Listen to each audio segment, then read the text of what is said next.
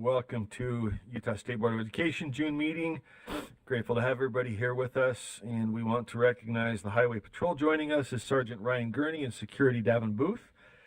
In case of emergency, use the two west doors leading to the hallway to exit the building. So let's do a roll call and get to business. I think we have two online, so Member Reel. Three online maybe, okay. Member Reel's here, Member Booth. Member Bogus. Is she online? Maybe. That I was here, sir. Can you hear me? Yep, we got you. Okay. Member Klein? Here. Member Davis? Here. Member Green? Here. Member Carey? Here. Member Wood? Yes. Member Hymas? He will be online.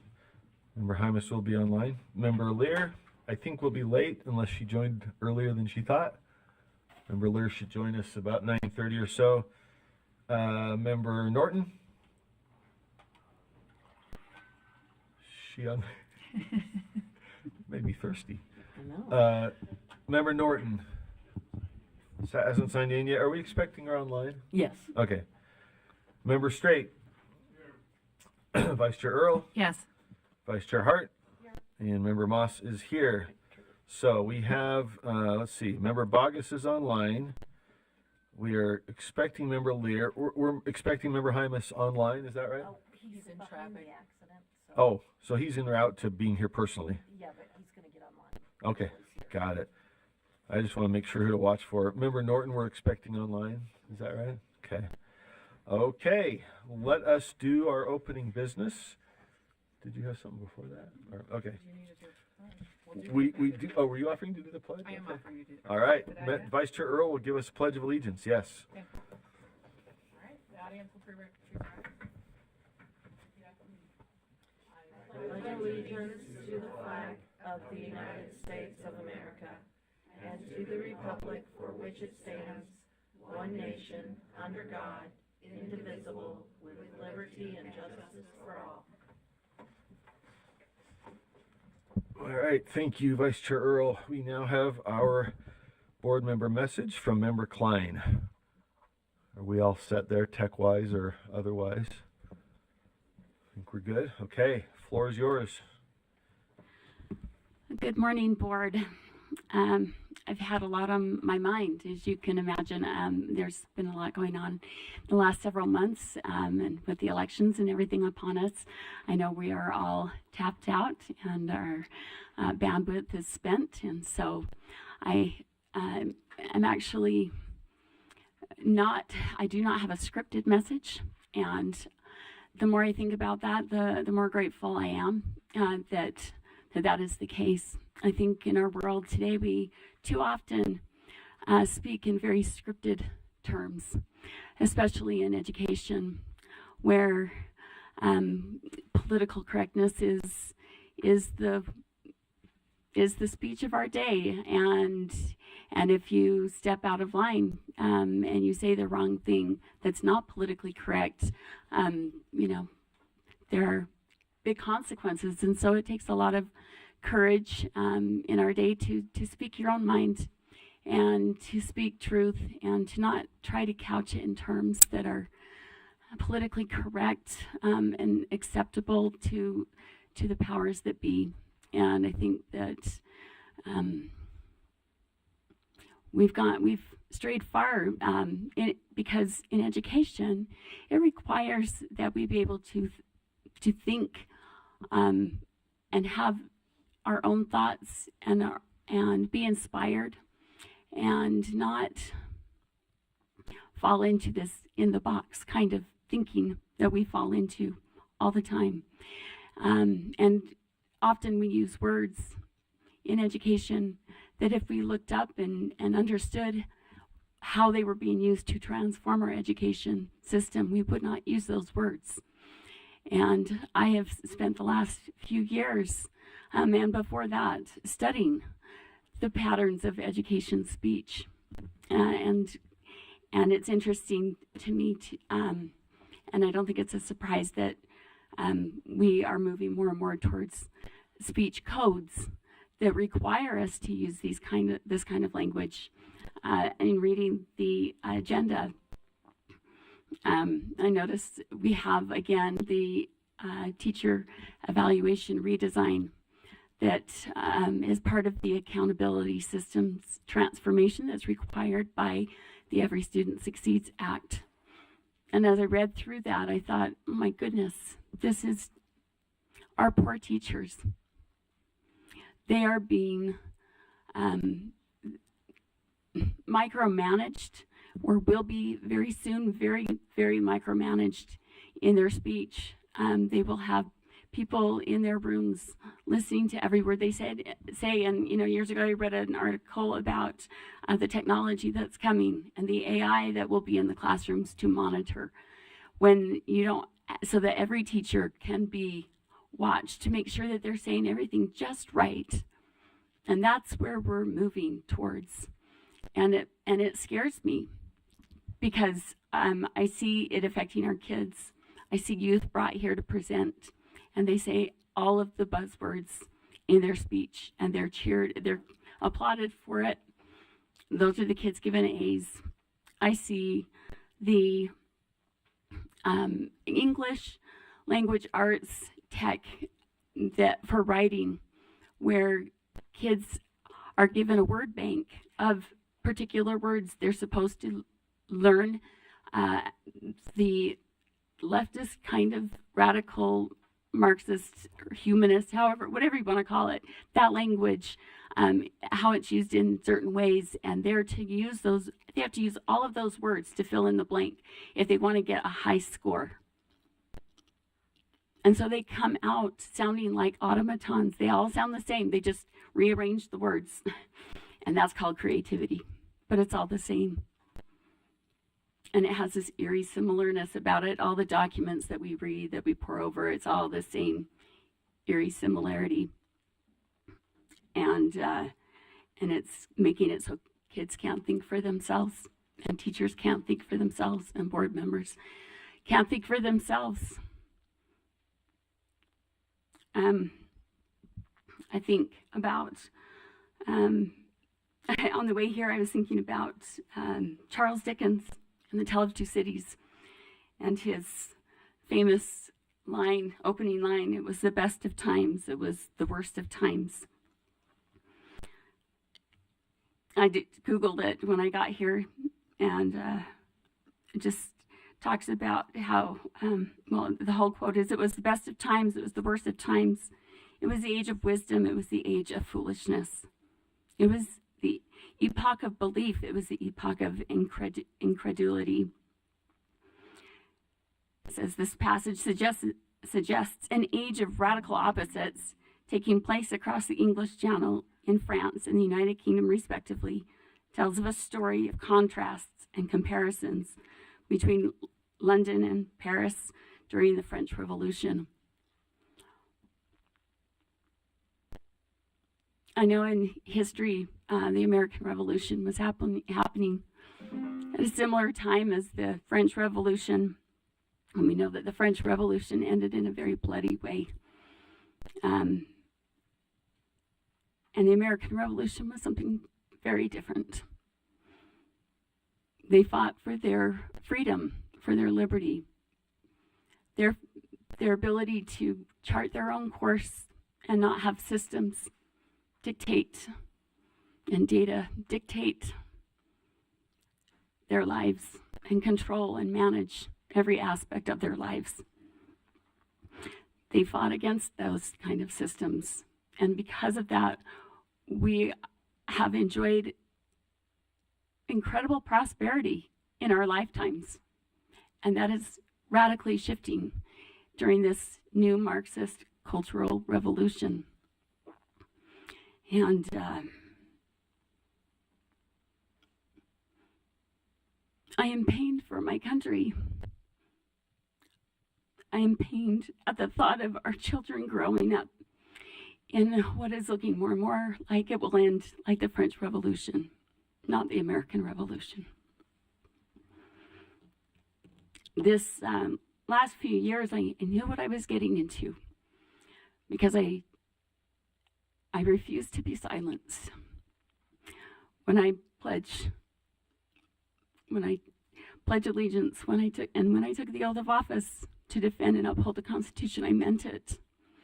And the only way we defend freedom of speech is by exercising our freedom of speech and not letting people silence us.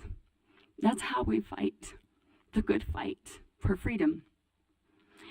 And in this time, during this time, it has been very educational to see people in their true colors, to see how quickly people will fall into this and become a part of it, become part of that mob mentality that wants to shut people down. People on both sides of the aisle, people you thought were your friends, people that are afraid.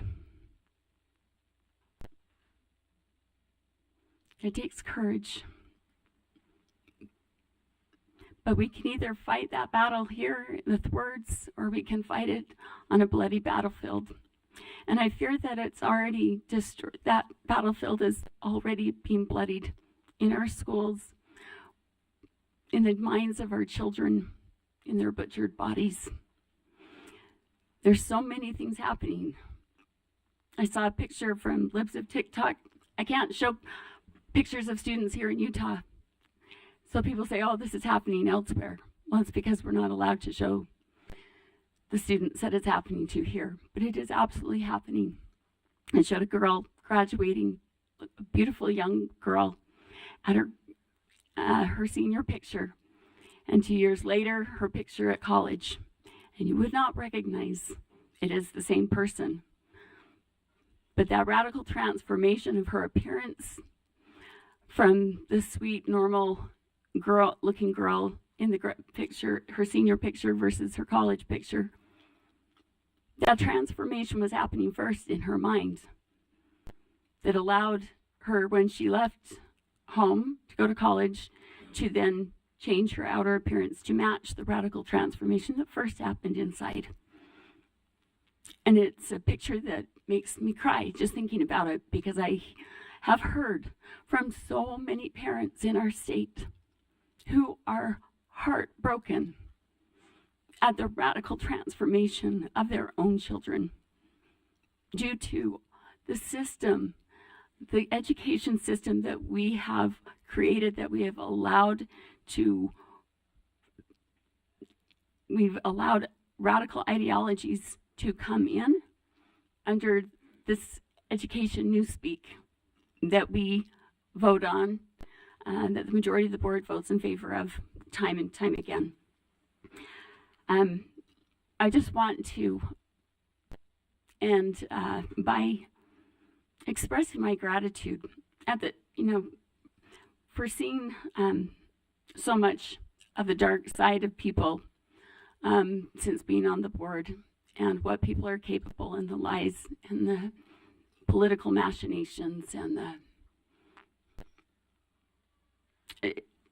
so many things. I have also, that's the worst part of it, but the best part, it is truly the best of times and the worst of times, but the best part, and that I will be forever grateful for, are the thousands upon thousands of people, wonderful, good people, that just want normalcy, that want goodness, that want their children to be educated in an inspired way, not a controlled and contrived way. And they call me with their heartaches and their concerns and their hopelessness in dealing with the situations that they're dealing with.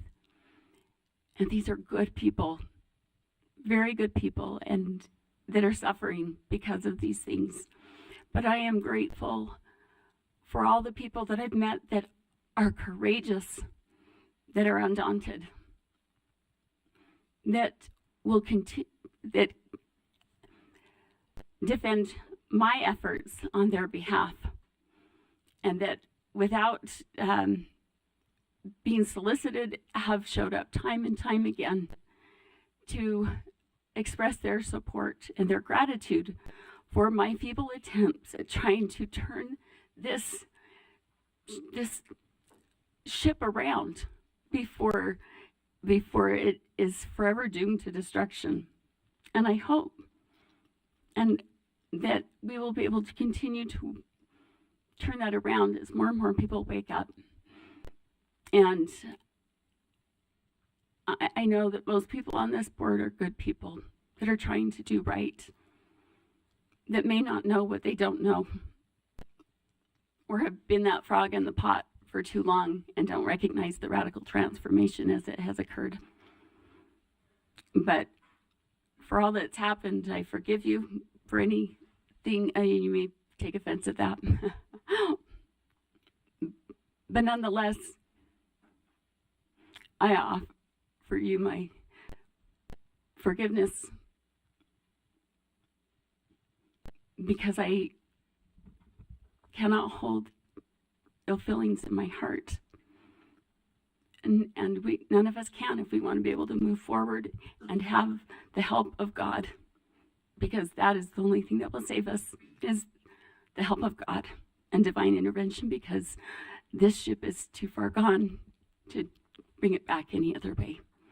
And again, I want to thank all of those families that are out there and let them know how much I appreciate them and how much I am still very concerned and will continue to help them any way I can. It has been an honor and a privilege to be able to serve the people of Utah, and I will never regret having chosen to run, and I will continue to stay involved because there's too much at stake not to, and my conscience won't let me not continue to speak out. And so again, to those friends and to my family especially, who has stood by me through thick and thin and been my respite from the storm, I want to tell them how much I love and appreciate them. And I will end with that. Thank you so much.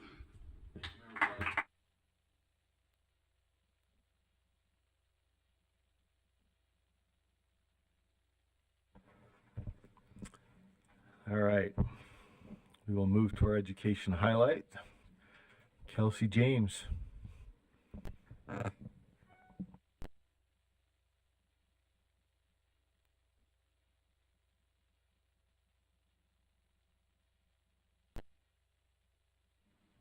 Okay, excellent. Thank you. Nope, you are all good. So this month we have an opportunity to see some of the great things that our students in Utah are doing. So if I could welcome up Kuhn Nguyen from our staff. He is kind of our staff in charge of Utah's Do the Right Thing Challenge.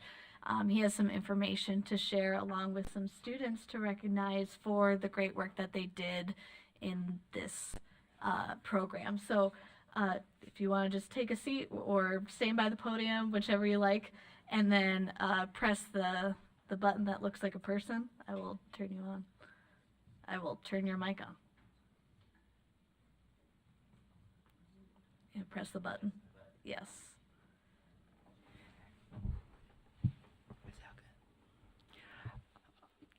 Good morning. Thank you, Kelsey, for including the 2024 Do the Right Thing Challenge as part of the board's education highlight. Thank you, Jim and Moss, board members, and Superintendent Dixon for your time and support the challenge. My name is Kuhn Nguyen. I am a prevention specialist with the Utah State Board of Education with the Prevention and Student Services. And I am managing the Restore Practice and also Do the Right Thing Challenge. Before I brief you on the program, I'd like to acknowledge our special guests today.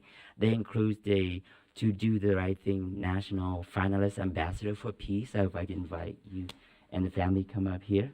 I also invite our runner-ups as well. Please come up here and stand here before I proceed with the program. And parents as well. Just stand up here and then we'll proceed with the program.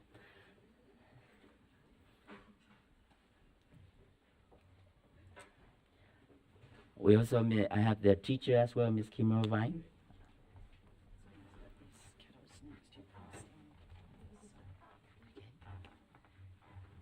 That's one more student. That's one student here. Yeah, that's.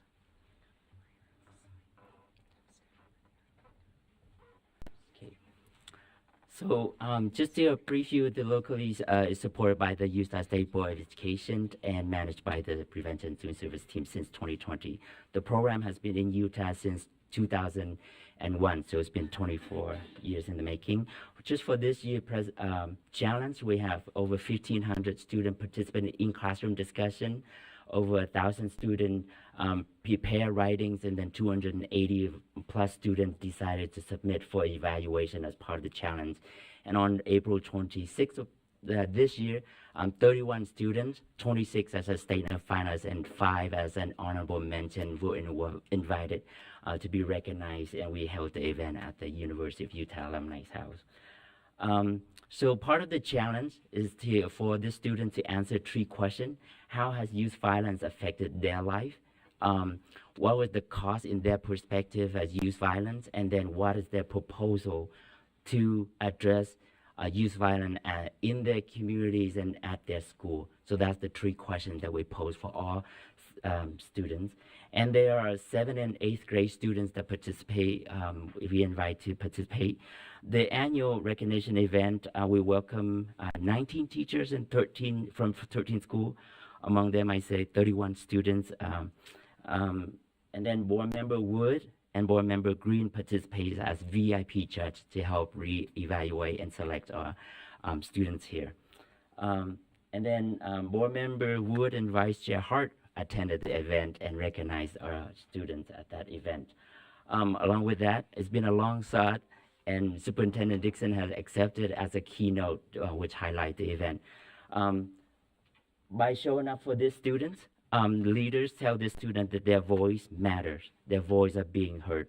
And so thank you to board member and superintendents for being there for this, for our students.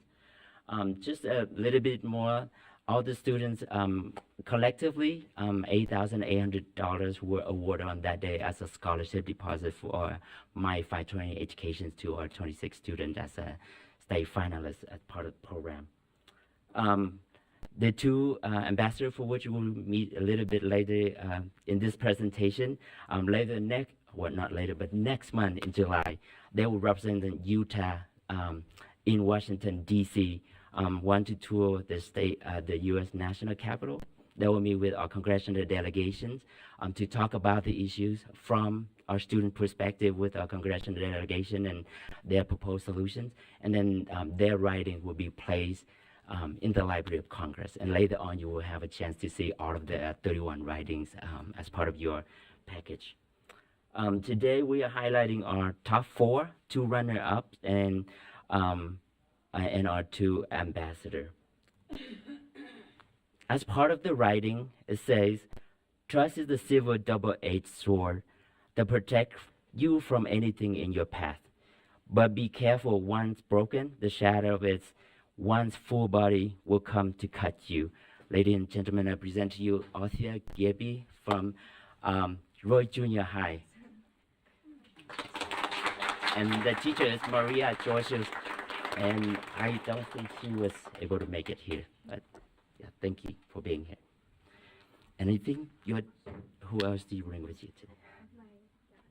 Thank you for being here. Every morning when I wake up, I was sad and unhappy. I had to go to school knowing that I was going to be bullied that same day. Some of the things that those kids say will never forget. Sam, you are a loser who has no friends. Or Sam, you will never amount to anything in your pathetic life.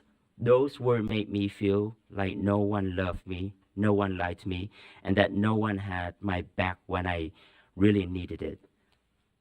Samuel Ray from Summit Academy Draper campus.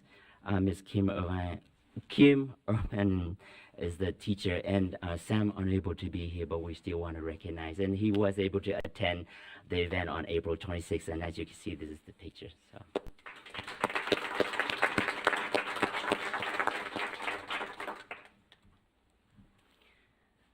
The guilt, like dark lava, consumes me. I feel like crushed paper that can't stretch out again. Youth violence can't be brought down with one swing, but being kind to someone can really help their trouble with youth violence.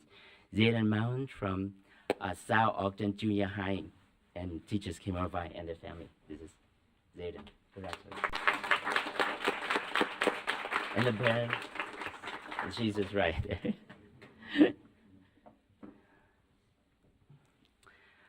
We need to teach kids that it is okay to be vulnerable in serious situations. Just as this and that, asking for help is never an issue. We should show our youth that we not only need to pay attention to our health, but other kids as well, and try to look out for each other. Ladies and gentlemen, Alan White, as our national ambassador.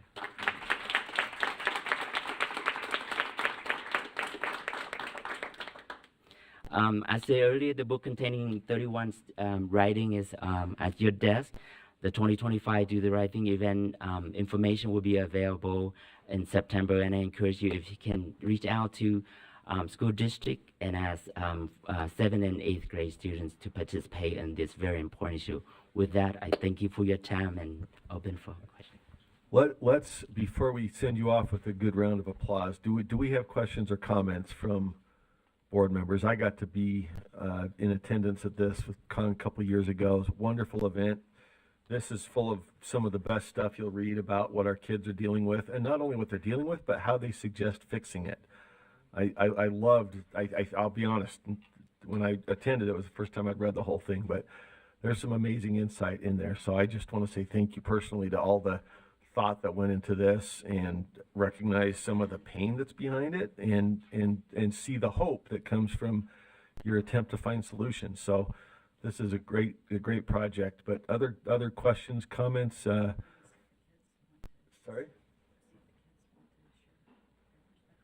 Could we? Can we ask the kids? I don't want to put them on the spotlight if they don't want to be, but if any of our student writers have thoughts they'd like to share, we'd love to hear from you. You don't have to. What's that? No? Okay. All right.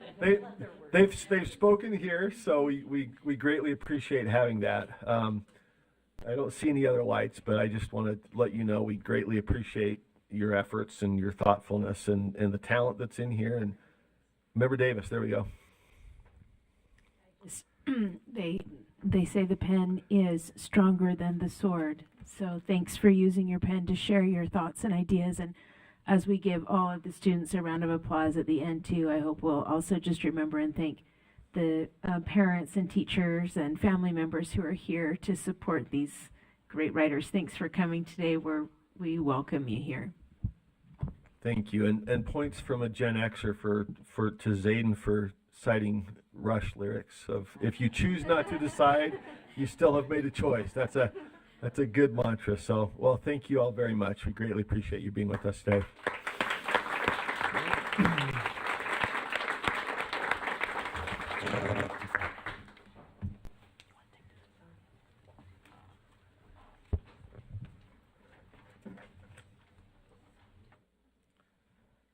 Okay, I think, let's see, back to you, Kelsey, or does that conclude our highlight? Okay. All right, we will turn to public comment. And I'll just give the usual instructions. The public may sign up to share public comments at publiccomment@schools.com or schools.utah.gov. Is that comment singular or plural? Singular. All right. The public may send written public comments to the board at board@schools.utah.gov. Public comments are limited to 2 minutes per person. Comment can express support or dissent for regulatory action. Individuals should not use public comment to complain about personnel issues or attack or defame an individual. Speakers making a highly detailed or complex comment should also consider providing a written outline of their words to the board. Please remember that children may hear your comments. Be thoughtful and professional, and keep your comments appropriate for a general audience. If you have material with explicit language or content, please submit that material in writing to the board at board@schools.utah.gov. All right, we have 2 minutes apiece, so we start with Brooke Stevens, I understand, by Zoom. Okay. I'm speaking in support of passing the sensitive materials guidance. The greatest triumph here is recognizing the She muted herself. We lost you, Brooke. You're muted. Oh, it might be your signal. Sir, actually, she's heard just fine online, so I think that it must be on your end. Huh. Well, let's see. Give us just a sec, because this might apply to everybody. Do we have any transmission issues? Can you try again, Brooke? Just Yes. there we go. Okay. We heard you. Okay, you got it. Okay. When I formally challenged looking for Alaska at my daughter's junior high, the school retained it. The book has explicit how-to details on oral sex. Such details would never be allowed in Utah sex ed, and that requires parental permission. What happened to Utah's values? I found that LEA's legal counsel were advising to keep the books for fear of threatened lawsuits by organizations like the ACLU. Schools were choosing to protect from potential loss of money rather than protecting kids. National organizations shouldn't be the ones dictating what is given to Utah's children. The American Library Association paved the way for sexualized content to enter schools. In a 2020 webinar, legal counsel for the ALA was recorded stating, "The thing that needs to happen most is sustained messaging that reframes this issue, that these are sexually inappropriate," they acknowledge that, "for minors, and promote them as diverse materials and programming that are about inclusion and fairness and protection of everyone's rights to see themselves." See the homepage of ratedbooks.org for the reference. The ALA wrote a Bill of Rights in 1993 that says they will not discriminate based on age, meaning that explicit content could be available to all ages. The ALA gives awards for unrated and highly sexualized books. The ALA makes people think that a time and labor-intensive process is required to remove illegal sexualized content. Not so. And that is why we need the USBE guidance to let schools return to Utah's values. It's time to put Utah law and Utah's children first. Your rule and guidance will help schools understand the eminence of law over policy so that they can begin to remove the hundreds of explicit titles that still remain in Utah schools to this day. Thank you. Thank you, Brooke. And next up, Megan J. on Zoom also. You okay? Yes, we got you. All right, here we go. Thank you for taking the time to discuss the sensitive materials guidance. We are hoping USBE will ensure local districts are proactively following the law. There needs to be detailed information sent to each district in the state on the updates of HB 29. This will be a very important resource for our districts. Some districts have done everything possible to process challenges in a timely manner and remove sensitive materials, while others, like Park City, has been very slow in the process, while books remain on the shelf. Last I heard, Park City had 15 challenges in January of 2023, and I think only 4 or 5 books had been finalized. Clear definitions of objective versus subjective material are crucial. There are 38 book titles removed from 3 or more districts that I know of so far. Imagine all the time and resources used at each district for the same book title and how much time can be saved by statewide removals. I have been working with some other parents over the last 2.5 years, searching districts in the state, keeping spreadsheets updated of where books are found, and keeping track of removals that we are aware of. Granite, Davis, Canyons, and Washington County all report on their district websites the outcomes. I emailed you all some examples of books removed that are still in many schools that have already met the threshold, as well as a removal spreadsheet with excerpts. To honor all of the hard work districts, we are grateful that retroactive removals will be going through a statewide removal process. There was also some confusion on how the USBE is going to handle statewide removals and what the review process looks like if you choose to bring it to the board. I want to remind you that this is only for objective criteria and based on 3 simple definitions. If you do decide to bring a book to the board to overturn the statewide removal, please remember that 3 other districts and sometimes more have already determined that the book violated one or all of the objective criteria in 76, 10, 12, 27. You do not need to read a book in its entirety to know that the content being presented violates the law. Parents have done the hard work. We're over time. Can you wrap up? Okay, thank you. Thank you, Megan. Thank you. All right, thank you very much. Nicole Christofferson by Zoom.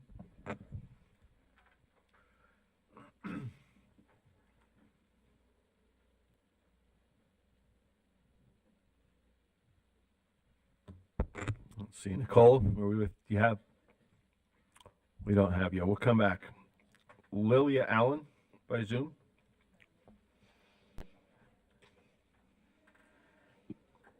I am here. Okay, floor is yours. Okay, thank you so much. So I would like to show positive support for the USBE putting out guidance to all the LEAs throughout the state to make sure each district is in compliance of HB 29. As parents, we struggle to know what's in the libraries and what's easily accessible to our students. Since I have personally read and seen some of the sickening and horrible content that is available in our district, it's been an ongoing concern for me. Parents are in charge of their students' education and ensuring their safety and mental well-being. Without transparency, it's not possible to adequately know if our students are safe or when they might happen upon something terribly inappropriate that is of a sexual nature, racism, or content of rape. I've viewed this content myself, and it's very upsetting to know that that's at the hands of our students. In my district, the books are not even digitalized, and there's not a list other than I was printed a 100-page double-sided stack of papers. I would like to know that the districts have a better way to check the physical libraries than a parent needing to take a stack of papers into the library and physically walking through and cross-referencing. We as parents deserve to have transparency in our districts and with the USBE. I would also like to recommend a state database to show what's been removed across the state and that each district is compliant. It is severely inefficient to deem content inappropriate in one district while leaving it in another district and would be cost and time saving for all districts. It is also extremely important to us as parents to know that our children are safe and that our concerns are being managed. Thank you.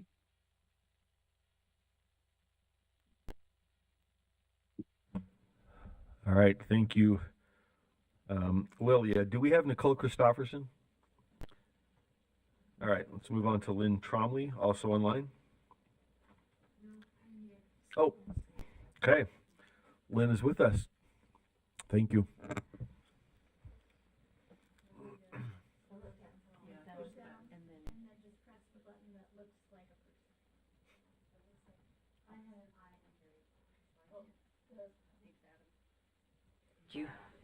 Okay, thank you so much. I appreciate being here with all of you, and I don't have a script. I don't have anything I'm reading from. I'm just going to be talking just off of my head and in my heart. I have just retired from education.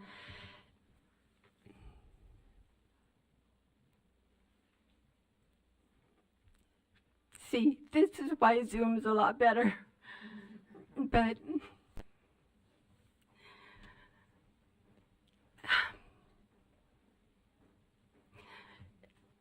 education has been my life.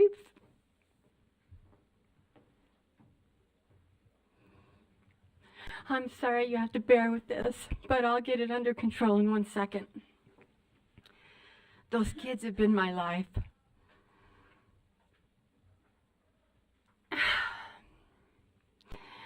And when a parent puts a backpack on their child and sends them off to school, they expect them to be cared for. Once again, I've been in this field my whole life, and I'm so sorry. It's not fun for you. But the first and foremost thought in an educator's mind and heart, and in yours, is the well-being, safety, and support, dude, thank you, of their children at school.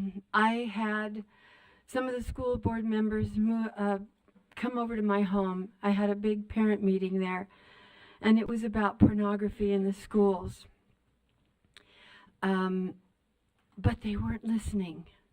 I had a mother that would Oh, am I done? I cried too much. I cried. 10 seconds left to make up for Okay. the Oh, crying thank part. you so much. We expect those of you who are guardians of the schools to please know what is in those libraries, to protect those children so that they are not open to things that are destructive. Because I know the people that came to my home were not listening to us. So please hear us. Thank you. Thank you. Thank you, Lynn. Sharon Sorry, okay. Sharon Gilbert by Zoom. Hi, can you hear me? Yeah. Hi. Can you guys hear me? Okay, I'm can. Sharon Gilbert. I am from the South San Pete School District, and I was shocked to recently find that would actually be inappropriate to share in this meeting, right? They wouldn't be read in this meeting. And so I have personally worked hard to try to keep my children safe from pornographic materials in my home and everywhere they go. I'm always very cautious about what materials they're exposed to. And so of all places, schools should be a safe place for our children. And so I'm totally in support of this sensitive materials guidance being passed and even pushed forward as quickly as possible. I like the idea of it being retroactive so that materials that have already been removed even before July 1st can be on a list that's sent out for statewide removal, so that some of these smaller districts that don't have as many resources can not have to go through the process with all these books, again, and just can get them out of their schools. And I'm particularly concerned about children that are like my son, who has been sexually abused in the foster system, and because of that is sexualized, and because of his behavioral problems, including the sexual deviancy, was put in a residential treatment facility to help him overcome this sexual deviancy and other behavioral problems. And this is funded by the state, and they're trying to help him overcome and become safe. But so it makes no sense to me that the state can be spending so much money to try to help him overcome these problems related to sexual deviancy, and at the same time, if he goes back to public school, like he's in a school now, but if he goes back to our public schools, then he can be just offered sexual content right at the school. And it makes me think of like a boy coming home from drug rehab being offered drugs at school. Makes 0 sense. And so these materials are harmful. And so I'm grateful for all the efforts of the board to pass this guidance for removal of these sensitive materials from our schools. Thank you. Thank you, Sharon. Jamie Wadman.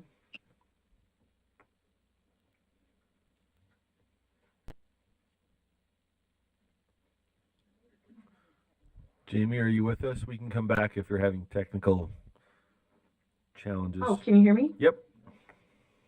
Okay. My name is Jamie Wadman. I represent an organization called Path Forward Utah, where part of our mission is to reach out to diverse communities and bring awareness to issues that affect our state. I'm here today to touch on the topic of sensitive materials. We would like people to stop trying to convince us that we are extreme, that we are out of touch, that we are prudish, that we are unenlightened, modern book burners. We are the majority as people think it's wrong, harmful, and gross to sexualize children. We don't compromise on our children.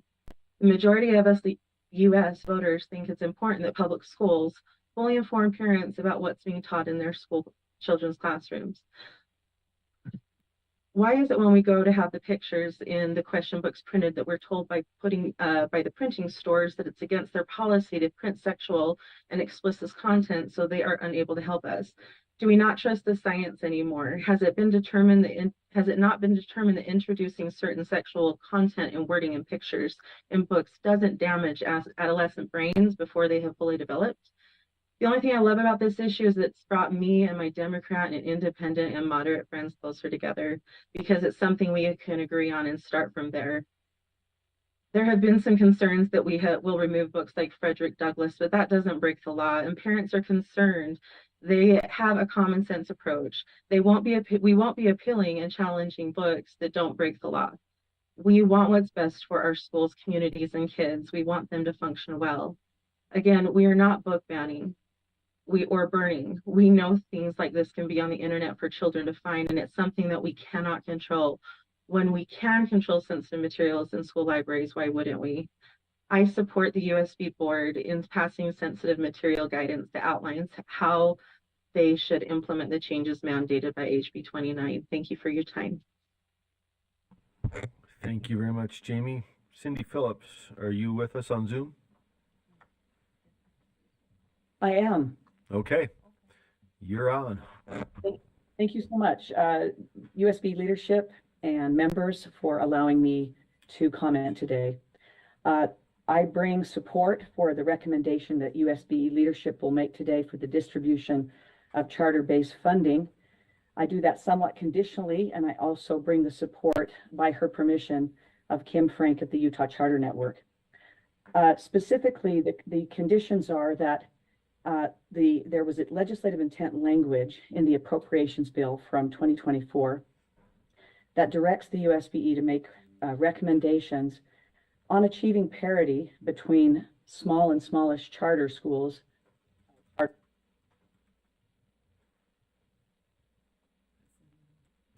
We've lost you, Cindy.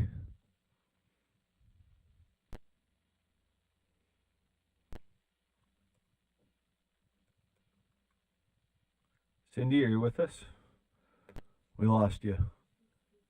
Okay, we see you speaking, but you're muted. So, sir, I can hear her if you can hear me. I can hear her you. just fine online. Thank I you. can also hear her fine. Okay, you hear me? thank you. Yeah, we got something here. Cindy? Yes. Okay, we got you now. Can we, I guess we froze your time, so you're good. Tell me what you heard up until, would that, do you have that memory, Jim? Small Chair and, Moss? small and smallish is Okay. what I'm hearing from board Basically, members. Yeah, okay, basically Parity. the intent language, there's intent language that the USBE actually make a recommendation by a. We lost you again. We may have to come back unless there's something we can.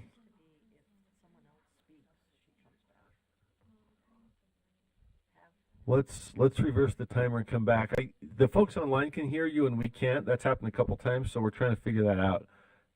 It may be that when somebody else speaks, they shut you off. Kristen, are you with us? Member Norton? Oh, She's not. What were you? Christina is speaking. We're experimenting. Sorry, folks. Can we have everybody else? Oh. Now I think Vice Chair Hart's just messing with me. She wants to see if somebody else can spin 3 times. Does that? No. We're wondering if there's some overlap between people speaking. Member Bogus, can we hear you? Yes, sir. And then back to I'm Cindy. hearing. Okay. Cindy, are I'm you here, there? Moss. You want to give it? I'm here. There, okay. Can we reset a little bit? And we'll just try this again. Sorry, Cindy. No worries. This is a new wrinkle. Go ahead. Okay, simply that that intent language directed the USBE to recommendation on how to achieve parity, and there's a date attached to that. And I would say that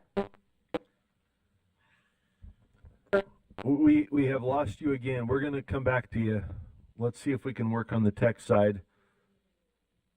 Yeah, but I don't want to make her lose her spot. Let's come back, Cindy. We'll see if there's something on our end we can fix, if you can hear us. The next one up is in person, I believe now, Nicolene Peck. She was Zoom, but there we go.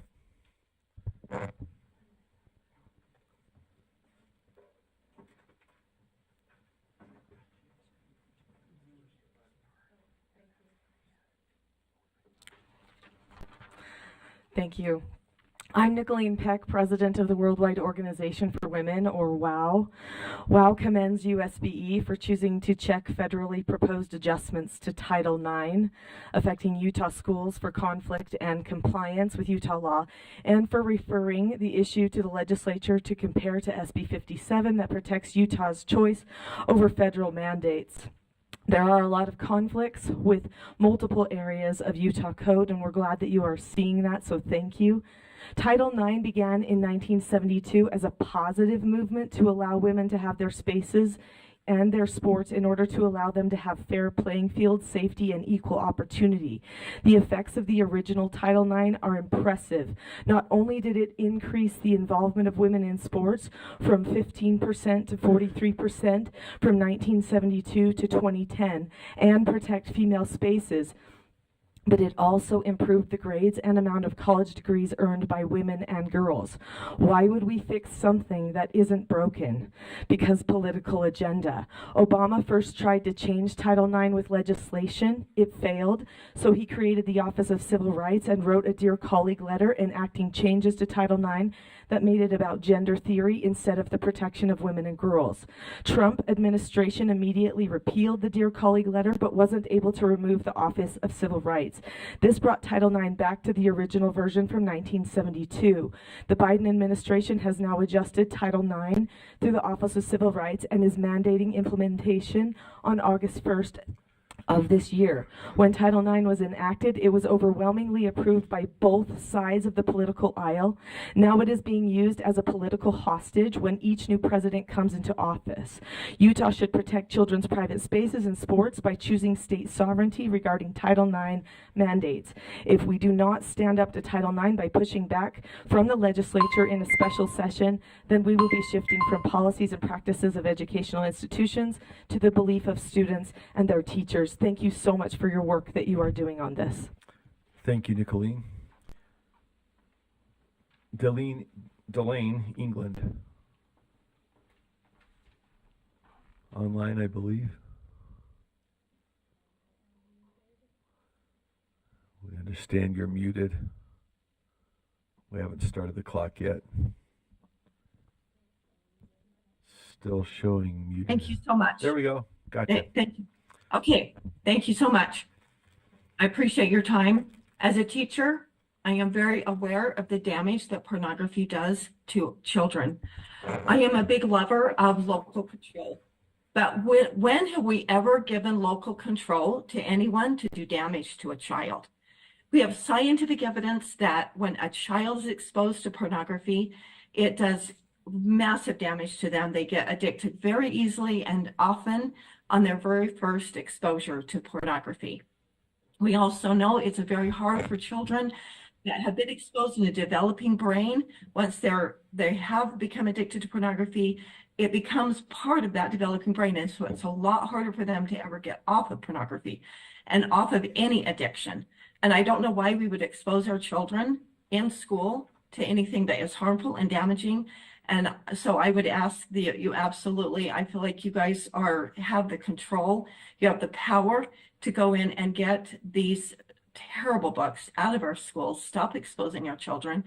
And we've have people who have worked so hard to identify those books so we know what they are. So I ask the board to please use your power to really protect our children and ensure them amazing, bright future.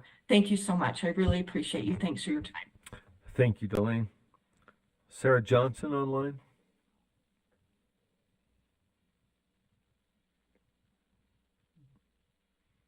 Sarah? I'm here. Can you hear? Yep, you were live. Can't see myself or hear myself on here. Is that normal? What, hearing yourself? Yes, I think they're saying yes. We can hear you just fine though. Okay, I will start. My name is Sarah Johnson, and I have children in the Davis School District. I'm grateful to see that the USBE is leading out with guidance on how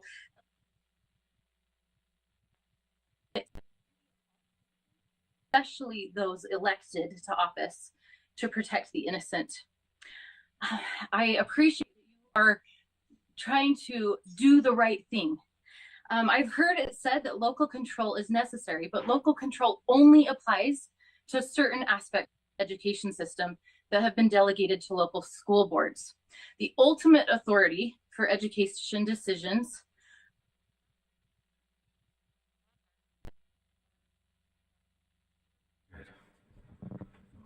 I apologize, Sarah, we lost you for a minute there. Are you with us?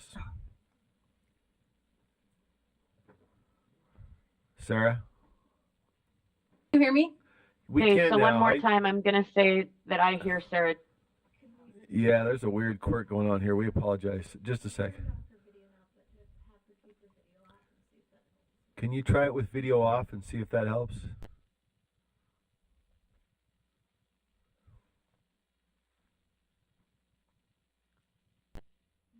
Sarah, can you hear us? Nope, that doesn't do it. So go ahead and turn the video on. I apologize, folks. This is kind of a weird new quirk. Apparently everybody online can hear everybody else online, but we're having difficulty. It starts to just fade and then disappear. One more time, Sarah.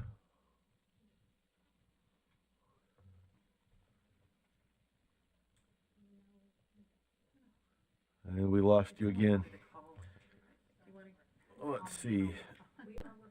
Sarah Moss, just for clarity, I can hear Sarah and you can hear me. Yep. So I'm concerned that the tech issue is actually with public comment maybe and not other people online. It's just a thought. That could be. Folks, I mean, our board members are on a board link, correct? And everybody else in public is on an external. They're on the same link? So we're all using the same link. This is strange. Okay. Sarah, can we try that again? Yeah, I've been unmuted the whole time. Okay, we see you and hear you now. We've reset the. Did we give her back the time? I apologize. We got you now, so go ahead if you'd like. And now you're mute. You went. There we go. How about that? What is going on? It just comes in and out, but the board members, well, at least Member Bogus is fine. We hear her, and she can hear the speaker, but we can't hear the speaker. We could.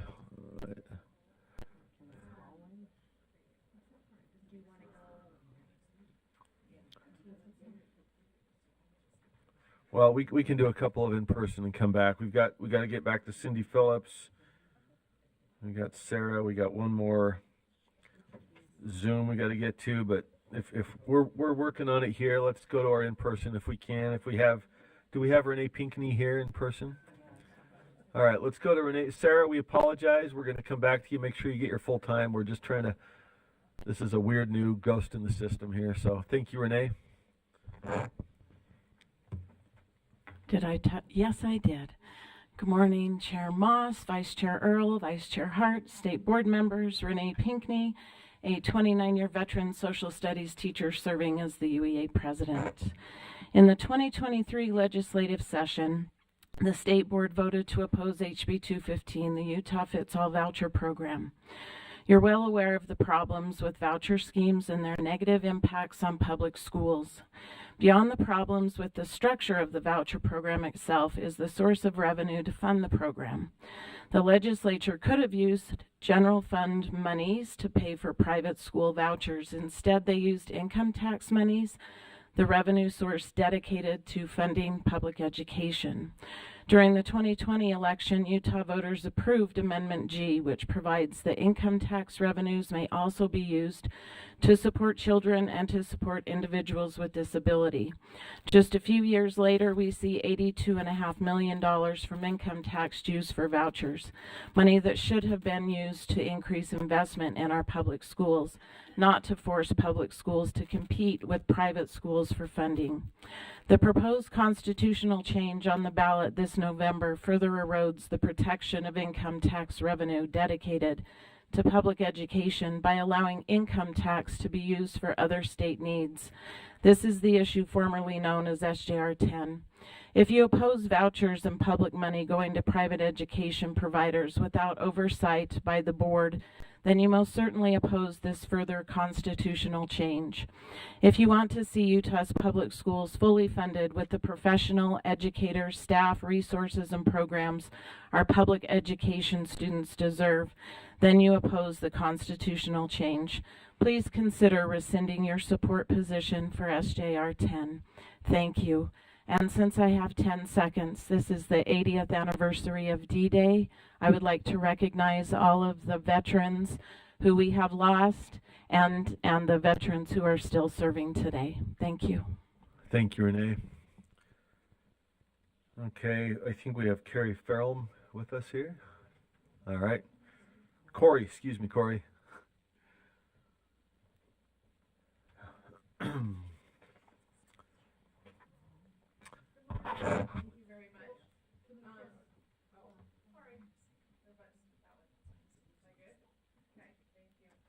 Very much. My name is Corey Fairholm. I am currently serving as the Utah PTA president, and I want to thank all of you for making sure that our children this year had a very successful school year. And so thank you for all that you have done. I want to share with you the mission of Utah PTA. It is to make every child's potential a reality by engaging and empowering families and communities to advocate for all children. I would like to take a moment to address our stance on the constitutional amendment previously known as SJR 10, as Renee just spoke about. As you know, the Utah PTA has a long-standing commitment to advocating for the best interests of all of our children and public education. We have taken a vote to oppose the constitutional amendment because it reduces the amount of funds that will go to students and public education. Utah PTA will take a position on a bill or issue through a resolution, which are formal statements of PTA public policy voted on by the delegates of the Utah PTA membership. These statements direct the advocacy work of Utah PTA. This amendment poses a significant threat by diluting the constitutional mandate to fully fund public education. Any reduction in these funds undermine our ability to provide quality education to our children. Our opposition is rooted in our unwavering commitment to ensuring that every child in Utah receives a fully funded quality education. Thank you for your attention to this crucial issue and for your continued support in advocating for the best possible educational outcome for all of our children in our state. Thank you very much. Thank you, Corey.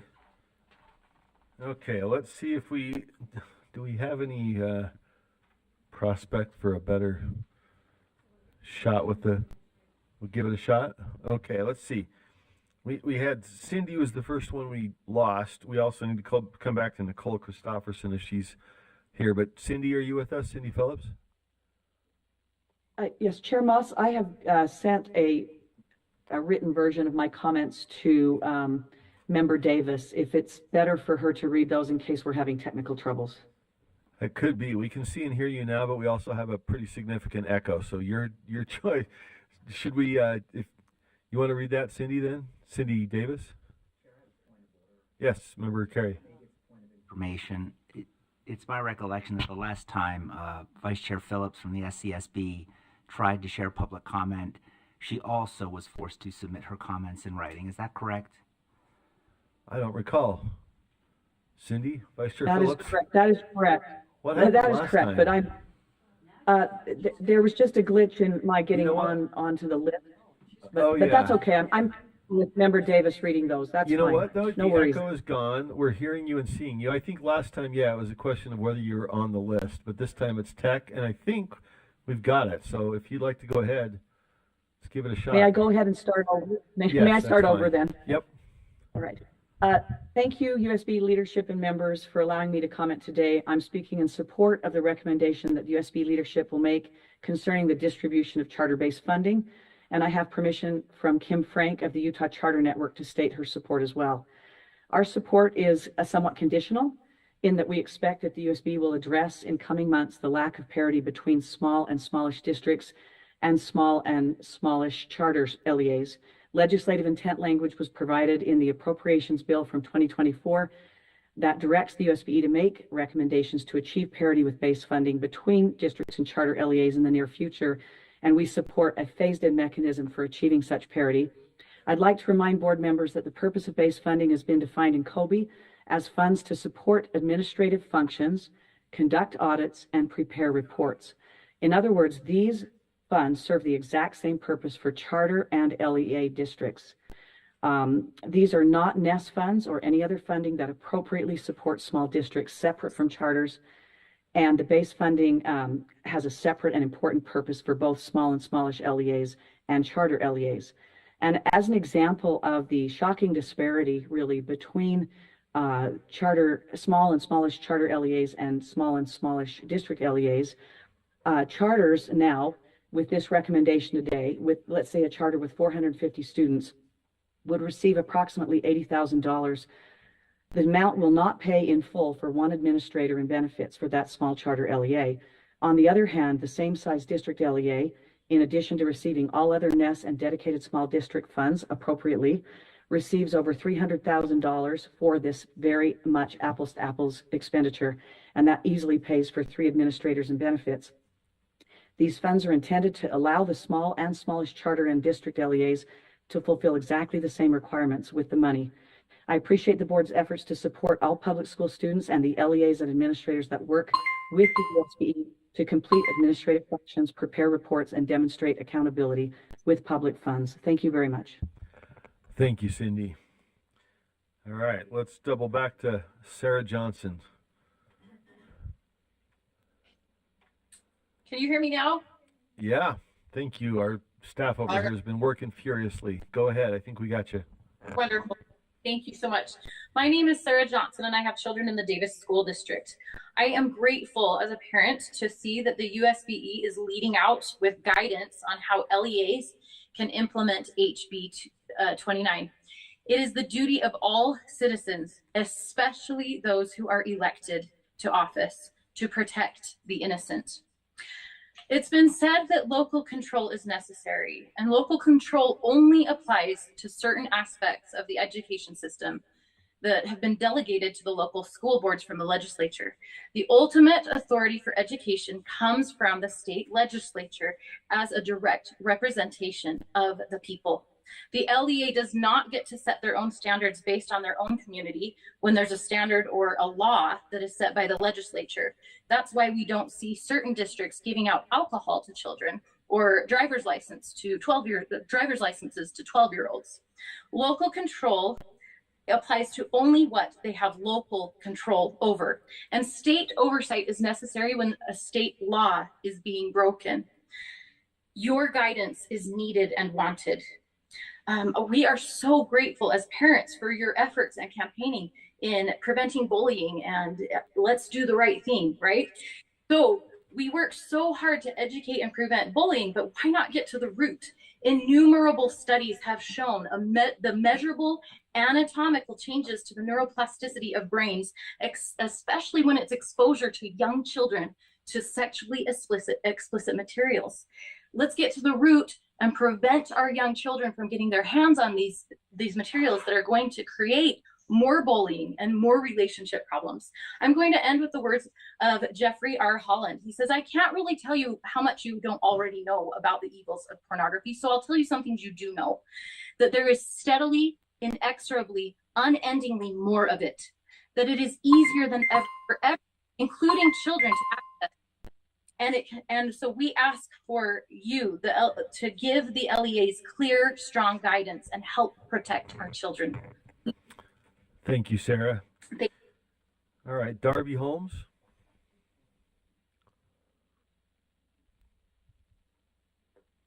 Yes, can you hear me? Yep, you're live.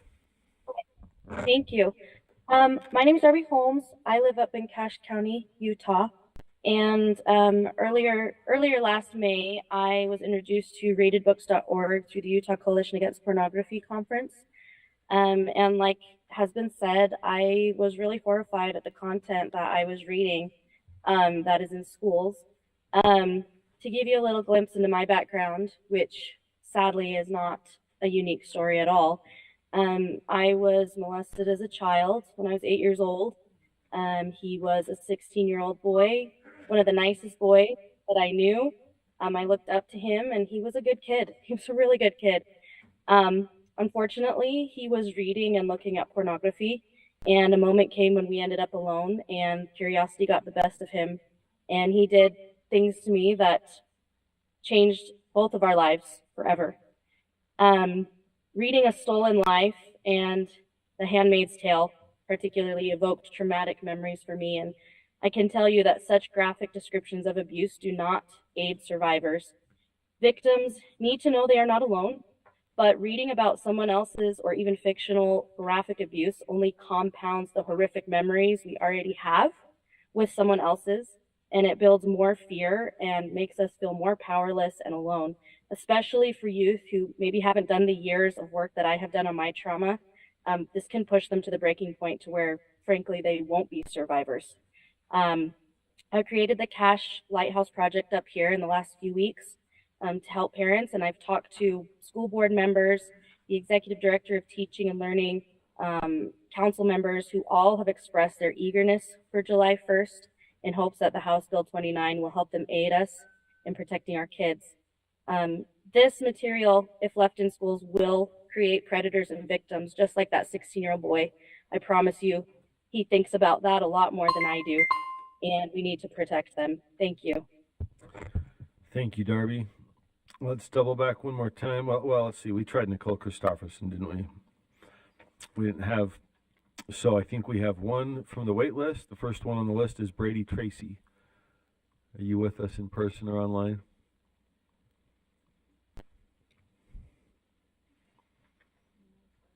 Haven't seen Brady. Okay. Travis Rawlings. Submitted via email. Not with us, I don't believe. Okay. Wendy Ruff. Are you with us either?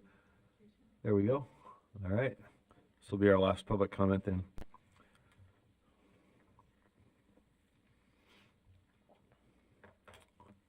I like this thing's like clear up in my face. Okay, as I read Romans 1, it made me think of the agenda being pushed. I think we got. Hold it closer. Okay. Okay, as I read Romans 1, it made me think of the agendas that are being pushed on our children in our current school system. It reads in part, professing themselves to be wise, they become fools, and change the glory of the uncorruptible God into an image made like unto corruptible man, and to birds and to four-footed beasts and creeping things. Wherefore God also gave them up to uncleanliness through the lust of their own hearts, to dishonor their own bodies between themselves.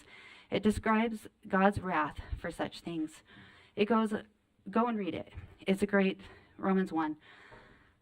It's not nice. The words in there are not nice, and honestly, honesty does not always look nice, because truth often makes people uncomfortable. I know that this board takes issue with the fact that Natalie is not nice. I am actually okay with that. I don't want her to be nice. I want her to be honest. I've never met a more genuine and honest person in my life than Natalie. Unlike the majority of this board, she does not check her religion or her faith at the door. She is honest in all her dealings with others, even if they mock her for what she has to say. She fights to protect children from radical agendas that are coming from the UEA, NEA, and others. She fights to protect children from the wickedness of porn in school libraries and radical sex education agendas. She stands against males invading female spaces and to protect the innocence of our daughters. She upholds the truth even when it is hard, even if she stands alone. Multiple times she's had allegations brought against her and put on trial, and she's always been shown that there has been no wrongdoing. She never seeks revenge, or and her integrity never wavers. Natalie lives her life and conducts her business with others based on God's truth and God's principles, not the fleeting agendas of this world. Christ has promised that whosoever shall offend one of these little ones which believe in me, it were better for him that a millstone were hanged about his neck and that he were drowned in the depths of the sea. Every child you offend with these wicked programs, God will hold you accountable for. Natalie's conscience is clear. Thank you, Wendy. Okay, thank you everybody for joining us. Did we double back to everybody that we missed? I think we covered it all. Yeah? All right, thank you. Sorry for the tech confusion. Appreciate you joining us today. Okay, we have next up Utah Schools for the Deaf and Blind. Do folks want an actual 2-minute break? All right, actual 2-minute break, because we got folks here from USDB. We don't want to wait, so this will be literally just a 2-minute break. And if you want to come on up, USDB folks, that'll keep us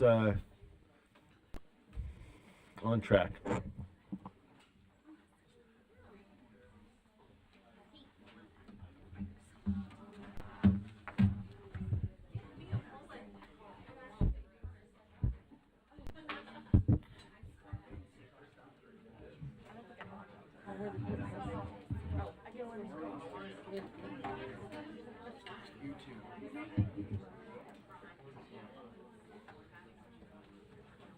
want to slide that one, that chair down?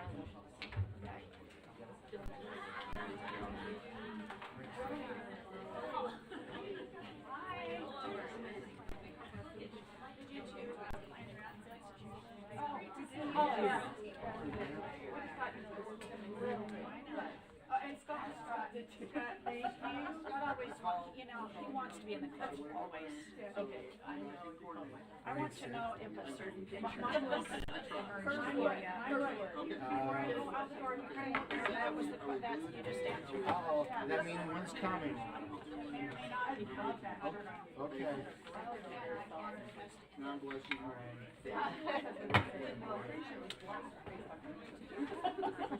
Hi there, good morning. You got to know what's true about the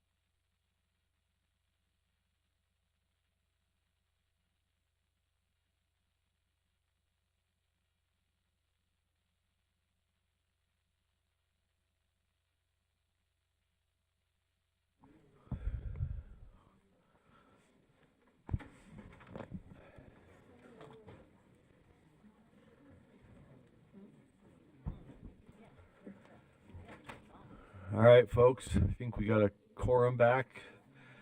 Can't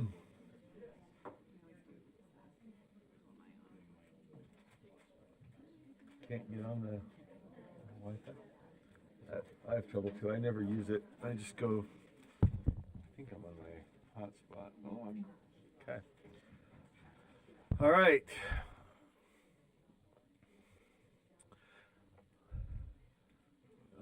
Yeah. Yeah, you bet. Okay. Just a second, folks.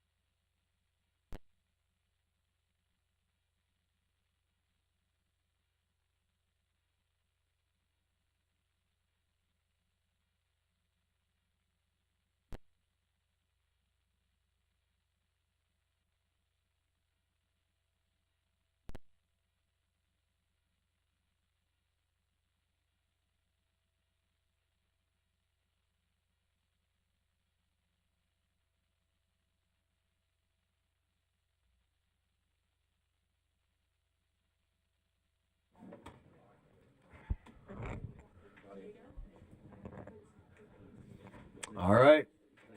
What's that? Can't take you anywhere. All right. Welcome, board members. We've got our guests ready to roll. Let's launch. So welcome to USDB, Superintendent Coleman, Assistant Superintendents Tanner and Pat, Director Empty. Great to have you with us. And I think I could probably just turn it to Superintendent Coleman. Yeah? Thank you. Okay. Okay. So board members, we have a short agenda for you today, just with 3 quick items. The first one is just a request. If the board could make a motion to authorize the chair or a member of board leadership maybe to approve any contract during the summer that might come up that's more than $100,000. I think we have 2 projects that might do that. We don't know if they will because the bids are going to come in any day now, and we don't want to have to wait until the August board meeting because we need the summertime to have the contractor start to do that, and so we won't have another board meeting before then. So we're just requesting a motion to allow your board leadership to do that in the absence of a board meeting until after the August meeting. Discussion or? I'll move it. Member Booth is. I move that we authorize our board chair, James Moss, to approve during the summer period any expenditures over $100,000. Is there a second? Second. It's been seconded. Member Booth, would you like to speak to it? I fully support helping them continue to move through the summer months in preparation for students in the fall, and I think it would be a good thing for Jim to be able to facilitate that. Thank you. Okay, I'll just speak to it. I didn't request this, haven't discussed it with Superintendent Coleman. This is coming from USDB, seeing in the agendas first I'd heard. So just in case there are questions about whether this is, something from us, it's not, but I'm happy to hear the board and follow directions. If that's approved, of course, I would do it, and I would talk to the board as needed, whatever we think is the best way to move forward and let them get their business done. Member Klein? Is this just kind of a blank check approval for anything over 100,000? It seems like that might be kind of reckless of us to just say, okay, we could go on a spending spree. Who knows? If you just could, not that you would do that, but I'm just wondering if it's something that, if there is a contract that comes up that needs to be approved, could it be sent out? Could it be distributed to the board members through email? And if there are a certain number that respond to say, hey, we think we should hold an emergency meeting to approve this or to not approve it. I don't know if something like that could work, but I feel a little uneasy just saying yes to what could be, any amount of contracts or expenses. Yeah, I'll defer to Superintendent Coleman. I'll say 2 things, I guess. One is you'd be limited by your budget, right? So you couldn't encumber a $2 million whatever thing if you don't have any budget. Mm-hmm. Second, if there's some other procedure, I'm always happy to follow it, but Yeah, I'll defer to you. If there's some way to circulate and see if there's an objection, whatever gets it done in my view and keeps it within the appropriate budgetary constraints that have already been established. So. Thank you. Yeah, these are projects you've already approved for us. It's just the contract itself when it comes in, and we can't. The board has a threshold that you have double approval, so I don't think it would be reckless. And also, we're not going to do anything reckless. Just so you know, there's one is a potential bathroom renovation. One is the ERC, our library, which we've been working on for several years. And there's one other small project like that. But with inflation the last few years, what's the other one? Oh, the activity center, yeah. So these things, a lot of them are going over 100,000 now, and so almost every meeting you have something to approve along these lines. And anyway, you don't have to worry about us being reckless. It's not really a blank check. We'll be responsible, I promise. follow-up question, and then back to Member Klein if you have one too, but do you have an estimate of what these particular projects are? No, and that's part of it. We think some of them might come in around 80,000, and we could just proceed with them. But in case it comes in at 105 or 120, and we just don't know these days. It depends entirely on the contractors when they bring the bids in. So it's just for the next 2 months where we're trying to get things done before kids come back to class. And you've already approved the projects, just not the actual contract. Member Klein? I wonder if, we could add something to the motion that if it goes over a certain amount, that then it would trigger another board meeting, like a maximum amount instead of just a minimum. And I don't know what that would be, and maybe he would have a recommendation as to, what that max amount would be, that if it goes over, then it would trigger an emergency meeting to approve. In a sense for that, I don't think it's a formal motion, but exploratory question. We're asking for your chair to approve it on your behalf, and so if you, he can always just say no if he thinks it's not okay too. Right. So I don't know. It's up to you. We're gonna. Go ahead. Sorry. Well, I was just going to say, I don't think there's any, we're talking 6 weeks really, because we have a board meeting again in August.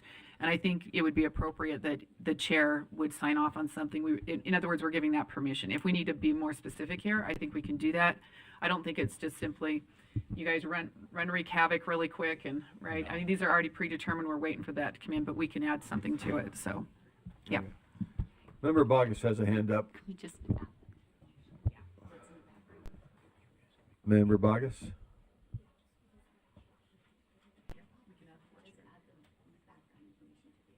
Let's go to Member Davis, then we'll come back to Member Bogus.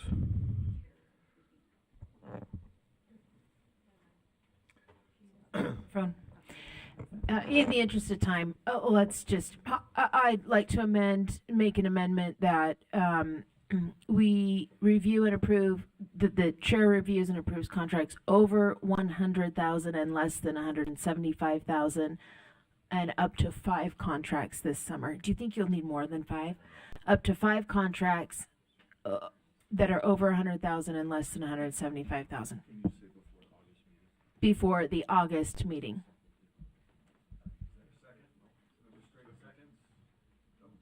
Sorry, Member Straight seconded that. So discussion of the motion to amend. I think we had Member Bogus at one point. Are you with us? We also have Member Hymas and Q.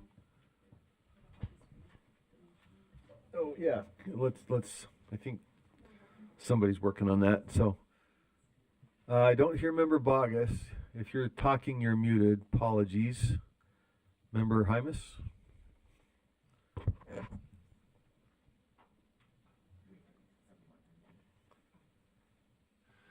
Yeah, thank you. This is kind of the direction I was thinking as well, is that just for these summer months while we don't have a July meeting, I've been in this situation where I have had to wait for a board meeting and cost goes up and time goes on, right? And then it just disrupts the school months. So I support this motion. Thank you. Okay, so the motion is amended, seeing no other lights, unless we have Member Bogus. Was it back to, okay, yeah, I think they're working on it.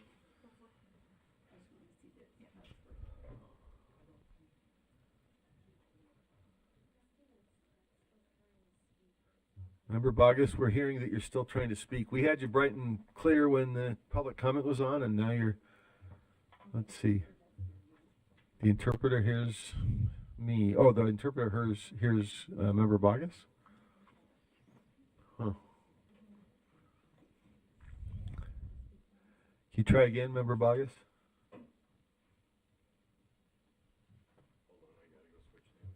Okay. Let's hold for a second here while they're getting the motion language and we're trying to connect Member Bogus.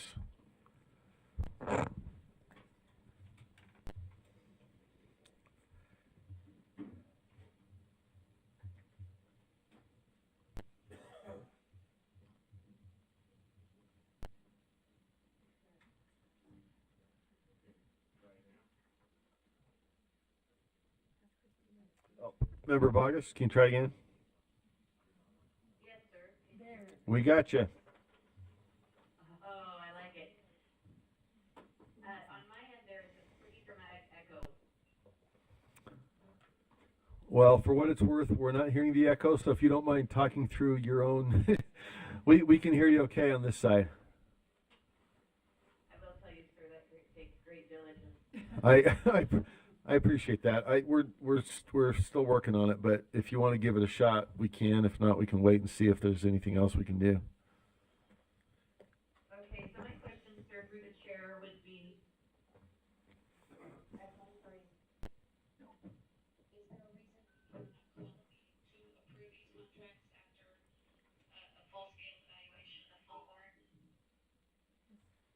I think the question is there a reason we couldn't call a special meeting to consider? And I think procedurally, if that's the question, did I get the question right? Yes, sir. Yeah, I don't think there's any formal reason we could not, except that we're heading into vacation season. It becomes tougher. So I think the motion as amended is to limit the range that could be approved. But I don't know that there's anything formally stopping us if we wanted to call a special meeting. Any other comments? Okay.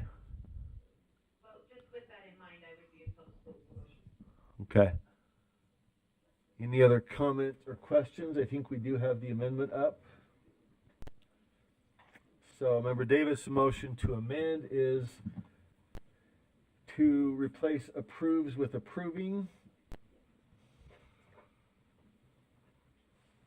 and add up to 5 contracts before over 100,000 and less than 175,000, replaced through August with until August board meeting. Motion that the board chair approving contracts. Am I hearing the? I'm not sure approving is the right grammar there. Am I?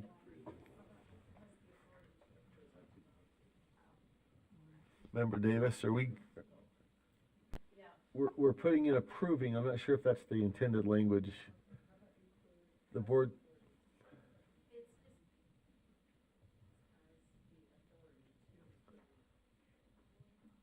Okay, there we go. Okay, yeah, good point. Instead of directing me to approve it, it's review and decide. All right, so the motion is the motion be changed to say, number 1, replace the word approves with has the authority to approve, add up to 5 contracts over $100,000 and less than $175,000, and replace through August with until August board meeting. Not seeing any other lights. Let's vote. Member Reel. Did we lose Member Reel? Member Booth. Oh, well, we can do this with here and remote, right? Yeah, as long as I am. You guys, my brain's in summer mode. Okay, yeah, let's use the system. And those who are out there, we have Member Bogus. We need your vote. Member Straight, can you mark when Kristen Norton? Member Bogus is a no. I can't vote. Let's see. You haven't heard it yet, but I'm just asking. Hold on. Don't stop or it'll, that might cancel everybody. Yeah, that'll cancel everybody. Yeah, Well, guys. good thing it doesn't work. Hold on. All right. Yeah, mine's somehow frozen.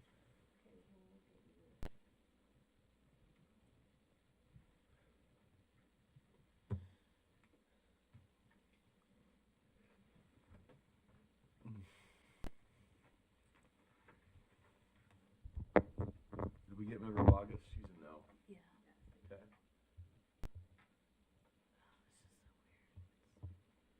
Okay, I might have to reset. Okay.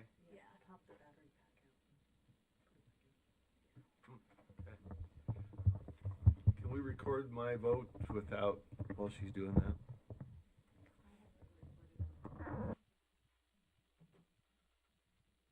So we're missing Carrie, Blair, Brill, and Norton, right? We're missing 4. You know, I'll just abstain, frankly. It's authorizing me to do something, so. Maybe it's best not to abstain. Maybe it's. I don't know. All right. So, lost abstains. We've got how many more?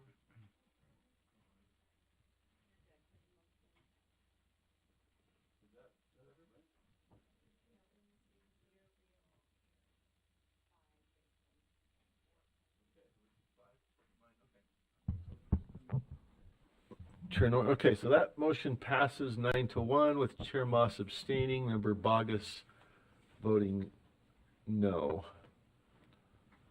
All right. Back to you, Superintendent. Oh, I'm sorry. We still have the underlying motion. So that was the amendment. Now we need to vote on the motion as amended. So, as amended, the motion is. Yes, Member Bogus. So it was not clear to me online that that was the amendment. Sorry, what was not clear what the amendment was, or that it was an amendment? I thought we were voting for the motion.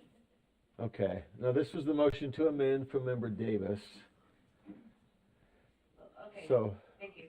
we now have the motion as amended is that the board chair has the authority to approve up to 5 contracts over $100,000 and less than $175,000 until August board meeting.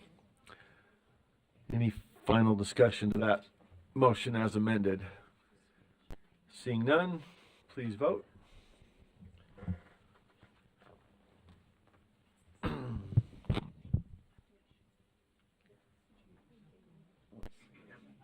Sure. My vote is no. Okay, we got you. Member Bogus is a no. We're getting the vote put up. Is it up? Nope, not quite.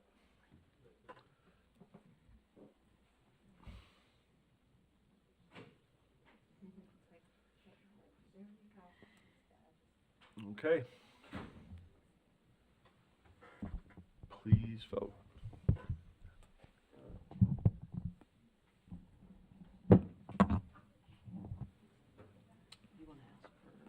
Member Bogus on the final motion? Oh, we have a no already. Sorry, we got you. Okay, I believe that's it, correct?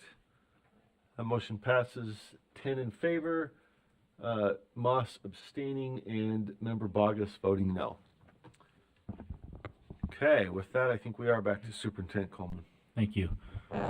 So board members, if something goes over that threshold, then you still would have to have a special meeting, and we just won't know till the numbers come in. So thank you though for that. Okay, the next item we have is Mr. Empey with our financial report.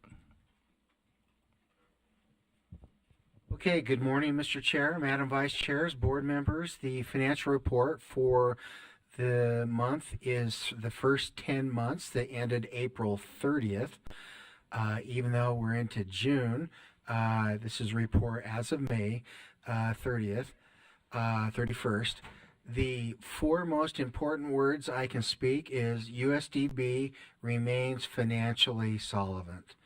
We've got $5.9 million in cash, almost $6 million as of the end of April. Excuse me, I said May. I meant the reports through the month of April 30th. I'm thinking of May because state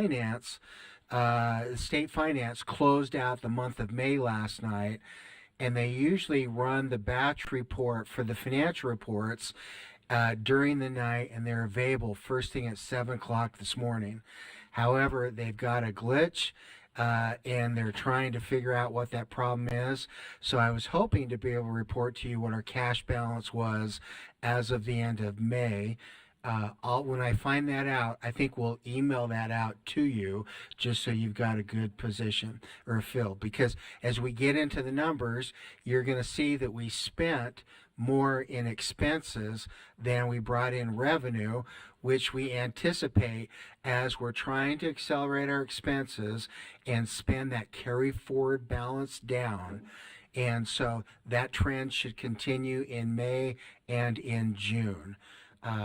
The revenues and transfers from the state totaled $45.4 million, and I'm just rounding. You can see the actual numbers on the report. The expenditures were just over $46 million, having us spend about $663,000 more in expenses than we did in revenues. Again, remember, we've got almost $6 million in cash. So this is anticipated, and there's no alarm at this point, and we'll keep you apprised. And without the month or meeting in July, I'll have Superintendent Coleman or myself will send out where we are for the month of May, so you are updated. Then we'll be closing out fiscal year end, which is amazing how fast a year goes. I think all of our teachers and all the teachers in the state are happy that school's over with. And we congratulate them on their hard work. The number of students on campus jumped up to 376. The number of students receiving services is 2,493, and the total student services provided 6,500. So all three of those numbers, you can continue to see the growth that we experience through the year to date, through the end of April. Now, the three funds that we always report to you, the Land Grant Enrichment Fund balance was just over $1,067,000. The donated fund balance is roughly $280,000, and the education fund balance is roughly $1,141,000. The next 2 pages is the budget status report, and that just gives all the underlying support for the numbers that are summarized on that first financial report that we just covered. The next report is the Enrichment Fund Project Report, year-to-date spending. Of the $631,600 that was approved, we spent $449,014, giving us a balance of $182,586. Now, we've got 7048, and I think Associate Superintendent Patton will respond to that. That just concluded. We'll be paying the balance of those bills. We've got a lot of summer camps, so we'll be spending the large portion of that here through the end of June. So with that, Mr. Chair, that's my financial report. I'd be happy to answer any questions that anyone may have. Thank you. I see a light from Member Booth. Is that for this, or was that was, okay.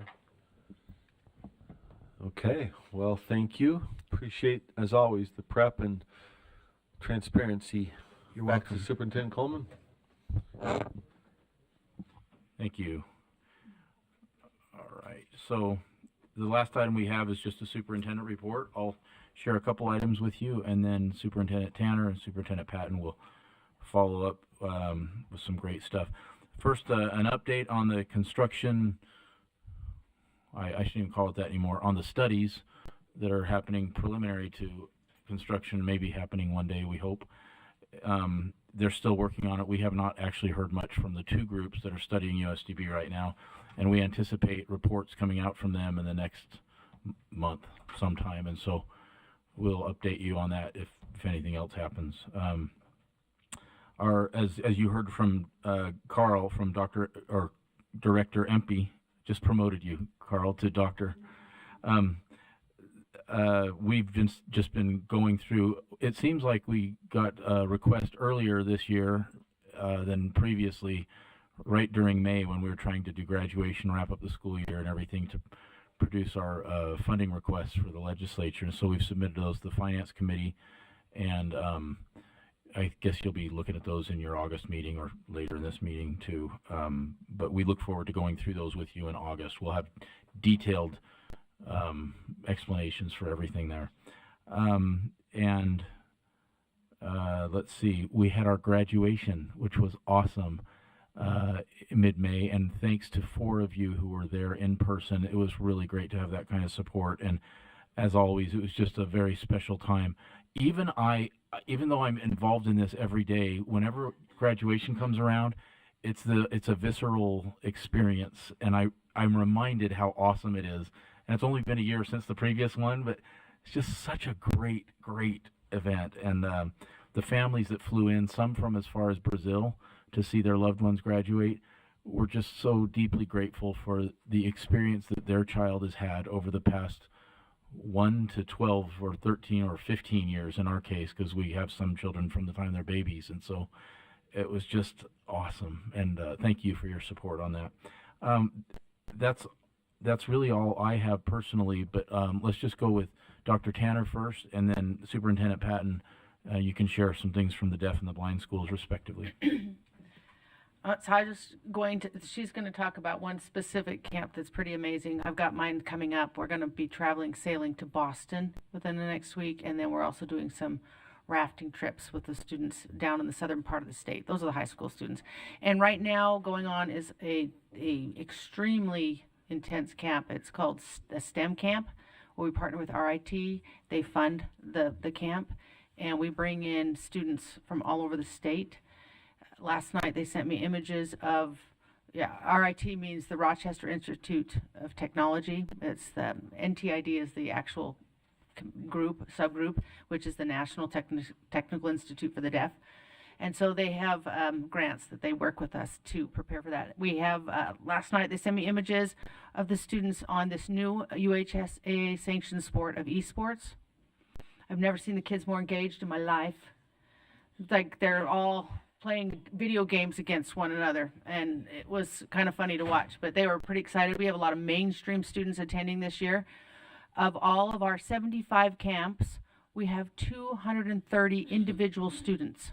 That's pretty intense. 230, a lot of them from the mainstream. We're pretty excited about that, and what's interesting is that this has drawn out some parents who didn't realize they had 3 deaf children, didn't realize there was a deaf school.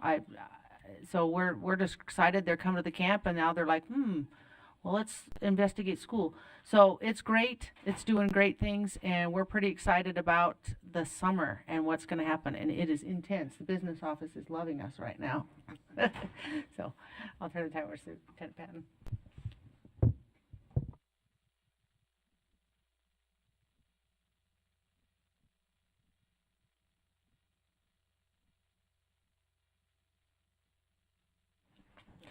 Well, I am happy to report that the 7048 was a huge success. Number one, everybody's alive and well, and we had no injuries. Just got back on Tuesday, just barely, and we will have more information coming in August with a video. We had it just was an amazing experience. I just wanted to share one experience that one of the individuals that was on the boat expressed, because it just spoke to my heart.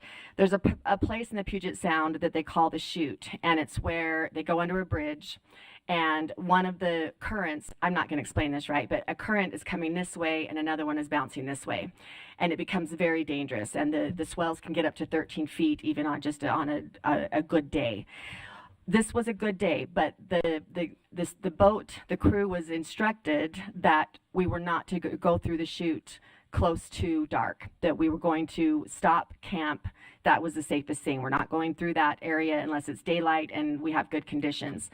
Well, they had really good conditions, but it was about 8 o'clock at night on Saturday night. And so I get a call. They're explaining the weather conditions, and the captain of the ship, Matt, he said, I think we should do it. And he FaceTimes me and shows me the water. It's calm, and there was a sunset. And one of the kids said, I hear them say, we're ready. We've got this. We're ready. We're prepared. So they all sat there, and this was explained after me, and they said there was no music. We all just sat there, looked at the sunset, and we thought, this is what we're doing this for. We have accomplished so much of a team, and Matt, as a team, and Matt, our captain, said, this is what we've prepared for, guys. Are we ready to do it? And the students all, yes, we're ready. And they went through that chute, and it took them about a half an hour to get through, where last time it was an hour, and it was a lot of commotion. And the kids explained that, sorry that I get emotional. The kids explained that to me, and I thought, this is why we do this. They're relying on each other. They all had to focus in on one task that they had prepared immensely for. They all had to be on point, and they made it through, and they were all so excited. They actually camped on the other side, which was just about 3 miles to the finish line. And then when we got to the finish line, and when I say we, I was there on the finish line. But when they got to the finish line, we had a beach full of people that had that had followed the race, followed our kids from Utah. That's how we celebrated Utah, and they were all cheering Utah, and the kids, again, were so tired, but it's a sense of accomplishment that most people don't experience in their life who are sighted, let alone kids that have vision loss and are low vision. And so it was just such an impactful experience that I'm excited for you to hear about in the August meeting. So I just wanted to kind of give you a little heads up on those are the kind of feelings that our kids, we've got this, we're prepared, and we are all focused on the same task. So that's all I have. And we have a lot of camps that you all were emailed about, so you're more than welcome to attend any of them that you feel so inclined to.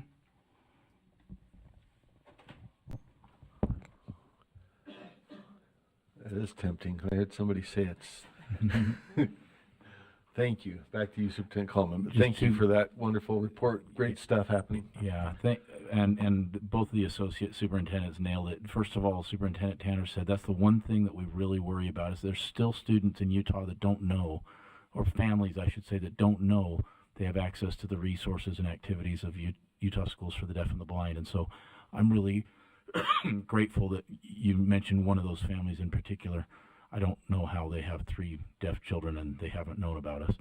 And then Susan actually gets a lot of credit for this, and her husband, Danny. He's the one that drives the boat all the way up to Washington and back to Utah, and they just got back into town last night again.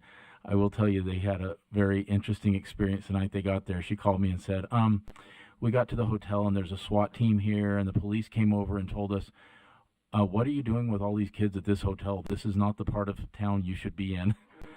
And so her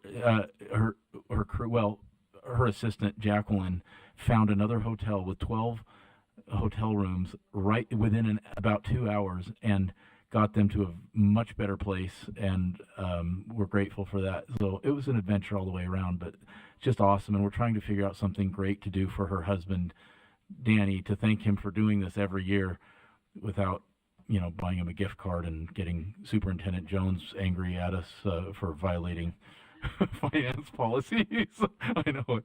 Anyway, thank you very much. That's all we have today, Mr. Chair. Thank you, Superintendent. Just a couple quick notes on the finance part. As was mentioned, USDB's request will be put in our August discussion. And really, USDB exists separately and independently. So that will be something that will be outside sort of what we decide as our board priorities, but that will be heard here so we can discuss, analyze, prepare, and then be ready for the legislative session. Second, on the building side, you may remember EAC requested that the DFCM, sorry for all the acronyms, tell me if you don't know what they are, but the building folks work with USDB. They've been proceeding. They actually ended up with 2 studies because their group split. We as board leadership, I just want to report what our discussions have been. We talked to the DFCM folks and their contracting survey folks, study folks, and we'll be meeting together to compare notes between USDB and the DFCM people, and then most likely meeting with some EAC people in advance of the formal EAC meeting. What we're trying to do here is just make sure everybody's talking, everybody's comparing notes, any differences in how they view the needs of Utah deaf and blind students and how that relates to the facilities needs and the money that the legislature has been holding, that's all discussed prior to EAC meeting, where ultimately they'll take those reports and USDB will have a chance to weigh in on how that money can be best spent to serve these kids. So we're in the middle of a lot of that discussion. Appreciate USDB working through all that and thinking about all the kids that are in their service, and as Superintendent Coleman mentioned, those that are out there and could use the services. So we'll keep that going. Thank you all for joining us today. Appreciate it. Oh, I'm sorry, you got a light. Member Davis. This is superfluous, but I just wanted to say I loved the graduation ceremony, but I took lots of pictures of lots of things that happened that day. But I think you all should look at the superintendency of USDB. Like, talk about coordination. Like, do you all plan? I mean, did the 3 of you literally plan your wardrobe before you come to graduation? But look at Superintendent's jacket. Like, I mean, they're all... I was sitting behind them the whole time thinking, this is the most aesthetically pleasing graduation and administration of school I've ever seen. Anyway, the whole thing was delightful, though. I'll really quick piggyback. If you haven't had a chance yet, it's extremely inspiring, and one of the fun parts of USDB, the number of graduates is small enough that you get to see a background of every single one of them. So slideshow, growing up, challenges, hurdles they've overcome, where they're going next. It's great. I wish my kid had that at college or high school, either one. I just went to college graduation, and you're one of whatever number, right? So it's really fun to see the individualized attention. So thank you all.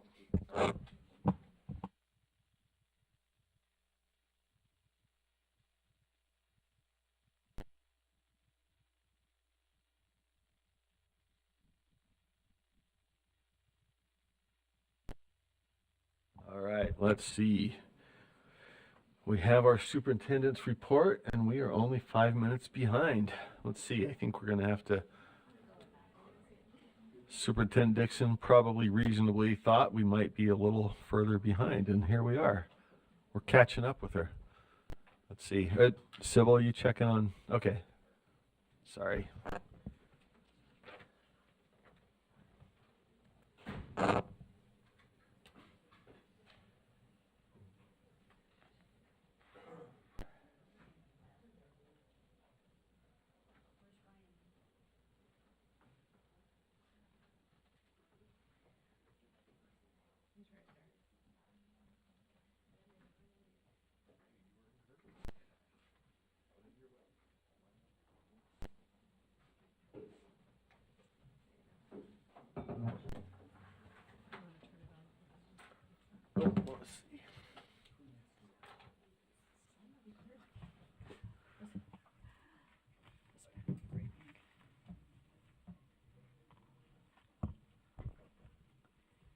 Okay, I don't.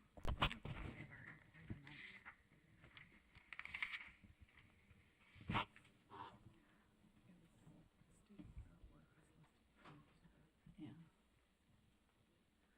All right, I'm not seeing our student artwork, so if our, thank you.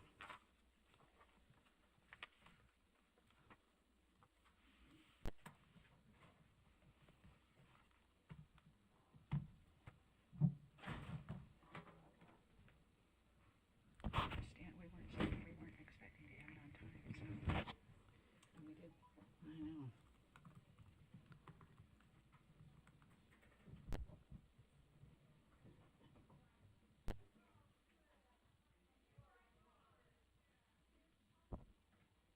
Thank you, Chair Moss. For those of you wondering why we're waiting, just do a little bit of yoga, deep breath, just waiting for everybody to come in, our employee of the month and our art specialist. Are you doing art? Okay. Oh, here we are. All right. We'll start with our amazing and beautiful student art. And I would really encourage you at any given moment during board meeting, if you are feeling stressed about something, you just look up at the student art and take a breath and focus in. It's a good way to recenter. So we'll start with our presentation of art. Thank you.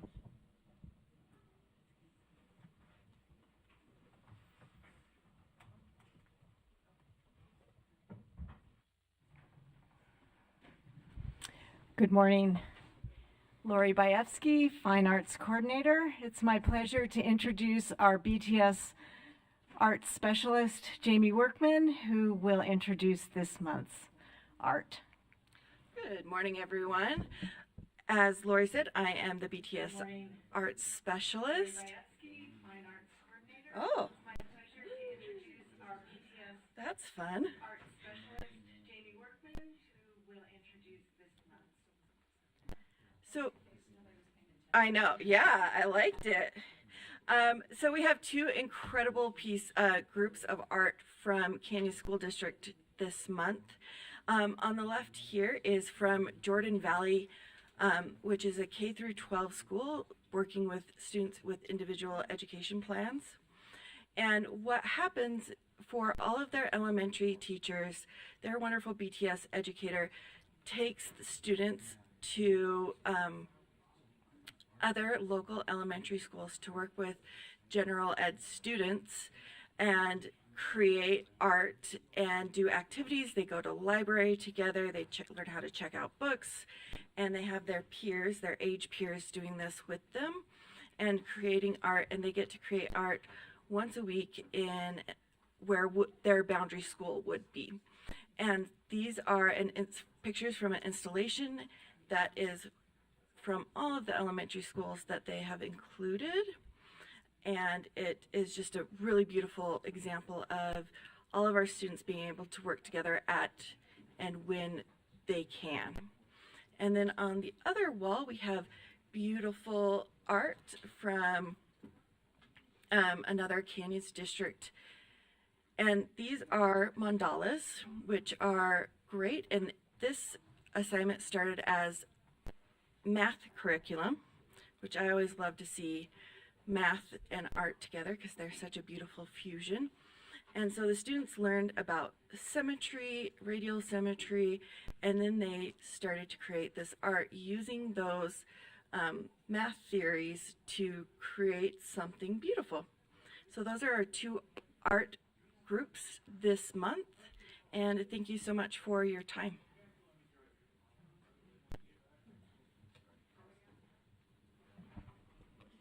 Thank you. Thank you so much, Jamie and Lori.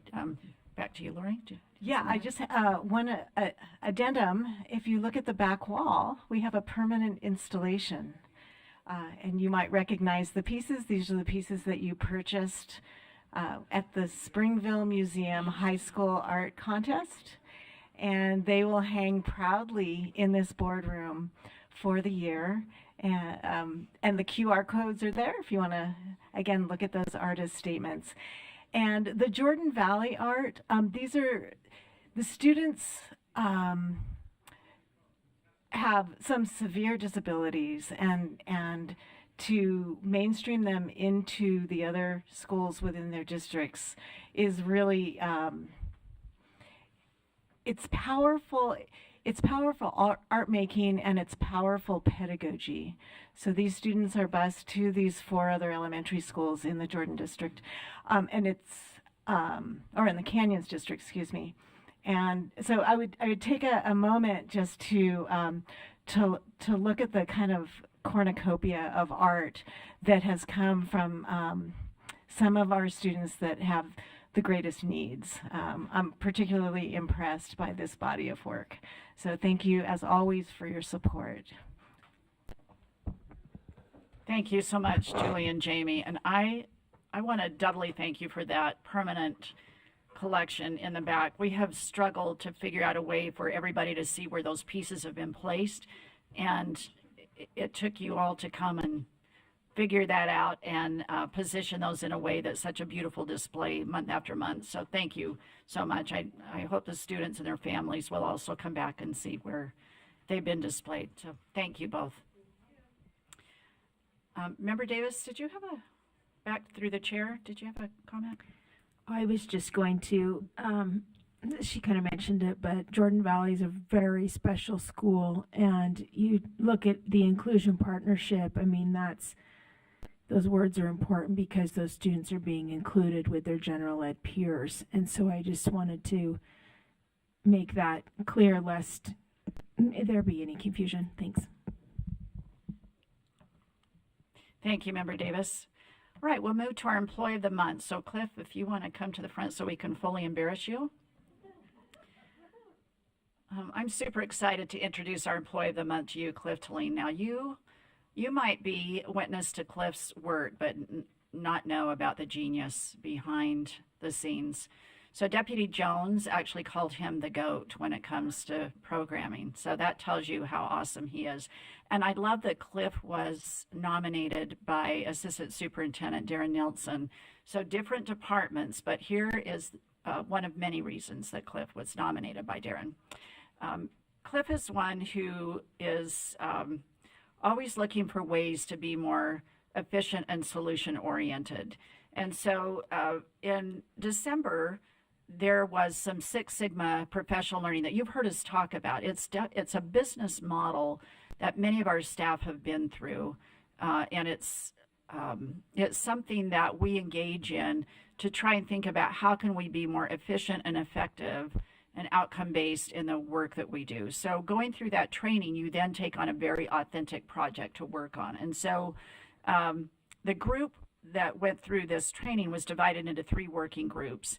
And the goal was evaluating state assessment data, focused on processing and the reporting to see where efficiencies could be made. And one of the things that you all have heard from the field is, how do we get these scores more quickly? Like, it just, we give these assessments and then we don't know the results until down the road. So Cliff said, I'm going to take on WIDA and figure this out. And he did. And so not only, I've got data here about the data. Based on his leadership, the group implemented changes that resulted in a 35% reduction from 2022 in the necessary time to receive and release aggregate WIDA assessment results. And in addition, the team then established a 2024 goal of releasing the results by July 12th. And that then would expedite the time by an additional 28 days. So he works with this cross-sectional team, and they affectionately call themselves the Tiger Team, but they continued on after this training to just meet and problem solve and figure out better efficiencies for the system. So if you're to read the whole nomination, which I'm happy to send to you, Darren gets into some very specific details about the efficiencies that Cliff has brought forward, but I'll finish where I started, and that is, we really consider Cliff the GOAT of programmers. He's a serious guy, and he just keeps his head down and is always focused on students and teachers. Like, how do we make things better so that the data informs the work on behalf of our kiddos? And how do we do that so that the educators in the system can get what they need? So congratulations to you, Cliff, and thank you so much for your daily work. And Cliff, hold on just a sec. I just got to make one tag-on comment. We met in the basement at a staff party thing about a year ago, and we talked about this need that we all have felt, that we sure wish we had this data earlier. We don't get it until later. We're trying to make policy decisions. And you told me what you were working on, and I've been telling people for a year. I met this guy, but I can't remember his name, but he's on it. So thank you for doing all that. We've been talking about it, so I just wanted to add personal appreciation. I lost track of who you were because we were moving fast, and I don't bump into you in the halls, but wonderful work. It really will inform, I think, how we try to assess how well we're doing and do it quicker. So anyway, thanks a ton. Thank you. Of course there is. Thanks, Cliff. All right, back to you. All right. So I love the celebrations at the end of the school year. And every year I try to go to at least one, if not more, graduation events. And this year I had the blessing and gift of going to Roots Charter Academy High School graduation. And I've been once before, and it's just so sweet, because every student that walks in the door has a story. And when they walk across that stage, their story has a different trajectory based on the educators and the families that support them. So I want to introduce you to Marco. Marco's a young man that at 16, he dropped out of high school, in part because he had a child, a new baby, and was just stymied about what to do and where to go. And his mother continued to encourage him to re-enroll in school. And each time he tried to do so, he just felt like he was so short of credits that he didn't have a way forward. Well, his mother talked to, I think it was a cousin who knew about Roots, and encouraged him to check it out. So with the help of Director Bastian and others at the school, he re-enrolled and got the personalized help that he needed. So to watch Marco walk across this stage with his little 2-year-old also in a little cap and gown, and to see his family there celebrating him, was so joyous. What I loved most about Marco and his colleagues was the cheering section of the teachers who were lined up outside of this stage for the students to walk through. And there were several individuals, including Marco, who hugged every teacher and then talked about afterwards how they got this very personalized attention from the adults in the system to help them get to a point where they could graduate. You'll notice the green stole around Marco's neck. That signifies first generation high school graduates.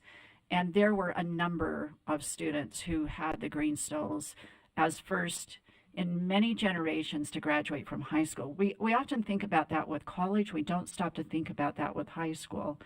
So that was really profound for me to see the number of green stoles for students graduating from Roots. So I carry Marco with me now in my head and my heart, because that joy that you see on his face right there, kids are pretty good at posing nowadays for photographs, but that smile showed up with him the minute he walked onto campus, and I don't think left him for hours. And that's just the joy that he feels knowing that he has some real possibilities and opportunities by virtue of being able to graduate from high school. I hope that you as board members all had those experiences of being able to attend a graduation, whether it was high school or college, is just kind of one of those transitional and pivotal moments for our young people that opens doors of opportunities for them. Also then, I want to... The information. I think our superintendent's being humble, because I attended the same graduation and was sitting in the back listening and cheering on these kids, and lo and behold, our Superintendent Dixon was awarded the Friends of Roots Charter School this year, and so just wanted to notice, and oh, that's kind. She's too humble to say it herself, but congratulations to our superintendent. Well, you're kind. That's a pretty easy award to get when you cheerlead good work, you know. But and the fun thing is that the plaque that they gave me, the wooden plaque, was created by students, that they had carved that out, and I love that most of all. So thank you for that, Member Davis. So today I want to highlight the goal area of effective teachers and leaders, and Marco stands as a symbol for me of effective adults in the system who really support our young people, and will report out on the strategies that you as a board have accepted over the years and talk about where we are. One of the things that you as a board have supported over the years is the process of the National Board Certification. I was able to go to their summer kickoff, co-sponsored by Adobe. They housed it in their building, and it was really an interesting way that I think they organized to share information with teachers who are interested in the process. So they had current National Board certified teachers who are part of this leadership group. They've self-organized. They've not waited for the legislature or the board or local boards. They have self-organized to support other teachers in this process. And if you know anything about National Board Certification, it's a very arduous, self-reflective loop. You cannot be an ineffective educator and go through the process. It weeds that out. So in order to even engage in the process, you have to be fairly effective, but it's a very reflective, very arduous process that you go through of filming yourself and making sort of some judgments and the way forward. So I was able to witness these lead teachers sharing their experience with teachers who were interested, and they came on a Saturday and were so enthusiastic about engaging in this process. And the data to show, by having a state organized leadership effort on behalf of teachers, how their numbers have doubled and tripled, and exponentially they are beginning to grow. So shout out to the teachers who have self-organized to make this happen. I also want to give a shout out to our competency-based endorsements. I remember when we first started talking about micro-credentials, and Member Hart and Member Davis and others, I remember you talking early on about when we look at licensure and we look at endorsements, and there's just this coursework that people go through, it can be such a deterrent, especially in our rural areas where we have our educators going through so many different endorsements. And to be able to use competencies and what they know and to get an endorsement has really taken root. So I want you just to see the data. We currently have about over 6,000 in progress. We're at about 58 of awaiting review, and that's the staff adds reviewers as needed, but they're usually able to complete a review in about 2 weeks after somebody submits it. So just want you to see where that is at. And then the end size for awaiting payment is so small that it doesn't even show up on the dashboard. There are currently 2,143 micro-credentials that have been earned, and then revisions requested, 193, meaning just a tweak here or there. So when you look at all of those numbers, what that should tell us in terms of the story is that this is something that is catching on in the system and very valued by our educators. Here's a different view of comparison that is by year, and it's so tiny. I want to say that's started in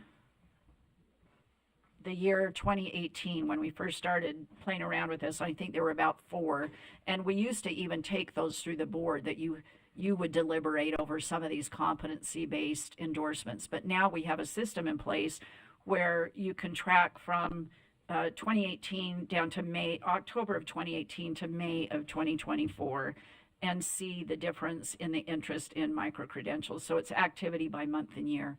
And I think that's something to be really proud of, something that the board was interested in early on, and you can see that this is becoming a norm. We did have a video that we were going to show, but just based on time, I'm going to send it out to you. The awesome Carly Maloney is representing our state so well. I've had the privilege of visiting her classroom, and it's remarkable how she has the students do the heavy lifting, and she is the facilitator of learning. It's so fun to be in her classroom. She engaged in an interview and with staff, with our comms team, created this video of her experience of going back to Washington Week.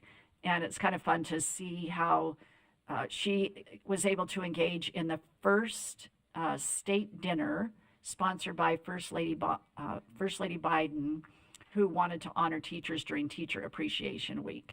So it's kind of fun to hear about her experience. And it's about 7 minutes long, so we'll just send that out to you. But oftentimes you come to the banquet, we award our Teacher of the Year, and you don't always know what they spend their time doing during the year. And in Carly's case, she has taken on a role of doing a lot of coaching and supporting other teachers and heralding the work of teachers. She's all about excellence and supporting students.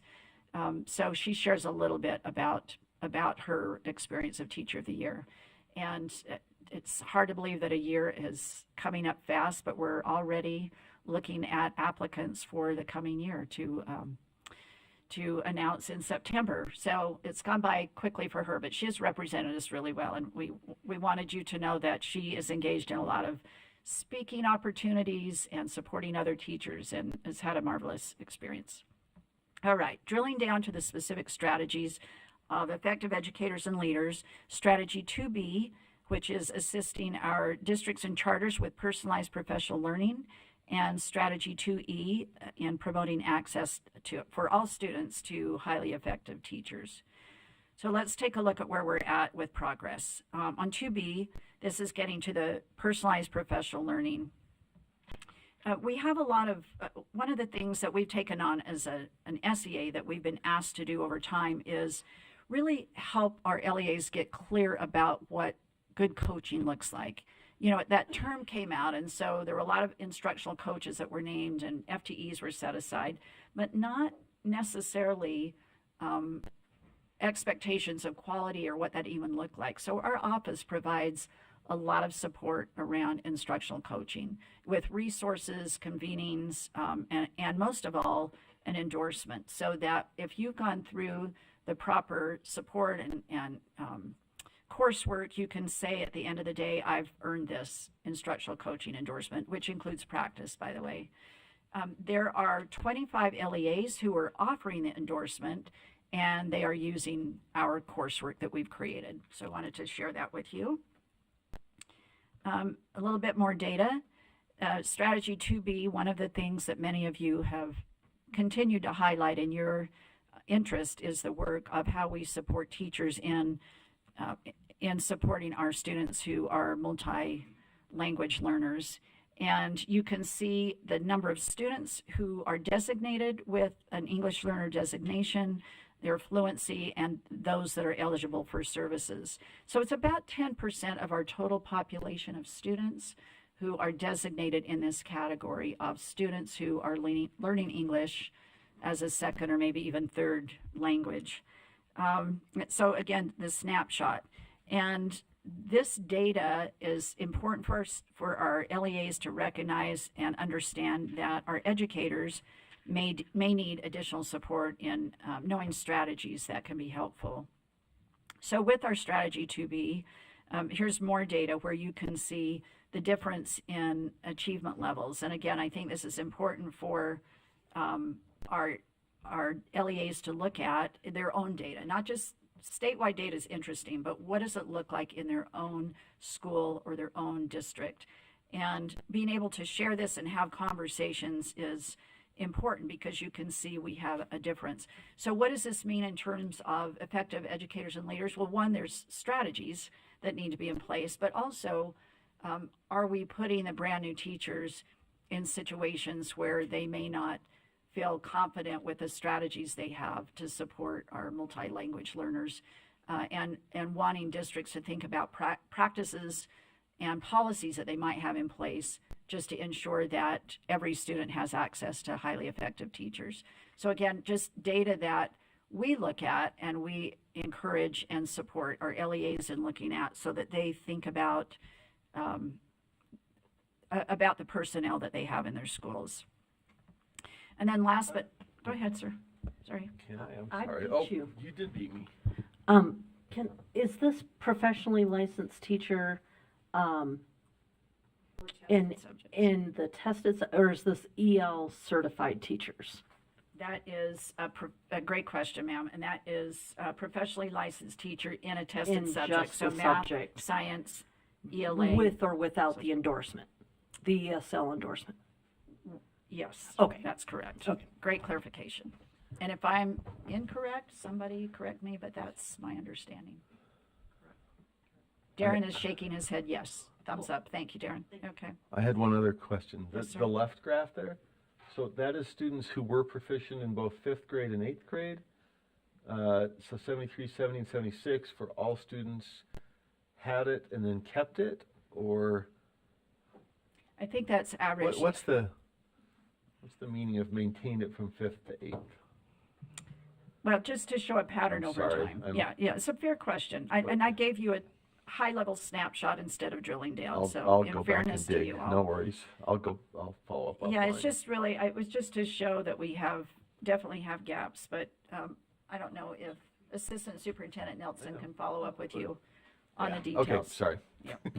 Thanks. I was trying to keep it high level, but we can get gotcha. that to you. And I just want to end with, where does this fit into our vision and mission? And again, it's always about academic excellence, so we want that for every one of our students. And so for our teachers, again, this is focused on effective teachers and leaders and really thinking about all of these come into play.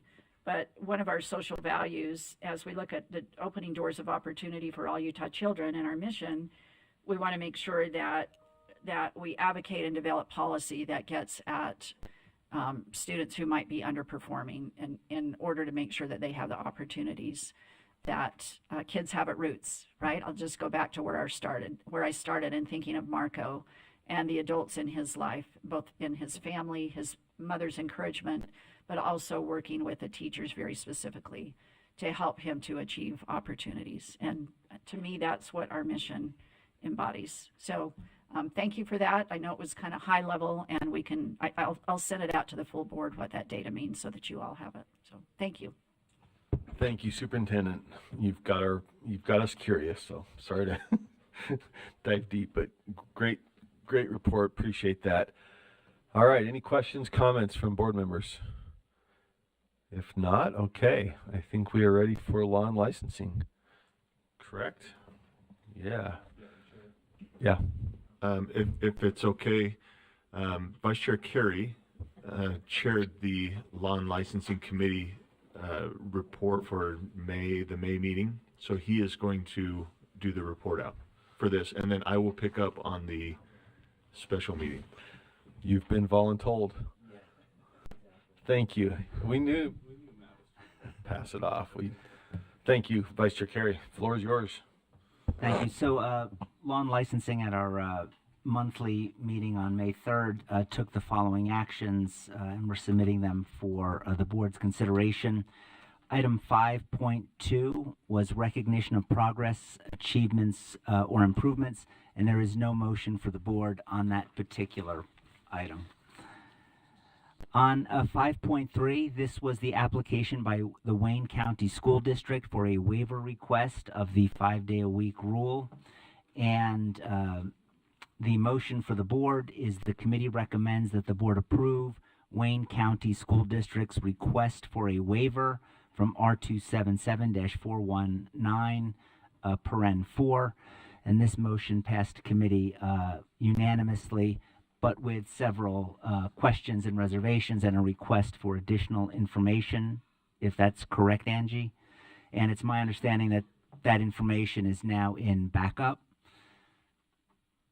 and would welcome discussion of that motion, if any. Oh, that's chair's job, sorry. No, that's okay. Board member, question, comments? I just keep. Lights? Not seeing.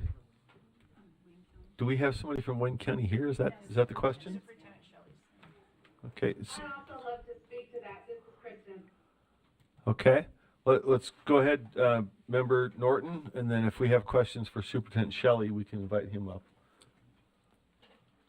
Member Norton? Yes, can you hear me? Yeah. Great. I would like to support this motion. Oh, we haven't made a motion. Did I put a motion on? No, it was Yeah, moved. there is a motion. Vice Chair Carey put it on the floor. Okay. Okay, thank you. I would like to speak to the motion. As I look at students throughout the entire state, I am concerned about Friday attendance, period. And in an area where the families are gone a lot and that there's full excused reasons for students, that also means then that the children are going to be gone too.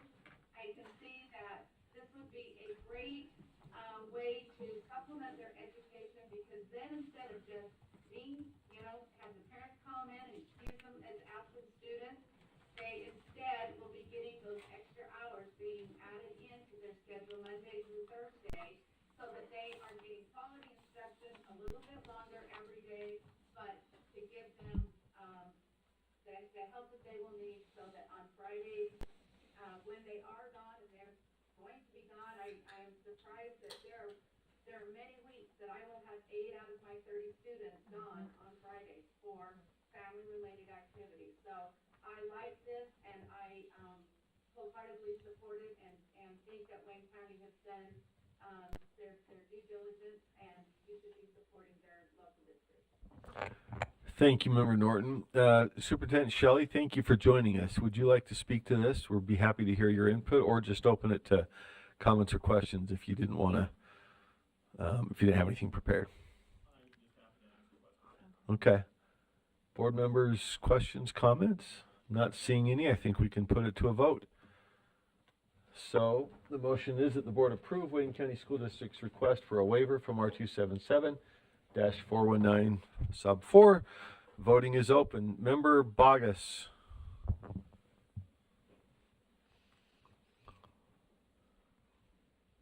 Member Norton. Yes. Member Bogus. Do you have anybody else online? Just okay. All right, we're not hearing Member Bogus. We have a unanimous passing, 14-0. Thank you, Superintendent Shelley, for joining us. Appreciate your time and effort on this. Back to you, Vice Chair Carey.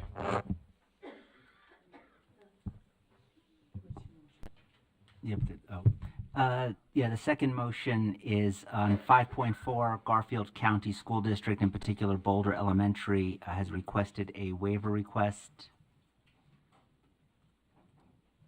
Is that okay? Yep. Has requested a waiver. This is a renewal. The motion for the board is that the committee recommends that the board approve Garfield County School District's request for a waiver renewal from R277-419, paren 4. This motion passed committee unanimously. Okay, thank you. Questions, comments to the motion? Seeing none. Yes, back to Vice Chair Carey. If I could just speak to the motion, I'm in support of it, but I have seen, and I think we all have, that there is an uptick of these applications from school districts. I think the one we just approved was not a particular school, but the entire district. And I haven't seen this before, but I see it now in these applications, and that is that schools are saying, well, since our neighboring school or our neighboring district has gone to the 4-day week, we need to move to the 4-day week. And I'm not saying that's a good thing or a bad thing, but I do think that it puts this board in the position of always reacting to these requests rather than really going proactively and saying, is this a good thing or a bad thing? Because it's clear that the more districts that onboard with the 4-day week puts increasing pressure on those that are not moving in that direction. So I would just ask that the board, maybe in particular board leadership, we look at this issue proactively and say, is this really the trend that we want to the trend we want to continue on? Thank you, Chair. Thank you, Vice Chair Carey. And that's Member Bogus, go ahead. Oh, Member Norton, excuse me. Okay, we got you, Member Norton.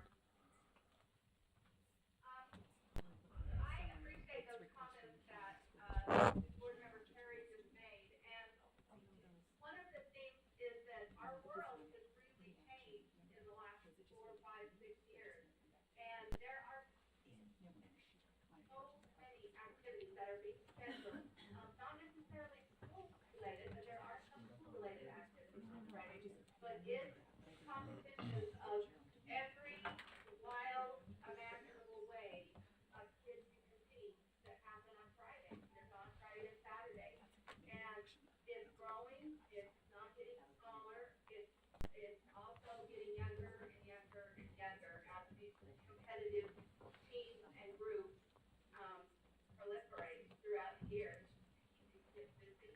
So I think that might be part of it. I don't know what we can do about it, but I think that we should address it. We maybe should, ask for some consensus on ways that we can keep these kids educated at the same time. And I also would like to speak, for those of you that are not familiar with Central Utah, Boulder is about as remote can be. As a matter of fact, I was with the Garfield County Superintendent and some of their school board members, and one of those school board members runs a very lovely bed breakfast out in Boulder. But he says they are so remote out in Boulder that when people in Penguin say, where are you from? And he said, Boulder, they think it's Colorado. They don't even know that they, and he said that jokingly, but at the same time, having been out there a few times in my life, it is very remote, and you don't get to go to the doctor in an hour. You're gone for the day. So I think we need to consider this. Garfield's done a great job with their education there, and I think that we should give it careful consideration. Thanks. Thank you, Member Norton. Member Lear? Yes, thank you. And I realize that my comments are very similar to Member Norton's, Member Carey's. I've been watching these requests for waivers for almost 20 years, and they did start as very occasional, and usually the schools were extremely remote, and they were very legitimate requests. But I agree, we are at a time where we need to come, and I don't like rules, I don't like adding administrative burdens, but we need to add some kind of criteria so that there's some consistency to our decisions. And then I also, so schools and districts, LEAs know what to expect. I'm also concerned as we add a rule that we need to add some kind of, everybody's going to groan, and I feel like it too. We need to add some monitoring process to this, because we grant the waivers and it's just and then it's sort of done, and we don't follow often closely enough the scores of the students, the community satisfaction, a lot of other kinds of issues that I think we're responsible for if we grant the waiver. So I think we need to look at a more systematized process for granting these waivers, instead of looking at these on a case-by-case basis and usually being sympathetic, but with no pattern or really thoughtful process. So I hope we can do that in the near future. Thanks. Thank you, Member Lair. And I'll just add, we had one that came out of my district a couple months ago. You get sports, academics, lunch, transportation, all those things become challenging, right? And so the one that was out there in Duchesne had a lot of division on how it would affect kids. So I think it raises some good questions there. All right, further discussion. I think we're back to the motion then, unless Member Carey wants. The motion then is that the board approve Garfield County School District's request for a waiver renewal from R277-419-4. More board members, please vote. Member Bogus?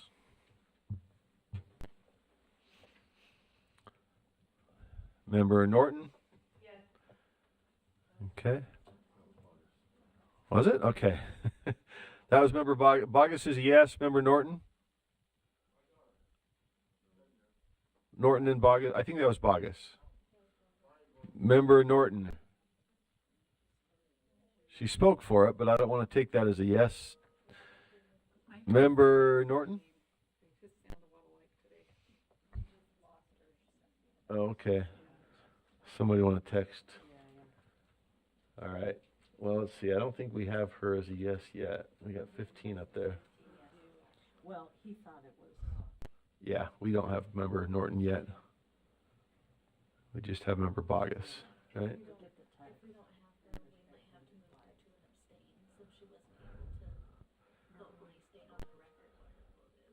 Okay. Because we can't vote by proxy. Oh, that's right. Yeah, that's what I'm saying. We can't. Are you still voting? There you go. Yeah, there we go. Member Norton. Okay, board member Norton is a yes. Okay. Thank you. That passes unanimously. Back to you, Vice Chair Carey. Sherman, Yes. man, Sure. there is a overwhelming echo that I can't handle it hardly anymore.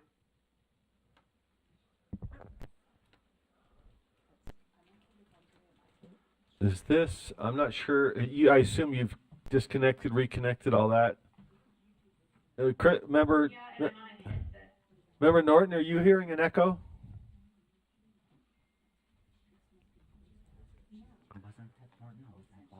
Member Norton? I hear an echo when I have my radio on, or my sound system in my car on. So when I talk, I just turn that off. But otherwise, I have it on when I mute it, and then I don't have a problem. Okay, so it sounds like it's probably the headset. We need to. I'm hearing that the suggestion is mute the headset when you're talking, I guess, right? When she's talking. Okay. If you could try to mute the headset the mic on your headset while you're talking, and then you'd still be talking through the device. Correct? I think that might be the problem. All right. Okay, back to Vice Chair Carey. Thank you, Chair. The next matter is 5.5. And these are all related, although we'll be addressing them separately, 5.5, 5.6, and 5.7. On 5.5, that's Board Policy 5003, the Student Data Policy Advisory Group Amendment. And the motion before the board is that the committee recommends that the board approve Board Policy 5003, Student Data Policy Advisory Group, Draft 1. Okay, discussion of the motion. Seeing none. Motion is that the board approve Board Policy 5003, Student Data Policy Advisory Group, Draft 1. Members, please vote. Member Bogus? Norton's a yes. Member Bogus?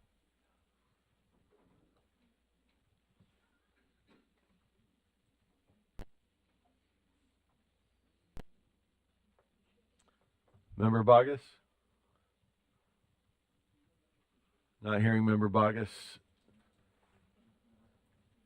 That motion passes 14-0.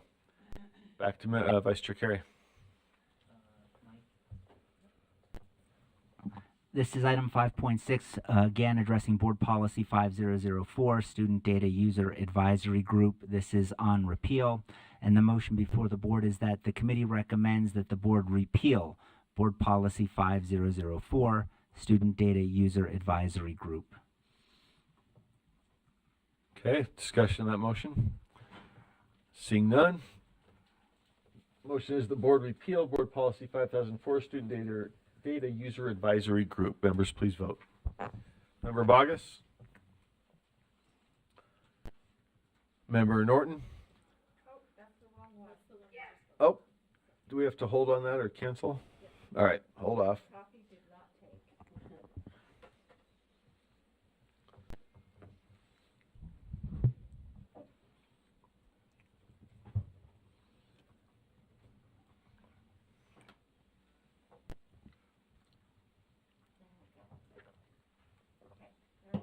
All right, we're open. Members, please vote. Member Bogus? Member Norton? Yes. Member Norton's a yes. Member Bogus?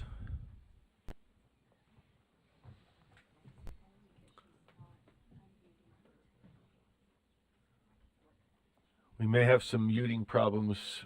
Either the device or the headset. We've got 11 yeses.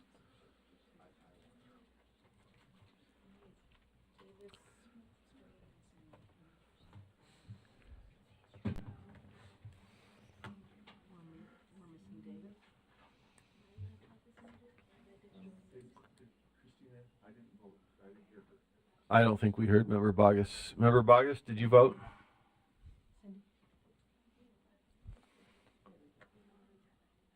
Still missing 2, I believe. Norton was a yes.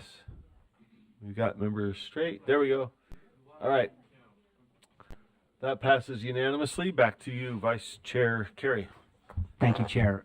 This item is 5.7, Board Policy 5005, Student Data Governance Advisory Group. This is on repeal. And the motion before the full board is the committee recommends that the board repeal Board Policy 5005, Student Data Governance Advisory Group. Okay, discussion on that motion. Member Lear. It probably was more appropriate to the very first motion, but if we note, I've been on this policy advisory group and one of the 3 variations since I started on the board in 2016, and they recently, the board leadership recently chose another member to be on the single policy advisory group. And I just wanted to point out that the policy that we now passed allows, and they're non-voting members, the board members are non-voting members, but I wanted to point out that the policy allows for 1 or more.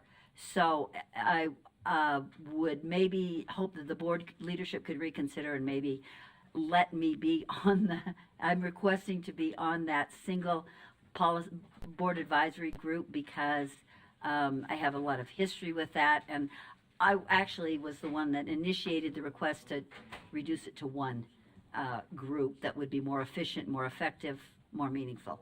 So I'd like to be on that again, and because the policy allows for 2 board members. Thank you, Member Lear. Or more than 1. Thanks. Duly noted.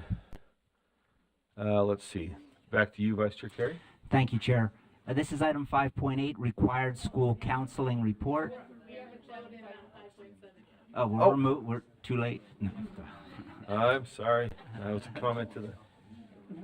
Jim tossed it to me. Oh, he did? Yeah. Yep, that was on me. That one was all me. Would you restate that motion? Yeah, the motion is that the board repeal Board Policy 5005, Student Data Governance Advisory Group.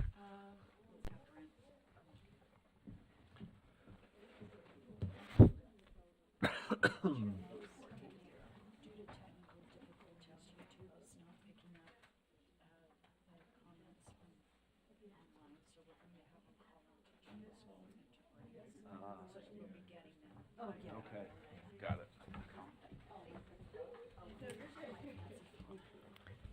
it. Member Bogus, your vote. Member Norton, your vote.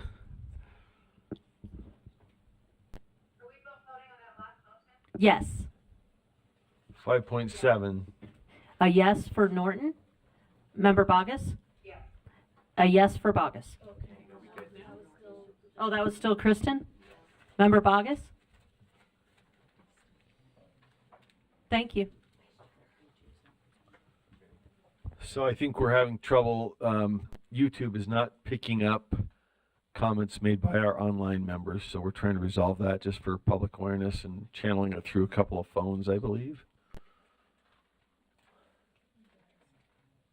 Got an AWACS plane recruited, and we're sending it over the Horn of Africa, or I don't know. I have no idea what I'm talking about. I'm stalling because we're trying to make sure we're connected. How are we looking? Not very good. Okay. There you go. Anybody else?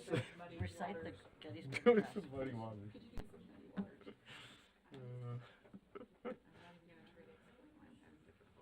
I'd like to hear Randy do some blues. Does he know any Muddy Waters? That would be kind of cool. Oh, yeah.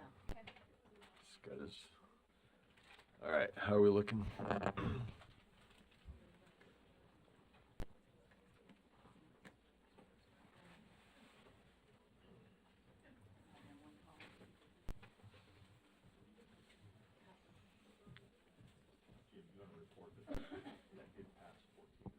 Oh, thank you. Jeez. That passed 14-0. I got sidetracked wondering about those committee appointments. Thank you, sir. That was unanimous. 5.7.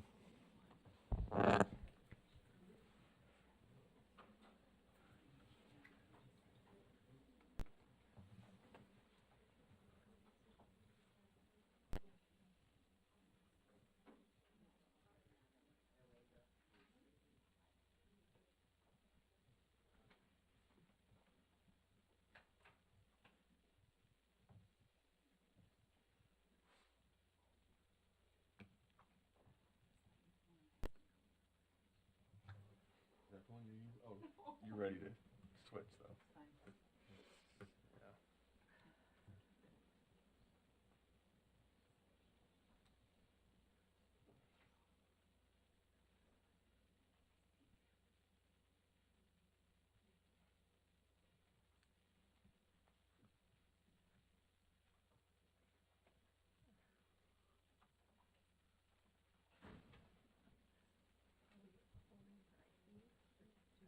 What's that? Holding for? We're just making sure we can channel the board members through, right? Do we still need to wait? For Kristen and Christina. Emily, are you able to get hold of her or not? You want me to call her? Do I need to still get Kristen? I don't, if we can hear Kristen, we're good. Okay. No, I can't get it forwarded to a voice message.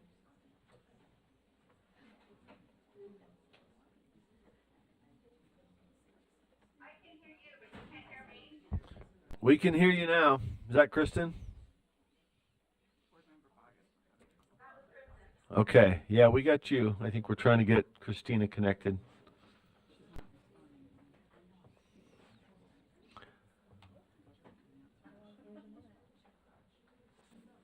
All right, we're not hearing from Christina, but I think we have text contact, right? So if she wants to talk, we can. Or should we? When I call, it's not picking up. It's going right to voice. Oh.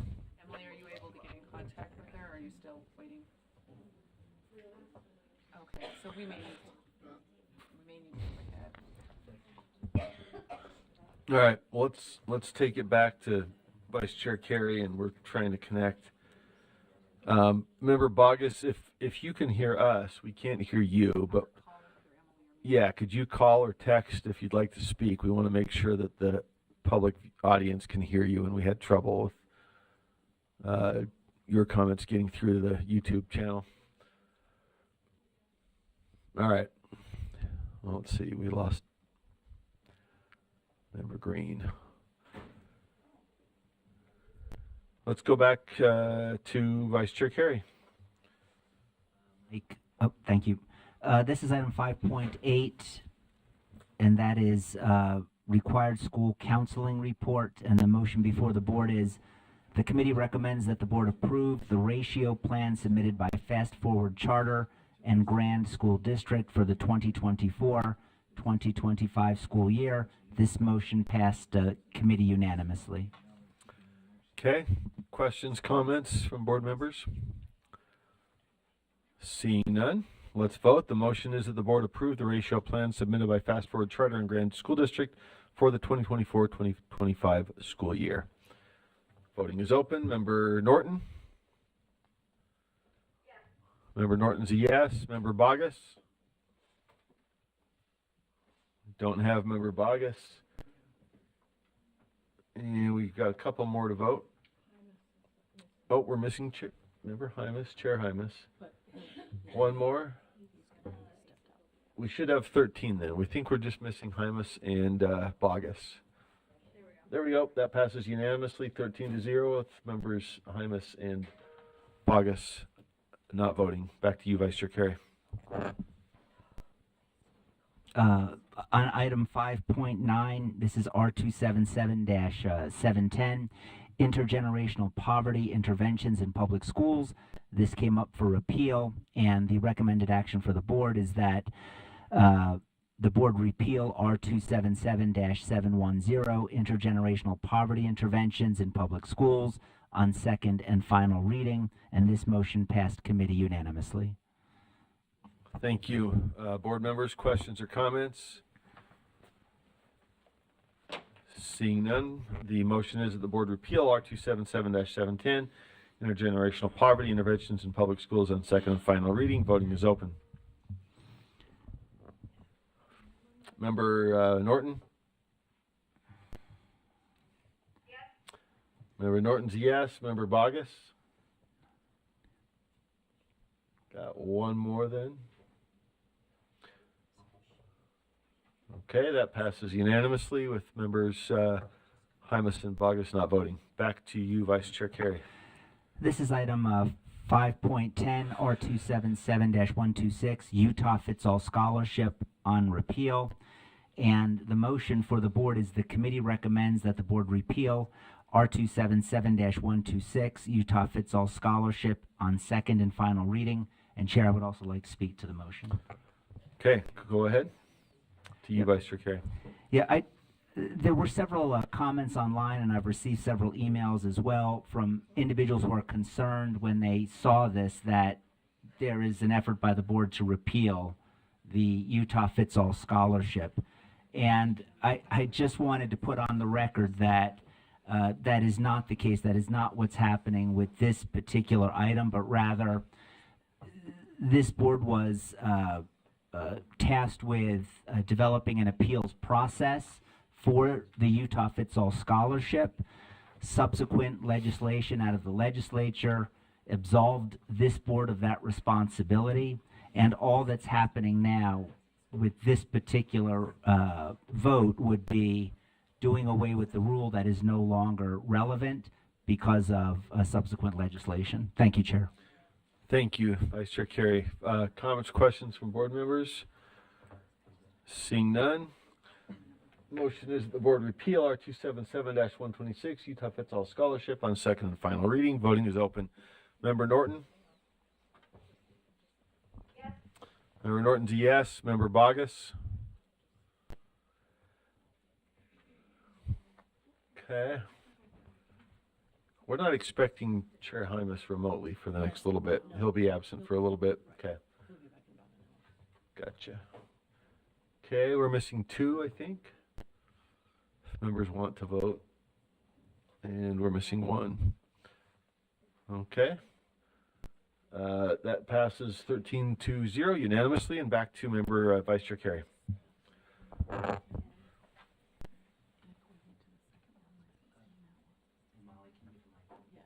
No. This is item 5.11, R277-629, paid professional hours for educators amendment. And the recommended action for the board is that the board approve R277-629, paid professional hours for educators, draft 2, on second and final reading, and this matter passed committee unanimously. Thank you. Comments or questions from board members? Seeing none, the motion is that the board approve R277-629, paid professional hours for educators, draft 2, on second and final reading. Voting is open. Member Norton. Yes. Member Norton's a yes. Do we have Member Bogus? Yes. Member Bogus is a yes. Okay. Let's see, we're just missing one, I believe. Oh, there we go. That passes unanimously. Back to you, Vice Chair Carey. This is item 5.12, R277-800, Utah Schools of the Deaf and Blind amendment. The motion for the board is that the committee recommends that the board approve R277-800, Utah Schools of the Deaf and Blind, draft 1, on second and final reading. This motion passed committee unanimously. Okay, members, any questions or comments? Seeing none, the motion is that the board approve R277-800, Utah Schools of the Deaf and Blind, draft 2, on second and final reading. Please, board members, please vote. Member Norton. Yes. Member Bogus.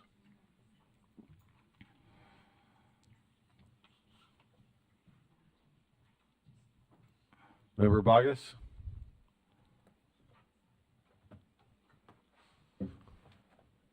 Let's see, we got a few more.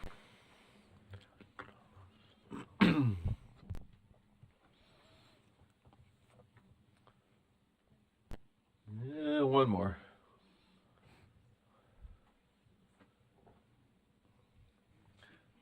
Okay. And is Member Bogus with us? All right, that passes unanimously, 13-0. Member Hymas and Member Bogus not voting. Back to you, Vice Chair. Item 5.13 is R277-926, Certification of Residential Treatment Center Special Education Program. This is an amendment and continuation.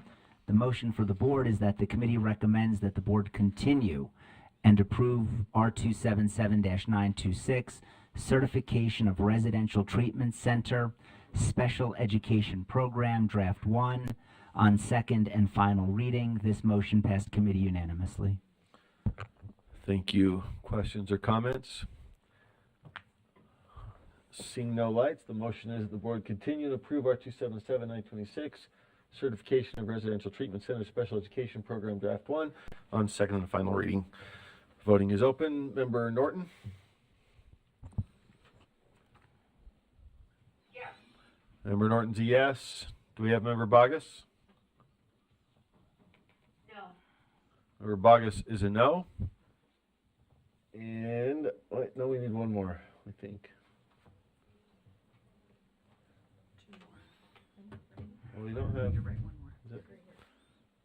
Okay.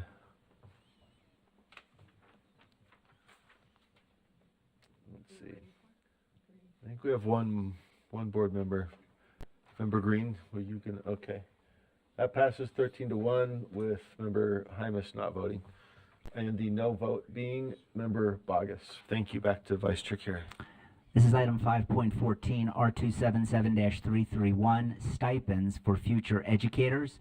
This is a new, and the recommended action is that this board approve R277-331, Stipends for Future Educators, Draft 3, on second and final reading, and this motion passed committee unanimously. Thank you. Vice Chair Earl? Yeah, I have one amendment on line 26. We changed university to institution of higher education, but then on line 26 we have an ineligible student teachers university shall confirm. It needs to, and I don't know, maybe that's a technical change, but it needs to be changed to institution of higher education. I'm working off of draft 3. I think, right? Is that the draft that was moved? Okay. Okay, so It's the just motion- aligning the language. We changed it in 25. It should be changed in 26. So I'm making that motion. Is there a second? Second. Any comment, discussion on that motion? Yes, I will.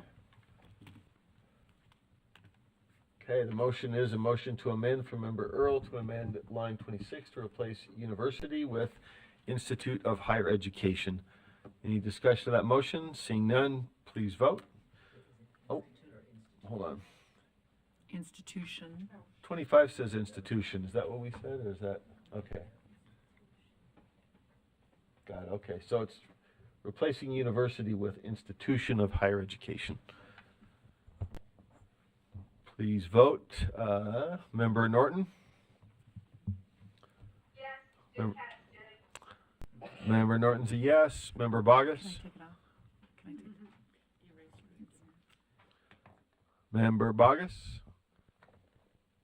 Okay, we're missing Member Bogus, Member Hymas. That passes unanimously. So the motion as amended is that the board approve R277-331 stipends for future educators draft 3 as amended on second and final reading. Any further discussion? Seeing none, please vote.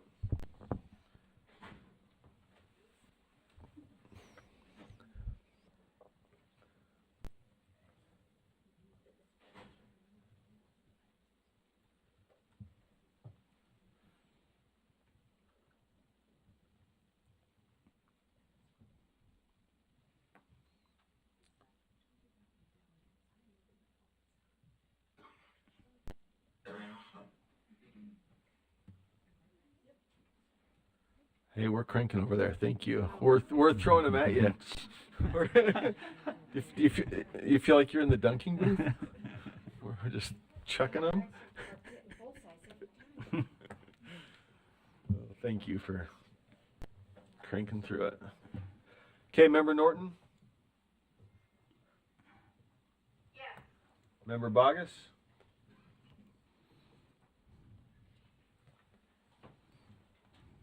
Okay, we need one more.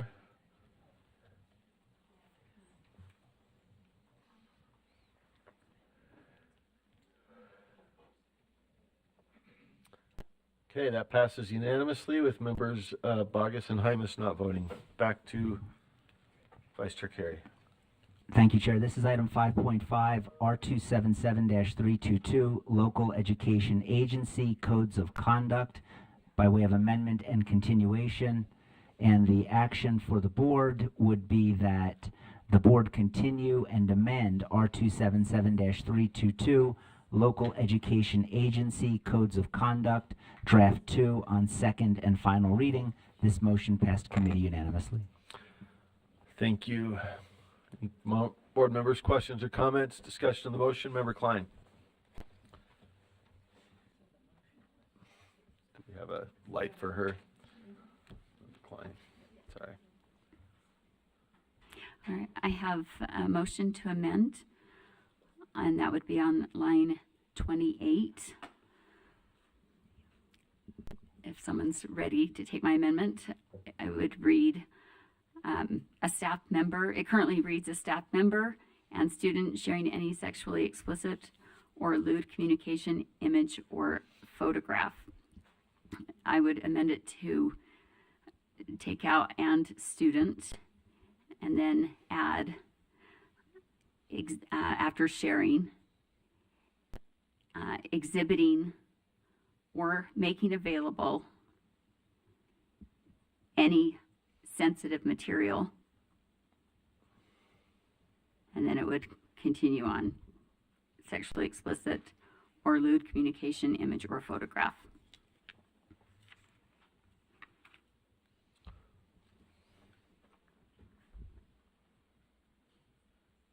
I don't know.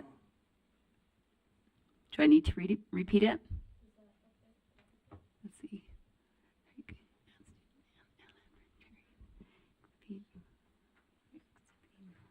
Or making available any sensitive material. Yes.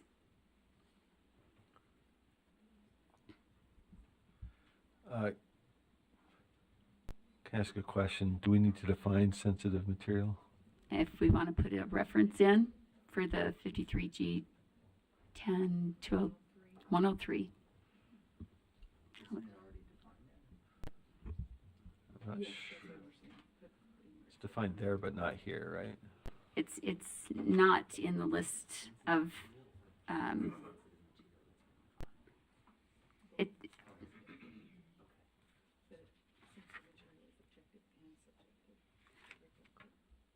Oh, and you could add objectively sensitive material. Objective sensitive material.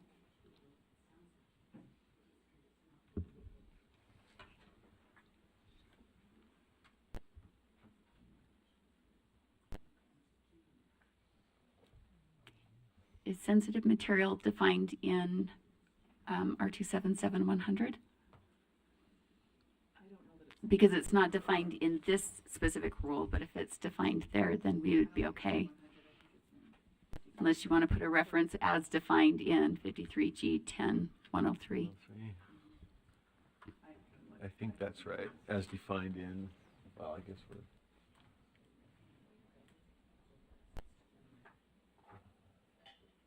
Except 53G-10-103. Yeah. What's the term you're using? Objective or? Objective. Oh, I don't know. It's not in our rules yet. we probably need to update our definitions rule then. Chair.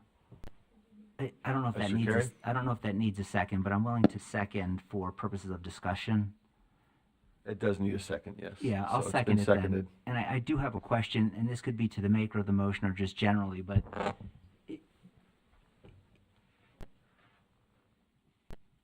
unless this is limited to conduct that takes place on the school premises or school grounds, it appears that this would also cover constitutionally protected conduct.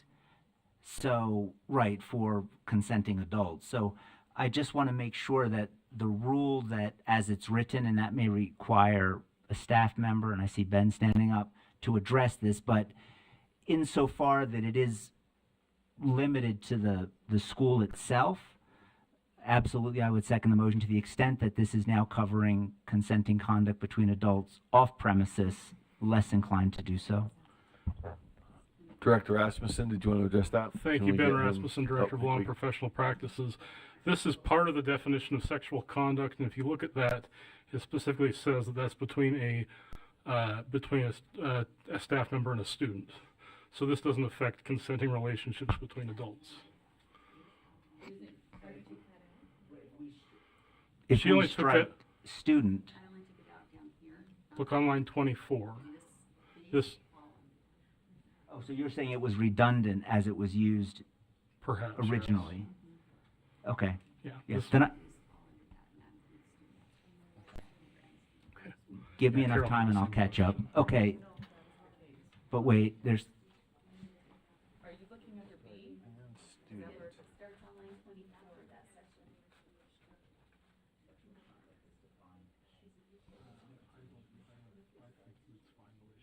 Why would we? Yeah, it's still in line 24. So, so this is just a sub part of that. So I don't think it's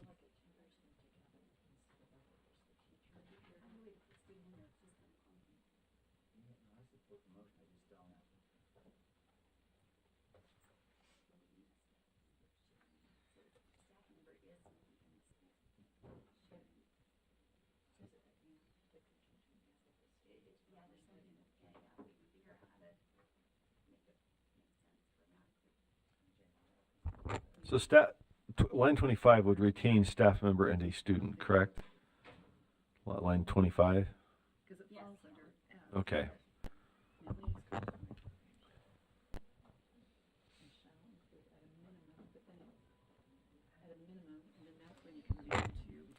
Yes, Member Davis? Yeah, I just have a question because the objective of sensitive material as defined in code isn't that, I mean, doesn't that have to go through the review process to determine if it is, and if so, it would be removed? So isn't that already covered in the code that covers objective sensitive material? I don't want to confuse the two things with people, because for it to be determined objective sensitive material as defined in 53G, it has to go through a process to be determined that it is so, and then it has to be removed. So I'm just going to make a suggestion, piggybacking on yours perhaps, that in the objective sensitive material as determined under section 53G 10103, is that kind of where you're getting? As determined under that code rather than as defined, or I don't know.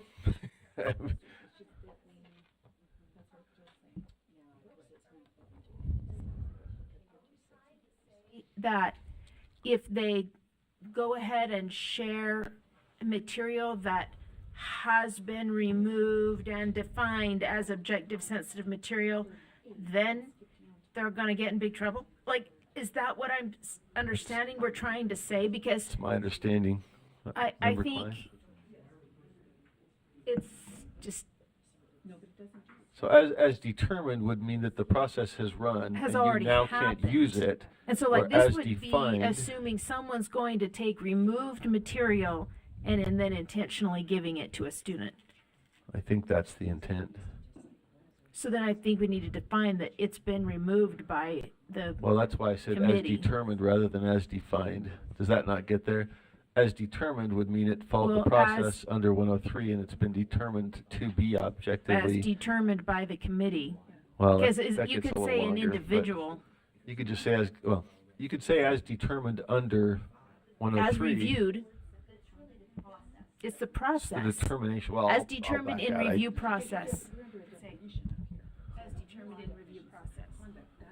Let's put it to the maker. We've got a lot of potentially friendly language bouncing around. I would think that's the idea, but let's check with the maker. The question is whether the reference to code would be to objective sensitive materials as determined through the process in 103 or something to that effect. Am I saying it right? I'm channeling Member Davis here, but does that kind of get at the intent?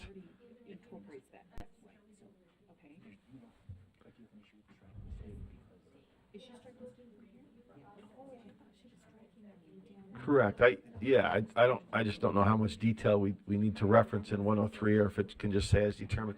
Now under 29, we have both review process and then a statewide application. That all sounds right. Deputy Stallings. If I may, Join thank you, us. Chair. Angie Stallings, Deputy Superintendent Policy. Just wanted to put into context, there's 3 different rules and laws that would apply to sensitive materials. And just as a reminder, code and R277-628 would be the 2 sections of code that define what is sensitive materials or not. 217 is the professional standards that educators are expected to adhere to, and state that if an educator does not comply with or violates the other 2, that they can be their license can be impacted. This rule is a code of conduct, meaning it's an expectation. It's something to say, these are our expectations, and we want you to proactively, almost like an assurance, say that you kind of swear, or you are stating that you will adhere to those. So the reason I wanted to give that context is the legal requirement and anything that would relate to their license is more in 217. This is more of a, here you have a code of conduct and these are our expectations for you. And so I do think, Chair Moss, to your point, I think you were saying versus defined, which may be difficult for an educator on his or her own to be able to determine that on their own. Changing that to determine seems to make sense, because then it's stating if something has been found to be a sensitive material, you are committing to not distributing it, etc. Thank you. And then Member Davis' clarification, do we need more detail as determined through? Excuse me. Let's send this to the maker and see whether these are friendly or whether we need a motion to amend. So, Member Klein, we've sort of got some potentially friendly language. We just need to see if that is in fact friendly and if there's an objection or whether we need to tee it up as a motion. That's friendly. Any objection from the body? Hearing no objection, amendments, that amended motion is amended. So any discussion to that motion? Can I? Oh, yes, sorry. This isn't really discussion. Sorry, I was looking on 58. So if I confused anyone, instead of up where we were at, or down on 57, so I was confused why we were moving it there, but it's the top piece. So I apologize if there was any confusion. Okay, I don't see any lights. Then the motion from Member Klein to amend is to amend line 28 to strike and student and add after sharing the language exhibiting or making available any objective sensitive material as determined through the review process described in section 53G-10-103, or that language would be inserted. So seeing no more lights, let's vote. Oh, we'll wait. We're ready whenever.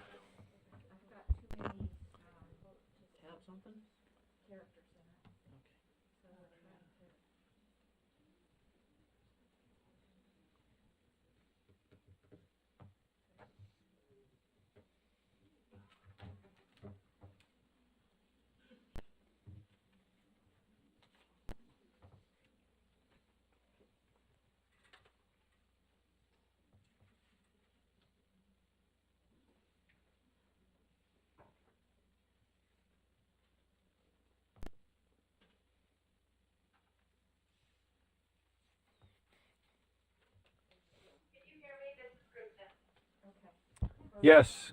Okay. And did you have a comment before we start the vote? No. Okay. Voting is open.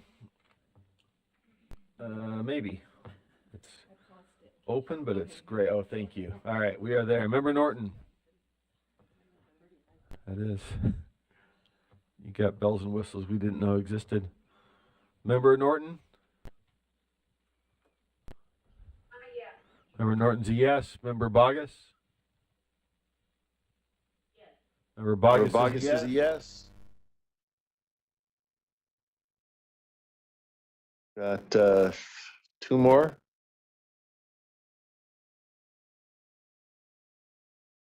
That motion passes 12-2 with the no votes being members Lear and Reel. All right, so the motion then is as amended, that the board continue and amend R277-322 Local Education Agency Codes of Conduct, Draft 2 as amended on second and final reading. Any final discussion to that motion as amended? Back to Member Klein and Member Carey. Oh, all right. I don't know who's up first. Did I get this right? I think we did. Member Klein. Member Carey? Okay. Gotcha. Okay. Okay. Member Klein. So I would like to make motion on line 39 where it says shall avoid boundary violations, shall avoid, so I would strike shall and avoid and replace it with may not commit.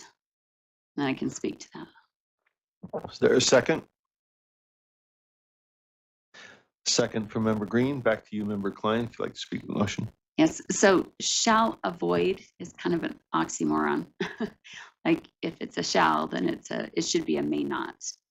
And then commit is the only thing I could come up with as to connect that together. So a statement is, it's a statement that a staff member may not commit boundary violations as defined in Rule R277-210 with students. Is how it would read instead of a staff member shall avoid boundary violations. Okay. So the motion is shall replace shall avoid with may not commit. Comment, question, Member Lear. I think back to She got it. Deputy Superintendent Stallings' explanation. If this is not R277-217, this is a statement that public employees will do these things. And not all public employees, even in schools, are held to the standards that teachers are. So to try to make that so, I think is very, well, it hasn't had much discussion to begin with, but there may be occasions when a teacher's aide or a janitor or somebody who's a staff member is not in the same, has the same responsibility to students that a teacher does. And I think to make this so, to make it a may not, suggests a stronger disciplinary statement than I want to make. Member Klein? So if you look down in the rule, there are many other may not statements that are very particular to bad behavior. It doesn't shy away from it in any other place in the rule to have that kind of language. So whether or not it becomes a UPAC licensure issue by them, by referring back to this rule or a violation of this rule is, beside the point. And I would actually change on my motion if I can to, so it's may not engage in instead of commit. Yeah. So, for example, it says down below, may not touch a student in a way that makes them uncomfortable, may not participate in sexual conduct with a student. And there's several more. Okay, further discussion. Member Green? Or Member Lear and then Member Green? Wanted to respond to say, I think boundary violations are particularly a gray area where I think it's very hard to sometimes discern if it's a boundary violation or not. And I'm willing to hold teachers to that standard because they have a special and described and job related and not just job related, but license related responsibility to do this. I am not prepared to do this with every single employee in a school that might be closer to the same age as the student. And I think all of the may nots that are farther down, the touch is a little more specific, is more specific, not a little more.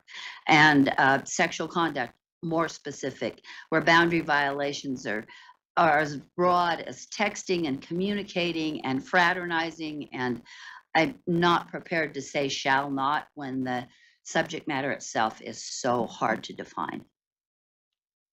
Okay, thank you, Member Lear. Member Green? And then Vice Chair Earl. So just two things then. I'm trying to make sure that this line 39 then is attached to all of the lists that follow. Is that correct? That's my first question.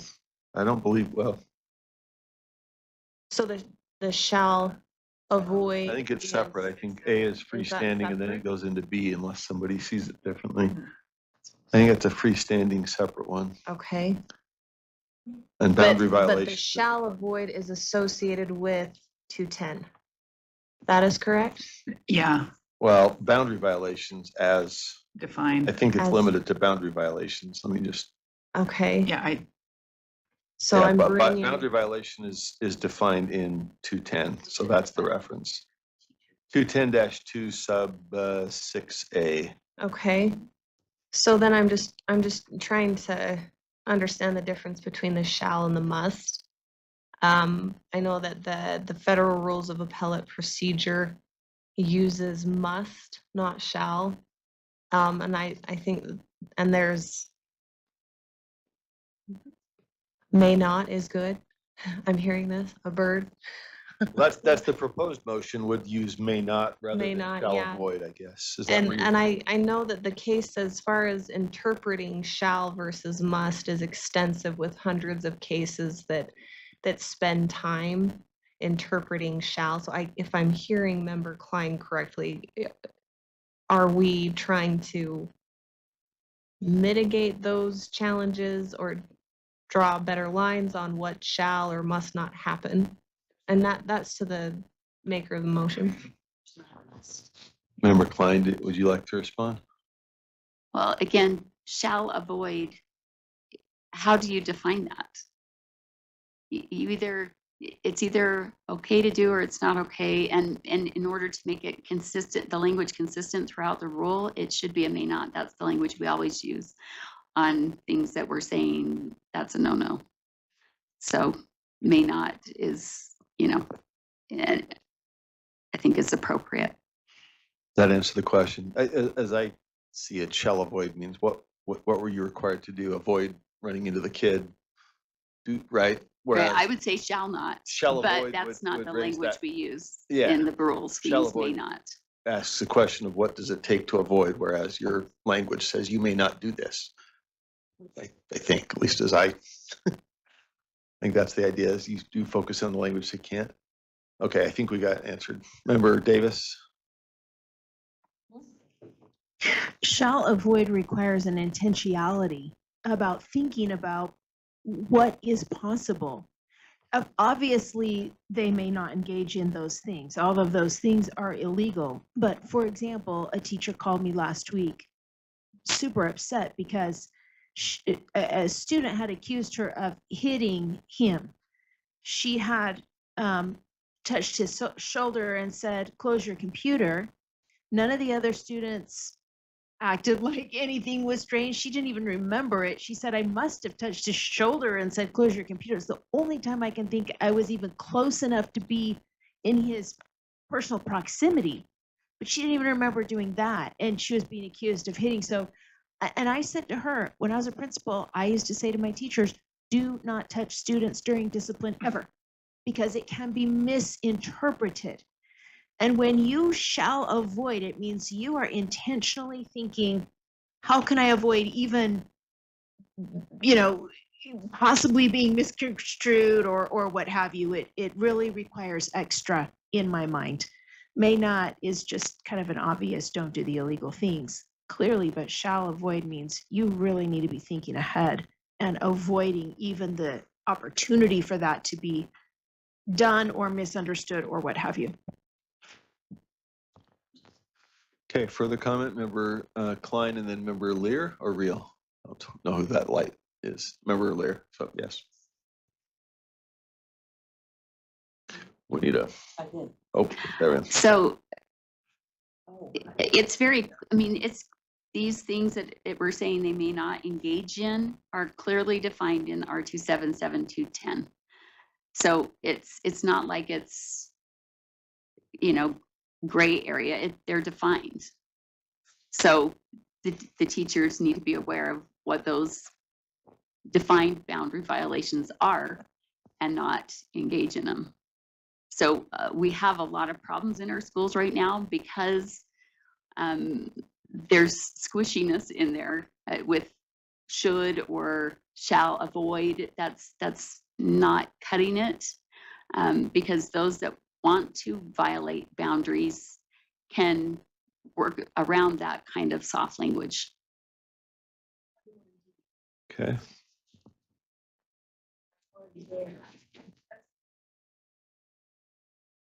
Can you push your?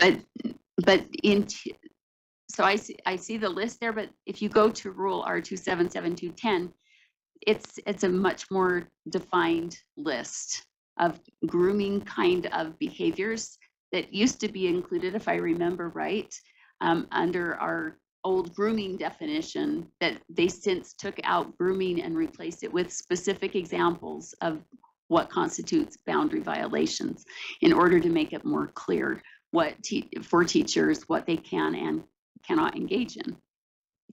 So we need stronger language so that teachers or educators that want to groom or engage in those boundary violations can't point to the soft language and see it as simply a suggestion. Okay, and quick comment, I think we're referencing Rule 210. 210 defines boundary violation means to mean crossing verbal, physical, emotional, and social lines that an educator must maintain to ensure structure, security, and predictability in an educational environment. I just, going to the question earlier, educator versus staff, it looks like 210 is focused on educator more narrowly, and then part 6B of that rule talks about discussing an educator's personal life or personal issues, some other things. So there's a reference that incorporates quite a number of, as Member Klein pointed out, definitional items. A number of those do mention educators. Member Lear? And back to member Davis's point, there has to be an element of intent. I'm reminded of a situation I worked with when I was in private practice of a teacher that was accused of sexual harassment towards students, and there was actually a video of the situation, and it showed this teacher and it was junior high students walking out of a classroom, a very crowded doorway classroom, where he had to touch or move sort of out of the way the students in order to get through. There was no intent to violate anyone's boundaries or any kind of sexual harassment. He was moving through a doorway in a crowded room. So there was no element of intent. And that's why I think Member Davis points out very well that they shall avoid, because it obviously happens in crowded classrooms. And again, going beyond teachers who are held to a higher standard, and Member Klein said it herself, teachers, this involves all staff members. And I think that the intent element is important, and shall avoid is the appropriate language. All right, thank you. Further comment or question? Seeing none, the motion to amend is to replace shall avoid with, oh, is that Member Norton? Yes. And this is to you, Chair Moss. But it could be to any of our legal experts in the room. I have always thought that shall is very strong language. I did not know that before I got on the board, but that it seems that we've said over and over, shall is a strong language. And now I'm hearing may not trump shall. Is that correct or not? You know, I don't know. I mean, case law myself is all over the place. So I think I'd have to refer to somebody else. I think, I guess one clarification here, I think it's not so much the word shall, but it's shall avoid turning into may not. So I think shall avoid requires affirmative action. May not means you don't do X. So if I may, Ben, take it away. in rule writing, what we're directed is that when we want to make something mandatory, we use shall. When we want to prohibit something, we use may not. And then if we want something to be discretionary, we say may. So this is just another way of saying, this is making this stronger, where we had avoid before. This makes it prohibited to commit the conduct as opposed to just shall is required to avoid it. Yeah. I mean, in my view, the word avoid is the key one we're talking about here. Shall, must. That's interchangeable, but avoid is, yeah. Member Davis? I just Googled the definition in Oxford Dictionary of avoid, and it is to keep away from or stop oneself from doing something. So you shall keep away and stop yourself from doing this list of things. Okay.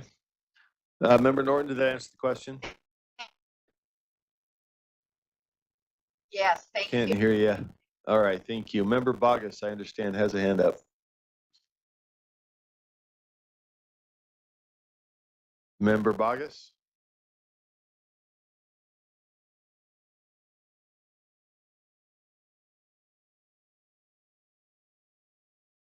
Okay, we understand Member Bogus had a comment, but we can't hear you if you're speaking. I understand you may be on mute. Member Green, did you have a comment or question? Okay, let's go to that. We can come back if we get Member Bogus.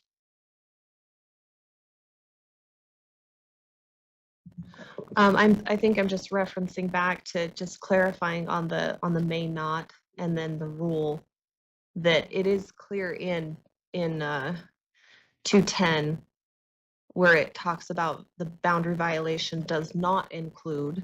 And so some of the examples that we heard, brushing in the hall and the controversies there, and they figure that out, that falls under what's in this rule already. So boundary violation does not include, and it lists those. So it really is, I do agree with this motion. I'll vote yes for it. I do think it adds a clarifier, tightens it up, lets 210 shine and really clears maybe some cloudy waters there. Okay, thank you, Member Green. Member Bogus, do we have you with us? Okay. I think we are ready to vote.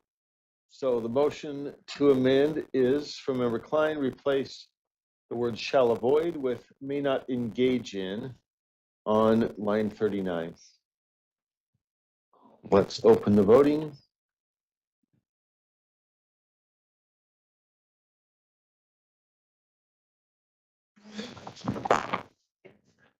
Sorry. Oh, Member Norton? No. Member Norton is a no. Member Bogus?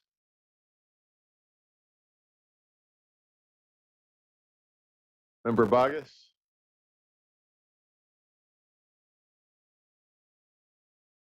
Don't see Member Bogus. Let's see.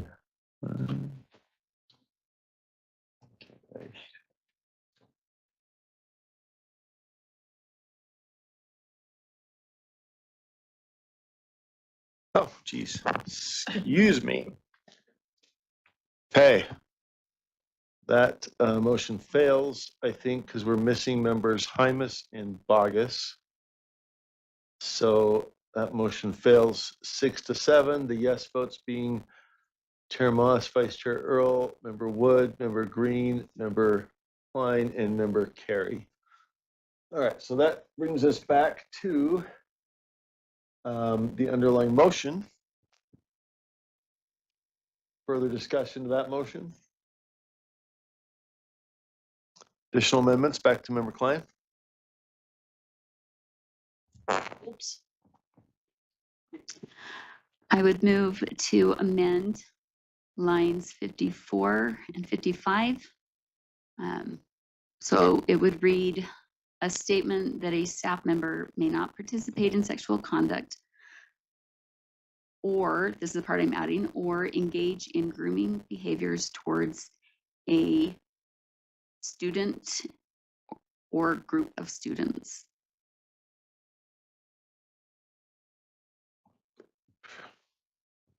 Okay, is there a second? Second, my Member Green. Back to you, Member Klein. 58, was it? 54 and 55.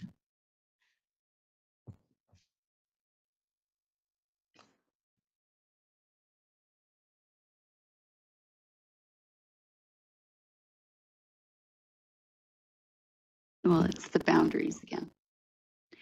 So we could change it to boundary violations.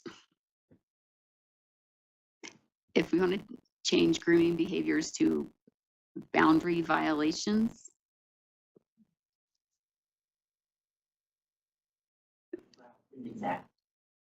This is a different line in the rule.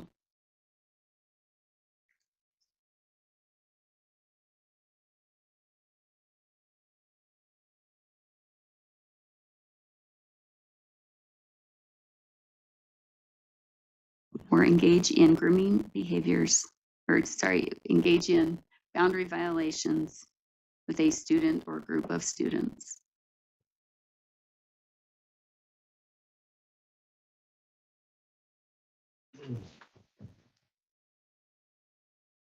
Works. I don't know if toward or with is better. I think toward is better. When you keep it as toward.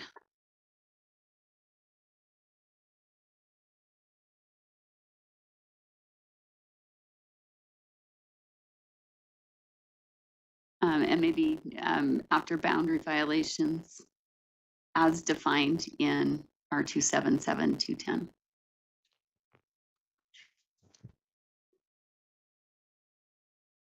Okay, is that framed up accurately? Boundary violations, fine sentence. Okay, is there a second? Did we get a second on that? Emily did? Okay. I think you addressed it. You opened it up for comment. question, Member Wood, Member Lear? I'm just wondering how this statement with the additional lines, as is, it's very specific to sexual. How does it with line 39 that we just discussed? It's the same. It's another statement saying it's the same statement now. That's a good question, I guess. Is this the same amendment that was proposed earlier to say may not engage in boundary violations? Is that a parliamentary question or more a conceptual question? Asking, it's putting it in twice is what it's doing. It's putting it, it's in up above and it's down here now. Well, May not. yeah, so 39 was proposed to say may not. That was defeated and it went back to shall avoid. This one would be another may not. It would be it seems like the same. But let's go to Member Lear. Well, you figure out if that's a parliamentary problem, which I think it is. What are we going to do about the custodians that are the same age as the students in rural areas, especially? What are we going to do about the teachers' aides who are sometimes boyfriend, girlfriend with some of the students in rural areas and not so rural areas? This, I think we're conflating both this rule with the requirements for teachers, and we're also conflating this, I promise this is a code of conduct, with things that have disciplinary consequences. And I just think we need to read this for what it is and help that, and not hope, but assume that employees are going to act appropriately for their age and their circumstances, but they're not teachers in many cases. And I think we are making this less clear, harder for schools to get employees that they desperately need at all levels. I have maybe a piggyback question for Angie or somebody. If we require this to be put in the code of conduct, does that necessarily attach then to some level of discipline at the local level? Our 217 talks about discipline through UPAC, right? In this rule, we're talking about requirement of a local code of conduct, which I assume the LEA enforces. So do we know how this will be enforced? Does it vary? Thank you, Chair. Yes, it does vary because if the personnel is an educator and has a license, then of course there's licensing action. But this rule requires LEAs to establish policies related to their codes of conduct. They could have differing types of suspension or discipline that could occur for both educators and non-educators that would be more in the employment space. So yes, it's not necessarily statewide the same. There's discretion at the LEA level. Okay, so whatever standards we put in here, we're not entirely clear how they will be enforced, unless it rises to the level of coming to UPAC, in which case we control it. But well, at the very minimum, they'd have to have what we have in the rule, and then include other things as they see fit. But I mean, their enforcement measures would be up to them. So we don't necessarily control penalties for this. Correct. Okay. Unless it's 217 to your point. Yeah, right. Comes back to us. Okay, which is teachers. Okay. Additional comment, question? Not seeing any. The motion is to add the words or engage in boundary violations as defined in Rule 277-210 toward a student or group of students after conduct on line 54. Seeing no further lights, please vote. Member Norton? Member Norton? Yes. Member Norton's a yes. Member Bogus? Yes. Member Bogus is a yes.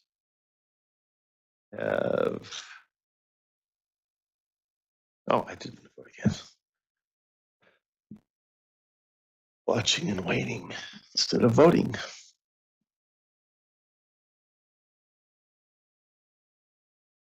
Okay, we're missing, did we get Bogus? I think we did. We got Bogus and Norton.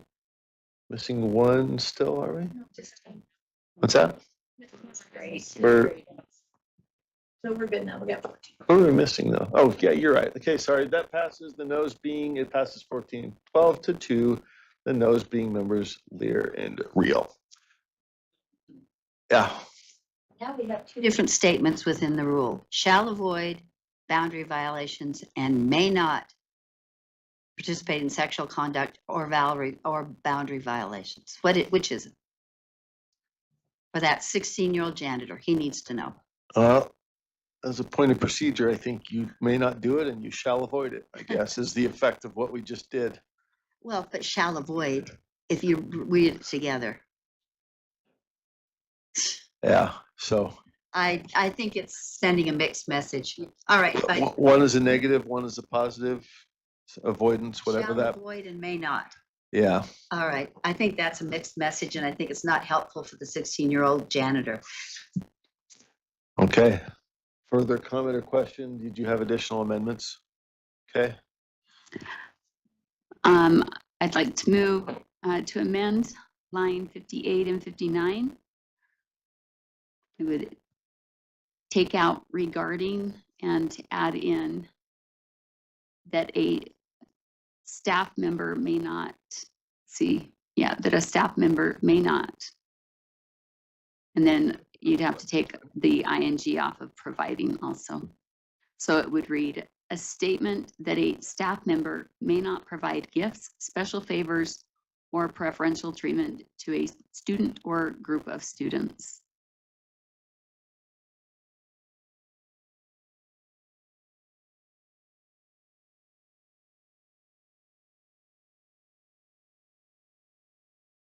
And I can speak to that if you want, there's a second. Back to you, Mike. So currently, the way it reads, it just requires the LEA to have a policy that makes a statement regarding providing gifts and special favors. It doesn't say if they say they can do it or can't do it, and I think it lacks clarity there. So staff member may not provide gifts, special favors, or preferential treatment. Okay, was that seconded already? Member Carey seconded. Discussion of the motion. Member Wood. So I have a question. What if you have a janitor who likes to give out Tootsie Rolls to kids he sees pick up garbage? This is a statement regarding what is the policy? Maybe that's a no. Maybe they're like, yeah, that'd be great. We have a great, some schools have a bad littering problem in their school. And so he gives a Tootsie Roll to a kid. I don't see that as grooming behavior. I see that as, acknowledging positive. That's the problem is we're putting language in there that does not allow for the. Yeah, that says that may not allow that. Vice Chair. Yeah, I'm just looking at like the gifts portion. I think that it becomes really, I think, and I guess because I'm thinking of times when Christmas, I'm just thinking of different times through the year when there is actually something that a teacher does maybe give out, or, maybe someone that works in the school. So this says don't do that at all. It actually is contrary to what, and I think there just has to be something regarding that it can't be, I don't know. And that's why that's there. So I just think there's not that flexibility there. And what we're doing is we're putting restraints in creating a negative environment instead of an environment where people use their judgment. So. Okay, I've got Member Bogus, but first Deputy Superintendent Stallings, then back to Member Klein. Thank you, Chair. Just wanted to share that in R277210, there's some language in there about educators not providing gifts individually, but allowing still gifts to be provided if they're given to all. So we may want to look at the language that's in 210 and use that, because this language would prohibit, for example, one of my kids' teachers gave all the students a bookmark at the end of the school year and said, you're a shining star. I hope you read over the summer or something like that. That this language would prohibit that. Got it. Member Bogus? We can. Come up with language where you like. Member Bogus, are you with us? I am, sir. Can you hear me? We got you now. Oh, I'm echoing again. Okay, so I'm going to try to talk through it. The concern I have is similar to the other concerns that have been articulated. What I am most concerned about, though, is Member Wood's comment. Oddly enough, it strikes me as interesting because we are prohibited from giving food as an incentive or a reward. And so I don't know how that plays into this. I'm having a really hard time like getting all the information from my listening here. So I'm just wondering if someone could clarify that for me, how that relates to this, and help me understand better. Thank you, sir. Thank you. I think Vice Chair Earl's got a response. Yeah, I'm looking under boundary violations. This is under 210. It says it does not include offering praise, encouragement, and acknowledgement, offering rewards available to all who achieve. And I think that's what's saying. It's for all, anyone that, and if you have, I don't know, maybe your district or special, particular entity says we're not going to allow food or whatever to be that, but I don't think that spells that out here. So, yeah, anyways. So this goes to all staff. I think that's one difference. So there is language already in 210 on governing educators. This would be broader. Anybody else? Hands up. Let's see, Member Klein.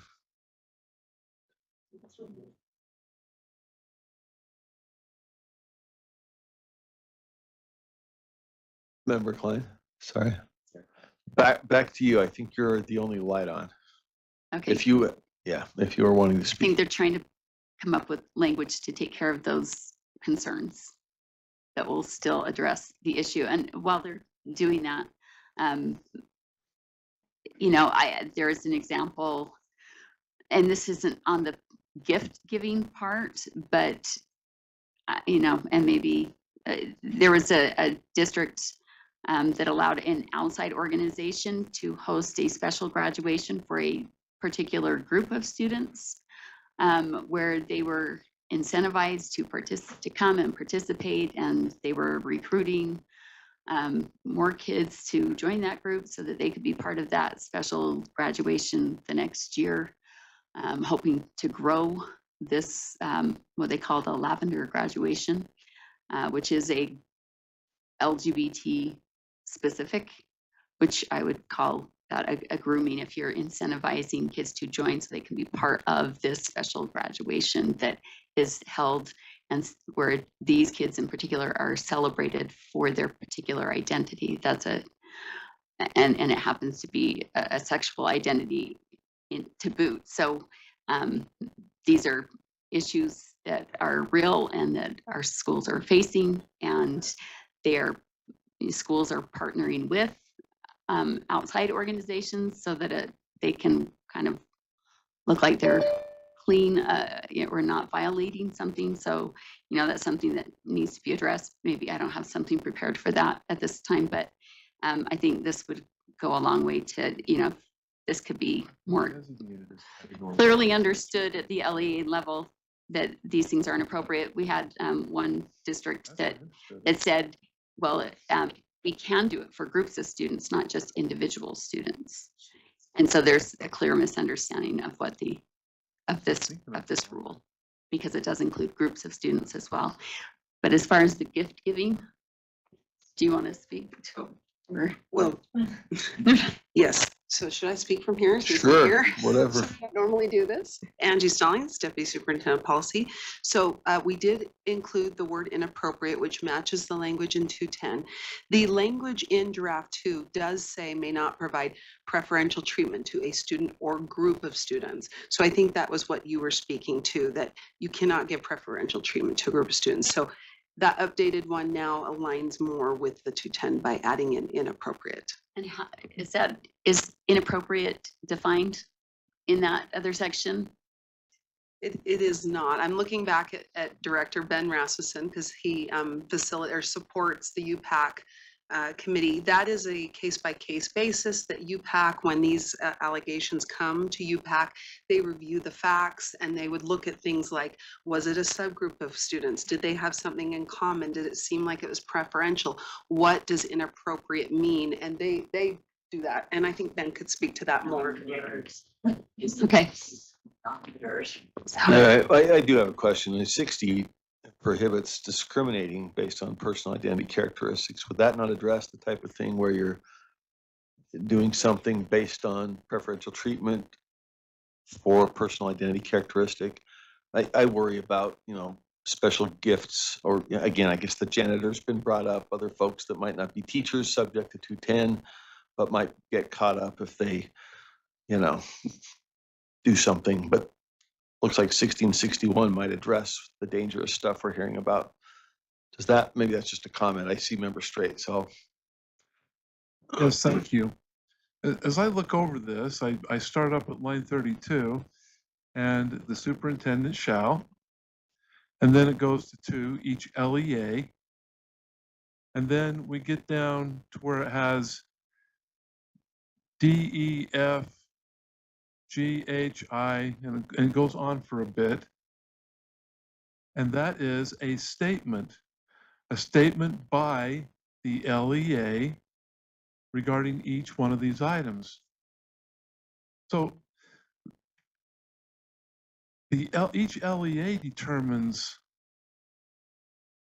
each one of those items, a statement. That's who's giving the statement in, and where's that statement? It's in their policy.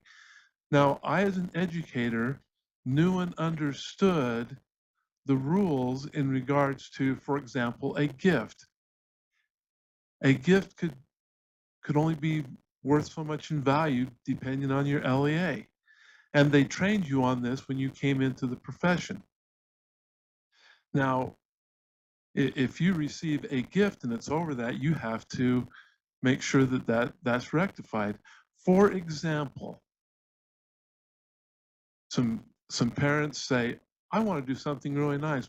This teacher's been really wonderful, blah, blah, blah. And they put cash in an envelope, and they get a card from the student at school. The teacher opens that.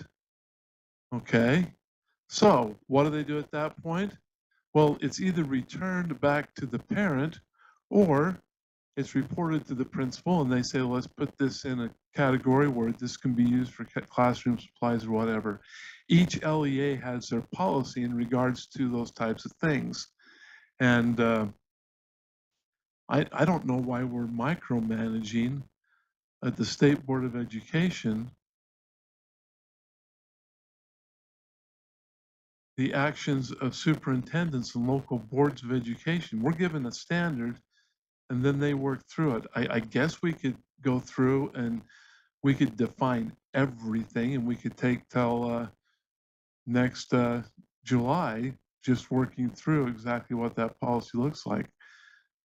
We send policies to districts all the time. I should say LEAs, and then they make it work for them. Anyway, I don't think we need to micromanage. All right, one more comment, and then we'll tee it up. Member Klein. Yes, up on line 37, well, first in 32, it says that the superintendent shall create a model policy or a model code of conduct, appropriate behavior policy. And then on line 37, or 36 and 37, it says the LEA's code of conduct adopted pursuant to subject or subsection 2 may not be less stringent than the model code of conduct appropriate behavior policy described in 1. So the LEA makes their model policy based on ours, and theirs may not be less stringent than ours. So ours needs to set a high bar. Otherwise, if our language is squishy, then theirs will be squishy too. So ours sets the standard. That's why when ours says just tell the district to just make a statement regarding, it doesn't tell them regarding, it doesn't give them enough specifics. We need to be more clear on our end, or they won't have effective policies on their end. Okay, seeing no further lights, my comment is I feel like this is addressed for educators in 210 and line 6061. So that's reason for my vote. Let's go ahead, unless there are online folks that I'm overlooking. Let us vote. The motion then is to replace regarding providing with that a staff member may not provide inappropriate. Let's see, is it just inappropriate that we're adding? That was suggested language to, as a Was that accepted? Okay. So I read the amendment correctly with including the friendly. Okay, on line 58. Okay, board members, please vote. Member Norton? Okay, so I can't see it, so inappropriate is included, correct? Yes. Yes. Oh, Just Member briefly, Hymas. I walked in the middle of this, so I'm gonna abstain. I'm usually not that guy, but I'm gonna let everybody know. Okay, Member Bogus. Your vote?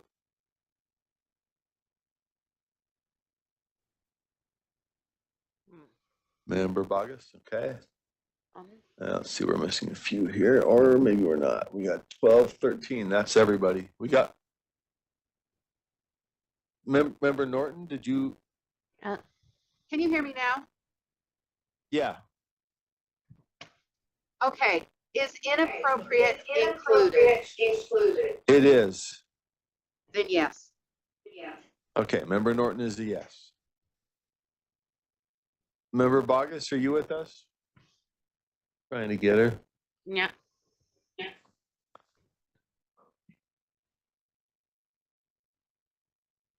We heard something. Member Bogus?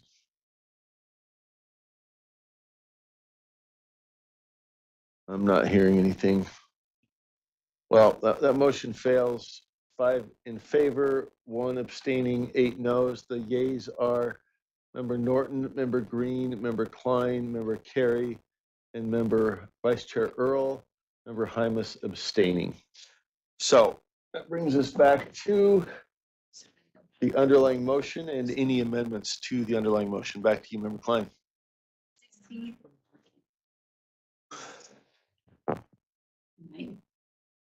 Can she get a mic? I move to amend line 60 to strike shall and add may for sake of consistency throughout the rule. That motion's been made. Is there a second? Second by Member Green. You must speak to the motion. So it would read a statement that a staff member may not discriminate against instead of shall not discriminate. Is there any objection to that change? Okay. It's a hard shell. All of. Okay, hold on. You want to weigh in? If I may, if we were to file this rule with shall nots, OAR would require us to change it to may not. It's a non-substantive change, which I think they're going to require us to do anyway when we file the rule. They're gonna send it back because Office of Administrative Rules, because the rule drafting manual that they have requires you to say may not and not shall not. okay, so shall not is not in the Is not rule drafting appropriate. manual from. Correct. Okay. May not is the appropriate. All right. So knowing that, no motion is No motion necessary? Okay, great. All right.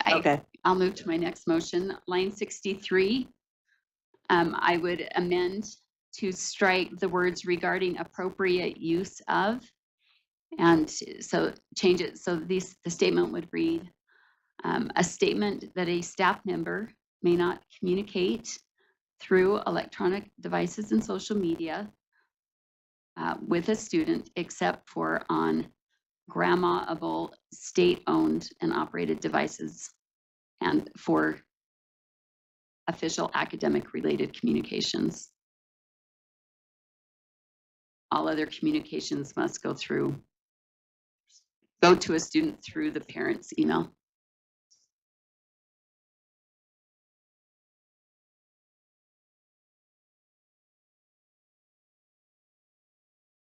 So I'll read it again.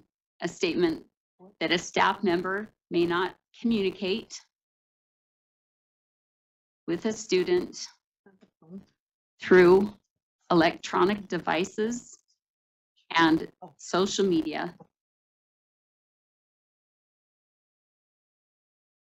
except for on grammable state-owned and operated devices Well, we can make it a word. We do that all the time, right? Well, if there's another way to say grandma-able, it's subject to grandma, thank you.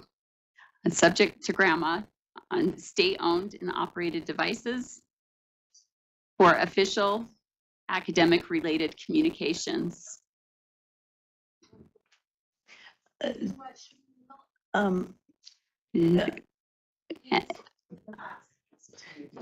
What? It was just need to wait for a second. Say what? It's yeah, just please, if you have conversation, you need to take it outside. Ladies, members. We need lunch. divider. We need lunch. All right, sorry, I'm trying. And then, well, I did have an additional part, and maybe we'll just pass this first and then I'll make a separate motion for that additional part, but it would be to add all other communications must go to the student through the parent's email. Or through, no. Wait, what? Is this your motion that's posted? Yes, this is it. Is there a second for this? Hearing no second, we are, Deputy Stallings? There is no second. Okay. All right. That motion, your microphone is. Who do we have there? Member Bogus? Is she seconding? Possible. Member Bogus?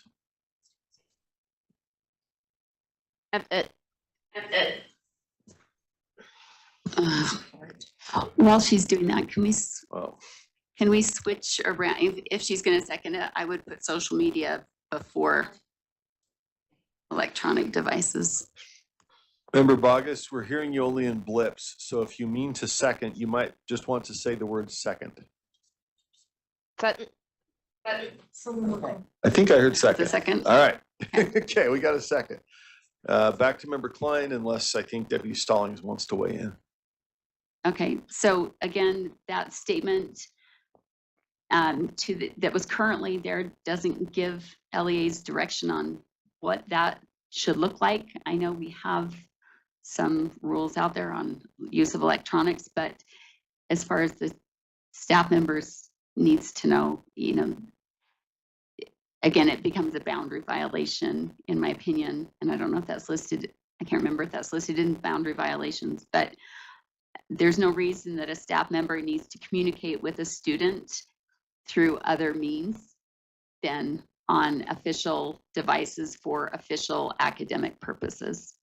And that way we are keeping our kids safer and protecting educators so that they can't be accused of doing something or less likely, it helps them to avoid even the appearance of impropriety if they only communicate through official channels that can be grandma'd and those communications verified if there's a question. Okay, thank you. We got a few lights. Member Reel up first, I believe. Oh, I'm sorry. Okay. Oh. Green, you were next, but I just.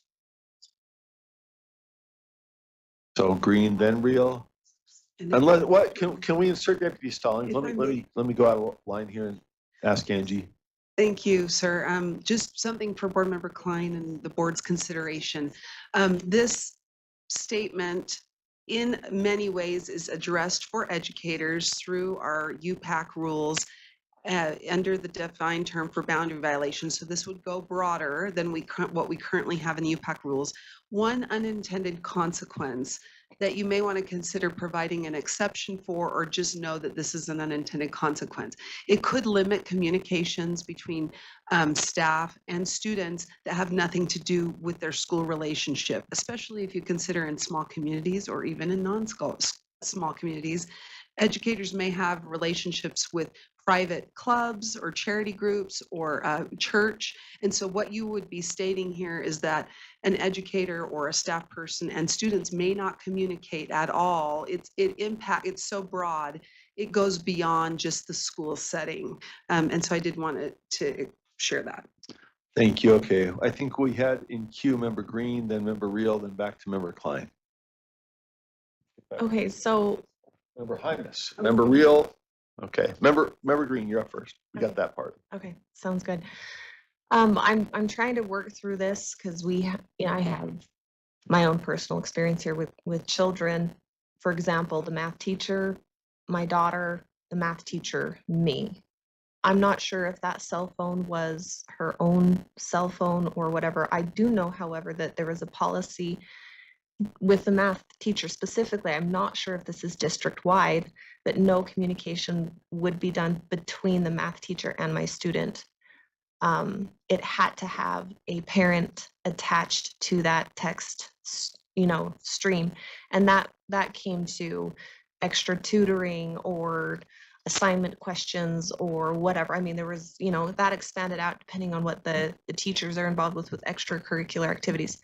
Would this amendment prohibit that? And the piggybacking onto that again, I don't know if that policy was something that was created through our district. So my concern would be that would make this type of engagement cumbersome. I do appreciate things being able to be grammared. However, technology, the phones are used for communication in real time. So I don't know that I would want I want quality checks, but I don't know that I want to prohibit that. So can we talk about that? Question whether Deputy Stallings, did you have a hand up? One of the things we've been talking about here is that all communications between an educator and a student are not grammable because of FERPA.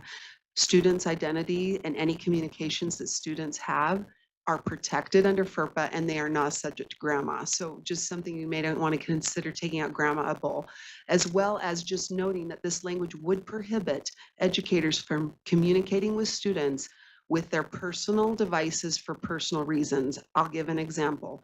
I might have, I know that I'll use a church example where our youth group uses a GroupMe to communicate with the leaders and the kids. If any of those leaders is now a teacher and any of those students are that teacher could not be part of the GroupMe. They couldn't use their private non-LEA device to communicate with that student. This is very broad. I just wanted you to be aware that this is going to prohibit more than just what would be school-related communications. May I follow up? Thank you, Deputy Stallings. Yes, Member Green. Our district uses the Remind app.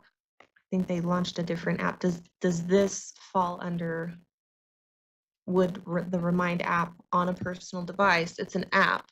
And so we're, mixing here into technology and apps and private devices that are used for school purposes. The educator would not be able to use their personal device. They'd have to go and use the LEA would have to purchase a device, a phone, for the teacher to use the Remind app. They wouldn't be able to use their personal phone with this language. Okay. And Member Klein, is that what we're looking for? I just want to clarify if that's where this is wanting to take it. Member Klein, questions coming your way from Member Green. What was the question again? I'm so sorry. Is that where you're wanting to take this outside of like a picture perfect? We mix personal phones, smart devices with apps that districts have. So maybe the solution is to, if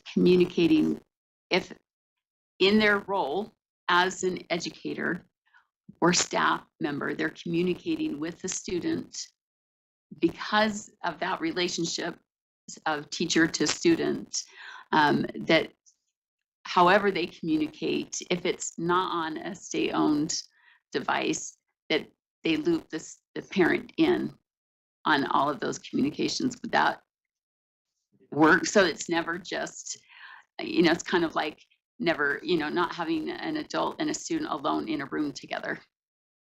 So there's always some visibility to the parent or someone else to ensure that communication remains on the up and up. I mean, I know of teachers who have bought kids dummy phones that were inexpensive prepaid phones for a student that didn't have one, just so they could communicate with them on the side. And that's hugely problematic. And it was completely grooming this particular case. That falls under the inappropriate gifts and special favors, sorry. Right. That falls under provisions already in here, plus boundary violations. I mean, it violates Right. a whole bunch of things, so. Right. So how do we ensure that communications stay appropriate when they're basically in a room alone together, meaning only the two can view those communications, the teacher and the student? If you want to That's answer that what really I'm quick, I trying do to want to get at. get through Vice Chair. Earl had a response. Did you want to? Yeah, the reason why it's left to the local districts is because each one uses a different, I'm just thinking of several districts, they have different technologies they use for different reasons, whether it's sports or whatever. I think it leaves it up to them to make those decisions.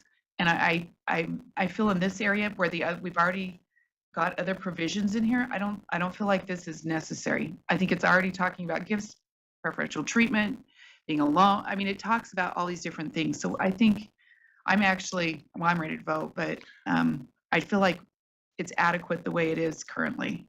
All right, let's cycle back. I think we have member Reel. We had her and lost her, so back to you. Thank you, Chair. I think there's a lot of logistical reasons why this will not work, and so I'd like to call the question. Okay, question's been called. Motion is to terminate the debate, move straight to a vote. Takes a 10-5 vote. Members, please, let's see.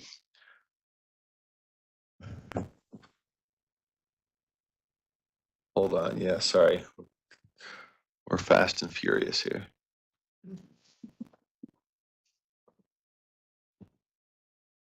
At least we were. We had it going pretty fast.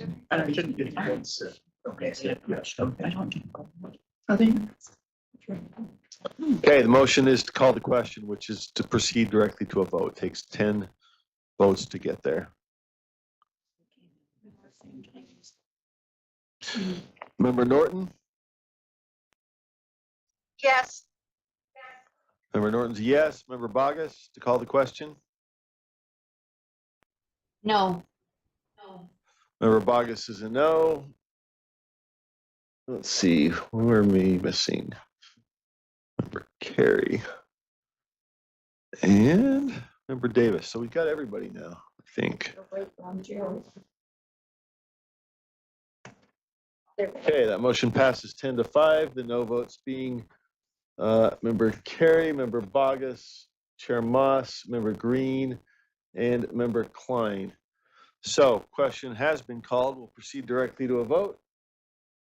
And this is on Member Klein's motion to amend line 63 to strike the language regarding appropriate use of and add the language may not communicate with the student through social media and electronic devices, except for on LEA-owned and operated devices subject to GRAMA for official academic-related communications. Board members, please vote. Member Norton. Yes. Oh, wait a second. No. No. Okay, Member Bogus. I'm abstaining because I was not allowed.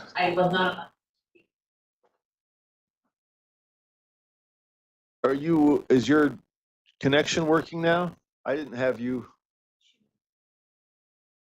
Oh, the question was called. Okay, sorry, that's why you weren't allowed to speak. All right. Yes, sir. Let's I asked see. to So, speak about 12 minutes before the question was. all right, let's make sure we get you. We're hearing you now. We haven't been hearing you for most of the session, but we'll get you teed up. Let's see, so that, are we still missing? Member Bogus abstained. Let's see, we got one more. Okay.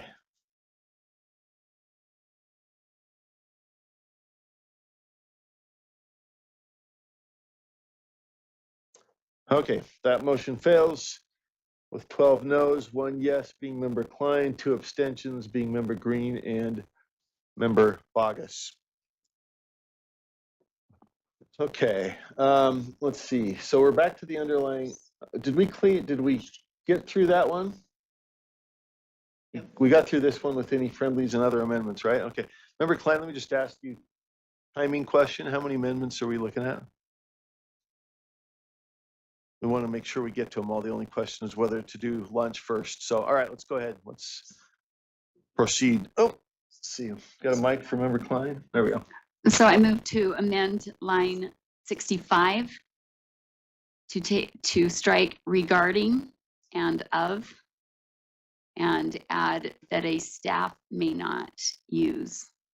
So it would read, a statement that a staff member may not use alcohol, tobacco, and illegal substances during work hour or on school property.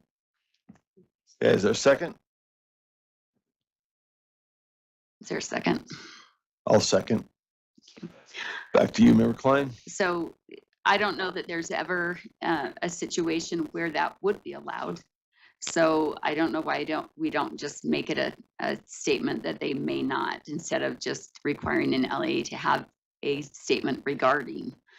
So I think it's pretty self-explanatory. Okay, discussion on that motion. Member Bogus, we've had you in and out, but let us yell or text somebody if we're not getting you. I do see member Hymas. Just a quick question regarding, and I know this sounds awful, and I know that the primaries are happening. I'm going to ask it anyway. Is that okay? I need to understand the use of illegal substances in regards to medication, right? Because alcohol and tobacco, obviously that's not prescribed, but an illegal substance, what is that? And I asked because I've had to deal with these in my experiences in education. So I get what the overall message is, but if we say you can't use illegal substances, are we taking a medication that would be illegal to one and not so much to another? Deputy Stallings. And I know AAG Bill was ready to answer this, but if a quote unquote substance that would be illegal, but for being prescribed to you, if you have a prescription for it, it would not be illegal. Does that make sense? Okay, yes. But if it was your prescription and I took one of your whatever ABC pills was and took it, that would be illegal for me, but not for you. So, and I'm guessing that that's what Ben was going to say. So, He's not. no? Okay. If I may, I was just going to point out that in Rule R277210, we have a definition for drug, which is what we use in the UPAC rules, which sets forth specifically all the drugs which, the acts which list the drugs which you cannot have. If there's confusion about that term, I think you could change that to drugs as defined in 210, and that would be very specific. Yeah, I just want to make sure, like, I agree with the motion. I'm in favor of the motion, but I want to make sure that we're not taking something away that an educator might need and have been using it appropriately over time, and then now all of a sudden they have to change careers, right? So, thank you. Okay. Member Davis, I think. Oh, no, member Norton. Sorry, we got member Norton.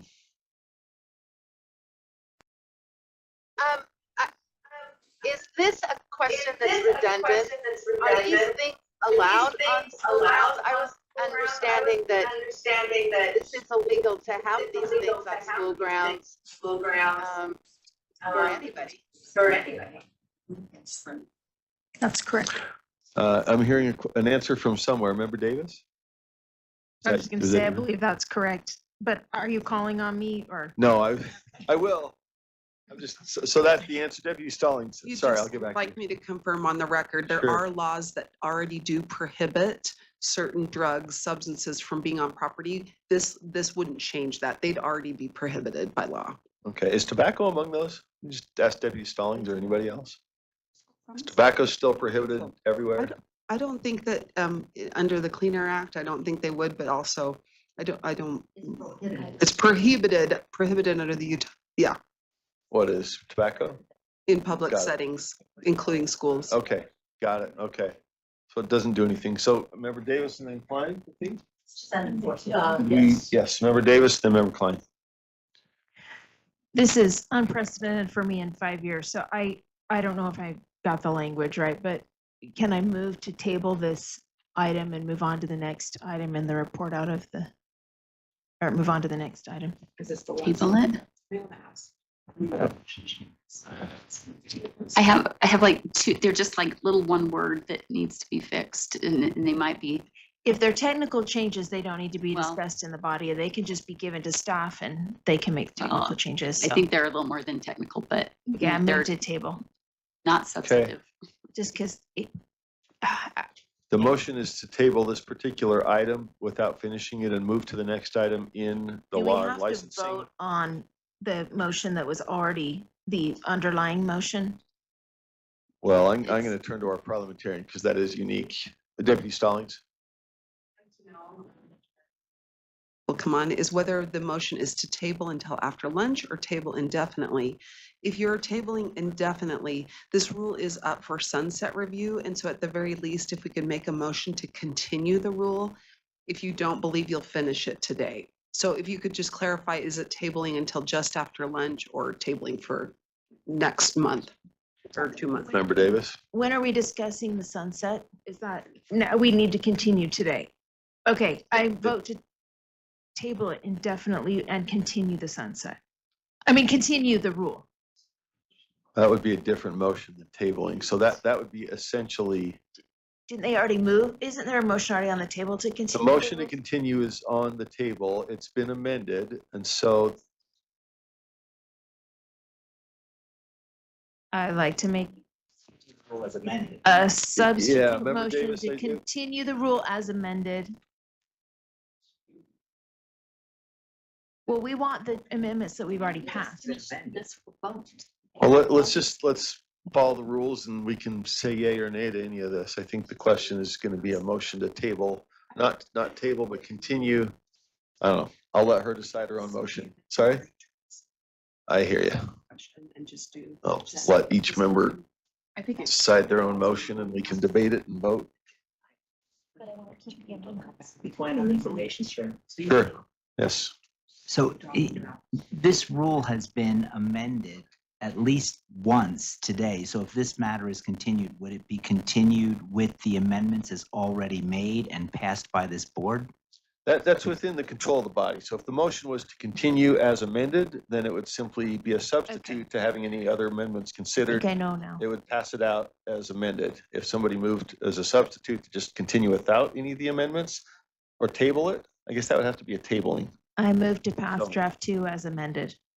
So we keep all these amendments. Okay, so is there a second to that? Okay, discussion of that motion. The motion is then to pass out the continuation of the rule as amended with those amendments that have passed so far. This would cut off further debate on additional amendments. Member Klein.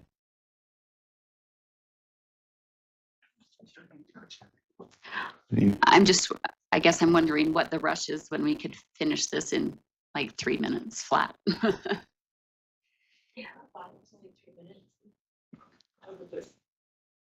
Okay, hold on. Let's look for Well, at least finish the one we were on. the motion to continue is on the table. So yeah, we're looking for discussion to the motion to continue as amended.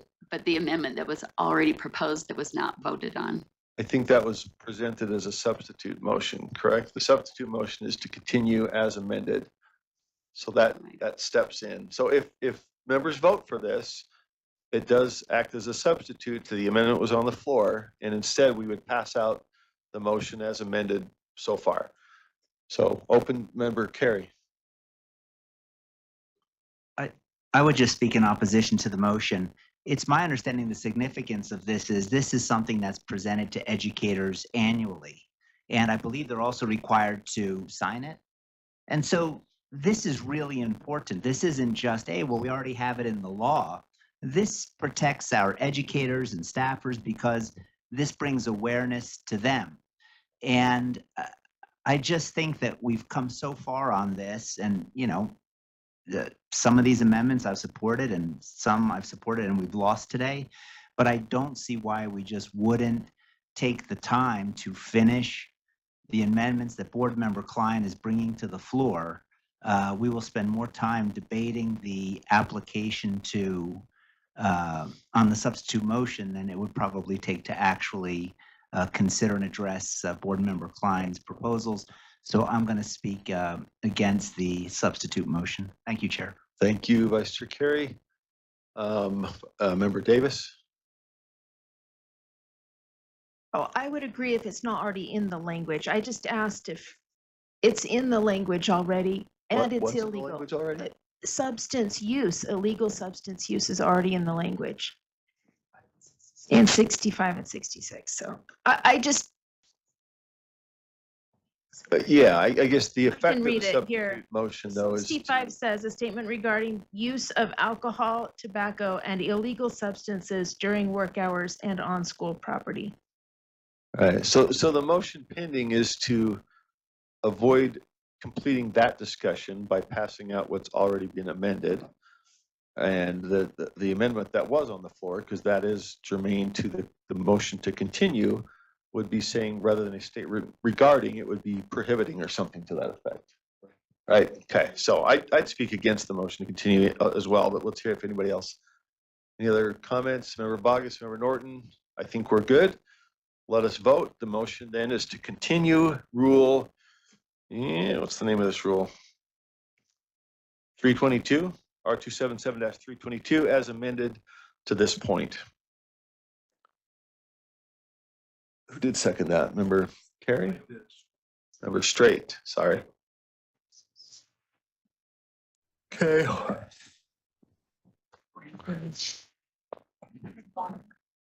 Oh, yeah, Member Norton on the motion to continue as amended. Yes. Without further discussion or amendment. Member Norton's a yes. Member Bogus? No. Member Bogus is a no. That motion fails 7-8.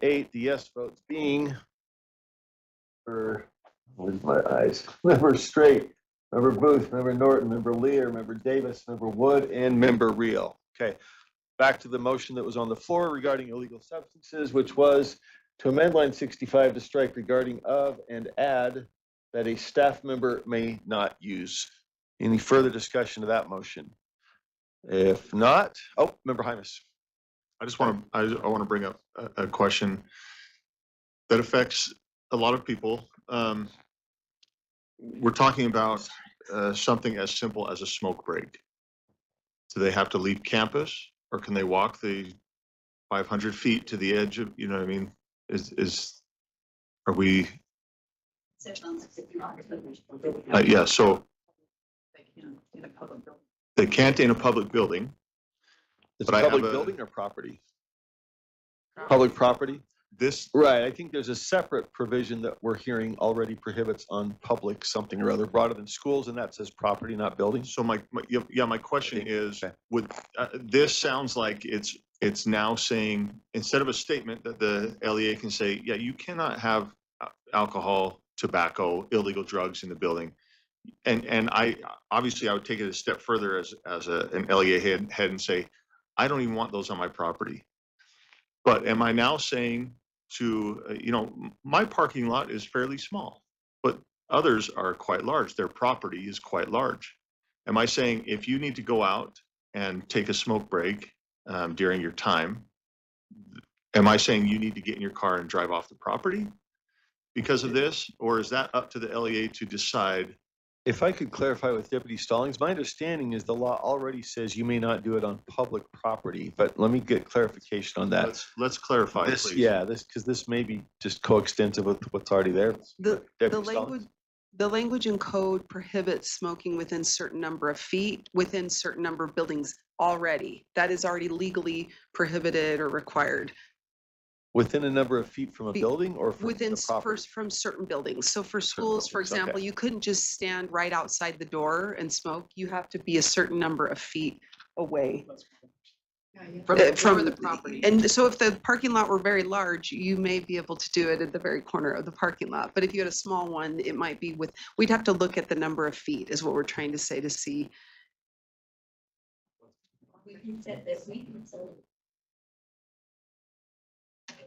And it already is in the work hours for and on school property. Yeah, so just to clarify, I mean, it says school property, but currently says regarding use. So the current law appears to be you cannot do it on public within certain feet from a public building. This would say you cannot do it on a school property. So Right. the differences are public to school and feet from a building to property, right? This would, Yeah, back to you. as far as I understand, to Member Klein's point, she says it's already in here, which again, then why are we having this whole discussion? But it's already in here. The statement regarding use of alcohol, tobacco, and illegal substances during work hours and on school property. But this is a statement regarding those things that we're asking LEAs to put forth. So if there's a statement, it's not saying necessarily that they cannot do that. They have to follow law still. But what I'm seeing here in this draft or this amendment is we're tightening and saying law says, I'm just going to throw out 500 feet. I don't know. No, it's We're actually saying- school property. When we just looked it Okay. up, it's actually property. So it That's what I'm trying to aligns. get clarity Yeah, on. it aligns. Okay.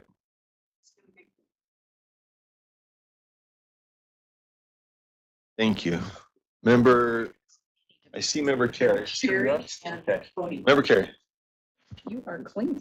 And then who? Mine's just a point of information. Do we have the citation on the tobacco use being prohibited on school property? I just have that. Deputy Stallings, did you have That's that fine. too? We're trying to track the, Okay. yeah, if you could.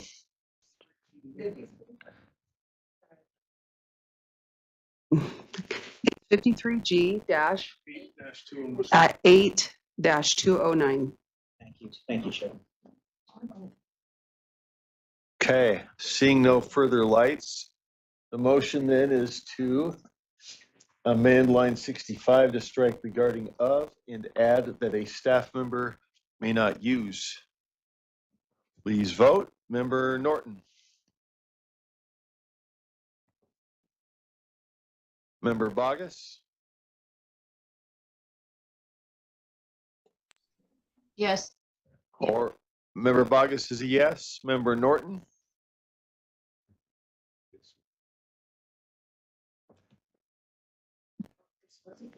Member Norton.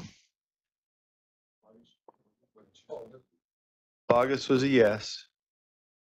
And we don't have Member Norton, I believe. Okay, let's see. We're missing just Member Norton, I think. So we should have two more. Okay.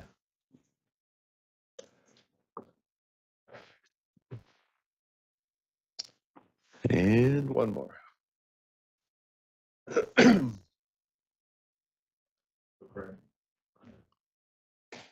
Okay, that motion passes 12-2, the no votes being members Lear and Reel.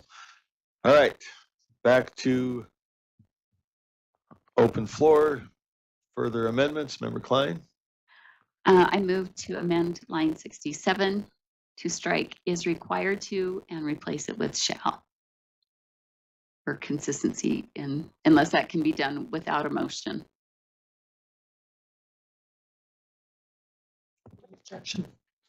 Any objection to that being changed as a technical change to conform? Sorry. Okay, so that will be to conform with other changes made as a technical element. Okay. No objection, done. Okay. Okay, there's another technical on line 72. I don't think the and is required there since it's moving into a new section. After that, it doesn't need to connect there. And then my last one is my motion to amend line 68 to add a comma after abuse after bullying, or another comma after bullying, and then the words or boundary violations. So it reads, report any suspicion of child abuse, bullying, or boundary violations to the proper authorities. And that is my final motion. Is there a second? I heard a second, Deputy.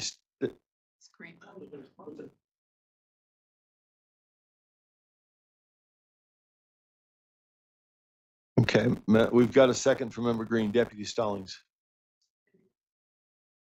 That just wanted to clarify that boundary violations are not like a legal, if you want to talk about the police investigating, boundary violations are really about UPAC, but currently the law, they only apply to educators. So they'd be reported to the local LEA, to HR, but if you're saying report to the appropriate authorities, that's really report to USBE for educators, you know, in accordance with R277-200 rules. Okay, thank you. Discussion of the motion? Oh, let's see, we're trying to get the language right here, Member Klein. Oh, there we go. So it would read, report any suspicion of child abuse, comma, bullying, comma, or boundary violations to the proper authorities.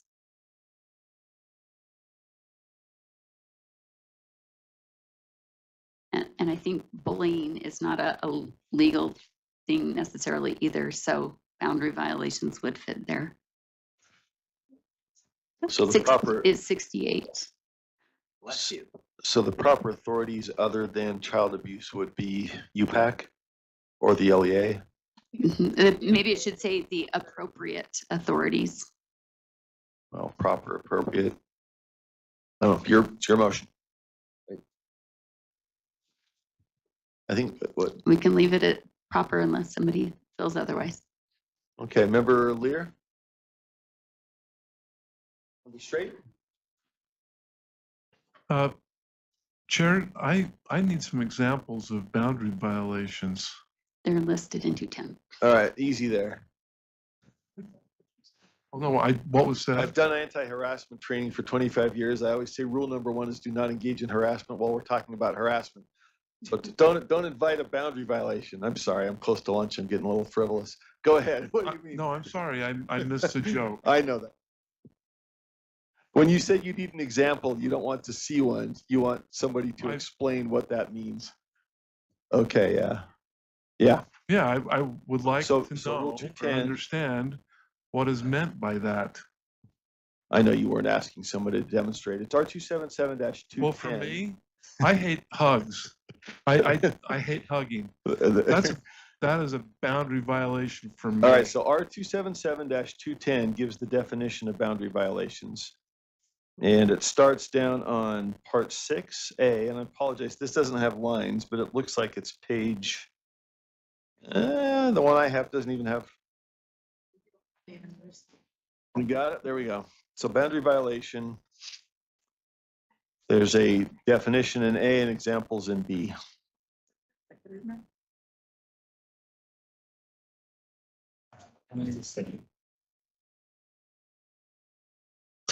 So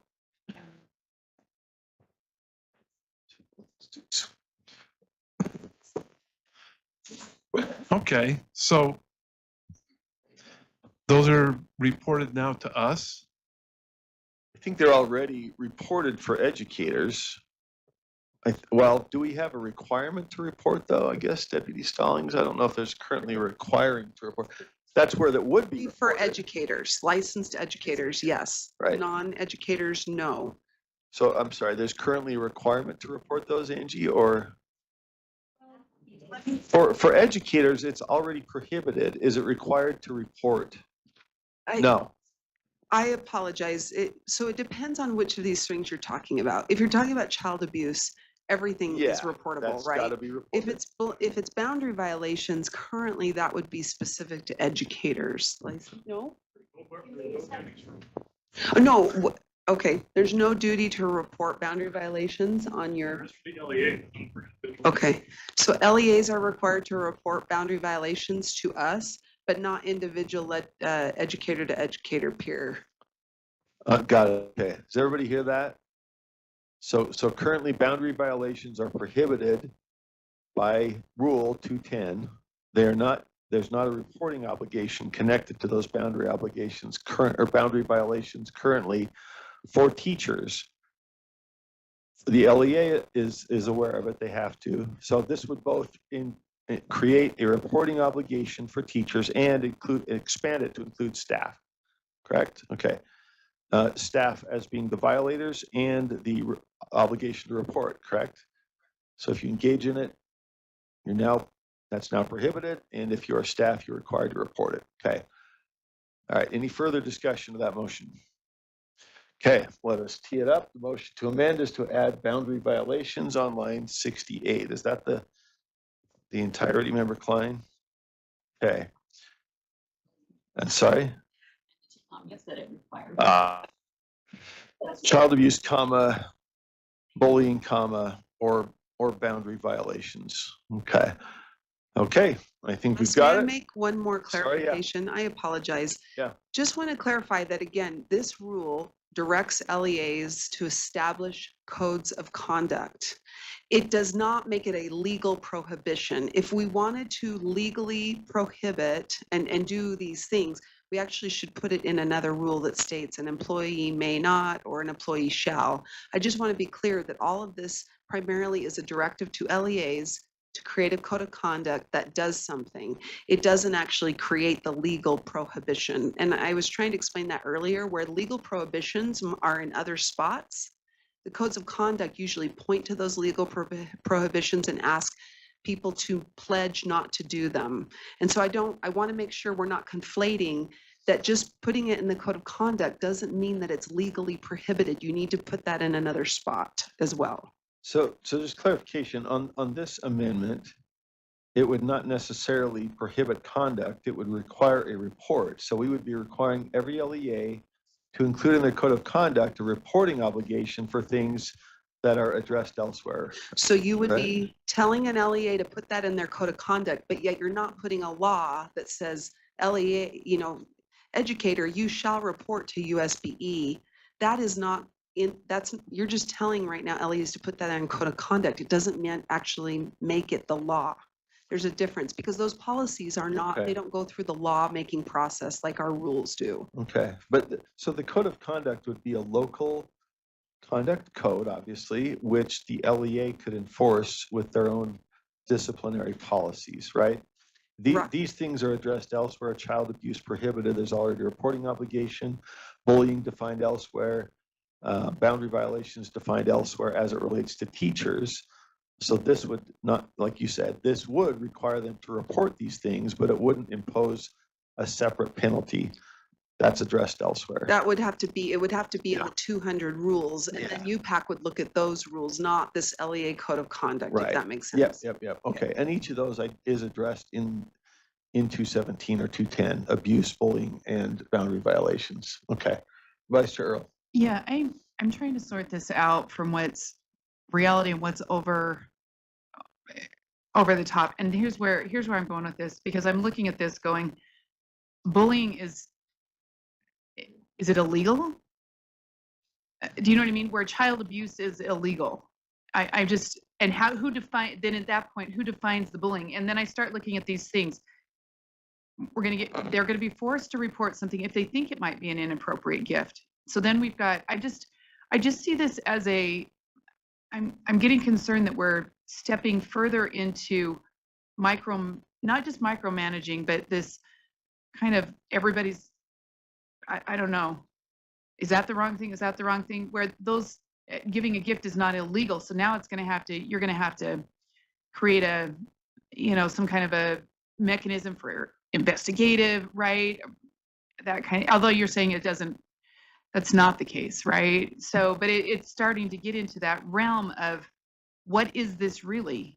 And boundary violations, we're going to be uninvited or inappropriate. Now you've got it touching and you've got to start, I don't know, it feels like we're getting into this very,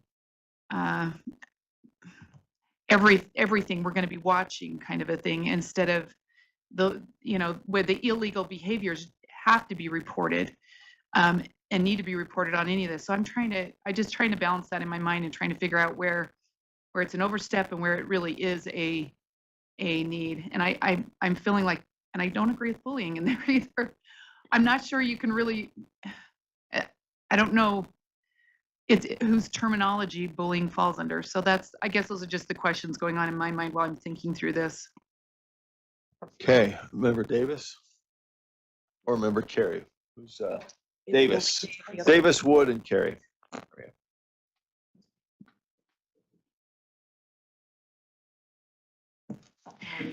Thank you. You know, I spent some time last week with a superintendent of a district, not of one that I represent, one that y'all represent. And he said something that had a chilling effect on me a bit. And he said that a teacher came to him and said, between the woke left and the awakened right, every day I'm one step away from total ruin. And I just think at some point we have to be thinking about what we're doing and, you know, and the impacts that it's having. There's some objectivity in people's perceptions of things. And I think we're in a little bit difficult territory on this one. Thanks. Thank you, Member Davis. Member Wood. I had a question where we were talking about the bullying. Aren't we required to report that through the Hollins bill that came out in the last year or so? So isn't that it is somewhere else where there's a requirement for that reporting to happen? So as Deputy Stallings was saying, child abuse is a required reporting, bullying is a required reporting. It's already somewhere else, and that's why it's required in this statement. Deputy Stallings. And I apologize because it may sound like I've stated this over and over, and I just want to try and say it one more time. I think what you're hearing from staff is this concern that we have legal requirements, the prohibitions all over the place. What this rule is meant to do is kind of combine those into a pledge, an area, a space where you have a policy and you train to it. When we start trying to change the legal requirements in this rule without changing the legal requirements from their source, like let's go to the source of the law that says we're prohibiting bullying. Let's go to the source, 217 or 210, to clarify boundary violations. What is happening is it feels like it's conflating, and there's this expectation that we're changing these laws by changing this one, and that is not the case. And normally a code of conduct takes the law and creates a pledge or a training.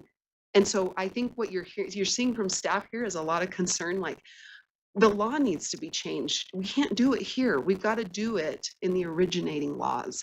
And so I just want to end with that. That's what I'll end with.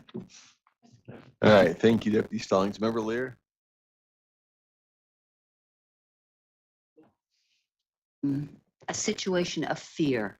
We're creating a fear-based environment for teachers, for staff members, and that is a horrible way to communicate the love of learning to children. If everything they do or say or where they walk or how they walk, or if they go 500 feet away from the school to smoke or chew tobacco or whatever else, am I far enough?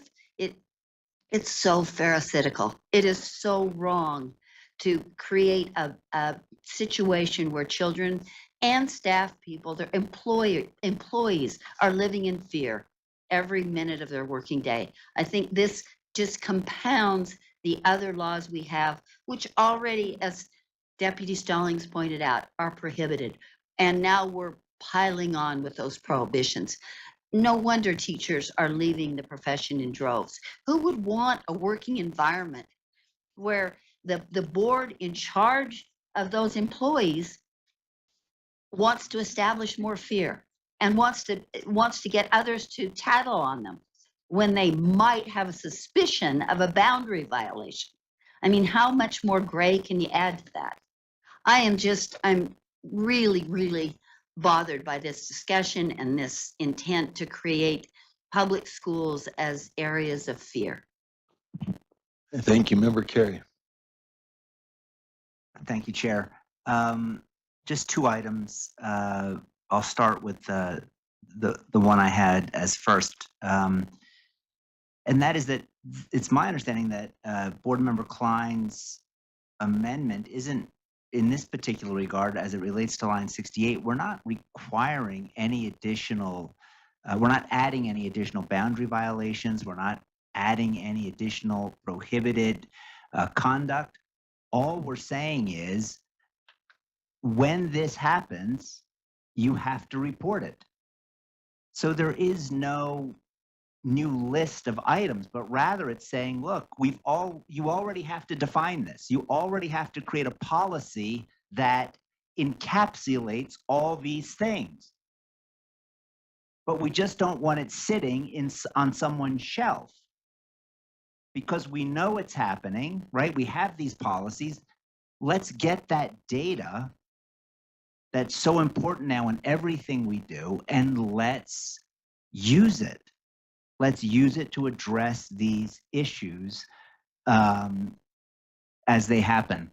So I would speak in favor of the proposed amendment, because it's not adding additional prohibitions or additional requirements.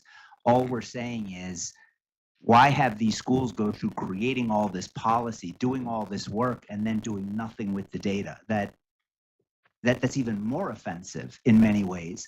The second thing I would ask the maker of the motion, if she would accept it as a friendly, is that we strike bullying. Thank you, Chair. Thank you, Member Klein. Is that a friendly? Any objection from the body? The proposed amendment is to strike bullying, so that it would just include child abuse or boundary violations, correct? Clearly defined. Both are. I object. Okay, that's objected, so we need to bring it as a motion. Member Carey, would you like to tee that up as a motion? Bad. Sorry, what? Oh, I think we're. Yeah. So the motion on the floor is from Member Klein to add boundary violations. Question whether. Motion to strike bullying. Amendment. Yeah, this would be an amendment to that motion. And it would be simply to strike the word bullying. So it would read, report any suspicion of child abuse or boundary violations to the proper authorities. And then I would like to speak to the motion. It's been seconded. Back to you, Member Carey. And again, my reason for striking bullying is not that it's something insignificant, but to address what I think are the legitimate concerns that where child abuse and boundary violations are defined. Bullying is certainly more nebulous and ill-defined if we define it at all. So that's why I would recommend and make the motion that we strike it. Thank you, Chair. Thank you. Further discussion, Member Hymas? Thank you. Can I just get some clarification on and proper authorities does not necessarily mean it does not necessarily mean like police or DCFS. What does can I help this will help my voting here on even the motion to amend the amendment. Can the proper authority be an educator sees something happening and then they go to their direct supervisor? Is that a proper authority? If I may, please. It's going to depend on the circumstance. So if you're dealing with abuse, there's a statute that specifically says if you are aware of child physical or sexual abuse, that's got to be reported to DCFS or to law enforcement. For bullying, it might be something different. The proper authorities is not defined anywhere in rule. That would be something the LEA would have to define in their policy. And I'm not, thank you, Ben, and Chair, if I could follow up. I'm not looking to take time to define that role. I just want to make sure that that's clear that if it's reported, that's fine.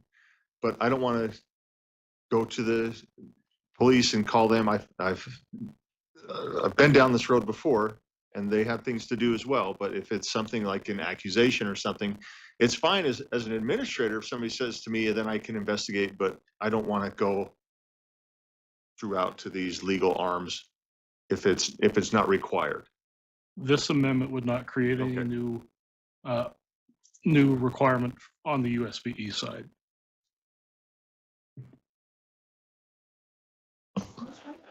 All right, Member Klein, did you have your light on for this? Oh, Member Straight does. Well, Member Klein is first though, if that's to this discussion. Back to you. Sorry, no. Okay, Member Straight. Yes, I'm trying to remember the legislation, but I think we have reporting requirements dealing with bullying. I think they're, in fact, I think it's under safety. And in fact, I was looking at that in the last week and I can't remember where, but it was discussed and we actually talked about that because the data is all over the place. And yeah, and so in regards to this, you know, I felt really awkward when I guess I used the wrong term, and that was taken to mean something that, in my view, may have been tainting my words to something that I was saying something inappropriate. Where do I report that boundary violation, Chair? And so you go to the faculty room, people say stuff, and yeah, do I need to run to Principal Hymas and report that? And anyway, I will stop at that. But speaking to this, we have locally elected school boards that put together policies and are required to do policies, and we want to micromanage. But I guess the key question is there legislation that requires the bullying data in order to meet the requirements of those? Question for our staff. Does anybody want to weigh in on that? The question is whether there's already a reporting obligation for bullying.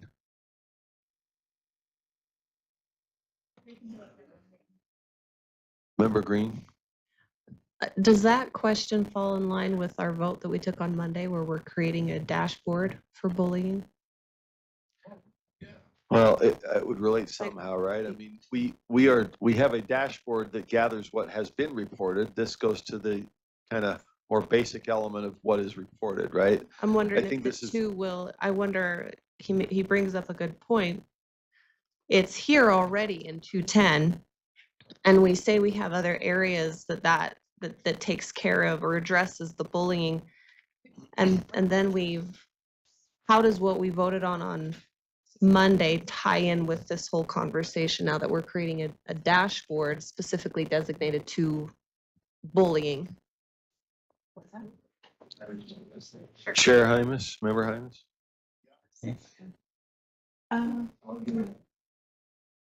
From what I can see, the process is looking at what we voted on Monday. That's data that's collected by the LEA as they work with kids, as they work with teachers. This is a statement that a staff member is required to report any suspicion. So again, the LEA comes up with a statement that says, hey, if you see bullying, you got to let us know. If you see boundary violations, let us know. If you see child abuse, let us know, right? And then they take proper roles. So I mean, and then it gets reported to the LEA, then it goes up into this dashboard. But I do think it is important. I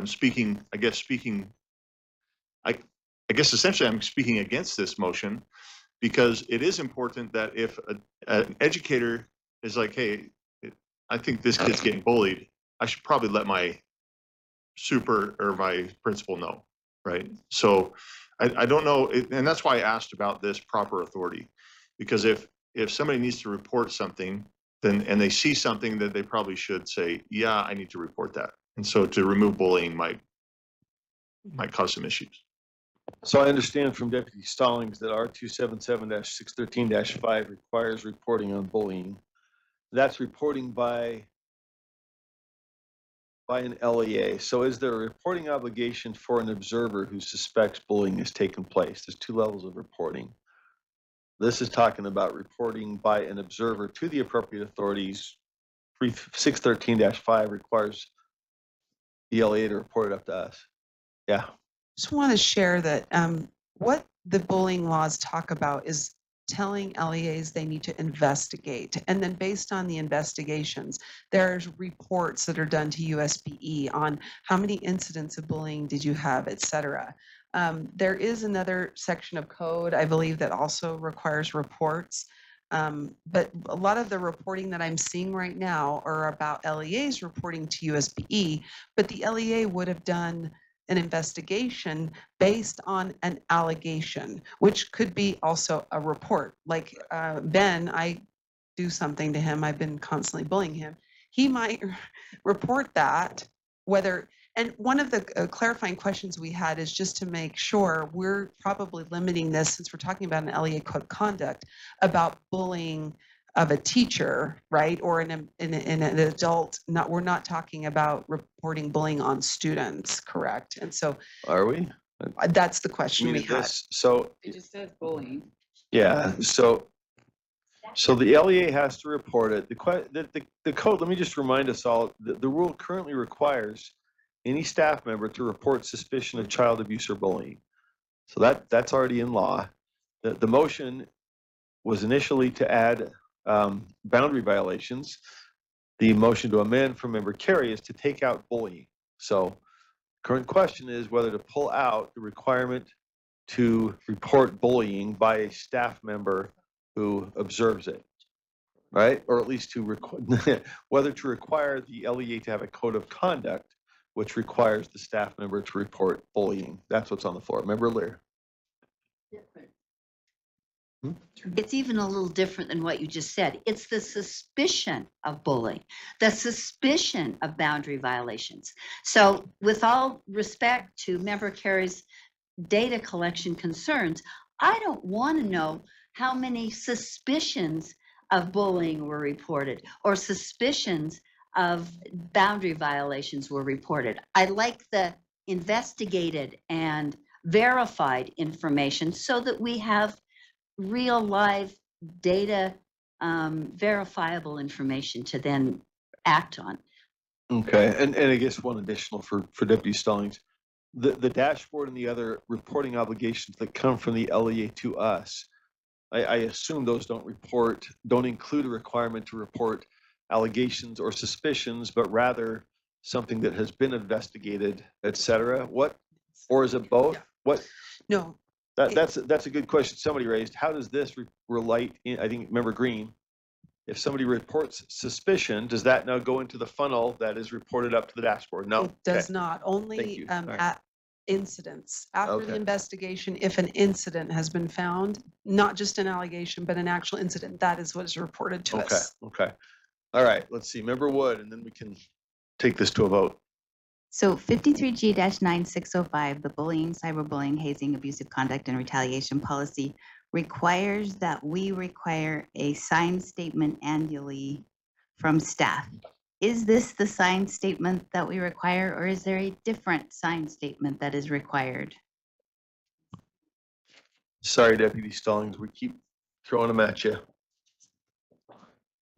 Yes. I'm doing a research project while in front of people. Okay, so 53G9 601. He's asking if the statement the educator signs under 605 is the same as the statement we require on 322. I think the answer is no. I agree. So there are two different statements. Okay, thank you. Correct.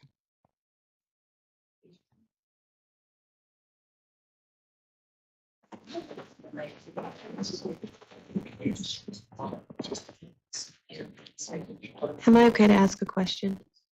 Member Green, sure. Okay, I'm just trying to apply what we're asking here, and I'm kind of going back. Maybe I'm not speaking to the right motion though. This one would be more speaking to Member Klein's motion. So this is not to the deletion of bullying? No. Should we hold sorry. come back then? Yeah, Okay. we should. We can come back. I don't see, do we need further clarification to vote on this motion, which is to remove the word bullying where it is currently found on line 68? Yes, Member Klein, and then we'll go ahead and vote. Yeah, I would just say districts are already hypervigilant about looking for and finding bullying and tracking it because of other laws. I don't think this is going to change what districts are already doing in that realm. Okay. With that, do we have Member Carey? It's his motion. I don't want to tee it up without the maker here. There we go. All right. We are ready. The lights are off. We're ready to proceed on your motion. Motion is to amend the amendment to strike bullying on line 68. So I believe we're set, unless you're throwing in another comment. You got your light on.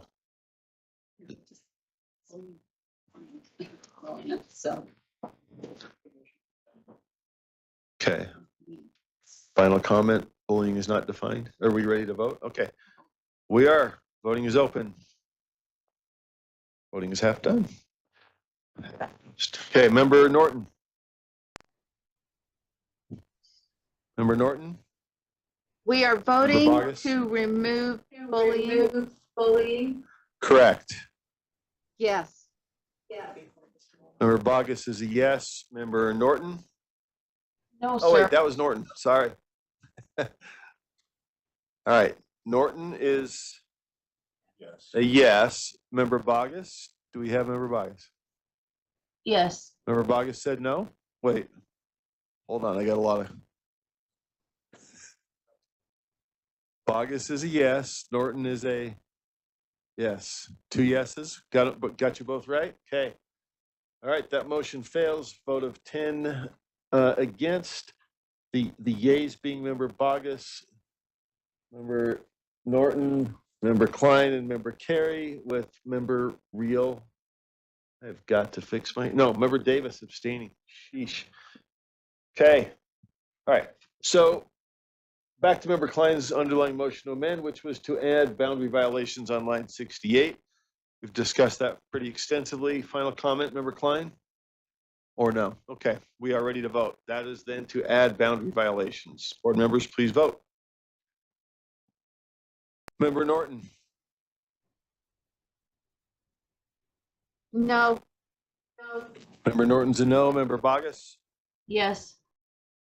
Member Boggess is a yes.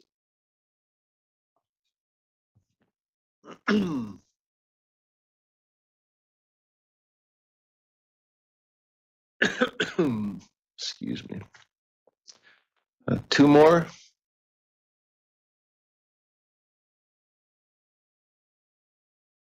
Okay. She's thinking about it. She's thinking. All right, that motion fails. 8 opposed, 6 in favor. The yeses are Member Green, Vice Chair Earl, Member Carey, Member Boggess, Member Hymas, and Member Klein, with Member Davis abstaining. So that motion fails. The underlying motion then is that the board continue and approve R277-322 Local Education Agency Codes of Conduct, Draft 2 is amended on second and final reading. Seeing no lights, please vote. Member Norton? Yes. Member Norton's yes. Member Boggess? Yes. Member Boggess is a yes. And that motion passed. Whoop. Spoke too soon. We got one more. A motion does pass 13-2, with the noes being Member Lear and, I'm sorry, we got some changing. Member Klein is a yes. So let's see, can we?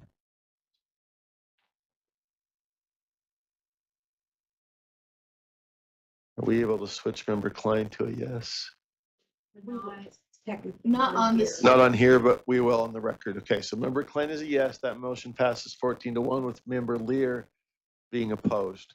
Okay, thank you. We are at lunch. Yes, we are. We have, yes, that's where I'm going. Don't you worry.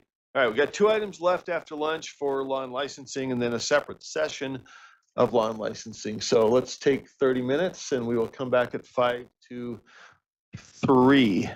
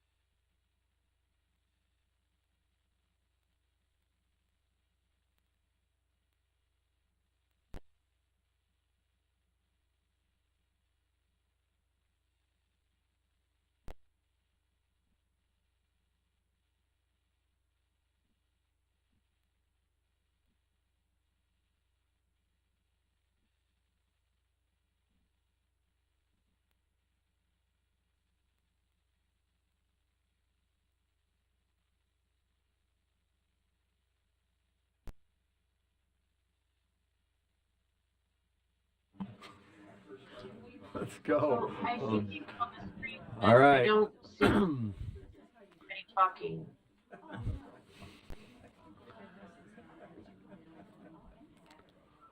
Okay, we are back on.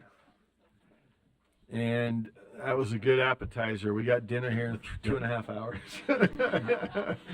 So, Member Carey, Vice Chair Carey, back to you. Thank you, Chair. This is item 5.16.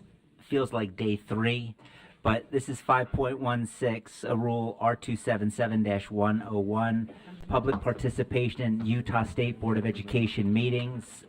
And this is a motion. The committee recommends that the board approve R277-101, public participation in Utah State Board of Education meetings, draft 1 on second and final reading. And I would also like to speak to the motion. Go ahead. Yeah, so it's my understanding, just from talking with staff, that these changes were recommended based on changes to the Open Public Meetings Act.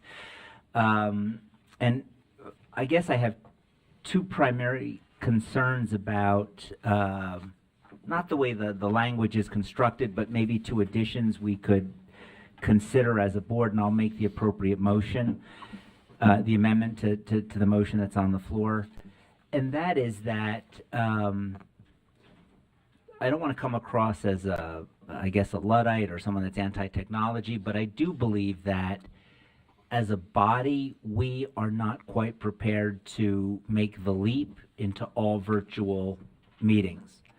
And Exhibit A would be the virtual aspect of today's meeting, which has been just difficult to navigate. And that's just technology. The legislature, they have the staff and the money to address these things in real time. We simply don't. So one, I would just like to ask, with the chair's permission, Director Rasmussen, if there's anything that's changed in this rule that would prevent our board from having an in-person option for every board meeting and every standing committee meeting, with the chair's permission. Yes, could I just ask a quick point of clarity, I guess? Did you move draft 1 or draft 2? Draft 1 of the committee? It says draft 2. So draft 2 is board member Earls. Draft 1 is what came out of committee, correct? So draft 1 came out of committee. I wasn't sure if you meant to move draft 2. It should, I guess it should be draft 1 that Okay. we move. Got it. Yep. Yep. All right. So Yep. Thank you. there was a question for Director Rasmussen then, I think. Yeah, so we could. Yes, but we have to make, the motion that came out of committee is the one we have to go with, and then I have to make a substitute motion. Right, so we're accurate on that. Is that right, Joe? Yeah. Mm-hmm. Yeah. Should I place that? Well, there was a question, I guess, first, but I have you in line. Yeah. There was a question for Director Rasmussen, Okay. and then we got Vice Chair Earl in line for a motion. I think, was it a question to Ben? Yes. Okay. So the question was whether there's anything that's changed with the law that requires us to have an anchor location, or did I, well? Correct.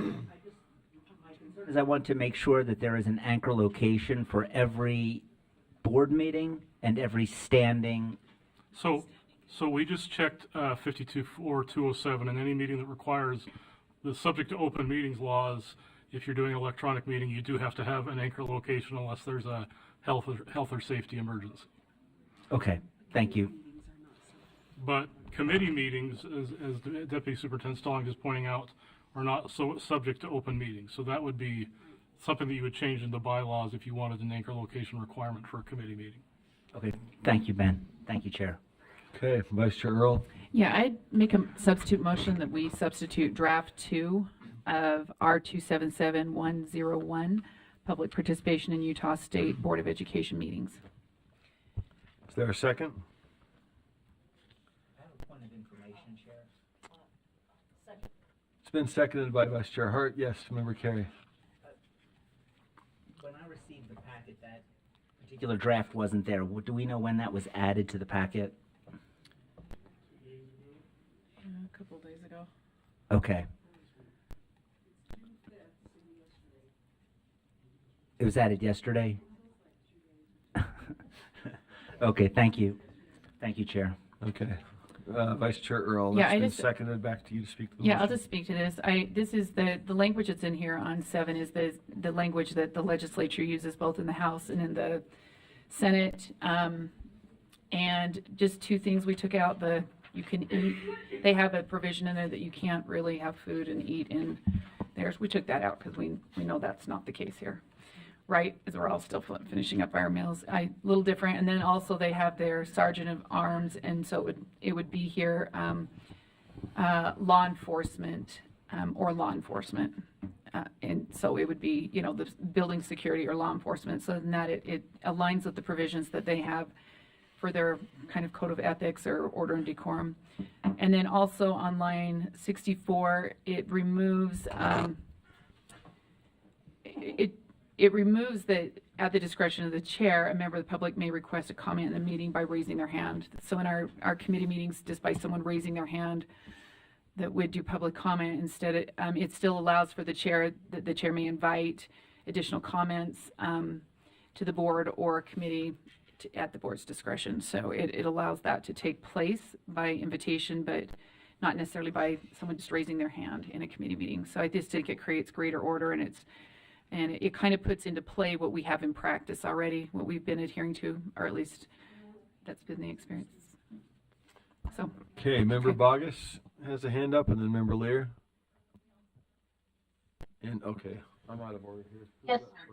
Can you hear me? Member Bogus, go ahead. I'm talking, sir. Can you hear me? Can now. We got you now.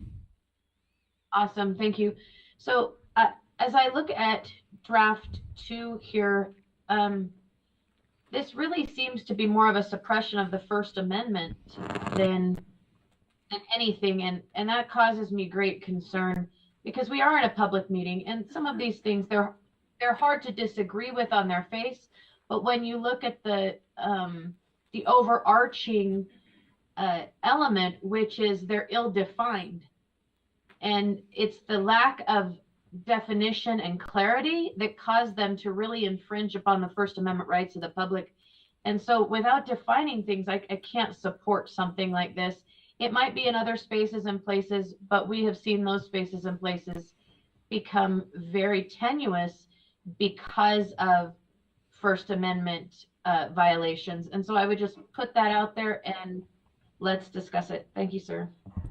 Thank you, Member Bogus. Vice Chair Earl has a I can response. speak to that a little bit, and for that very case, these are words that legally have something binding to them that do restrict on the First Amendment. You're right, because of the nature of it. But when you talk about fighting words, I mean, if we had to define things, we could. But these are based on legal rulings. Insulting or provocative words, especially of an ethnic, racial, or sexist nature. Eminent lawless action, insulting or provocative words. Whoops, I duplicated that. Among the I duplicated it twice. Sorry, I had my other definition there. Not sure where I duplicated 2 of them. They're the same, but I do. These are already within legal parameters that allow for restrictions, and so which creates the safety and the well-being with those within there. It doesn't restrict the ability to disagree or the ability to engage, but it does restrict the type of ones that are imminent lawlessness. Action is the word, fighting words, or obscenity. Those are just, I think, common decency within our society, not necessarily a restriction. It still allows for disagreements and other provisions, but also allows for order. So. Okay, who do we have next? Member Hymas. Yeah, just excuse me, quick yes or no question to the maker of the motion. Does this still adopt all of the amendments made in that came out of committee? No changes there, no undoings? No, it's just in addition to. This would be like an amendment, but it's just a substitute draft. So. Member Lear.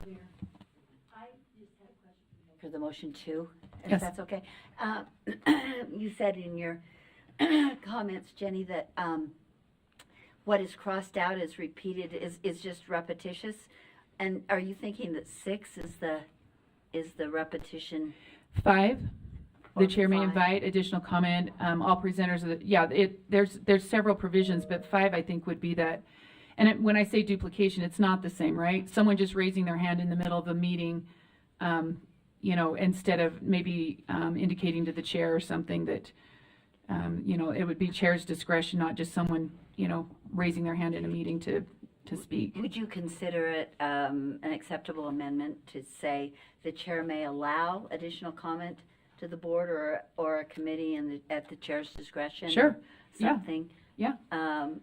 Instead of invite, is that what you're saying? Yes, just so that if then somebody signals that she has a Absolutely. comment and then the chair may decide if that's So appropriate. you're asking the chair may allow additional comment? That's what you wanted to change to? That was just the word that popped in to my. I think that's completely appropriate because it allows both of those things to take place if someone chooses. Someone could, we could assume that would be a signal to the chair either by raising his hand or, okay. If you would, if you didn't, I'd like that better if you would include that. Oh, sorry, that's line 59? No, 59.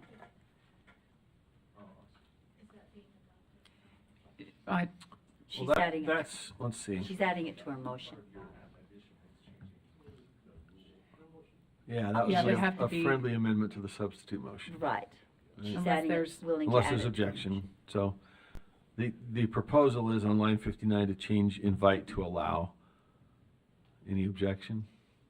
Okay, we'll consider I'd that. say as opposed to at the chair's discretion it feels better to me, but that's no biggie. Is that a friendly? Yeah, I think that's probably a technical or Any objection to that? Okay. All right, Thanks. so we've got those two in. Invite turns to allow, in change to at. All right, so further discussion to them. Let's see, we are on member Carey and member Reel. Thank you, Chair. This is a horrible draft. As I'm reading it, and it's no wonder it was preserved until yesterday to reveal. But I guess a lot of concern, starting with, there's no standard. It says that, well, the chair can remove somebody for standing. Well, for standing, for waving, clapping, loud noises. Randy, you better watch out. It says musical instruments.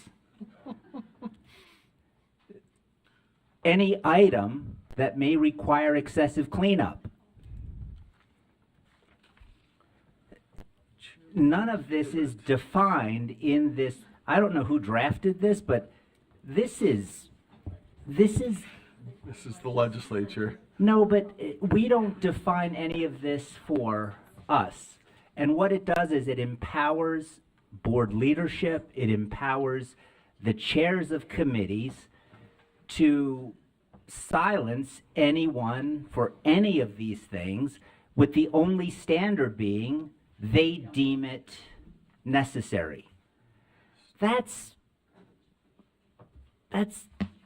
dangerous in terms of it's so subjective regarding when does a wave become something that is disruptive versus innocuous, or when does clapping cross that line.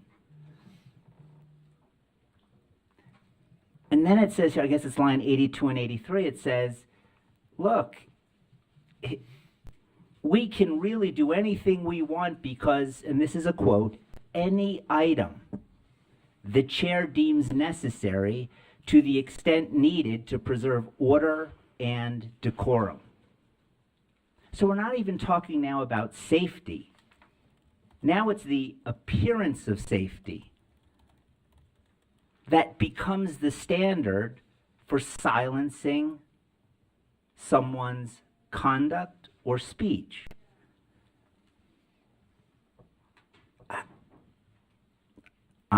I'm actually stunned.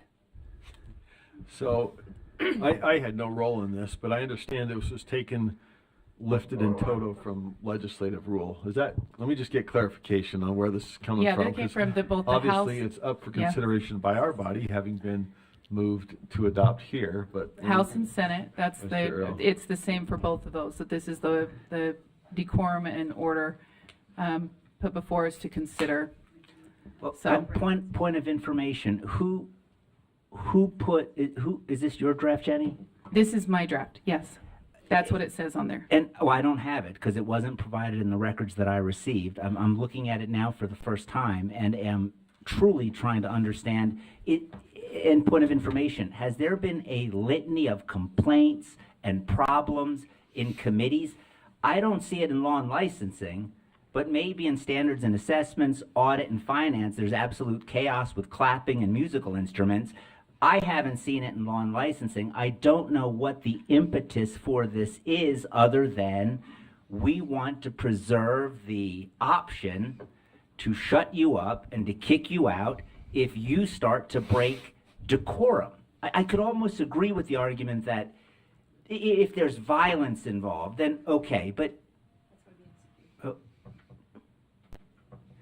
because I'm trying to talk and then I'm hearing you this echo. It's like so that's my concern, and again, if there is this litany of problems in other committees, please share those with me. But again, this seems like a preemptive strike on people's conduct and on people's speech, and it truly doesn't have a role here at what should be an institution dedicated to protecting those things. Thank you, Chair. Thank you, Member Carey, or Vice Chair, whatever. Where are we? Are we in law? You're still Vice Chair. I try to get the right hat for the right occasion. Yeah, I mean, I played no part in this, and every time that something comes up that authorized the chair to do something, I got to make clear it's not at my request. I won't be in this position forever. Whoever is in this chair, obviously this applies to. But my understanding is this was taken from legislative rule, which I don't know the whole legislative history, but they, like us, are dedicated to deliberation and First Amendment. So I think this is wide open for, hang on, I think this is wide open. My understanding is it has been taken in total from there and put here from a similar institution dedicated to similar ideals. But if folks have amendments, concerns, I think it's wide open to that. So like you, I saw this a couple days ago when it first hit back up. So this is not me trying to say, hey, let's give me some power. I think Vice Chair Earl looked at the legislature and said, okay, I'm guessing here, but that's my understanding. So it's not hatched in the back room by leadership. It was taken from another body that did their own presumably deliberation. But here we are, and folks can criticize, change, amend, whatever we like. So I just want to make clear that part of it. I had no part or interest in this, but as the chair, let's go to Member Davis. I thought I was next. Oh, I'm sorry. Member Reel. Sorry. I'm being misdirected. Thanks, Chair. I really appreciate this draft and I appreciate these amendments. I sit on, now I'm going to sound like Member Lear bragging, but I sit on a couple boards on the municipal level. I sit on 2 Salt Lake County boards and I sit on a Salt Lake City board. And when I was elected to this board, I was so surprised that there weren't any decorum guidelines in here on a state level. And I think that these are really important. I think that they keep decorum. I do not think they take away anyone's rights to speak publicly, but they allow for us to have civil meetings that are no one, like, for example, clapping is something that generally at most public meetings, on board meetings or in public committee meetings, it's not allowed, right? And we hear that every time. If you watch any public meeting, there's no clapping allowed. We don't have anything like that to back it up. And so whoever sits in this chair position, if they for some reason feel like the safety, the integrity, the individual attacks, whatever is happening, and they don't have any way to back up the reason why they are asking this public speaker to back away from what they're saying or calm down or stop making noise or distracting or disrupting our public meetings, that puts all of us in a bad position because we're all sitting here without any way to stop something that could be potentially dangerous. And unfortunately, school board meetings have become increasingly popular, but also fortunately, I guess.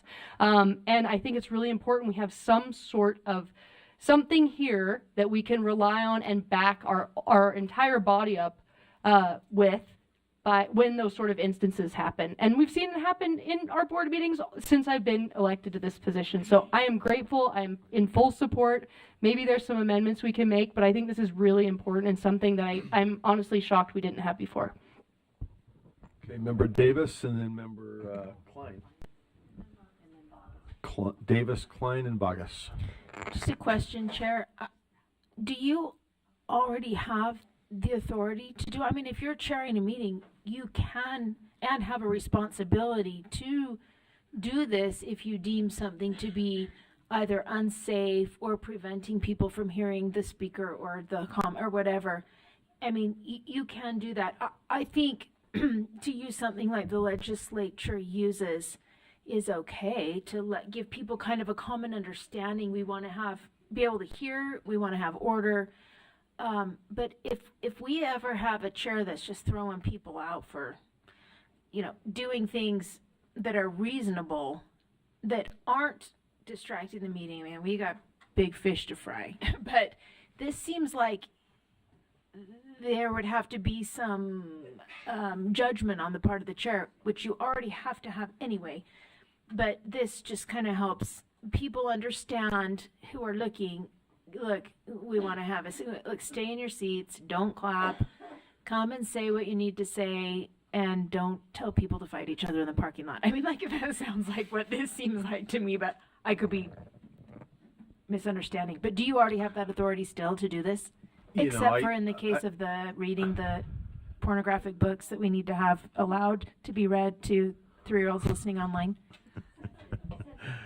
I have to admit I haven't reviewed lately. I think for public safety reasons and such, but this kind of goes to decorum. I think the only part that goes to speech is, imminent lawless action, fighting words, or obscenity, which I know, come from First Amendment law. Those are narrow exceptions that are allowed. So I would think that would be allowed already, but I can't recall specifically what's in there. I think this seems to me to go into some decorum areas of putting notice out that probably aren't in there.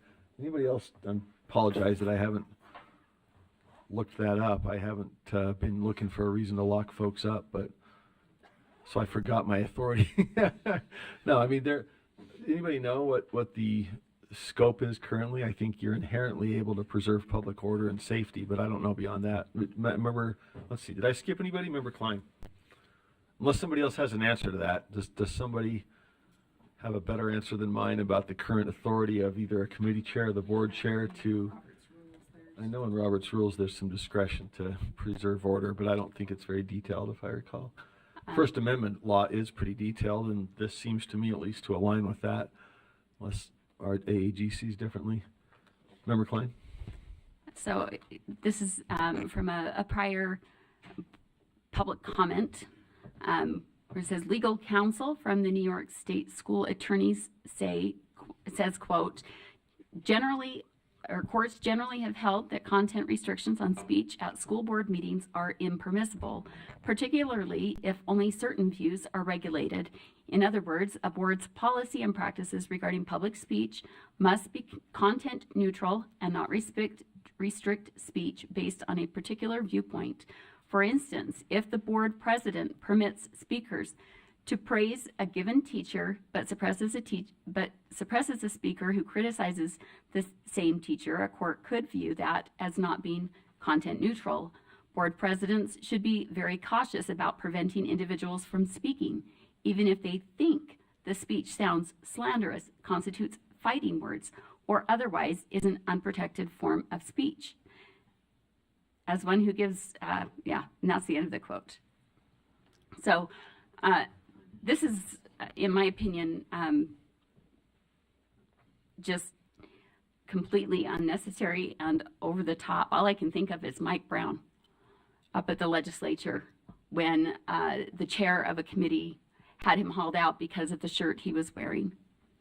He did nothing else, but it took the chair off, and they carried him out and handcuffed him and put him down in the basement and restricted him from coming. I mean, simply because there was a chair that thought he was convinced himself he was just trying to keep order. His shirt said, we the people. that was his crime. I just think this is outrageous, and if we're going to follow that standard set by the legislature, I think it's a terrible look for us, especially considering the more we suppress speech, the angrier it makes people. It has the opposite effect. Have we not learned that yet? I'm just blown away. Well, thank you, and I'll pass it around. I'm not sure how some other body or entity or person would, interpret we the people as imminent lawless action or fighting words or obscenity, but it seems that abuse took place from your report. So I guess I'm looking at this language and saying, would this authorize something like that? I don't know how it would. I'm sorry, Member Bogus. I'm sorry. Let's keep going through them. Member Bogus. Yes, sir. So I actually sat here and I kind of cheered on the inside while Member Carey was speaking, and I do have some of the same questions that Member Klein has. I'm very concerned that we've allowed breaches of this decorum over and over and over again. The number of times I've heard the F-bomb thrown among board members is more than I can count on two hands. And so I'm wondering if this is kind of a passive aggressive way to address board member behavior. And if that is so, then why are we not doing that behind closed doors to eliminate that behavior? And then I would just ask, the t-shirt thing causes me consternation as well. Even clapping. I understand that while we're having a debate, maybe clapping is not appropriate, but to affirm agreement or disagreement, I think that this just, it screams authoritarianism to me, and I cannot with a clear conscience believe that I'm upholding my oath of office to vote for something such as this, regardless of where else it might be found. So I know there's two questions in there and a lot of commentary. Thank you, sir. Thank you. And Vice Chair Hart. So I don't think this limits speech except for the provisions. It's decorum, and decorum is not speech. And unfortunately, manners just aren't taught anymore. And to have to spell this out is really sad. I have no trouble adopting with any necessary modifications what the legislature does. In fact, I think that's wise. But decorum and speech are two different things, and I do think that we have an issue. We have meetings that go far too long and don't stick to topic, but end up veering off into areas unknown. And I think that this is reasonable. I know that there are provisions in Robert's Rules of Order, but unfortunately, in the climate that we're in, if this isn't stated, then no matter what the chair does, the chair faces trouble for it. So it's better just to state it up front so everybody knows the rules of the game and that we can proceed as necessary. Limiting speech is different than expecting decorum in a public meeting with elected officials, period. Thank you, Member Hymas. And back to Member Klein and Green after that. Thank you, Chair. I'm going to speak in favor of this motion to keep these things. And the way I'm looking at this is I see this, especially Section 8, more about the audience than the speaker. You want to talk about freedom of speech, then we would say, okay, clapping, loud noises, musical instruments, these things are things, I don't imagine a speaker getting up with a musical instrument. I could see somebody in the audience start clapping in order to disrupt a public comment. I could see somebody, maybe they bring in a trombone and do the wah wah. I don't know. You know what I mean? Like, of course the chair has to be able to say, hey, that's not appropriate. We have somebody who has the mic. They need to be heard in an appropriate fashion. So these things on this list, maybe I'm just looking at it differently, but I'm not looking at this as a way to silence the speaker. but have the audience remain respectful.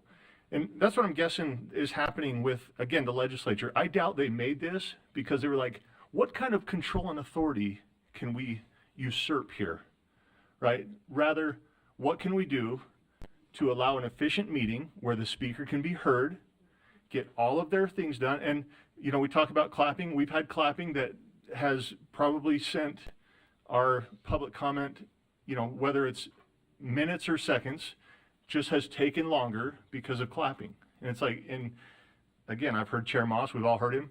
Folks, please, let's hold our applause. We've got a lot to get through, right? We only have a certain amount of time to do this. Let's hold our applause. There's nothing wrong with that. So again, I'm for this. I don't think that the legislature got this wrong. I think that we are, especially now that we're a partisan elected body, we need to kind of look at what they were doing and why they did it and say, okay, maybe we should consider some of these things. And again, not necessarily to silence a speaker, but to have respect and decorum.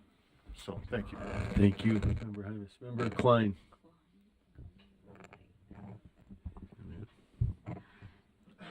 So every month you give your opening comments or your opening instructions before public comment. I don't know why that's not sufficient. And we have security here during that time if something gets out of order.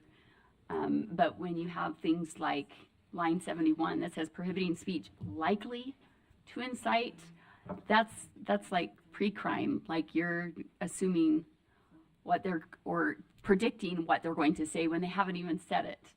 And you're predicting what other people, how they're going to react. The only time I've seen people get riled up in here is when they feel their speech is being suppressed. And so people will naturally respond that way when they feel like they're being shut down and not allowed to exercise their First Amendment rights. So most people abide by the request to be civil. And that doesn't mean they don't speak their mind, and we shouldn't expect them to soften what they have to say for fear it might offend or put a chill in the air. That's just not okay. I keep thinking back a few years ago when several of these board members that are here today signed a letter that Board Member Earl wrote calling out the National School Board Association, and they're working with Merrick Garland to, behind the scenes, to come down on parents who speak at school board meetings and treating them as domestic terrorists. And we were all against that then. And this, to me, looks like it could have been written by the NSBA themselves or Merrick Garland. It's just, I just think we are sometimes so blind that we can't see what we're actually doing. I had a couple of amendments that I was going to make on this rule, but considering I just think it's irredeemable, I'm going to move to table it indefinitely. Okay, motion is to table indefinitely. Is there a second? I second. Second by Member Bogus? Yes.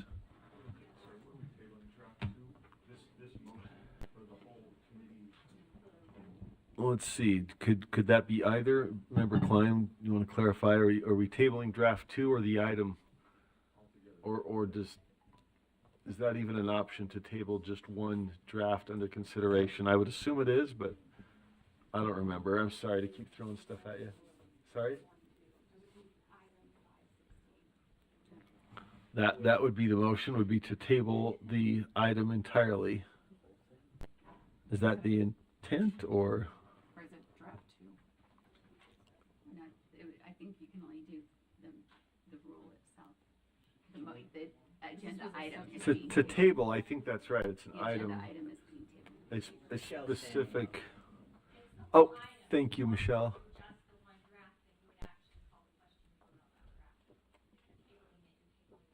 Okay, that's what I thought. Tabling is that. A more specific motion would be the one to reject, move on, whatever. So what's the intent of the motion? Is it to table the item, leaving no,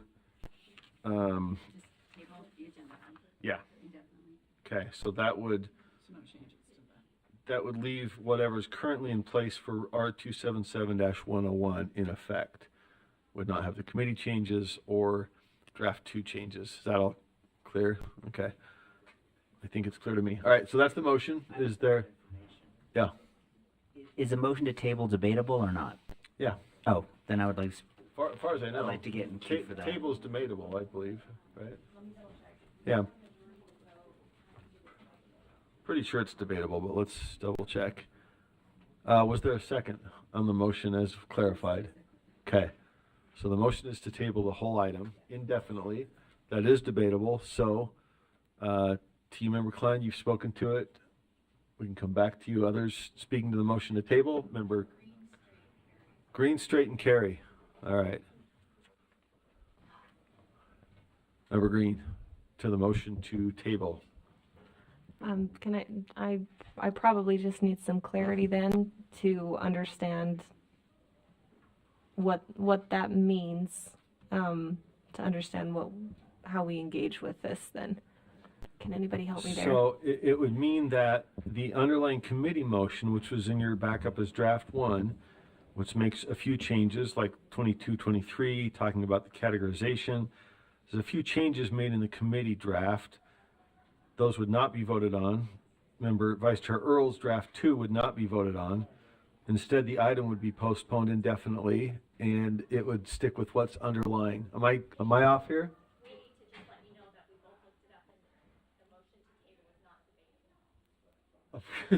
Thank you. Not debatable. All right. Well, that was a good superfluous debate. Sorry. I thought tabling was debatable. Unlike, okay. So, motion is to table, and we need to vote. Point of, yeah, I think we can do points of information. Yeah. Does this put us out of compliance with law? Anybody back there? It would leave current Rule 101 in place.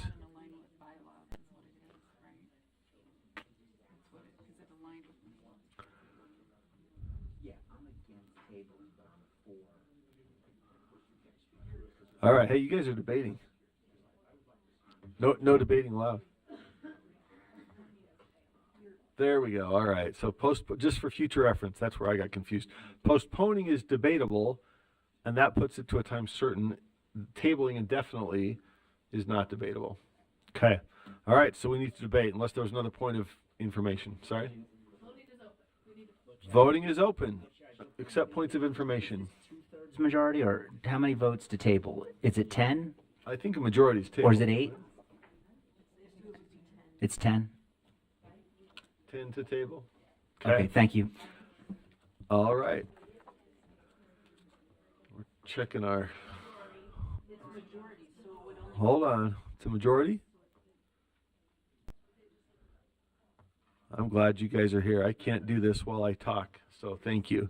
So say it again, just for everybody.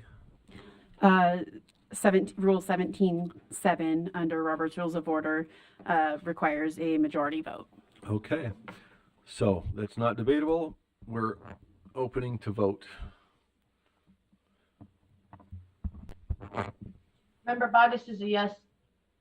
Thank you. Member Norton? I don't see it up yet. Does anybody else? Oh, hello there. Welcome. Sorry. All right. Member Bogus was yes. I don't. Oh, did I just not? Okay. I let it go dead. All right. Let's see. We're waiting on 2. So we got everybody now, right? We're waiting. We're looking for 15.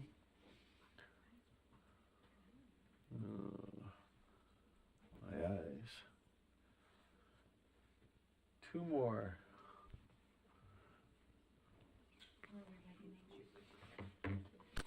Oh, there we go. I don't even have a screen to vote. There you go. It's alive now. I had to do the same thing. Got to wake it up. Okay, 1 more. Waiting for 1 more. That motion fails by a vote of 12 to 3. The yeses being Member Green, Member Bogus, and Member Klein. Can I speak? Oh, my notes. So, let's see. What was? I think we had Member Straight. You yeah. have to Member Straight. Okay, Member Straight. So Vice Chair Earl's motion is still on the floor, the substitute motion, draft 2, and Member Straight, you're on. Thank you. So we still have a question out there that was posed about would we be in violation of the law? Because they said it came from the legislature, so is this a requirement or is it not? I think that question was posed by Board Member Wood. Yeah, it's not law, it's their rules. And I appreciate, Angie just sent me, or someone sent me, just on Robert's rules, which, like I said, I just went with the legislature stuff, but as I'm looking at Robert's rules, it allows, and I'll just read just a little bit there, the refraining from disturbing during the assembly, that there are, because that's what we accept. They have a different set of rules there when it comes to Masons, legislative something, and so they've had their own provisions. So in looking at this, I think we have the ability for that to help in the lack of disturbance within an assembly. So, and I think I appreciate, thank you for the narrative. I mean, I think sometimes it's good to get things out and look at things, but just that idea, we're trying to fix something that maybe we don't have the broken pieces to, right? And do we have the ability to do the decorum through or the refraining from disturbing the assembly? And I think as I'm looking at Robert's rules, there are those mechanisms there. So it's just something to consider. So. Well, thank you. So in regards to that, I think of my 30 years in the classroom and putting together classroom rules and how we manage what's going on, how we manage a discussion, how we work together. Those are important. I also look around the room and realize that if we're in the Senate today, I would be in violation. But everyone else, all the other men in this room are good, but I'm in violation. Now, if Chair Moss said, you know what, we're going to make it that you wear a jacket. If you're a male member of this board, we want you to wear a jacket. I would absolutely say, okay, sure, I'll do that. I don't normally do it, but I would say, okay, I see how that can bring decorum. If you go up to our Senate when they're in session and you walk in, you can, as long as you're back behind, you don't have to have a jacket. But if you take a step onto the floor, they grab you and say, hey, would you like to have a jacket? They have some extra jackets back there, and then you can walk out there. Those are simple things, but I can say that oftentimes the very simplest of things is actually of great benefit to the whole. When you have 40 7th graders, which I had anyway, when you have 40 7th graders, you have to have some rules, you have to have some guidance. And when you fall outside of that, it's not that you're a bad person, it's not that your ability to speak is taken away. My parents always said it's not just what you say, it's how you say it. And so, you know, I'm in favor of rules of decorum and ways in which we can keep order. And I mean, we have Robert's rules. We make a big deal to make certain we do things in the right way. And sometimes you have to have help on that. I'm not the greatest at that. So I always appreciate where I can direct the chair, how can I get this done? This is what I'm trying to do. And we work through things, but that's how we work through the order. So I appreciate what's here, and whether I think any of them are really great or really dumb or whatever, I'm just going to pass along that because I want to be a good member of this body. Thank you, Member Straight. Member Carey. Chair, to the extent that we have the bandwidth, I'd like to make a motion to amend the substitute motion. Okay, that's in order. And that motion would be that we strike, because there's several, the motion is that we strike lines 66 through 90, and then I would like to speak to the motion. Is there a second? It's been seconded. Go ahead, Member Carey. Yeah, there's several elements in Vice Chair Earl's draft 2 that I do support, but I am troubled by, again, the line 66 through 90 in particular, because this gives absolute discretion to the chair of any committee. The other thing is, interestingly, it takes away the discretion of the chair. If you read line 66, it says the chair shall preserve order and decorum. So the only,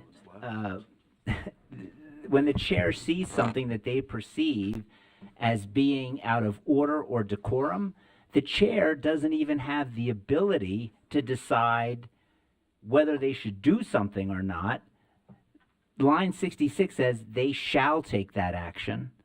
Now, for everyone who, and I want to make this clear, I guess, for the individuals who may be listening at home, when we talk about the legislature and taking things in their rules and their guidelines, it's not apples to apples. And, you know, the legislature, they have a caucus system. They allow Democrats to caucus. They allow Republicans to caucus. But it's not enough just to say, well, they do it there, we should do it here. Because this body is different. And I think that same logic applies to this, which is, I get it, maybe they need it over there, their body's different. I think this is a step backwards, and that's why I'm making the motion to strike line 66 through 90. Thank you, Chair. Thank you. Discussion on the motion? I don't, is your light on? Sorry, your hand's covered. Sorry. Member Wood. Oh. No. Okay, Member Wood, then Member Vargas. Okay, first I wanted to clarify my prior question was related to the tabling in terms of what changes had been made by legislature. So I wanted to clarify that. I wasn't referring to the changes made by Vice Chair Earl. Secondly, in terms of the conversation to this matter, the shall is regarding ensuring nothing obstructing a walkway, ensuring the meeting is free from audible or visual disturbances, protecting state property, prohibiting speeches that incites or produces lawless action. As you go forward, the chair may prohibit those other things. So just to clarify in what we're discussing, whether it being pulled out or not, there are differences in what one is a safety issue, the other is providing that decorum. Thank you. Let's see, do we have other lights? Member Vargas, you were in line, right?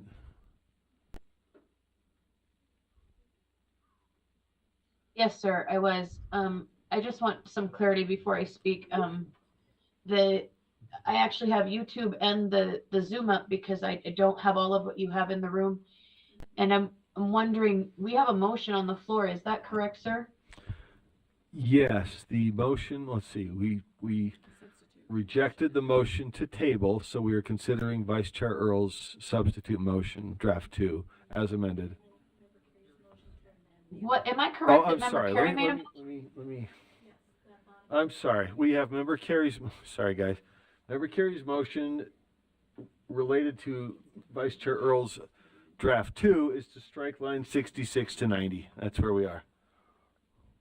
I would absolutely speak in support of that motion and ask that the board support that as well. I think he spoke very clearly when he said we are a different body, and the issues that we have seen have all been in an attempt to silence free speech.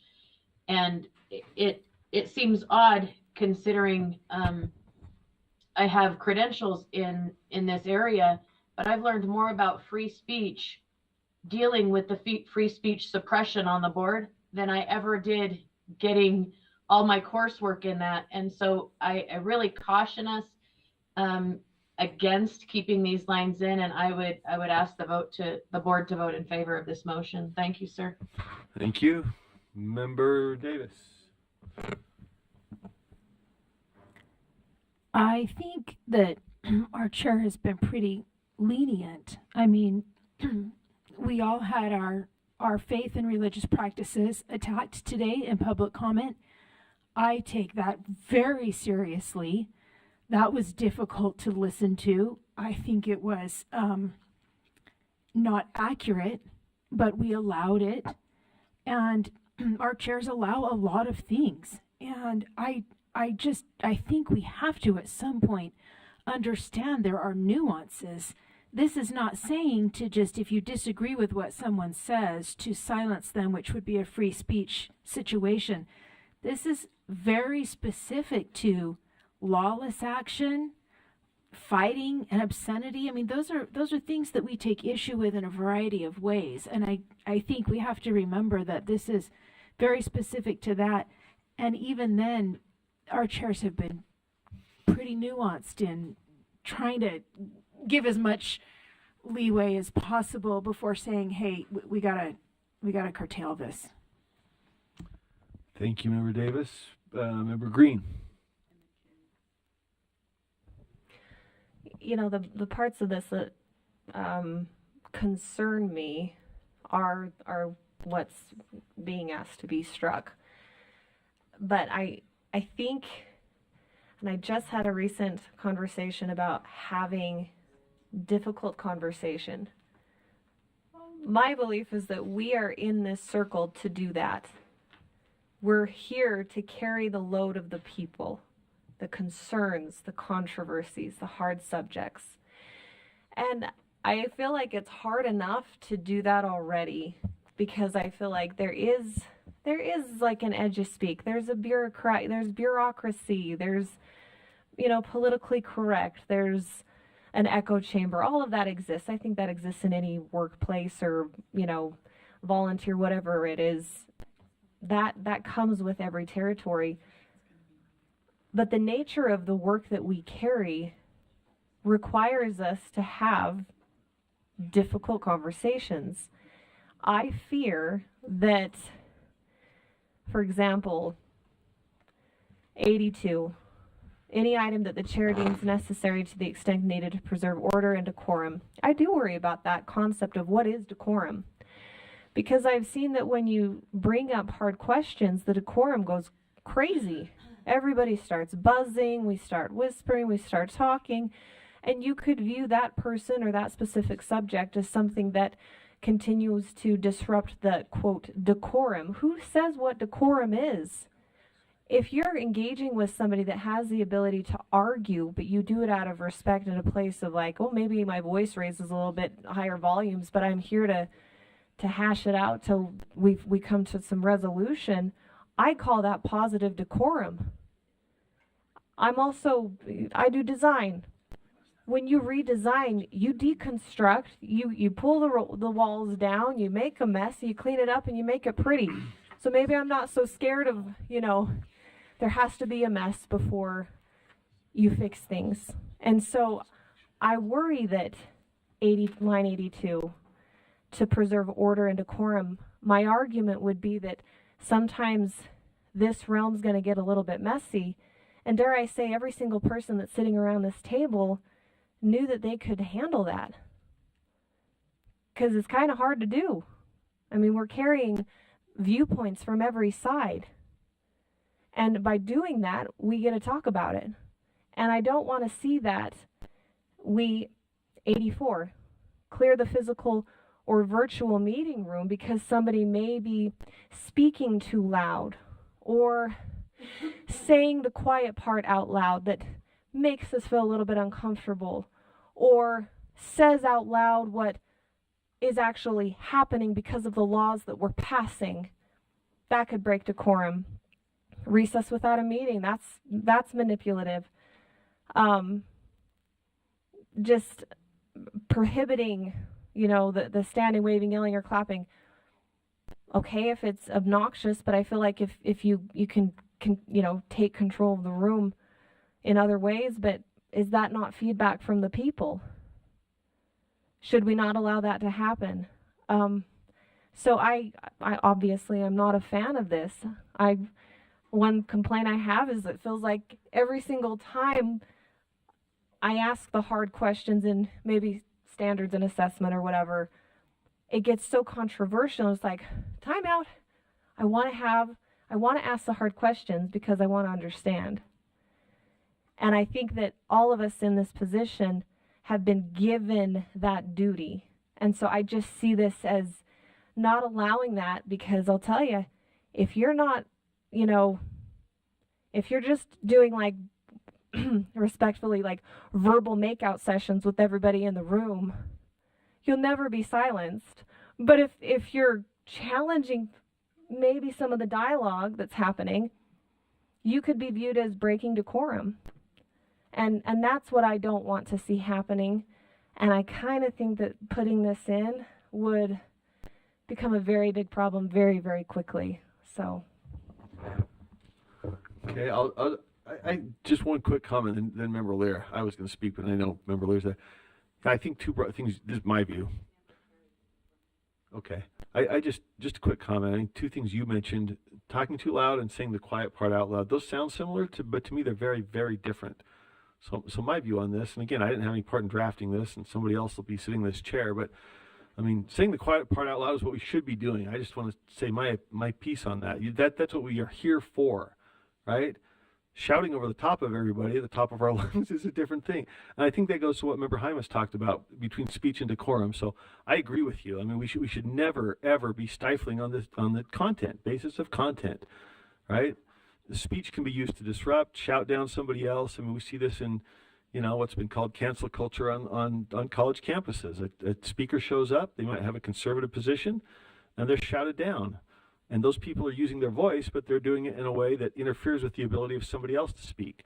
So at least as I understand this is meant not to silence content, but to preserve the ability to have a forum in which people can say the quiet part out loud.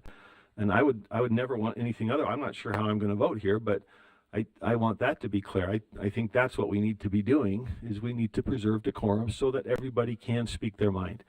And if you have things that are disruptive, then to me that's a different problem. But let's go along to Member. I just wanted to get my position on the record. But we got Member Lear, Member Carey, and Member Hymas.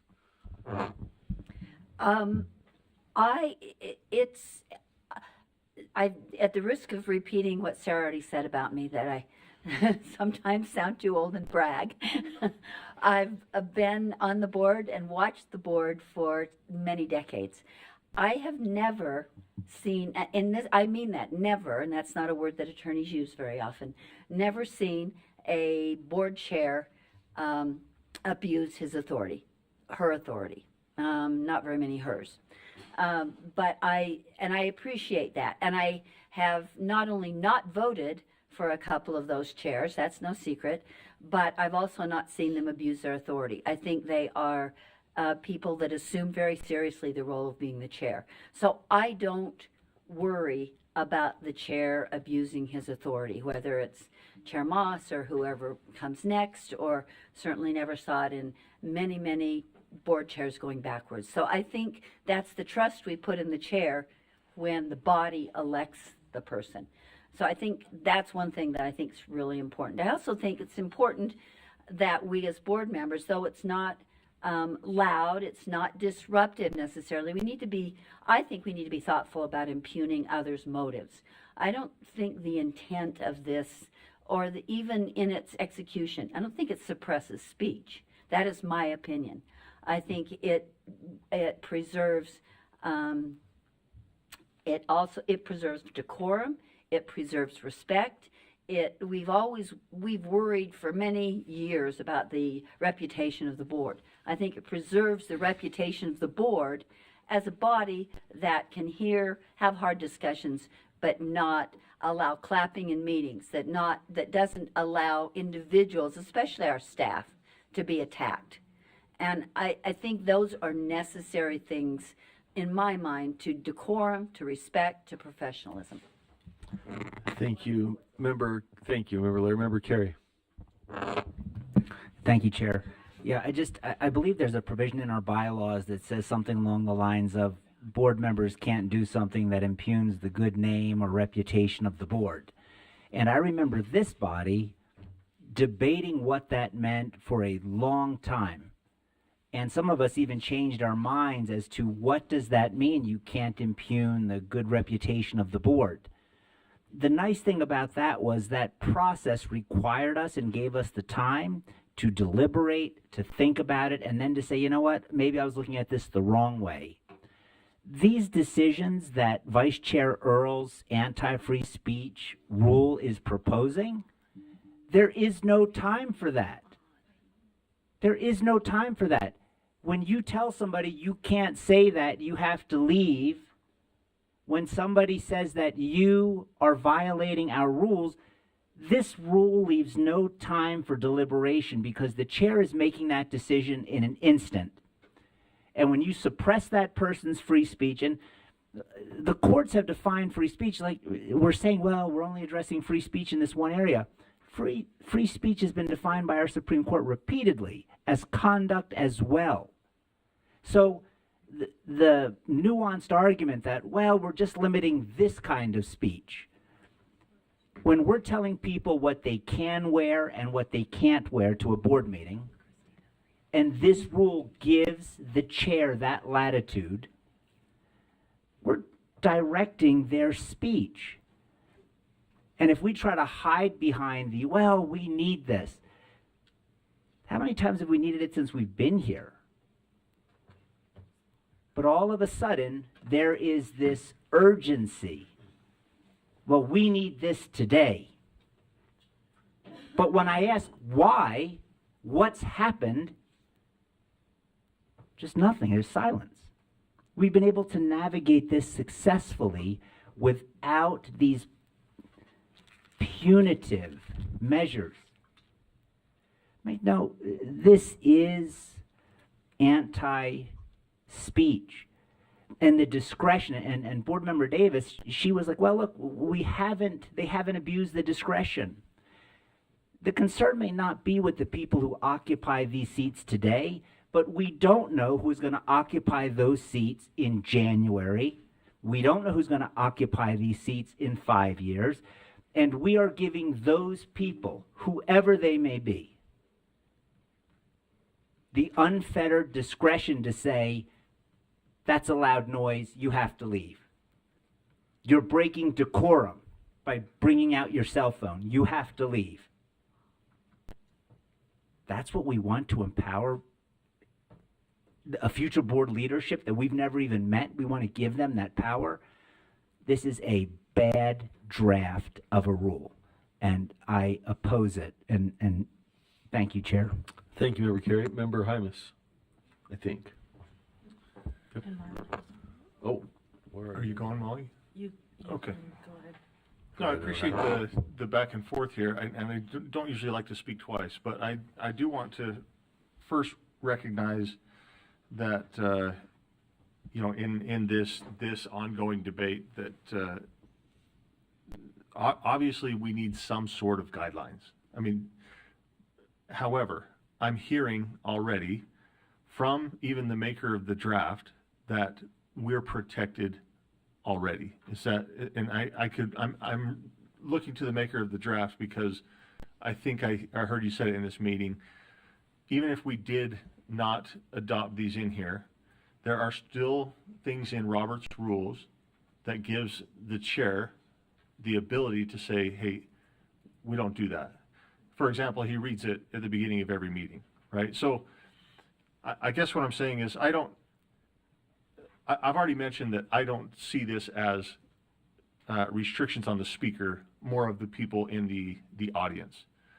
For me, I don't, if this goes away, that's fine. That's fine. Because we still have some sort of mechanism to say, no, we need to be respectful of one another. That's what I'm saying. So whether or not this stays or goes, I don't know if I have a preference there yet. We'll maybe hear from other people. But I do believe that even in any public meeting, there has to be something that says, you probably shouldn't do that. Or even you can't do some things, right? Especially if it endangers somebody or puts safety at risk. So thank you. Thank you, Member Hymas. Member Davis. Oh, Vice Chair Hart, you're on. No, you've already called him. But She called him. Member Davis, Vice Chair Hart. Thank you.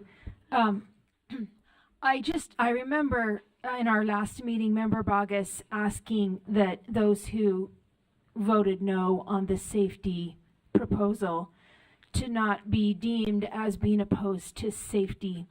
And I think those that are, saying this is good enough for the legislature, it should be good enough for us. I want you to know, Chair, I want you to know that I don't believe that Member Earl is opposed to free speech. I don't think free speech is 100% free, even in the law. There are certain things that people cannot say, particularly when it comes to violence and threats and such, which seems to be what this is indicating in this particular piece, in this line specific to speech. Now, there are other decorum lines, but I'm going to move to send this back to committee, because I feel like the additions, we just got the additions yesterday, right? They were brought in really recently. A lot of us didn't have a lot of time to review. And I think the committee can hash this conversation out there. And if they want to streamline some of this and still make it clear that the chair absolutely not only has the right to maintain decorum in the room, just even like a judge in a court, but also has the responsibility so that we can hear each other effectively, give each person an opportunity to say the messy conversations if we need to, stopping short of threats and violence and all of that. I think they can work that out there, and we can discuss this in August. So I move to postpone and send this back to the next committee meeting when it can be agendized in August. Okay, is there a second? Second by Member Straight. You spoke to the motion. Anything further? Other discussion of the motion. The motion then is to to postpone and refer to committee for August consideration by the Law and Licensing Committee, correct? Okay, just making sure I get the motion. Is that correct? Okay, Vice Chair Hart. I'd like to make a substitute motion to postpone indefinitely. Okay, I think that's... She said it was.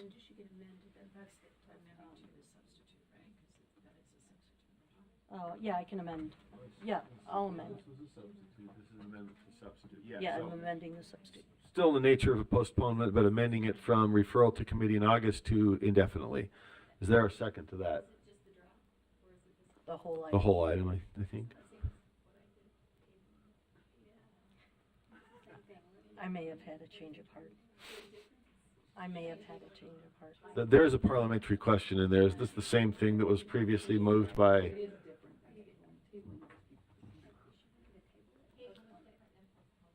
I'm postponing. Even when the postponement is indefinite? Different. Is there nothing about the substance of the motion that's different? It's just that, okay. I'm not shutting down free speech.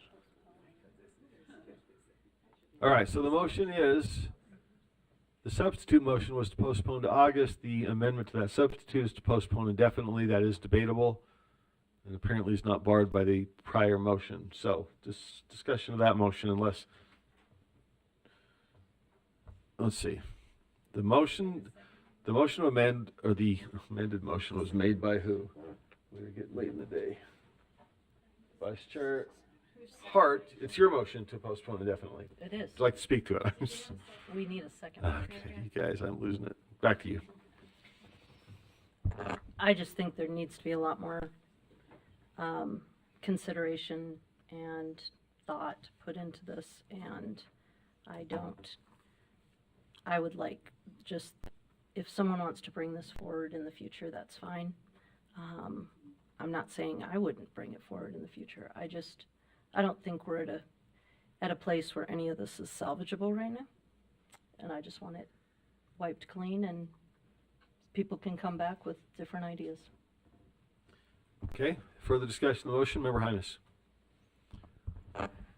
Thank you, and I'd like to vote on this quickly, but I guess I'm going to speak to this motion and the underlying motion. One, I think that at the same time, I think that what came out of committee is fairly good, and so I'd love to see at the very least what came out of committee come back, and this would speak again against Member Hart, Vice Chair Hart's motion, and against the motion to send it back to committee, because I feel like committee did a good job of putting it in a space where the committee felt reasonable. Now, I can't speak for the committee, but this is just my opinion, that if it came back to committee, I would probably vote to push it back as it came out of committee. So that's my thoughts on those two items. Okay, thank you, Member Hymas. So the immediate option or motion on the floor is to postpone indefinitely. If that's defeated, there's a motion to postpone to August. That August meeting, if that were the way this went, could consider the initial motion that was originally brought forth, which we saw as draft 1, or other amendments. Did you in line? No, Vice Chair Earl. Well, goodness, lots of discussion today. So I just want to say, you know, like I said, I looking at this just thinking, oh, look, we can use some of the similar language that the legislature did. I'm grateful for the discussion though, because there's a number of things. One of those, I think there's a fair argument to say, are we seeing those same things that we're seeing in the legislature? And I think that's a fair argument to say we aren't. We're able to handle those things as they come before us. And I do think, you know, looking at the Roberts rules, that allows that to take place, that engagement to take place. So who knows, maybe down the road we'll need to put some more parameters around it. I think where we're at currently is probably more functional and works better. So anyways, that's where thank you. I'd move forward with this motion. Yes. So if we postpone indefinitely, then it means it's really up to leadership's discretion, which committee it goes back to, when it comes back, when it's discussed, when the time is right and such. I mean, I'll speak to, as requested by members, or so I will. Yeah, members I'll could speak take the to, initiative, right? I'll go ahead and just pull my other motion off the table, and I'll support this one. But I will say, I never really thought that we need something like this until The Exorcist came and exorcised Satan out of all of us.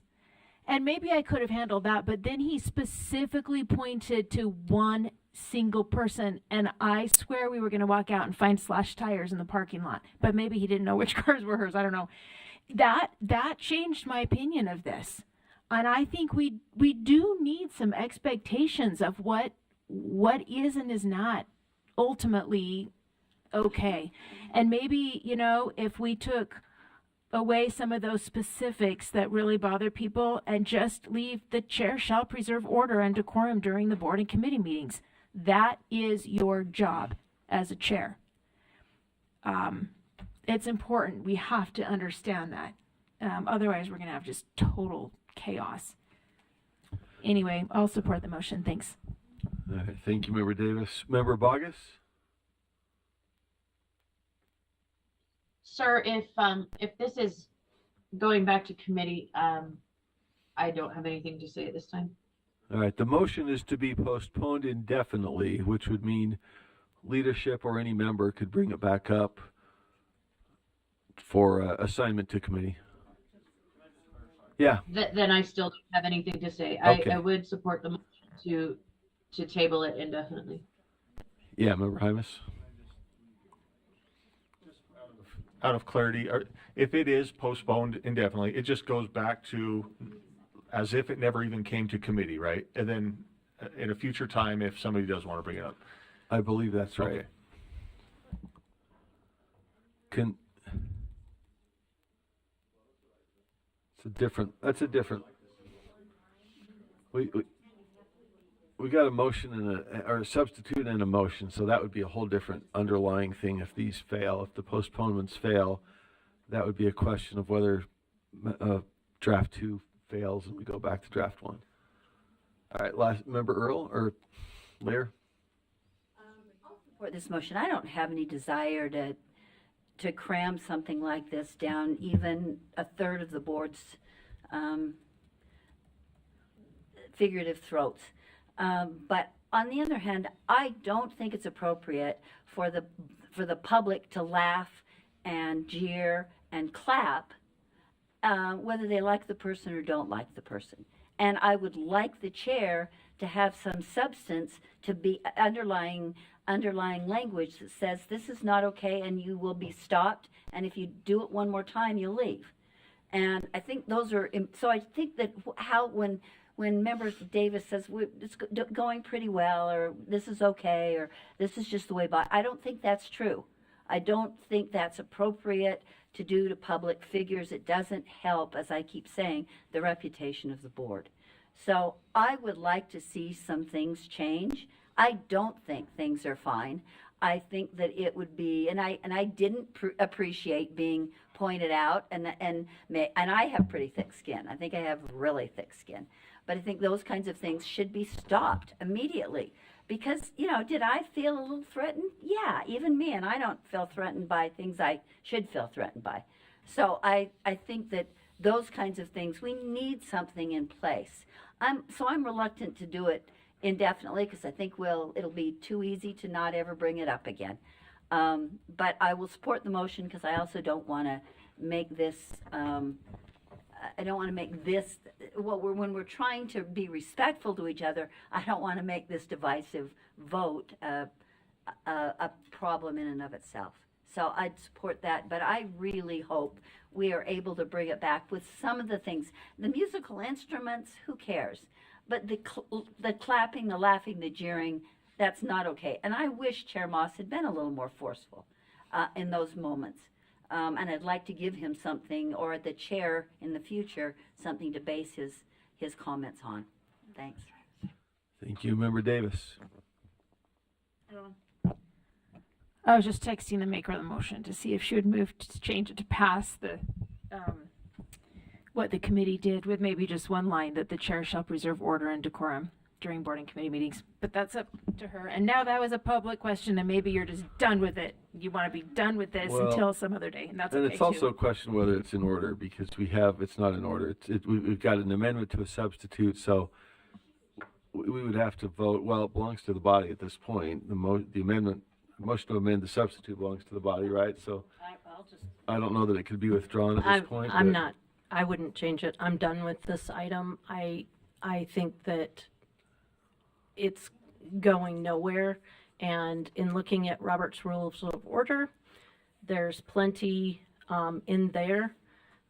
If this body isn't willing to take what the other legislative bodies are, I'm not interested in something, in hammering out something that's watered down or ticky-tacky, when we can't even agree to do what the other elected officials do in the state. Okay, well, with no further lights, I think this has highlighted some both, factual and legal deep questions. I think if there's interest in bringing it back, we probably would want some legal guidance. Some important First Amendment constitutional questions have been brought up. How do you preserve the ability to speak without stifling speech? And that's a tough question any deliberative public body faces. I think there's good faith opinions on both sides here, and there's good faith opinions about what the chair has to do. Too tight, too loose. You're always trying to facilitate a good discussion, and sometimes that means you have to silence things that drown out discussion. What is that point? It's a tough one, so we probably want some legal guidance if and when this comes back, but I think we could ask for that. So, Member Klein, did you have a final comment? Yeah,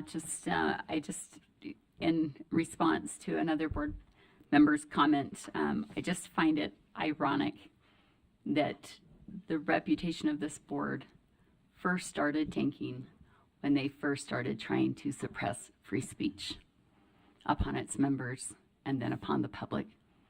And yet here we are doubling down, trying to, in our rules, and it doesn't just say, that they can stop language that is a problem. It's language that they think might become. It says likely. Okay, that's a huge problem. That's assuming intent, which has been spoken about too, assuming you can predict what's coming.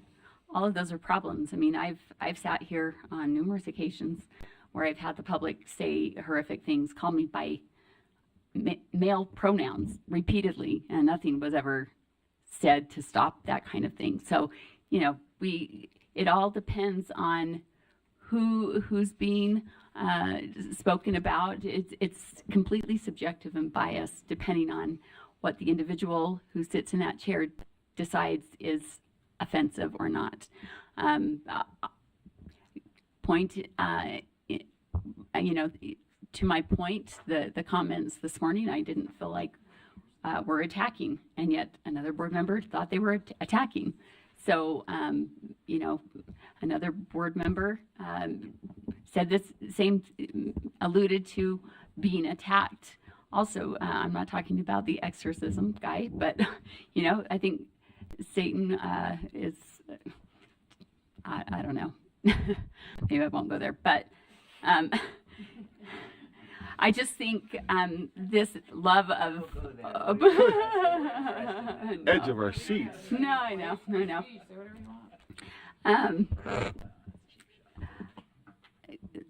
These oppressive speech codes, they only aggravate the situation further. They don't help it. They have the opposite reaction. We all have instinctively within us, we are hardwired for free speech. And as soon as somebody tries to suppress that, it causes those fighting words to come out. So, you know, we can allow for free speech. There are criminal codes and actual violence that may become a problem, and that's why we have the security guards for when things do get out of control. But speech in and of itself, you know, and yeah. Anyway, I will stop there. Okay. Let's see. I don't see any other lights. And I guess one other addendum to the prior, I think our AGs here are here, but I think that's an important question. You know, the difference between prior restraint and the doctrine of fighting words that are spoken that are likely to incite. And I'm not necessarily saying you're wrong, but it raises an important question because both of those are possible, right? Do you say something that's, hey, let's go get them? Those are words that are likely to incite. On the other hand, if you raise the question of prior restraint, do you say you can't even do that before it's spoken? These are all tough constitutional questions that we probably want to put in the, these are all good questions to put in the hopper so we don't go against First Amendment rights. So assuming this is going to be brought back, which I assume it is, we'll probably dig into all the questions that are raised today and get some legal guidance on where the courts have drawn those lines. So I think we are ready to vote. The motion, Member Davis. Really quick clarification. What I said was our faith was attacked. I didn't say we as people were being attacked. I just want to make sure that that's clear. And also, I think, Chair, that, you know, the point about the word likely is a fair point, and that may need to be explored more and, you know, discussed more. So, thank you. At some point, when it ever. Let's get our authorities on it. We can argue about it forever, but we luckily have some legal guidance we can turn to. So let us tee up the motion then. I think we have a motion that the board postpone this item indefinitely. I think that's that the board postpone item 5.16 indefinitely. That's the motion. All right, voting is open.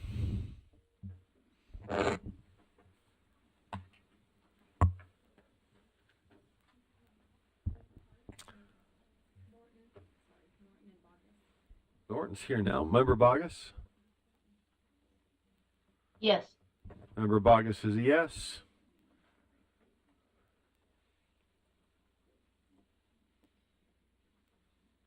Got two more. I think two more.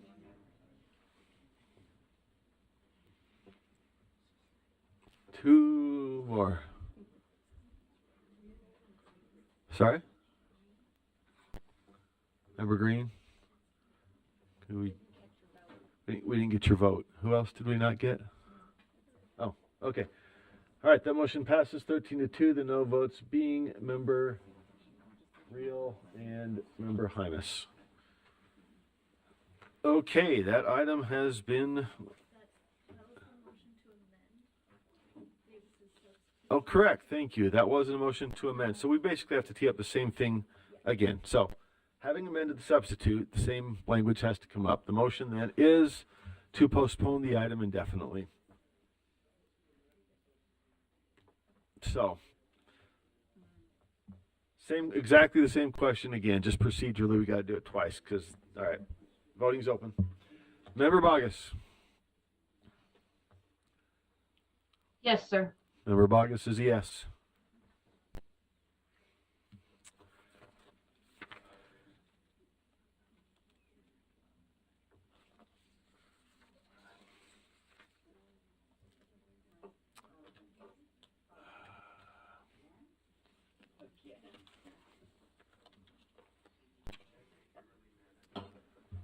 All right. Same motion. Part 2.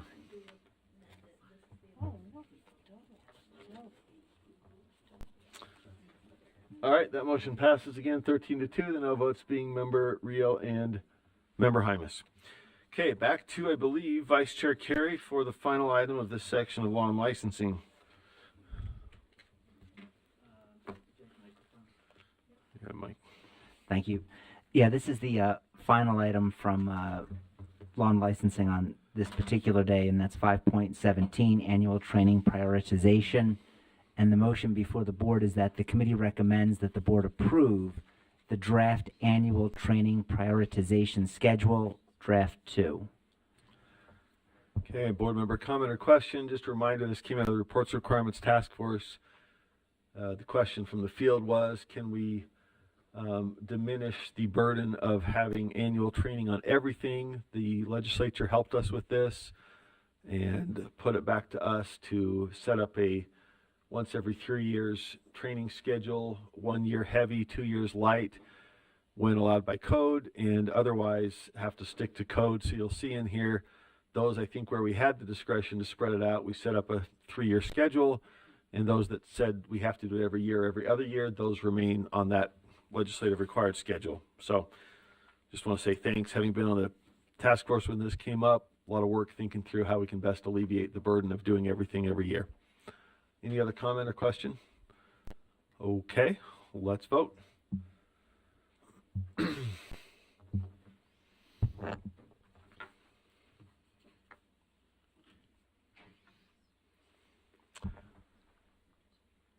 Let's see. Member Bogus. Yes. Member Bogus is yes. That passes unanimously, 15-0. Okay, that concludes, I believe, this section of law and licensing. And I think, Chair Hymas, were you going to take item 6? Okay. Thank you, Vice Chair Carey. Over to Chair Hymas. Thank you. We will jump to agenda item 6.2. The committee, this is R277-304, General Teacher Preparation Competencies. The committee recommends that the board approve the General Teacher Preparation Competencies Draft 2. Okay, discussion of the motion, Vice Chair Earl. Yeah, I have a motion. I'd like to move draft 5 and move the pieces of the, and I'm just going to move mine all together. So on, I need to, let me read them and then second it? Is that, I'd like to move draft 5. Well, if draft 5 is all in there, we can just ask for a second if it doesn't need explanation. You'll have to pull it up because I got feedback over the last couple of days and I've updated 2 parts. All right, let's just take a second to. It is the current one on backup. Draft 5. So item 2, draft 5. Do you want me to just read through the changes, or do you want me to wait till it gets seconded? We could do enough to just tip members off so they can second it Okay. without arguing it. I think. All right. So under the learners and learning, it's design learning that builds on a learner's prior knowledge and supports students' needs. And the change there would be encourage the involvement of all students and intentionally build academic knowledge over time. That's one. The second one is identify adaptations. This is LL4. Identify adaptations made to instruct to benefit learners of varied abilities. It would be striking backgrounds and onto their abilities. That matches the exemplar at the side. The next one is instructional practice 1. And that would be include effective differentiated strategies aligned with lesson objectives to meet the academic needs of every student. The exemplar would be is aware of the variety of effective strategies to support the academic needs of every student. IP2 would be provide effective strategies to promote requisite knowledge. And deep, and instead of learning, putting thinking there, that's the change, which may include problem solving, critical thinking, and discourse. And then on the other side there, changing deep learning, because I learned that that means something that has a unique meaning, so it's deep thinking. And then on IP5, it would be provide feedback to students and parents. Oh, no, that's already been made, right? That's an amendment that was already made. Okay, on classroom climate, it would be create a learning climate that is positive, sensitive to multiple experiences, and where the educator takes full responsibility for the learning within the classroom, which directly correlates with the exemplar, which is demonstrate a friendly and positive disposition towards students and learning. And that's my motions. The parent one, I think those were made in committee. So. Okay, so is there a second now that we've read it in? Motion. Okay. Yeah, thank you. Let me just speak real quick. I've spent a lot of time. I've sent questions to the deans. I talked with public. I've talked to my local entities. I've asked a lot of questions of them. I think this just creates some clarity and some focus. It simplifies. Anyways, and I'm just going to take IP1 for example. It's include effective. It's not just differentiated strategies. You can differentiate strategies, but we want effective differentiated strategies. And it does focus back on that academic elements. So that's, unless there's specific questions, that's where I'm asking that we move in that direction. Okay, Member Hymas. Yeah, thank you. I appreciate, I talked to Member Wood yesterday, and we're kind of talking about some different things here. One of the things I appreciate about this, and I understand that it's kind of last minute. We've discussed this for months, and not this in particular, but this competencies. But the fact that this is moving towards a more academic focus, which is our mission and vision, I think this better aligns and helps us get to where we want to be. The second part, though, and I could ask the maker of the motion, and maybe if I need to do an amendment, but some of the concern is that just making these changes, some of the concerns for those programs are making these changes quickly is very difficult and challenging. Here we are in June. So I wonder if we could put some sort of provision in there that says, yes, we'll adopt this if it goes through here in the body, but that it won't be, you'll have a year to work on it. Does that make sense? So maybe we roll it out in 2025. And I don't know if this is a question for Dr. Height, or I hear some staff kind of talking back there, but I just want to get a timeline that is fair and reasonable to those educator programs. Dr. Height, Chair, did is that you want to okay? weigh in? Yeah, can I direct that to Dr. Height? Thank you.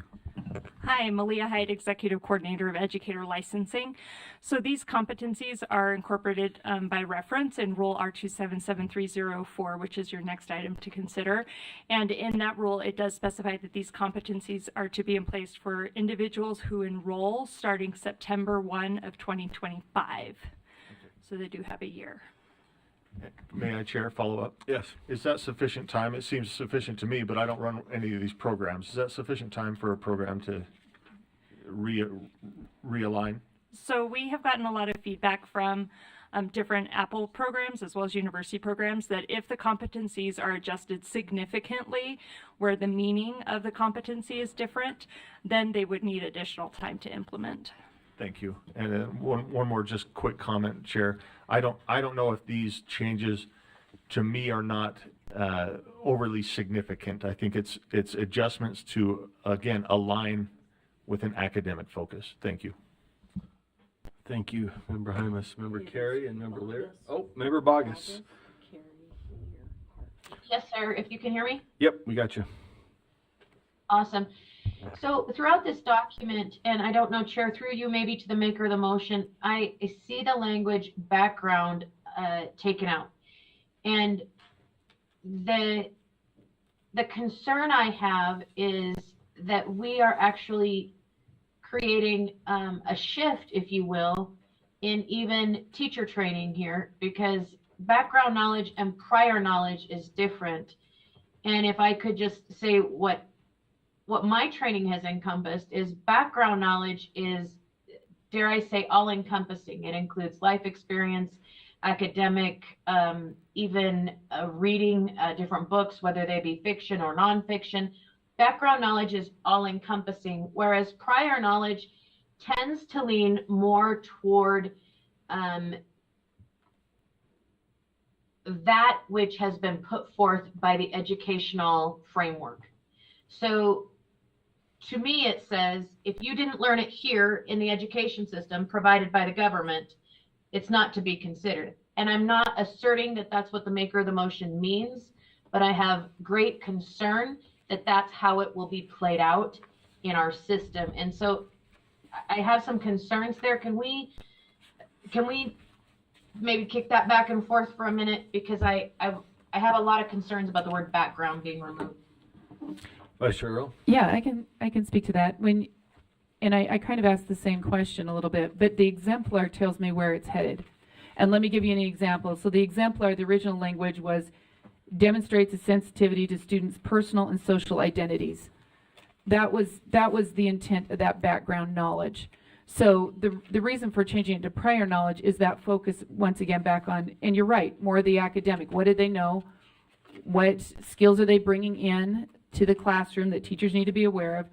And it's that idea of intentionally building academic knowledge over time. So yeah, you're right. It is a little bit of shift in focus, and the intent is not to eliminate a student's background. There's plenty of places where that is still incorporated, including in with the participating in meetings with IEP, with parents, with others. There's some other places too. Sorry, I don't have those pulled up. I probably could look down real quick and find that, but I don't think it eliminates that ability or that reflection. I think what it does though is it just says, this is the prior skills that are being brought into the classroom. I don't know if that answers your question. That's the direction I took. And it was the exemplar that told me where it was headed. Okay. Chair, may I follow up? Sure. So I have a manifold concern here. One is that we have government education. In America, we call it public ed, but it's government funded, it's government regulated, it's government ed. So when we narrow the knowledge that can be used to that which is provided by the government, to me, that is very authoritarian in its framework. It also carves out what would be that all-encompassing part of the humans that come before us as teachers every day, and their background knowledge is very diverse. If they're a refugee student, they have very diverse background knowledge. If they are a student that is the child of immigrants, they have a very diverse background knowledge. If they're a student with a grandfather who was interned in Japanese World War II camps in America, they have a very different background knowledge. And to carve and push that away into a government and narrow it to a government framework, maybe I'm missing something, but I've just got some. Can you look at dissonance. Yes? Can you look at IP6? This wasn't, once again, it doesn't scrub, so to speak, or remove all that. IP6 says provide relevant learning opportunities that are grounded in student interest, needs, and backgrounds. It still allows that to be in there. It's just that there were several areas where the background was the focus instead of maybe a more comprehensive or a more skills-based. So it doesn't scrub that out. It's still in there. And I think there's other areas where that's there too. So it still allows for that background to take place. Thank you, Vice Chair Earl. I do appreciate that. And I appreciate the notation, the IP6. Thank you. Okay, let's see. Member Carey, Member Lear.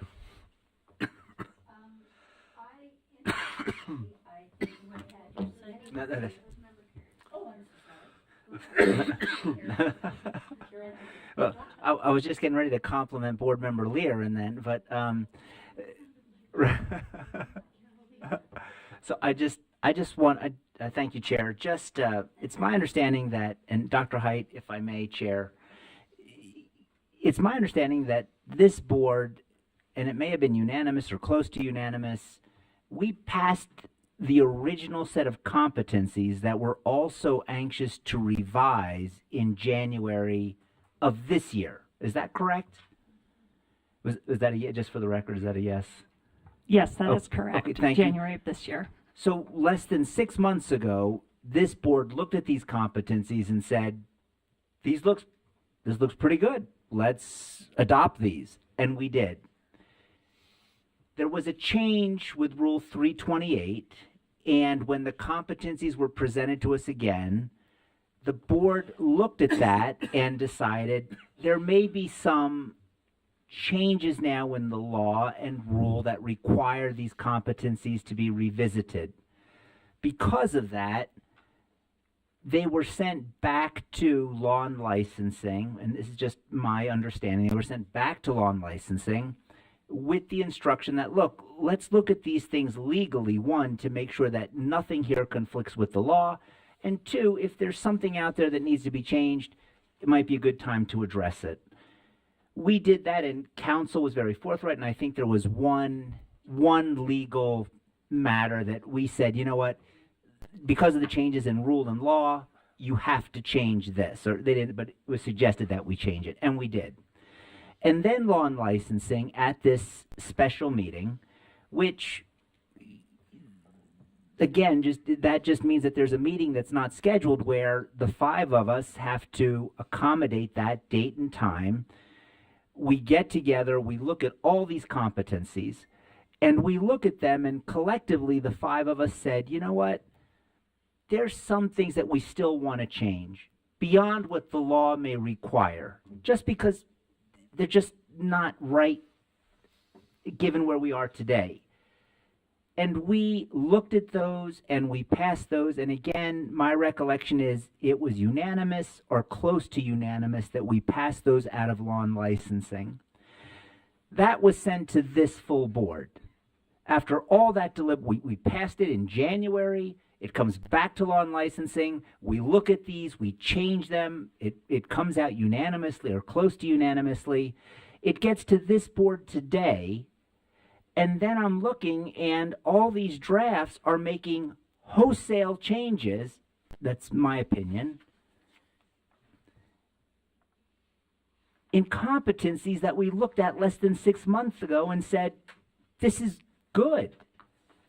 And my concern with that is we now have all these other institutions, I would say patiently waiting, but I can only imagine there's a lot of anxiousness saying, where are you going with these competencies?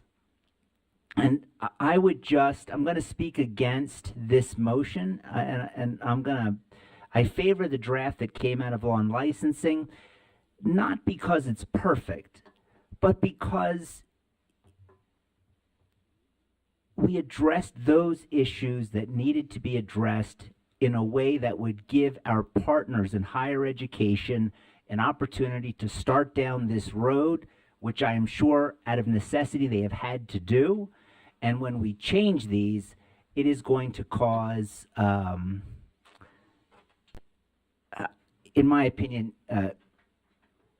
unwarranted, undue, and unnecessary turmoil in the work that they are trying to do. So, Dr. Height, my question to you with that long monologue is, have you heard from higher institutions of higher education or our partners who are concerned about all these changes that we're making with their obligation to institute these changes in the abbreviated time frame that we're giving them. Chair, with your permission. Sure. Dr. Height? Yes, we certainly have had a lot of feedback from our ed prep partners, both our LEA Apple programs as well as our university partners. And they have expressed that they are frustrated with the pace of changes, that they start to make some implementation choices, decisions about their programs, and then they have to stop or pause or wait or reconfigure. And they've also said that if the competencies are adjusted significantly, it will significantly impact their work and implementation. Particularly our university programs and Apple programs don't work in the summer. And so they have lost 3 months of implementation time. Thank you. Member Lear. Thank you. I had a few comments, and interestingly, some of them are very similar to Christina's, Member Bogus's. And one of them is that I live and represent an area that is much more diverse than some of you do. I'm certain that Salt Lake City, it's very different to teach in Salt Lake City than it is to teach in Morgan. And I think that's not directed necessarily at Jenny, but it's just a less homogeneous place to teach. So I really, really dislike, I don't mind most of these changes, but I really dislike taking away the background pieces of, even though there's one left that I could find, I think it's important for a teacher to understand, think about the background of the students. I had an experience, my children went to East High. I went back about 3 or 4 years ago to do a thing for a social studies class. And when my children went to East High, they were all white kids and mostly from the East Side. And I recognized a lot of them. I went back into the social studies class. There were maybe 3 kids that I identified as, that were kind of white kids, just like my kids. I was stunned at how different this community had become. So if I had been a teacher at East High, no longer, considering the background of these students, a number of them were refugees, a number of them didn't speak English, I would have not been the teacher I needed to be. So taking background out of this document really troubles me. I don't care if you add academic and some of the other stuff, but I think it also dilutes it. You can call it emasculating it. I think it takes it from a strong document to a vanilla document. The other piece about it is that my understanding was when we got I agree very much with what Member Carey said after we discussed this and discussed this again. We had lots of input from our staff to help us understand what the exemplars were. And I don't know if that's not one of the groups that Member Earl mentioned and who she talked to, but the staff gave very valuable input about why the exemplars and the standards or the looked like what they did. And I think that was really important feedback from them. So I, again, feel like we took that into consideration, made the changes we did based on those comments from staff who work every day with these teachers. And I think it's crucial information. And I am too, I'm increasingly concerned that we rewrite committee work after especially we spent 2 committee meetings on it. Not that it was perfect, but it came with a lot of information from a lot of people. And I again go back to my biggest concern is that the background element of this is minimized in this draft. Thank you, Member Wood. I completely agree with Member Carey in that the original document that came out spoke to the motion that came out of this body to look at the legalities. But I am proposed to go one by one and make the changes that I need to put this back into a state that our teachers can support our teachers. So I will start with motion 1, that I want to reinstate backgrounds in each of the areas that it has been stricken, which is LL2 and LL4. Okay, so the motion is to restore from draft 5. We are on draft 5, right? Member 5? Okay, I had 3. Okay, well, So that's we're going fair. back in LL2 That's the motion from right now. prior to background. Let's see, Member Wood, do you know where the next one is? I mean, Yeah, Did we ever pass? I mean, this has not what been motion passed. are we on right now? The motion on the floor is to adopt version 5, draft 5, which includes But Vice there Chair was a Earl's substitute changes. after that failed. Is that right? There's no substitute. We haven't happened yet. No, there's an amendment to Vice Chair Earl's proposed draft. Yes, a motion to amend. Right. Amend draft 5. Motion to amend to draft 5. Right? Yeah. Oh, God. So All right, so the first one is to restore, in draft 5, to restore the word background rather than changing it to prior. I'm just trying to make sure I know where that is, but I guess we don't need to know that. Is there a second? It's Second from Member Straight. competency LL2 and Com- competency LL4. All right, so in LL2 and LL4, LL2 would restore background in place of prior, and LL4 would be backgrounds in place of abilities? Okay, I'm looking at draft 3, so I'll make sure I get it right. Okay, it's been seconded to you, Member Wood.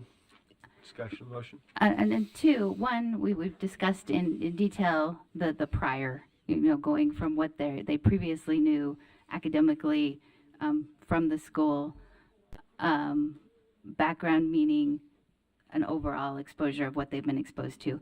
As far as LL4, this limits to skills. What are their skills, as opposed to what do they bring to the table? And that's why I want to reinstate it there. Okay, further discussion of the motion.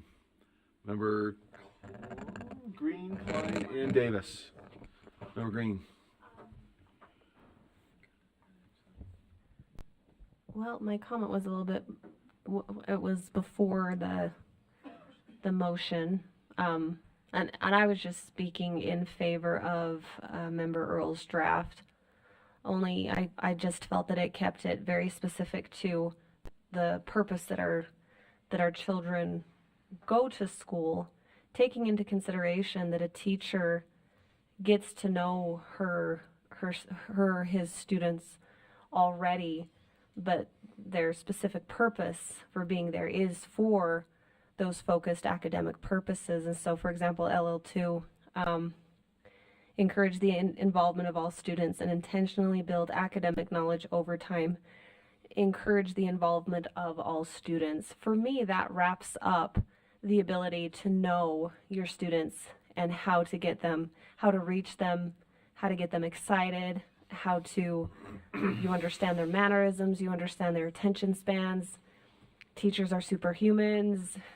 They have a gift. I don't say that lightly. That was a nod of respect. But the intent, and the reason we send our kids to school is to intentionally build academic knowledge over time. Encouraging the involvement of all students incorporates the teacher's ability to know her students and their backgrounds and where they're coming from. So I was just in support of Member Earl's draft. Okay, thank you, Member Green. Member Klein. I would also speak in favor of the former draft. I just want to say, math is math.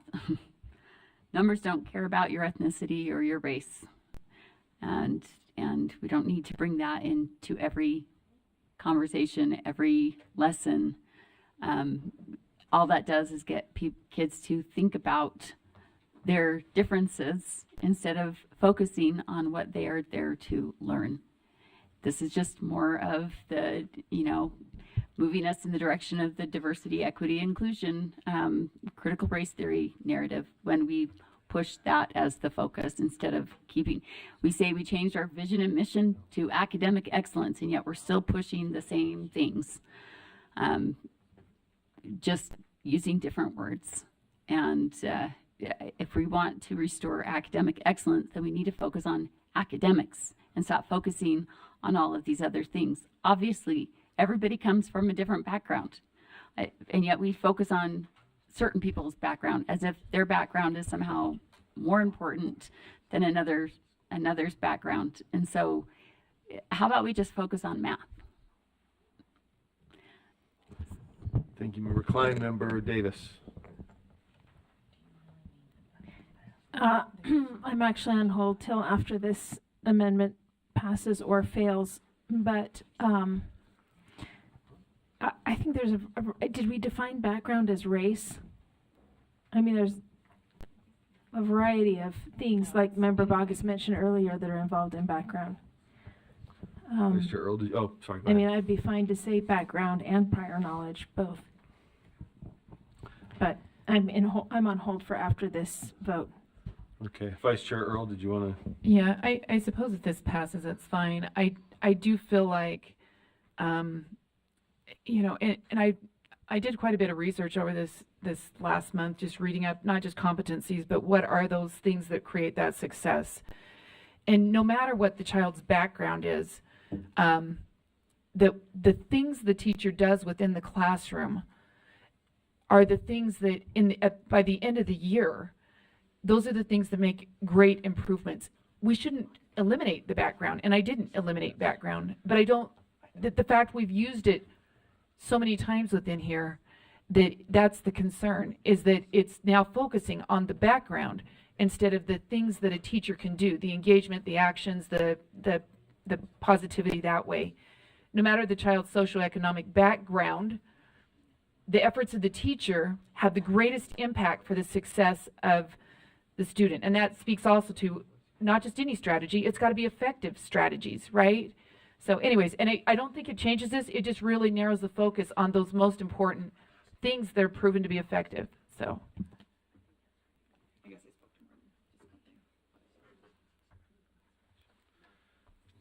Okay. This is okay. I'm sorry, Member Wood. Did we cover Member Davis? Were you still holding? Still holding? I'm waiting. All right. So Member Wood. Yes, just to summarize. So I was talking to a kindergarten teacher this week that talked about struggling readers. And she said when she found out that one of her students was very active in baseball, and she gave him exposure to some reading literature with baseball, all of a sudden he started reading in ways he had never read before. So understanding some background helped in his academic success, because suddenly, you know, he's sounding out words like strike and ball and base, and he has that background knowledge that got him to start seeing things in a different way. And that's why I'm moving forward this. Gotcha. Okay. Anything further on this one? Okay.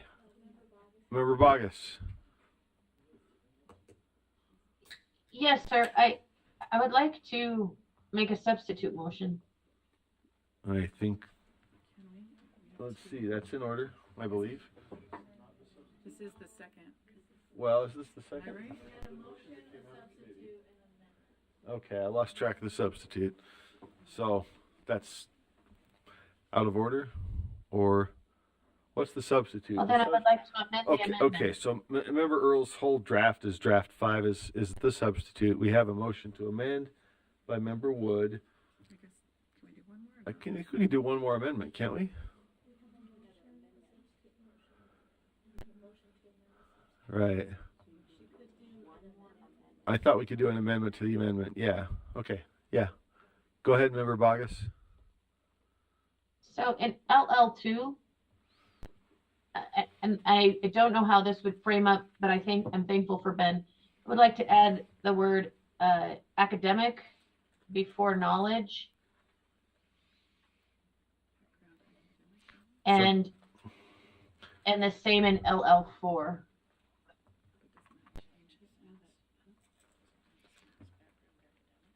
Well, let's see. So this would be an amendment to Member Woods, which restores the word background, right? So based on the learner's academic background knowledge, is that correct as to LL2? No, sir, just prior academic knowledge. So that would not be an amendment to the existing. I guess that would be a substitute, which we would have to wait until this one's done. I think, tell me if I go wrong here. I'm always looking at my...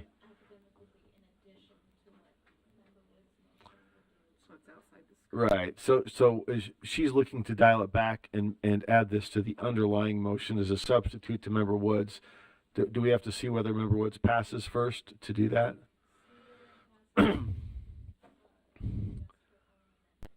Yeah, that's what I'm thinking. Okay. There could be an amendment to the existing motion. In other words, you could add academic to background as Member Woods seeks to restore it, but adding academic to prior requires waiting to see if this one passes. I think.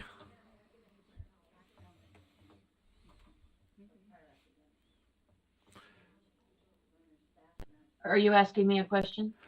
Yeah, well, just passing along the ruling from the parliamentarians here. What we have on the floor is to bring back background. So if there's an amendment to add academic to that, that would be in order. If it is to add academic to the prior motion, that would have to wait on Member Woods' motion first. I say that right? I think so. Yep. Let's press pause. Okay, we'll hold that one.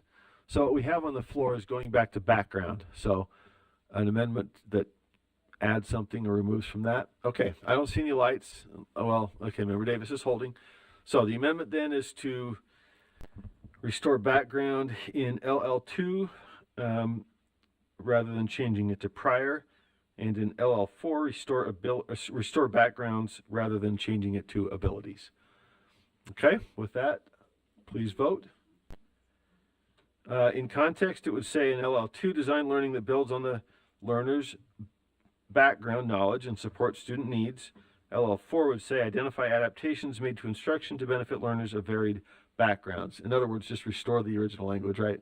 Member Wood? Okay. All right. With that, please vote.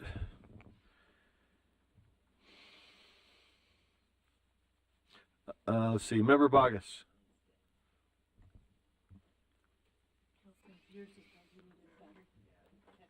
No. Member Bogus is a no. Yes. Oh, hello. Gosh, I'm split, but it doesn't matter. I'm 6. So that passes. Let's see. Are we missing anybody? Oh, Member Carey. Hold on. We got to get Member Carey. Can we take your verbal and put it in the system? Just treat him like an online, or should we wait for the battery?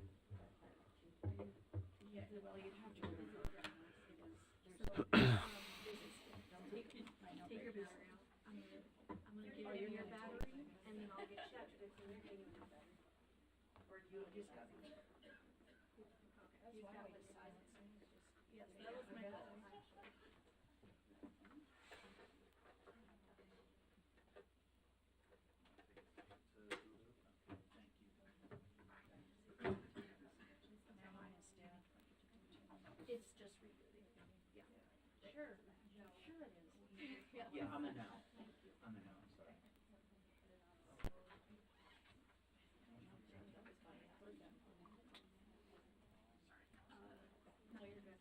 Molly, thank you. Yeah, yeah, I needed to walk. Actually, I forgot we did drink. So Member Carey was a no. Is that number 7? Is he no number 7? Okay, that passes 8-7. The no votes being Chair Moss, Member Bogus, Member Klein, Member Green, Vice Chair Earl, Member Hymas, and Member Carey. All right, so that brings us back. Let's see.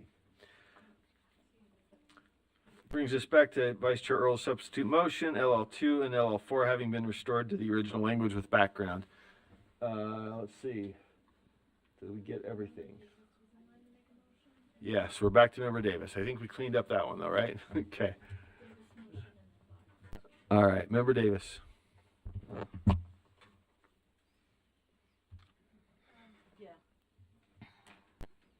You know, I really think that we need to go back and pass what came out of committee. For the very reasons that Member Carey stated. And it's not, and in addition to that, I feel like we need to expect that people implement our direction with fidelity. And I think if we pass something in January and they put tons of work into it, as we have been told by our university prep programs, and then we change it in June, maybe they'll rise to the occasion this time, but next time we send out directives, I think they're going to be pretty slow to say, oh, this is just going to change again, so why are we going to break our necks to do what they ask us to do? That is my concern, that the amendments will dilute the implementation with fidelity in the long run. I would make some changes myself to this, and I don't disagree with some of these. In fact, there's one I was like, dang, I wish I would have done that in January.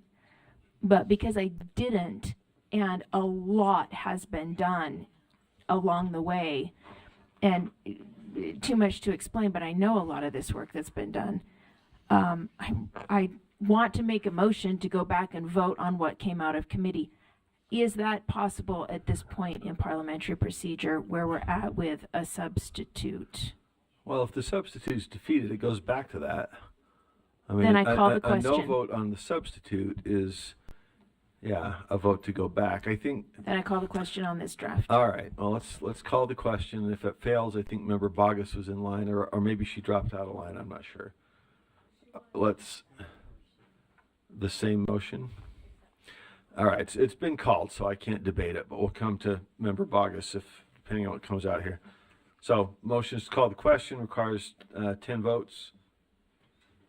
We're calling the question on Vice Chair Earl's substitute draft 5 as amended.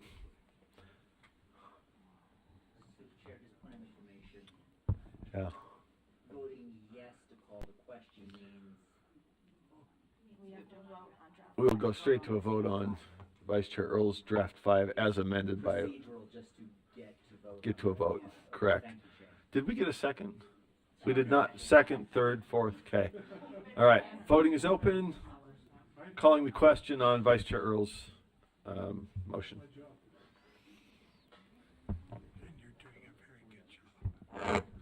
Oh yeah, Member Bogus.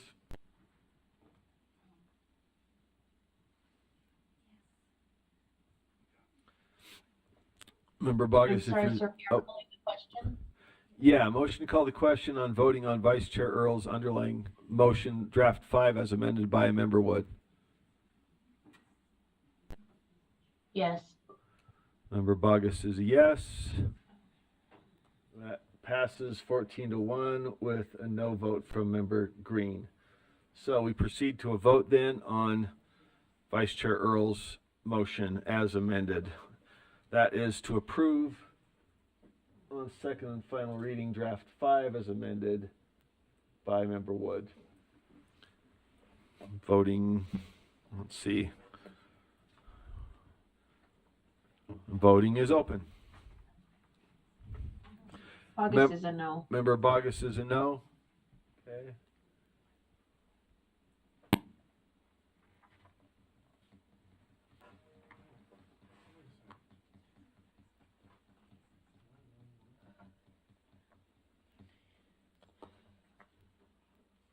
Let's see. You got Member Bogus up there, right? Bogus was a no. I'm sorry, did I get that right? Member Bogus? Did we not get her vote on this one? I'm sorry. Member Bogus on Vice Chair Earl's substitute motion as amended by Member Wood. I voted no. Oh, I didn't vote. Yes. Okay, that motion fails. 9-5. The yes votes being Moss, Member Green, Vice Chair Hart, Member Hymas, and Vice Chair Earl, with Member Klein abstaining. So that brings us back to the underlying motion that came out of committee. Draft 2. Thank you. I believe. Is that right? Yes. Vice Chair Earl? Yeah, I want to make an amendment. Okay. Just a second, let me find where I'm at. I have one amendment I want to make, and it's just the The one on it's, hang on just a second. It's CC Classroom Climate 1, which would be create a learning climate that is positive, sensitive to multiple experiences, and where the educator takes full responsibility for the learning within the classroom. Yeah, just yeah. It's CC1. It's just my motion for CC1. That's the only motion I want to make. Amendment. Is there a second? Can we see the language first, Chair? Yeah, let's see. It's CC1 on the document. It's on my. I would second that motion, sir. Okay, it's been seconded by Member Bogus. And I just, once again, this one is really putting it back into the scope of the responsibility of the educator. You're still addressing the positivity, the sensitive to multiple experiences element, but you're putting the full responsibility back on the educator for how things are done. And it's more reflective of the actual exemplar. It demonstrates a friendly and positive disposition towards students and learning. And that's the key thing there, is the positive disposition towards both the students and the learning. On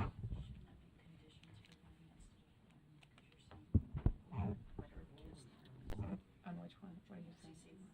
What about it?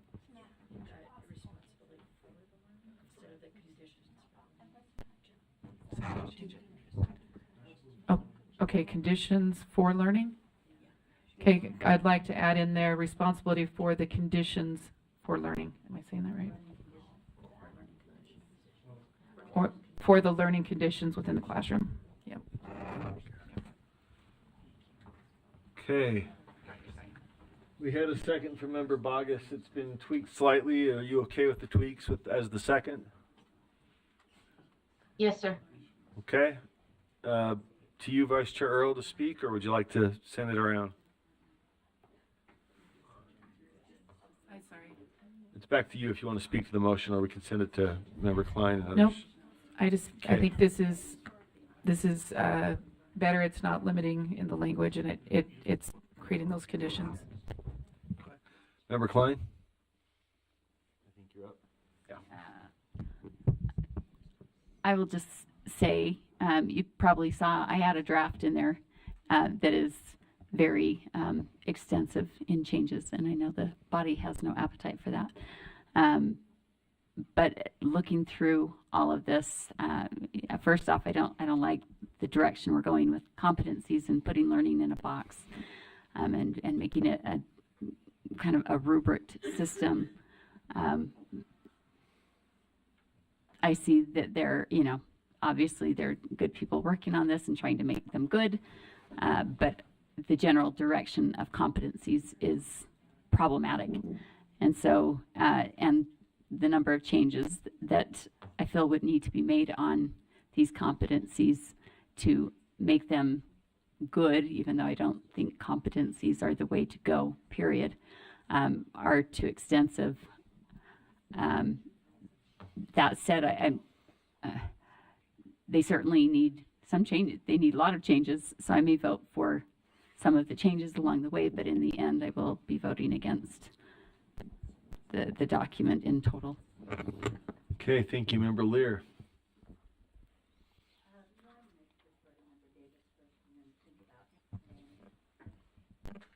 Okay, is Member Davis up or Member Carey? Whoever's next, Member Carey. I think I've got you in queue here. Thank you, Chair. Yeah, I'm going to speak against this motion for the same reason I did the other one, which is the board looked at these competencies in January. We sent our education partners in a direction, and now just to say, we got that wrong, that's a hard ask to impose on our education partners after the time, money, and resources they have spent. I've spent time with Dr. Haidt on this, and have a better understanding of turning that battleship, and it's not something we can expect them to do on a dime. I do have one question for maybe Dr. Haidt or Council Chair. My concern with this language is it says that the educator takes full responsibility.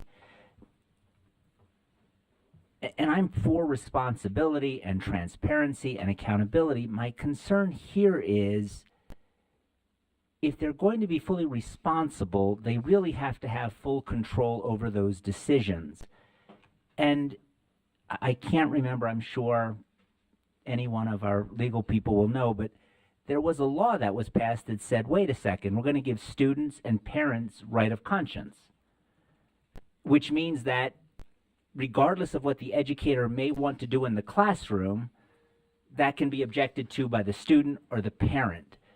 I would like to ask counsel if that's appropriate, if this language would conflict with that right of conscience provision. Does it put our educators and LEAs in legal jeopardy? Because now we're saying, hey, the educator, you have full responsibility for what takes place in the classroom, but the law is saying parents and students dictate what may take place in the classroom as it impacts them. So to the extent that that question can be answered by staff, Chair, I'd ask that maybe we get a reply to that. Sure. Can we ask either our AAGs, Deputy Stallings, Director Height? Yeah, Dr. Height. I just conferred with our AAG Beal, and with it being the teacher is responsible for the learning conditions, it is softer, but it still potentially maintains in the gray area regarding that law of the right of conscience. Follow up? Sure. No, just I would like to say with that feedback, I think it's just to me another reason that we need to tread extremely carefully on this, because now not only are we asking to make these changes in an abbreviated time frame, but we're asking them to do that with potential legal jeopardy hanging over their heads with these decisions. And based on those two reasons, I would object to I'm going to oppose the motion. Thank you, Chair.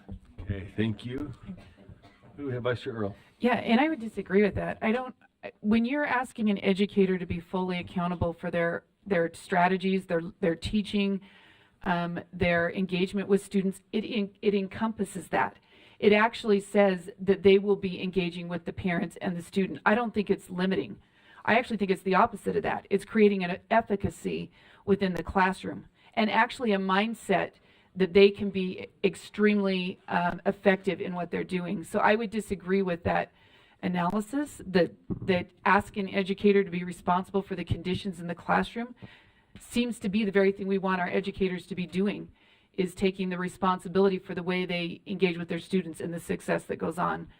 And in this particular area, this is one of the areas where we have a lot of research that shows that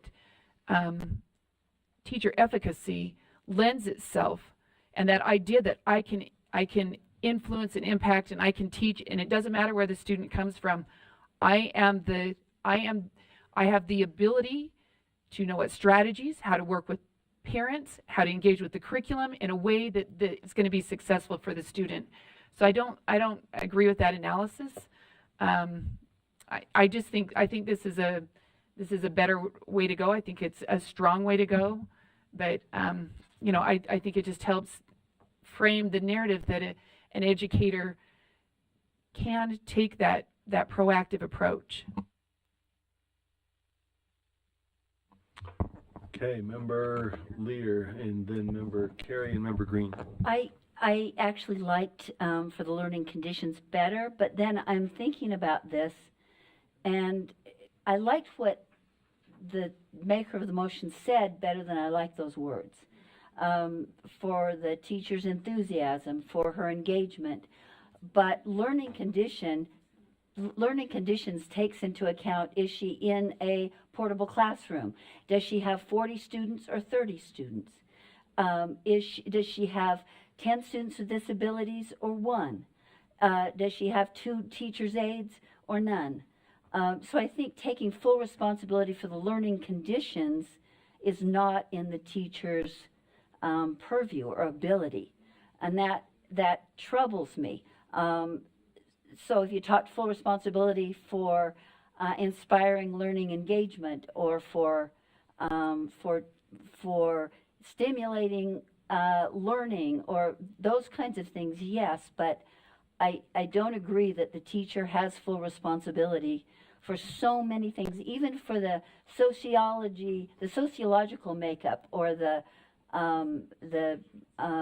ethnic makeup of her students. How many ELL students does she have?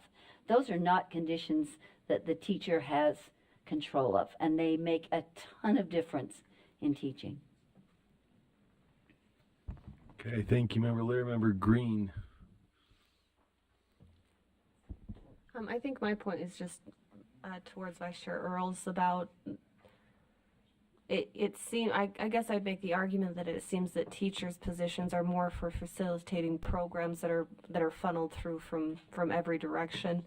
What I like about this language is that it's almost like giving the teacher the key back to their classroom, and that it opens that door back up to them to think about how they can be sensitive to the students that they have, the environment that they've created within the four walls of their own classroom, the learning conditions that naturally make a teacher passionate about coming to work every day.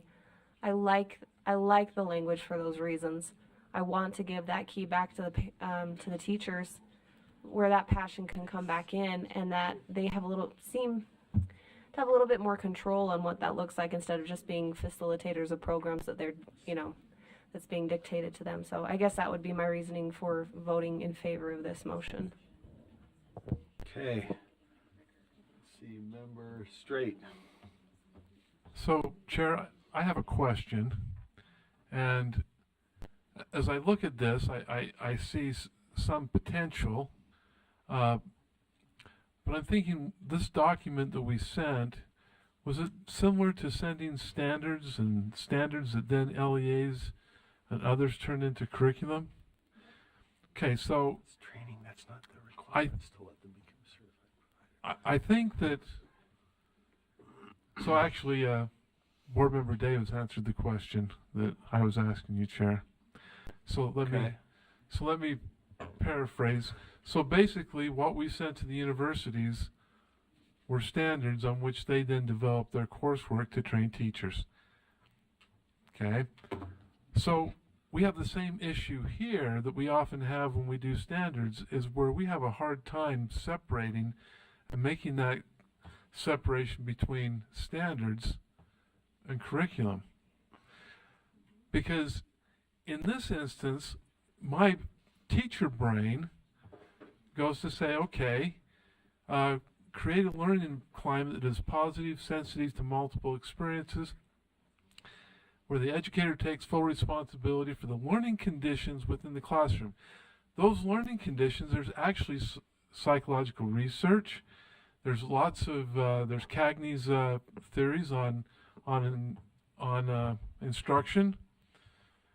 And I see those fitting here, but the question I'm asking myself is this our job, or is that the university's job to take what we've given them and then put into effect Cagney's conditions of learning theory, or that sort of thing? So for that reason, unless I can be convinced otherwise, I think I'm going to vote no, not because I disagree with the importance of that, but I'm thinking it's misplaced. Okay, thank you, Member Straight. Member Klein.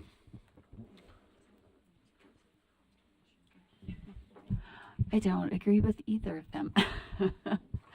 So I don't know which way to go, but I appreciate the intent of Member Earl's motion. I believe the intent is good, as spoken by the previous board member as well. So I would move to amend this motion to take out sensitive to multiple experiences and add in after full response, so it would say takes full responsibility for direct teacher instruction and learning conditions within the classroom, so that it becomes actual teaching that the teacher is responsible for, not just directing the instruction that the student receives through tech. Hold on, sorry.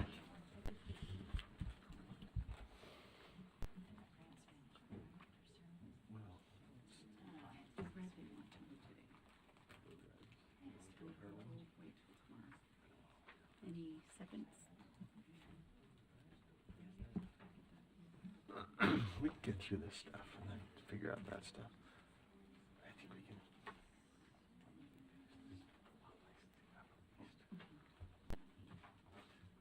All right, so the motion is to amend CC1 by striking sensitive to multiple experiences. So it would read, creating a learning climate that is positive and where the educator takes full responsibility for the learning conditions in the classroom. Teacher instruction Oh, excuse me. All right. and Hold on. the learning conditions within the classroom. Yeah, I don't think we had, okay, that's part of the new one. Got So it. Okay. it would read, create a learning All right. climate that is positive, where the educator takes full responsibility for teacher instruction and learning conditions within the classroom.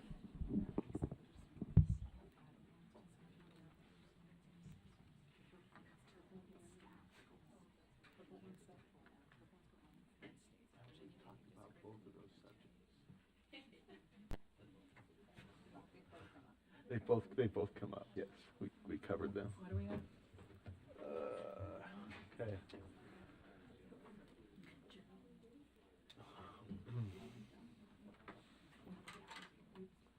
Okay, so the motion is that the board strike sensitive to multiple experiences from the proposed amendment and insert teacher instruction after takes full responsibility for the, let's see, could we put that in, is it possible to put that in context or do we have to wait? This is getting a little bit tough to align.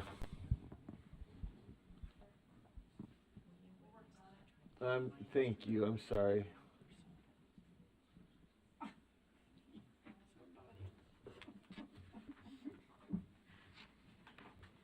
For teacher instruction and learning conditions within the classroom. Does that now capture your amendment in Vice Chair Earl's? And.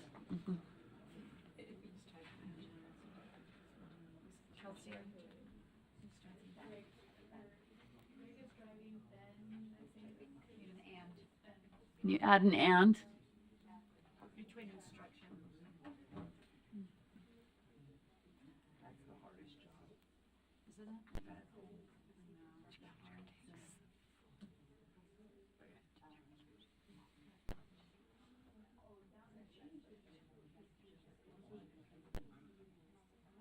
You probably take the out before teacher instruction.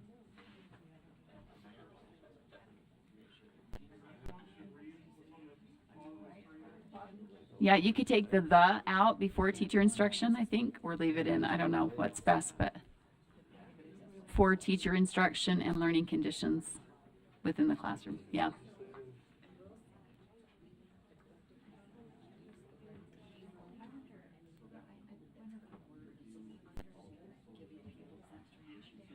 If the what?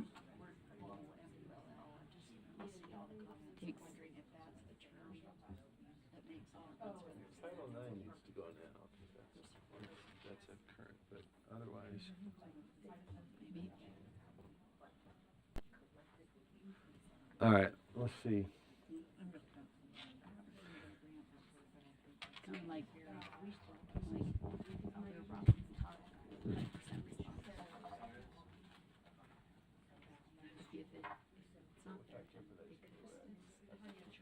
put the blame on somebody else or something. But if the buck's not there,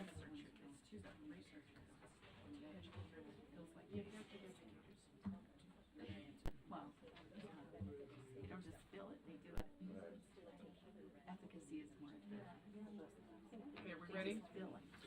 Do we have it framed up? Okay, so Member Klein's amendment to the amendment is that the board strike, let's see, okay. Sensitive multiple experiences from the proposed amendment insert teacher instruction after takes full responsibility for so that it reads, create a learning climate that is positive and where the educator takes full responsibility for teacher instruction and learning conditions within the classroom. Okay, who's the second? We had a second? Second? Who brought the motion? You did. Who seconded? Okay, do we have a second? I'm not seeing a second.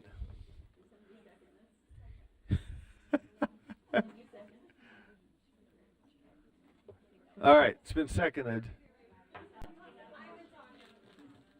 All right. Seconded. Matt, member Hymas is seconding. All right, are we set to go forward, folks? So, member Carrie, member Wood. I'm sorry, you keep covering it. I'm not trying to. Member Wood.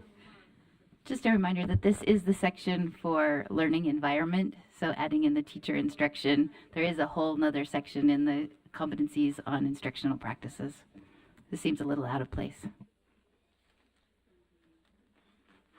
Okay, thank you. Member Carey, I believe, yes.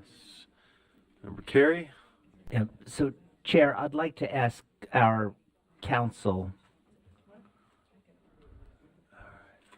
Yeah, Chair, if it's appropriate, I'd like to ask our council the same question I asked before, which is, I'm concerned that we're asking our teachers to assume full responsibility when they don't really have full power. We have students and parents, and this is something that I supported when it came before the board. They have right of conscience. They can say, I don't want to do this. I don't want to participate. You can't teach me this.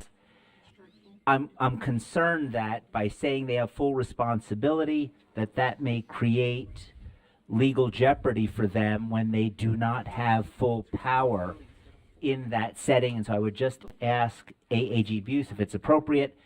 In her opinion, does this create a similar legal jeopardy as the last proposal we just went through? With your permission, Chair.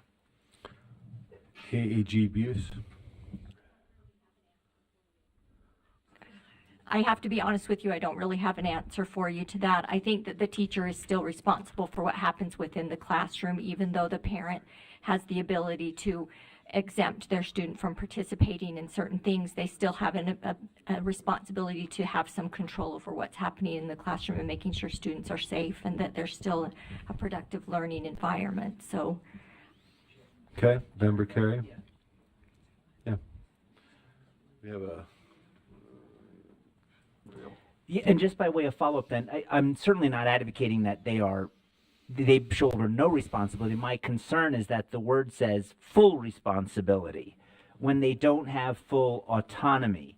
So I just want to make clear, Chair, that I'm not saying the teacher should be absolved of all responsibility, but it seems unfair and legally perilous to say they carry full responsibility. So I don't know if we have the bandwidth in the motion queue, but if we do, I would like to make the motion to strike the word full. Okay. Again, I'm not sure if we have the Let's see, bandwidth where are for we? it. Amending the amendment. We've exhausted our.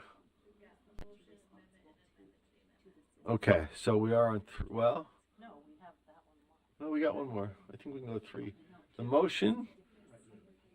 Let's see. We're on Member Earl's substitute, and then Member Klein's amendment. Oh, I'm sorry. We defeated the substitute. Amendment. Yeah, we got one more. Yeah, I think we got 2. We got room. No, we don't. Wait, what? There's an amendment to the amendment already. We're done. Okay. So vote on this and then. The amendment to the amendment. Yeah, you're right. Okay. I thought when we killed this, yours is this one and that's that one. All right. Whew. Okay. I'll just remind us we are only 5 hours behind. That's not an overstatement. That's actual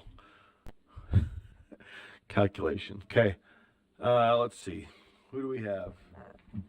Member Klein speaking to, so we didn't have room for another amendment, but we are speaking to your amendment, I guess, Member Klein. We wrap this up. Let's take it to a vote. You've spoken. Okay. All right, let us take this to a vote, and then we'll try to finish off law and licensing and see where we are, folks. We've got a lot to do still. So the motion is to amend the amendment. The board strikes sensitive to multiple experiences from the proposed amendment and insert teacher instruction after takes full responsibility so that it reads, create a learning climate that is positive and where the educator takes full responsibility for teacher instruction and learning conditions within the, you scroll up a little bit there, within the classroom, I think. Who's got controls? We just got to scroll a little bit there. Other way. There we go. Within the classroom. Okay. Please vote. Member Bogus? Member Bogus?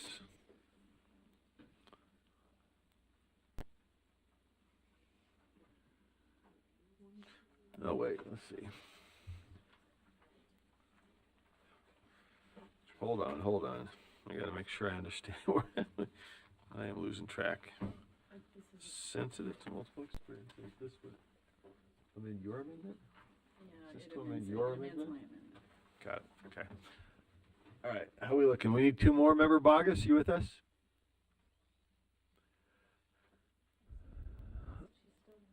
Member Bogus, you're muted. If you're trying to speak, we can't hear you.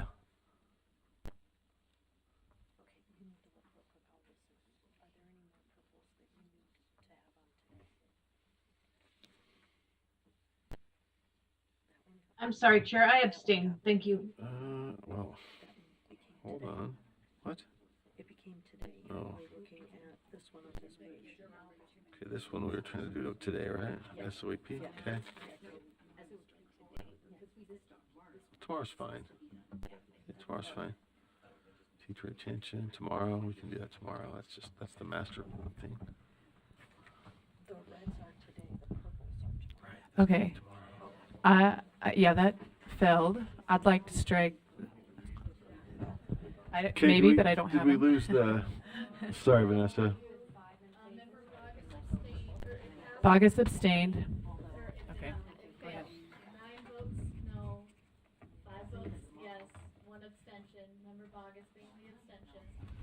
5 yes votes for. You might want to use your mic, Kelsey, Instead of saying it to you and then having you repeat exactly what I just Yeah. said. Okay.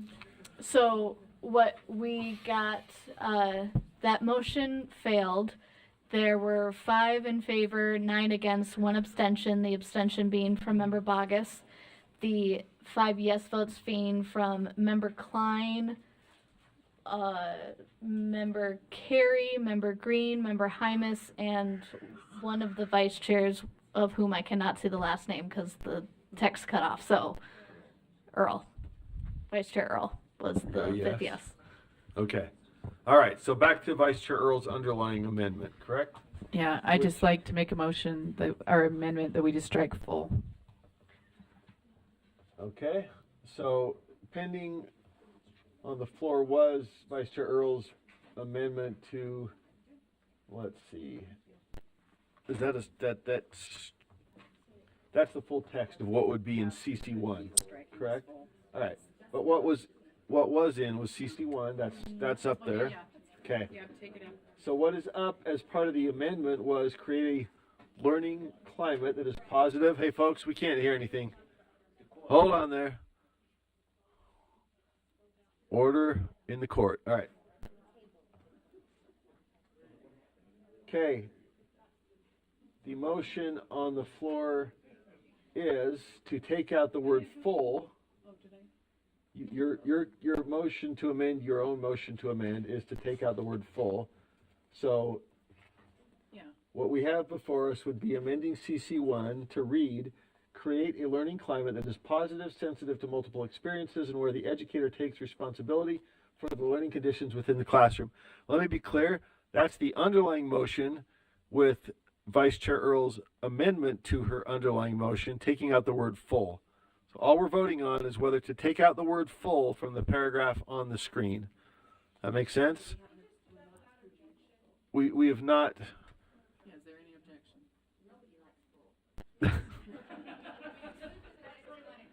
Okay, no objection? Fair enough. All right, let's move to this then. So what we're now voting on is approving this amendment to the motion. So I just read it. That's on the floor. Do we have any final comments? No lights. Let's vote. Member Bogus?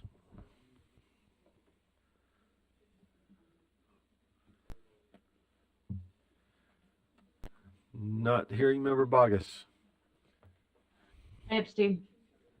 Okay, Member Bogus abstains.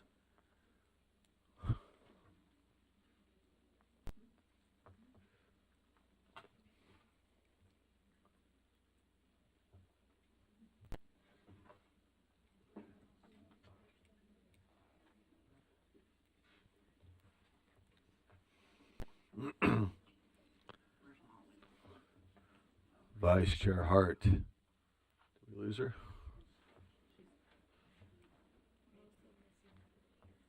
Member Lear, I think we're missing Member Bogus too, correct? Oh, we got her? Okay. Oh, that's right.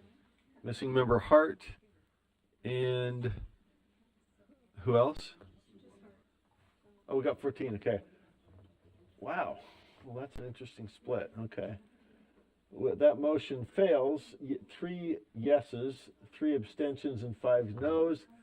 The abstentions being Member Straight, Member Bogus, and Member Davis. The no votes being Member Lear, Member Reel, Member Booth, Member Wood, and Member Klein.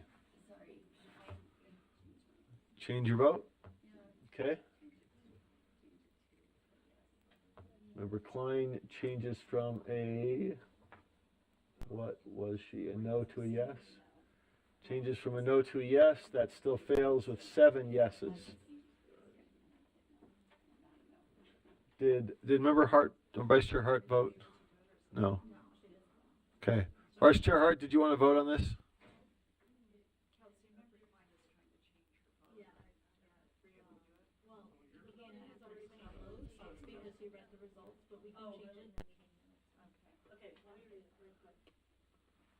Vice Chair Hart hadn't.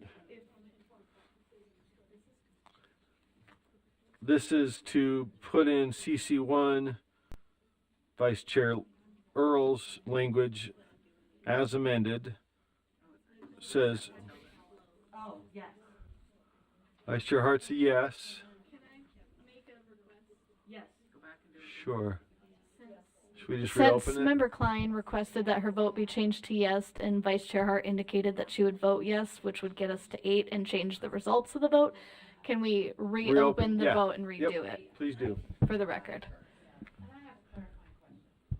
All right. Member Norton.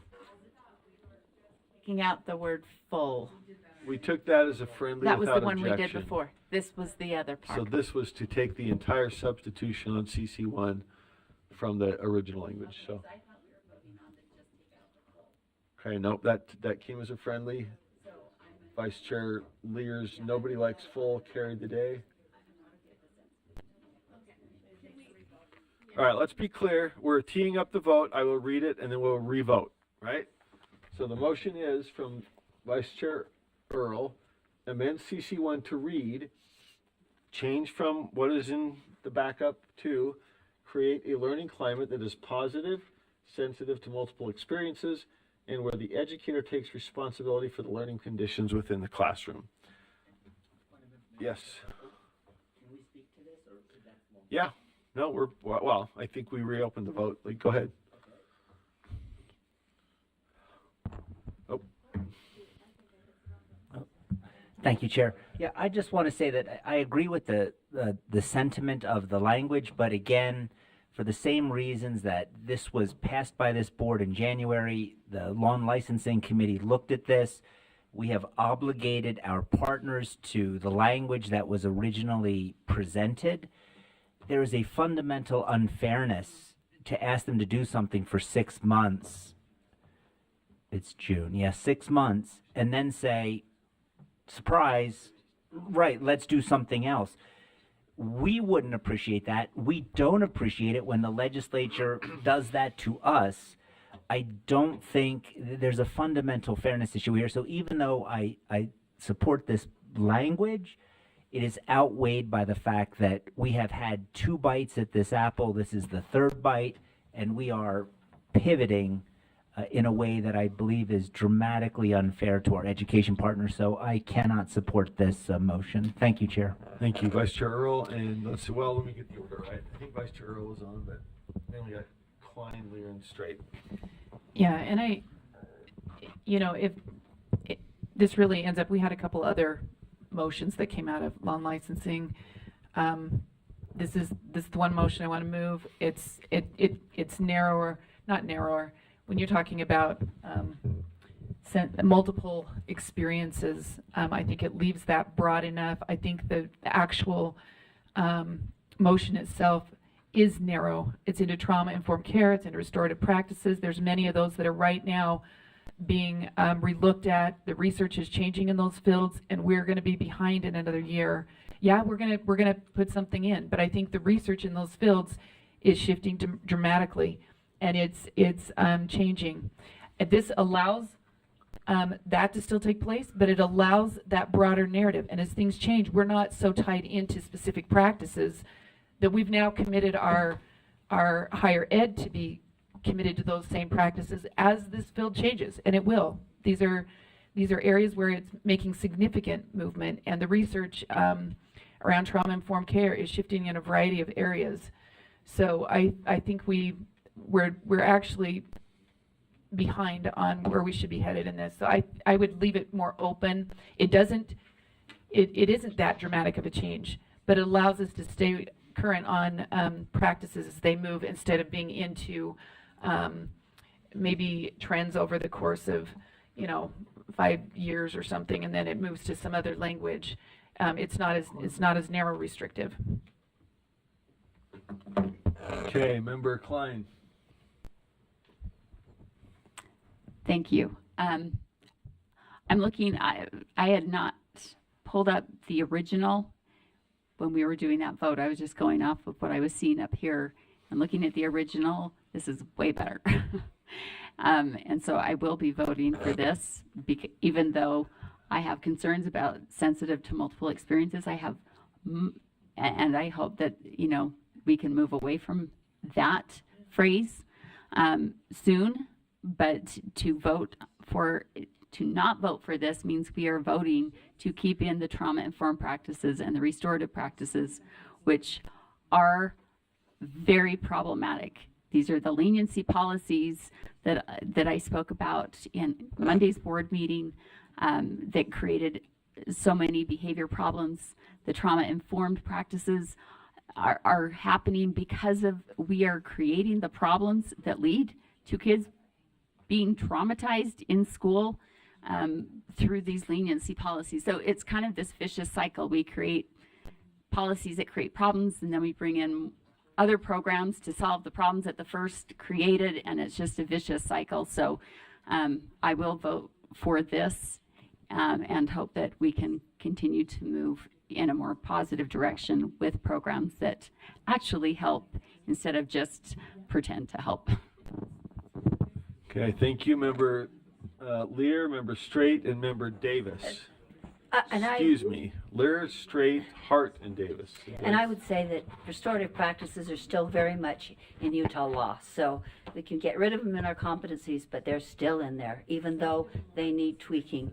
But my more important concern that no one's addressed is and I'm glad it doesn't say full responsibility, but if it said the educator takes responsibility for her instruction or her instructional practices or something like that, but nobody's addressed the issue that I raised earlier for the learning conditions.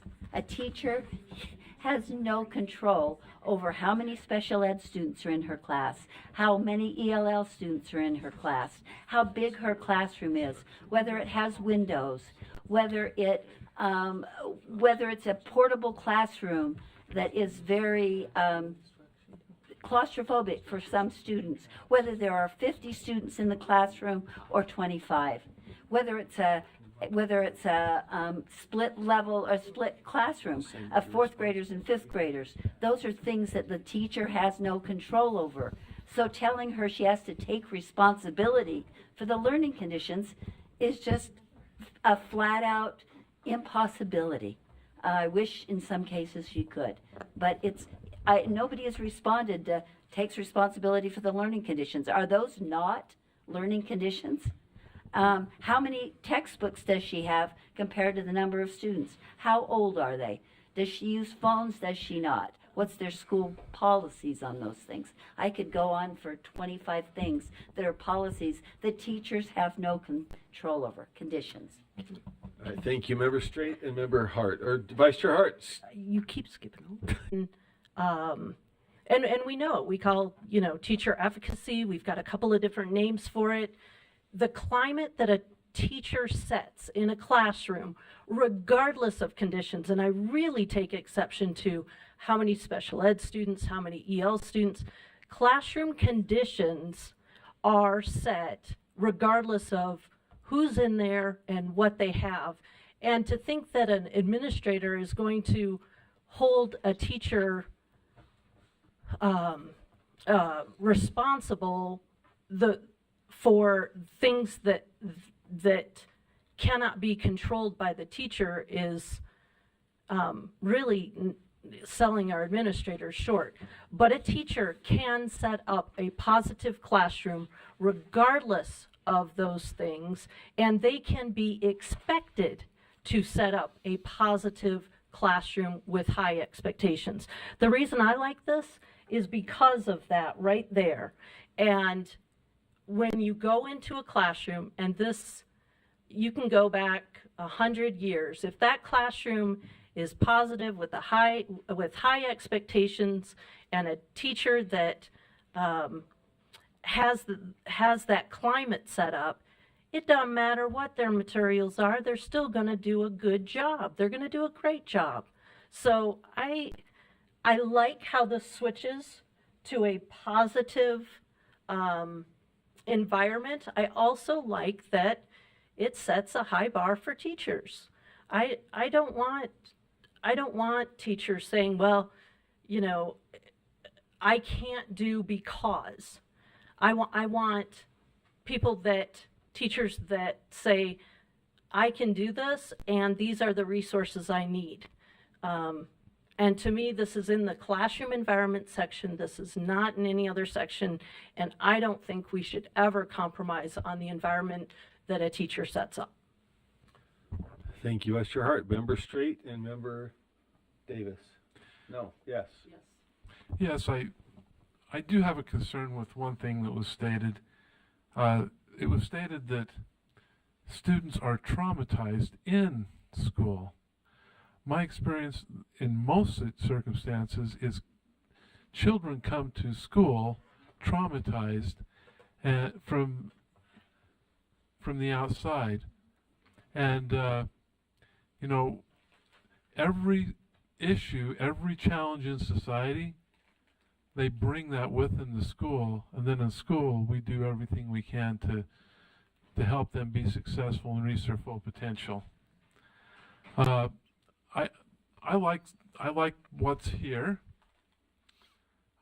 Teachers need tools and teachers need training, and of course this is about training at the university level to prepare teachers to set the stage for a classroom that is engaging, that is friendly, that is productive in academics, all those things that make for a productive classroom.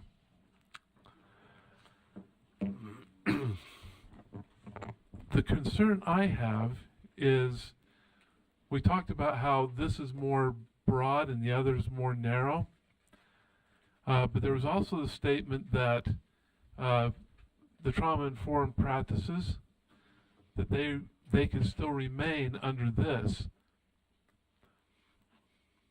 I'm concerned about replacing and taking that language completely out because everything is changing.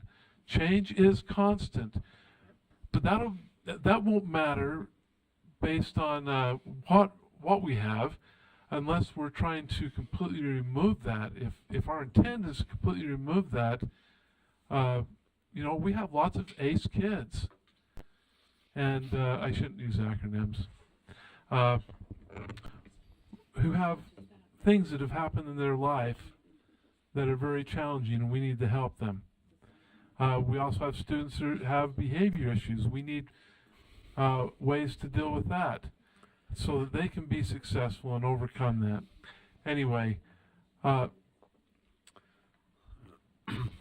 so my motion is, let's keep this and let's add the language that we're talking about removing, trauma-informed services and what? And what? Positive in there. Yeah. So help me here. Is this a motion, Member Straight? Let's see. Yeah, Let's but I'm go getting back to where I'm we are getting here. lots of voices around me, so I'm going to let. Are you next? Go ahead and make your amendment. Well, I'm not We're sure in what order it is. now, right? We turned one away. Okay, but let's hear this, and then we'll turn to. Let's just get straight. Not everything is on there. I would like to maintain what's already. We voted something down. Here. Oh, I'm okay, gonna- tell me what we did. Yes. Do it. Again, microphone. You got it. Love talking with the mic. It's great. Vice Chair Earl's motion to amend draft 2. We voted. There was some confusion amongst board members about what we were voting on and wanting to change votes, and it was a very close vote. So we agreed to redo the voting. That's what's currently on the screen. We opened the voting to redo it, and then we proceeded with debate. So We're back to the motion. That language Yes. right there. So that's the motion that's on the You table can't that we blame were me for going to being redo the confused voting then. for. All right. So we have to have that vote first. Yes. So it is up for the vote. We reopened debate on the vote. Is there any final discussion? Well, hold on. We were still holding debate. I didn't think we reopened the vote. Yeah, hold up. We still had a couple lights. We're trying to, but this is before this. We are teeing this up for a vote. So, final discussion to this motion, if any. Okay, maybe we are ready to vote. Oh, Member Bogus. I'm sorry, Member Bogus. I think she passed. Member Bogus, yeah. Yes, sir. So I would just offer that I think this has gone down kind of a crazy path that maybe it wasn't intended, but some statements were made that I fundamentally disagree with, because I believe that when we have behaviors in school that are causing evacuations of classrooms 2, 3, 4 times a day, that is traumatizing to students. When we're having lockdown drills in case of a shooter, that is traumatizing to students. And so, while I may not be on an extreme end the other direction, I also think it's not fair of us to not acknowledge that these things do traumatize kids. And as a board, we need to cogitate on that and remember it as we make our decisions. So thank you, sir. Okay, thank you. I think we are set to vote then. So the motion up is the language on the board: create a learning climate that's positive, sensitive to multiple experiences, and where the educator takes responsibility for the learning conditions within the classroom.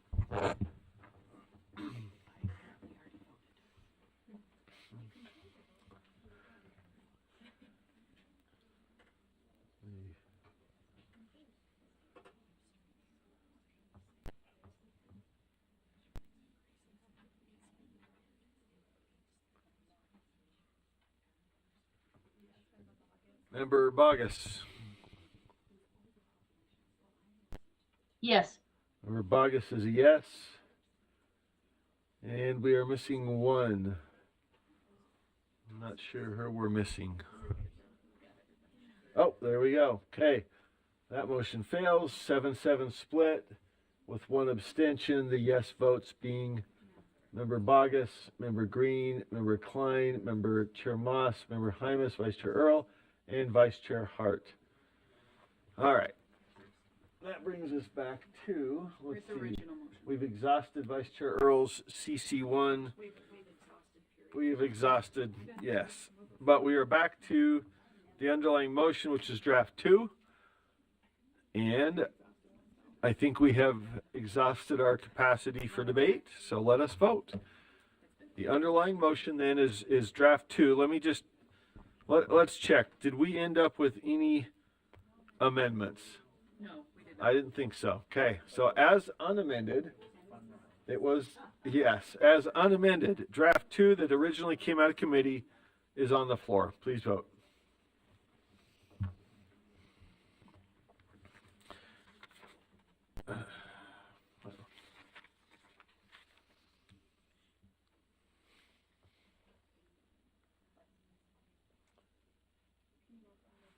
All right, Member Bogus.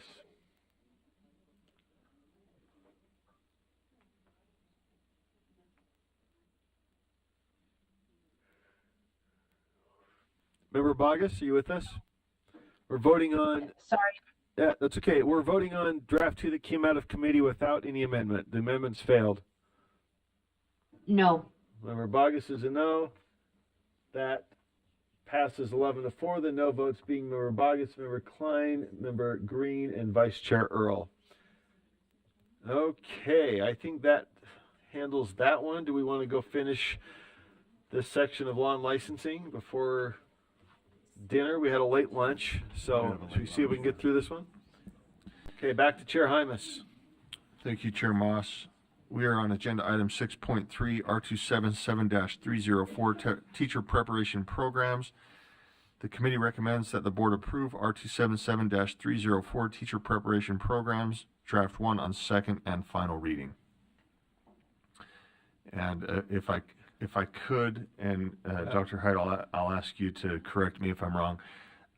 This just incorporates the competencies into the rule. That's all this does. This should be a quick one. Okay. Should I say Any that discussion of the motion? I am not seeing any. Please, oh, Member Klein. Sorry, trying to get to my place on this. I have a motion to strike lines 34 through 40 and 34 through 40 and 45. Okay, wait, no, let's see. Strike lines 34 through 40, 244 through 252.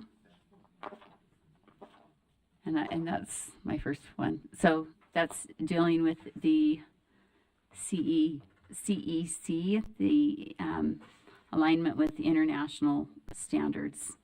Having researched their website, they have all kinds of DEI statements and initiatives like that. It's what they are.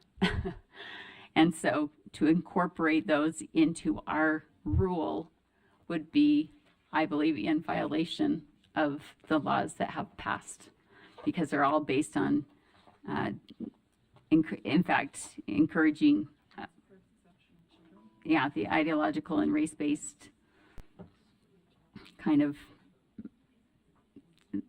I have to find I have all kinds of screenshots from their website. It's easy to go to and find it in a couple clicks. There we go.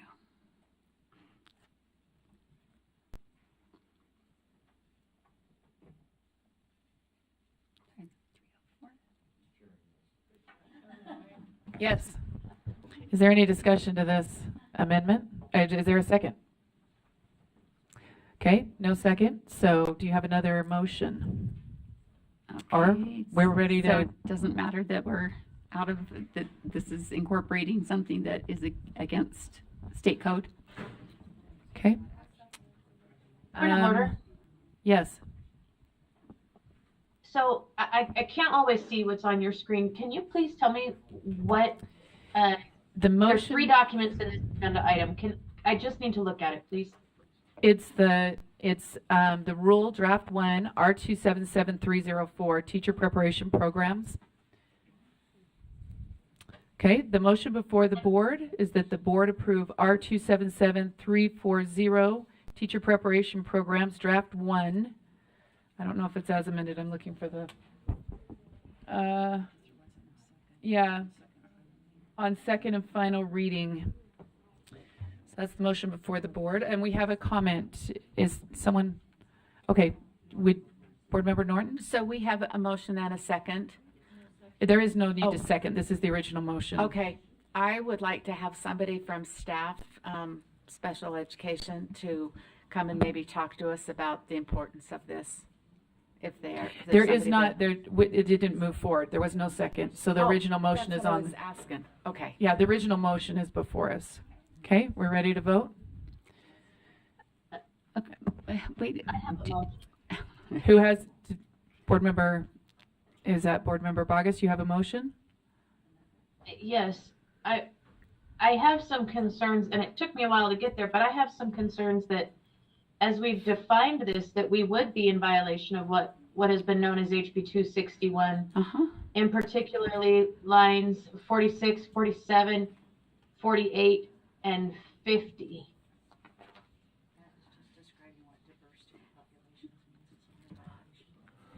Can I? So I guess with that, for the purposes of discussion and debate, I would move that we strike lines 46, 47, 48, and 50. Before that, I think we need to maybe, is there someone that can maybe speak to that? I guess maybe a second. Is there a second to that?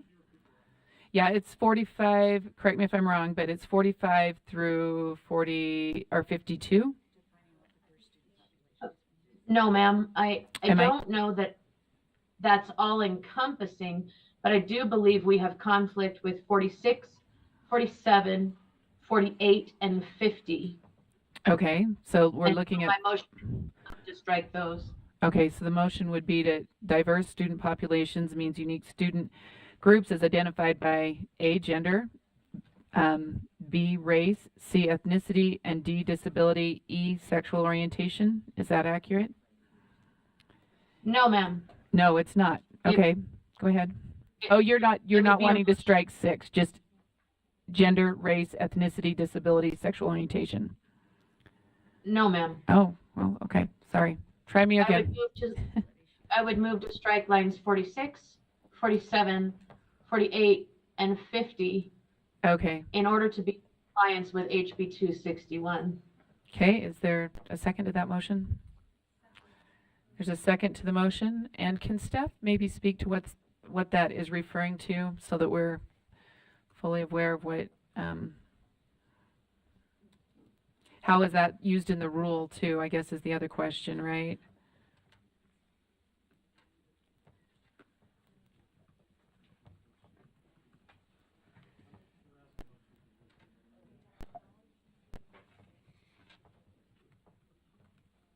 Did you find it anywhere in there? Yes. Looks like the definition is used on lines 135 and 142. Okay. And this would be striking those from that definition. So if you go down to 135 and 142, that would be the impact.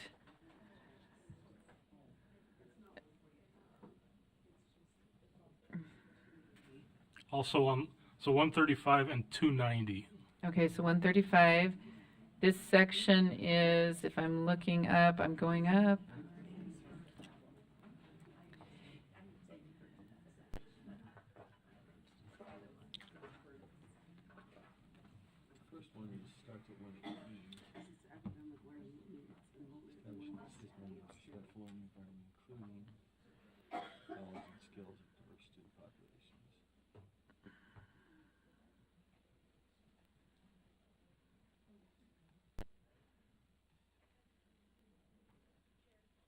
Yeah. Oh, so go.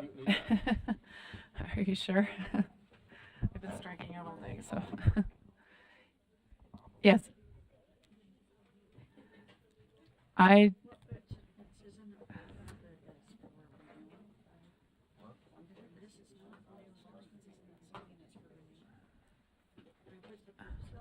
Well, I guess the question is whether it divides out those specific groups and what purpose, yeah. Procedurally.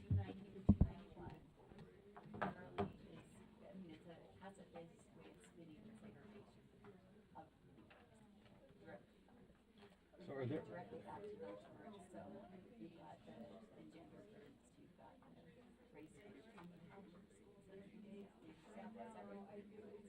Point of order. Yes. Ma'am, all I hear is mumbling. Well, I don't know if somebody. I think you might be accurate in that. People are looking at where it's applicable in the law, and then who's reviewing it? Is someone reviewing it? Okay, thank you, ma'am. I appreciate that. Yeah, so you're accurate. What's happening is correct.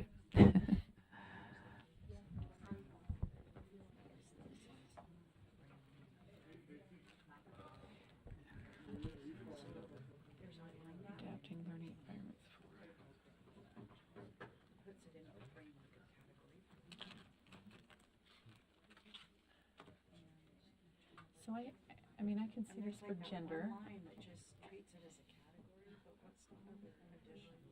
Because we have individual groups.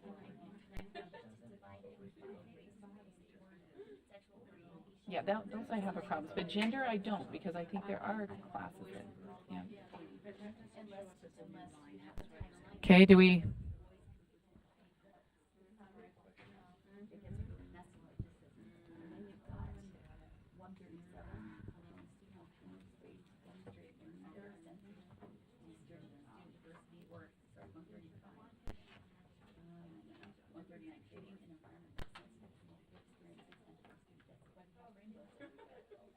Wait, that's not this diverse student. Does it say diverse student populations there?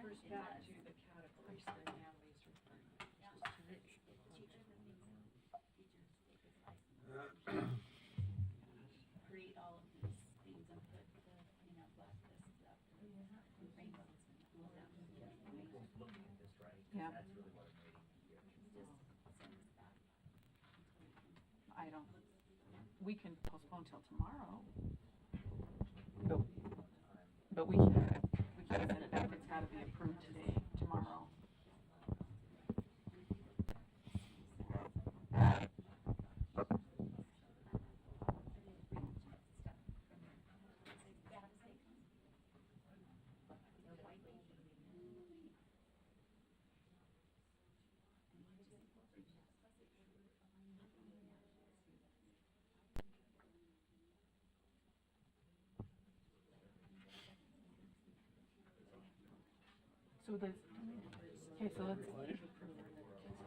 Okay, we're gonna, I think, as running this right now, yeah, do you want to make a postpone until tomorrow?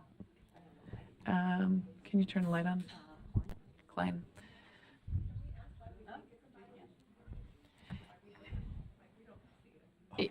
Yeah.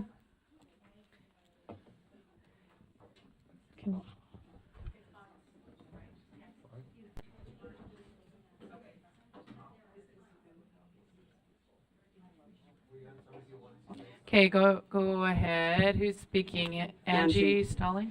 Yeah, so AG Buse and I were reviewing the defined term for prohibited discriminatory practice in HB 261, and we think that there could be an argument made that it does violate HB 261. We aren't prepared to say it definitively does, but that we're going to postpone till tomorrow so we can have that further analysis, so you're not put on the spot right now to make that. So, and there's a point of information.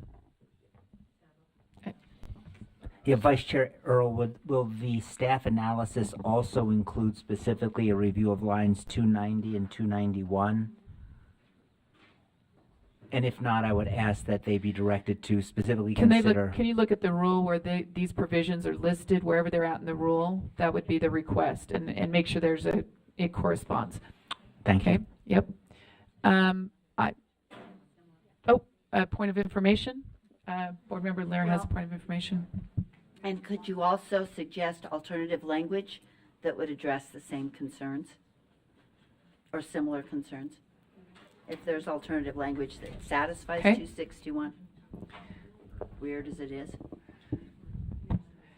Do you want to make a motion to postpone until tomorrow? Well, while they're looking at it, can I make another request that staff also look into the CEC, and if their standards that we are incorporating also align, because there's so much on their website that is highly questionable. Their whole intent is to push these ideologies that are in violation of HB 261.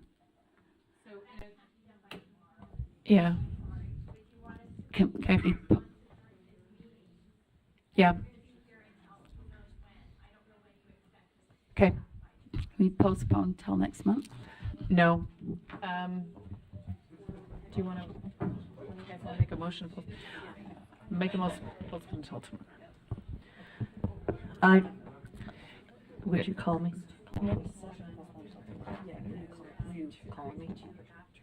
Yeah. Board Member Hart? Yeah, I'd like to make a motion to postpone this until tomorrow. I need a second. Okay. Second from Hymas. Okay, is there a second to that motion? Did we have a second? Okay, is that? Okay, any other comments? I do. Vice Chair. Okay, oh, yeah, go ahead. Yeah, if the motion is to postpone this to tomorrow, my concern is that it was my understanding, I might have misunderstood, but I thought council just told us they couldn't have for the addition. So what are we? They're looking at the provisions in relationship to 261. Board Member Klein asked to also analyze the standards for CSE and AGAL. Understood. Thank you. So the question we're asking, and the reason why the delay then would be to get some clarification on 261 and whether this aligns with it. Am I accurate in saying that? Okay. Yeah, for diverse populations. So, okay. And we're going to go ahead and take, do I have, Board Member Klein, I have a light on? Sorry, I don't know if you had those line numbers. You could find them from the CEC in there, 34 through 40 and 244 through 252. Okay, we're going to go ahead and vote on this item. So, okay, the voting's open. This is on postponing until tomorrow afternoon, this item. So we can get some further clarification.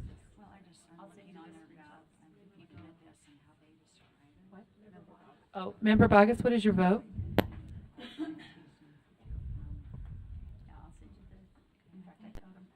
Yes, ma'am. Yes, okay. That's 11 votes. Do I have anyone else that thinks they want to weigh in right now? 12 votes. 13. Going.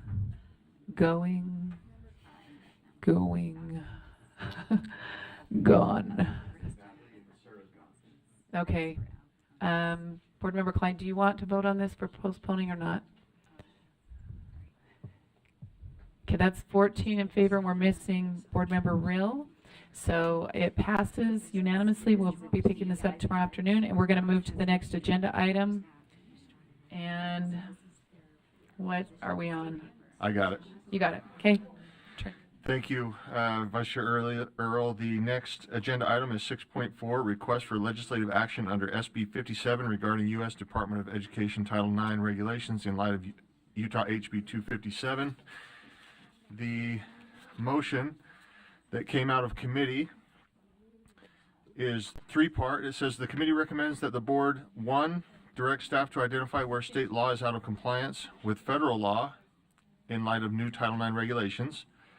2, request that the legislature consider the application of 2024 SB 57 to the Title IX regulations. And 3, refer the issue to the audit committee to consider prioritizing and audit evaluating USBE's costs as an agency by itemizing the total USBE compliance costs associated with each particular federal law, order, and regulation, using data for 2022, 2023, and insofar as practical, 2024, with findings supplied to all board members upon completion. You gonna reread that? I'm going to do that. Give me just a second. Hold on a second.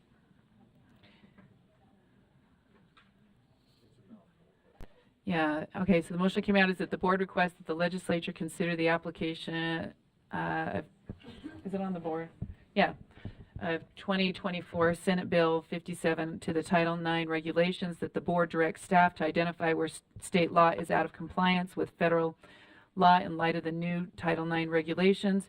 Request that the legislature consider the application of, oh, I didn't read that, but of 2024 Senate Bill 57 to the Title IX regulations, refer the issue to the audit committee to consider prioritizing an audit evaluation USB's cost as an agency by itemizing the total USBE compliance cost associated with each particular federal law, order, and regulation, using data for 2022, 2023, and insofar as practical 2024, with findings supplied to all board members upon completion.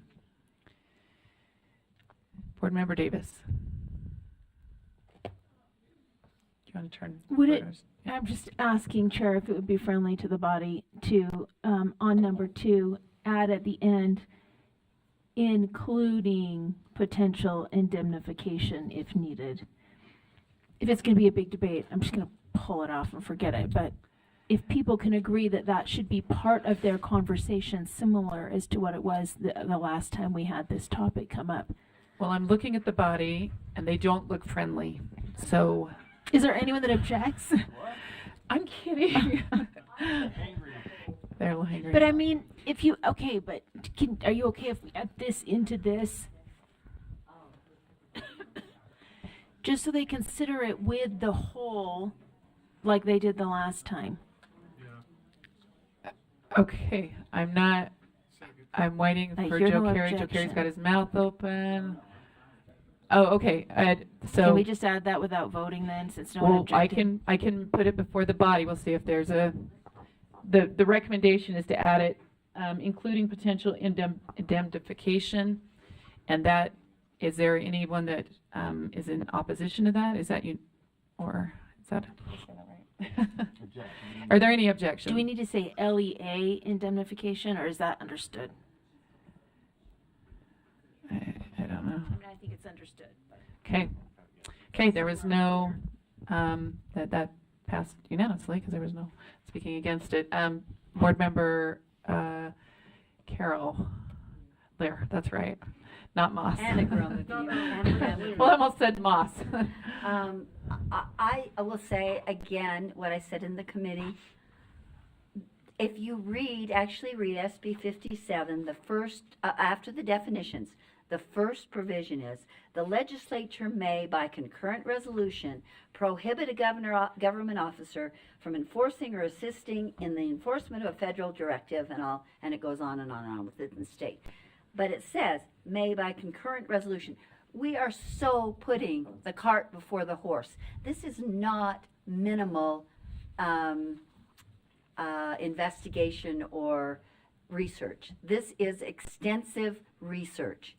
And understanding Title IX in and of itself is extensively difficult and complicated. So why in the Sam Hill would we ever have our staff spend time on this before we even have the sense of a joint resolution from the legislature?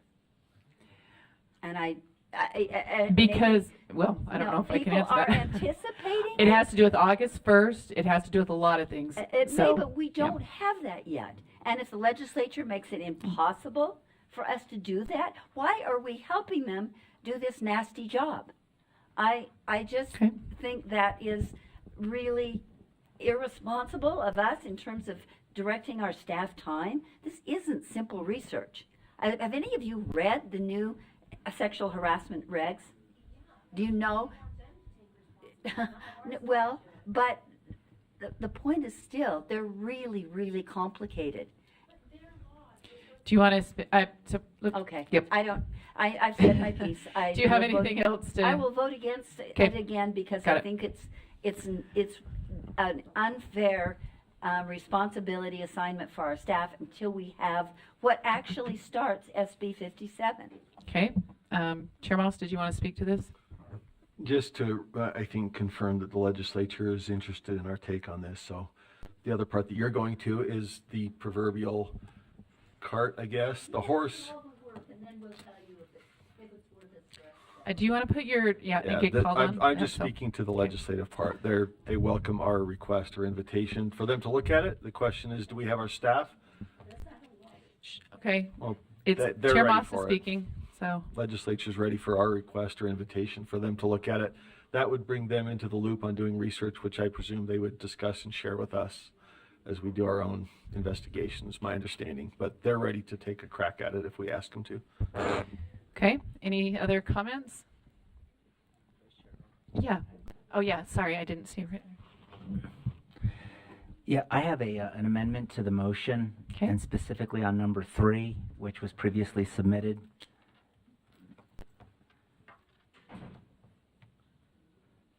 And my motion would be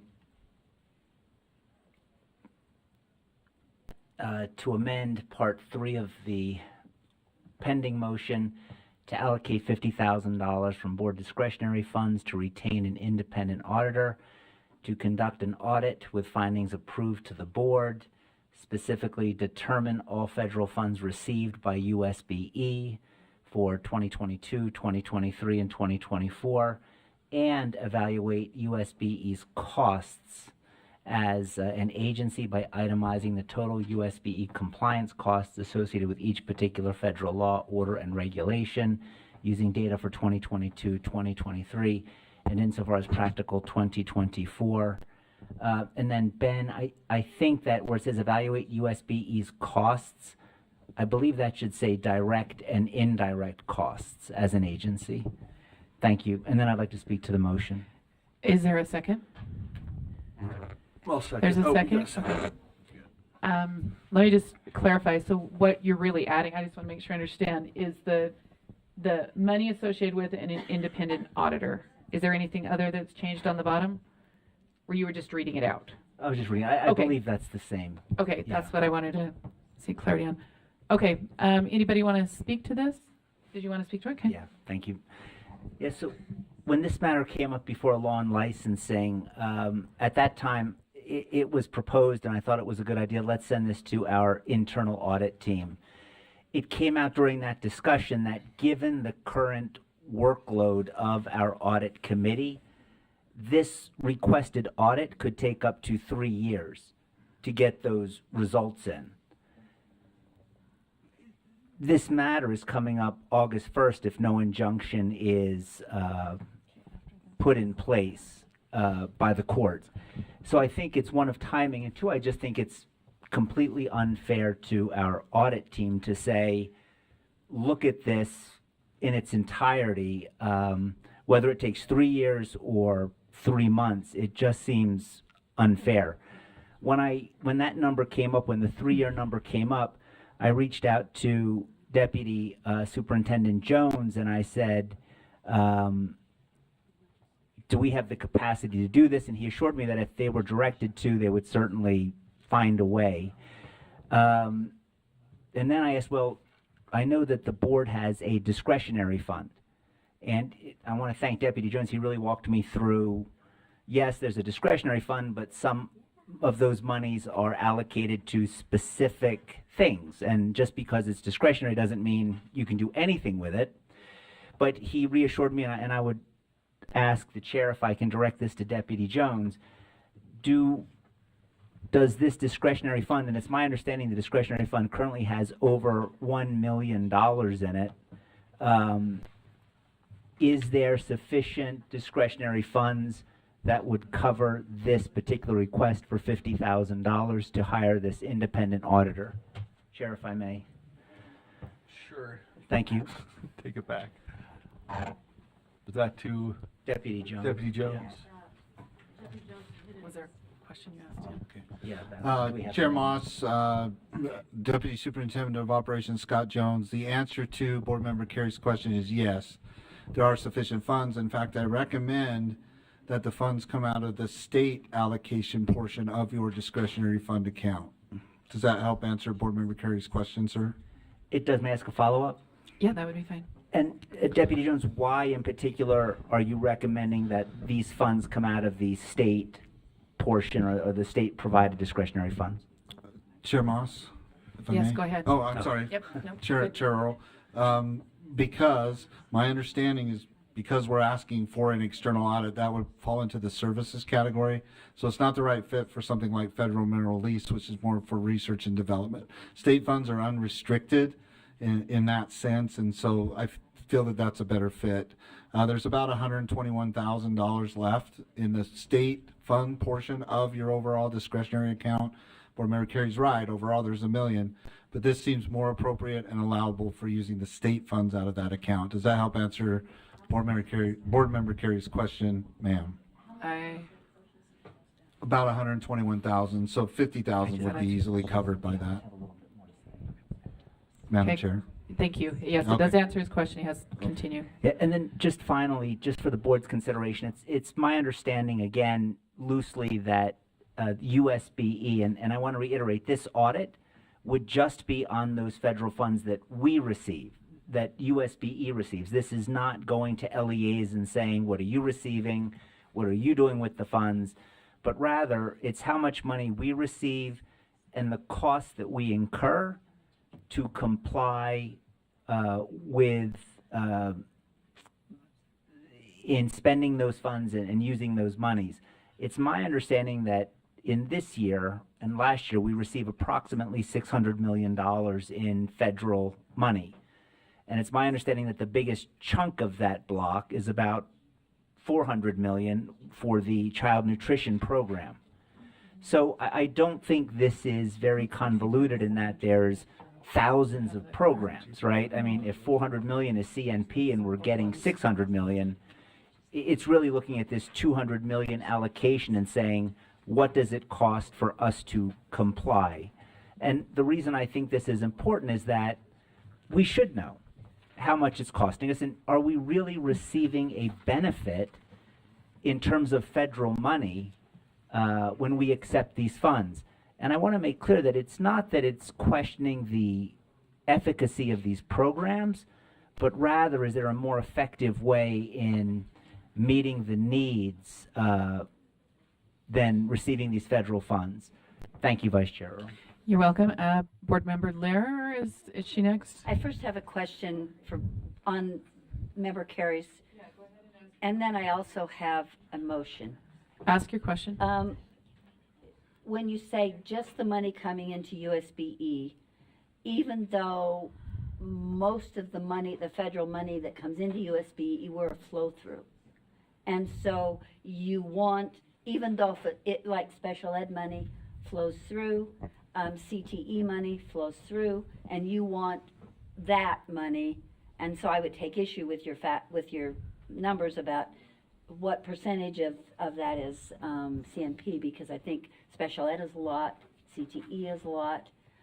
There probably are a couple of others I'm missing, but you would include that money, even though it flows through directly to LEAs, right? Go ahead, and if you'd like to answer that. Or through the chair, I'm sorry. Yep. Go ahead. And then the response through the chair would be yes. If we're receiving federal funds, I would just like to know how much and what is our direct and indirect costs associated with that program, limited to our direct and indirect costs. I'm not looking for the LEAs to do it on their end, but rather what does it cost us as a body, as an institution, to push those funds So, on? Because you said, and can I just follow up? I just Yes. want to be clear. So because you said it was for the last 2 or 3 years, 4 years? What was the years on it? So 2.5, that would 3. include ESSER money, I'm assuming, Yes. and any of those related acronyms, right? Like GEAR, ESSER, Eames. yeah, Yeah, if that money is coming from the federal government, to us. Okay. thank And you. I more want to ask a question to the body, and then, because I won't torture you with an amendment if there's no interest. I'm concerned, as I've said a couple of times, about the research that is being asked of the AEGs, and we're taking $50,000 for the audit part of this. Would you support taking another $50,000 to pay a part-time attorney to work with our staff and do this research. Are you talking the research for number one? The research for the sexual harassment, sexual applicability harassment? to Title SB, right. Yeah. Applicability to SB 57. Is that something that that the board would support? So I'll make Lean on if your you're going to left divide it. cheek and if you think we're you going to might argue about it, I'm not going to do it. I just feel like that also insulates them. Let someone do the outside research. Harkening back to sensitive materials, that gives them some insulation if a more independent attorney is doing that work and research. Would that help you, Ashley? Or Michelle? I just feel like it's a really heavy lift. Tonight? You want to fund them tonight? Yeah. No, I just feel I developed materials for this. And it took us hundreds of hours. So I know what we're asking of the staff better than I think some of you do. And so I think giving them a contract attorney to help them would make me feel a lot better. So I guess can I just ask a clarifying question? If we did that, when would that go out to get that attorney in? Do you know what I mean? Would it take I think till it's no August? harder than getting an auditor. Yeah, but it's different. There's a different time frame between 1 and 3. That's why. There's a completely different time frame. The one would be, I would want more information before August 1st versus putting a contract out, getting a relationship, right? So is it something that can be quickly done? And maybe that's more to... It's maybe a sole, probably a sole source kind of a... Okay, yes, Chair. So we're, if I can just ask, we have this part of the motion here that's focusing on the third part of the motion that came out of committee. Member Lear's recommendation is for the first part. I'm wondering if we could please let's vote finish on the- this third part and then. Yep, vote on the, let's vote, yes. I was just trying Go to ahead. find the amounts. And I see what you're saying. I want to comment on this third part, and then I'd love to. Okay, do you want to comment on the third part then? Yeah, if I could. They're like, I really appreciate what Vice Chair Carey is trying to do here. My question is, I love the idea of having an outside organization. Look, I think this is a long time overdue, quite frankly. I'm wondering, and I could ask staff if 50,000 is enough. We don't want to sit on this. I just want to make sure that we don't have to bring this back, that they can just go and do their work and bring us the results. So I guess that's the question, is 50,000 enough? And he's deep in that computer, and I don't know if. We're wondering about the audit, whether 50,000, we think that's going to be enough, but I know they have some, you guys already can provide information Correct. for them, right? Yeah, so Madam Chair, I would say yes, that 50,000 is enough. If for some reason it's not, the threshold for a services type thing is 175,000. So we should be able to get those services to meet the intent and the scope of what Board Member Carey's thinking with 50,000. If for some reason no or whatever, I would just come back to the board and say we need a little bit more. So Okay. Okay. Thank you. All right. Board Member Davis, if we can click on. Yep. Yeah, I'm just wondering how these dovetail, because it seems like the top request is asking for what the costs are going to be to come into compliance with all the new Title IX regulations, and then at the bottom it's a request to find out what the compliance are for all federal regulations, and one seems to fit also within the other, so I'm not sure how, do we still need to, you're looking at me with strange face. I don't think the top is cut. I know, but but are we paying double for the same thing? We're paying Top is not cost, I don't think. it says to see the costs associated to come into compliance on both. With Title IX, not It says what it both, has on cost both. us, right? Yeah, go ahead. You're on. To Board Member Davis, it's my understanding that, and maybe Deputy Jones, I'm sure he will correct me if I'm wrong, but it's my understanding that Title IX, we don't receive any funds related to Title IX. So we're not looking at the compliance costs for Title IX because we're not receiving any federal funding for that. So Madam Chair, I thought that's it said correct. that in the motion. It said to calculate the requirements to come into compliance and the cost. Did I read that wrong in the motion for the Title IX one?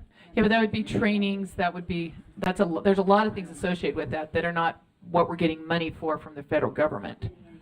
Right.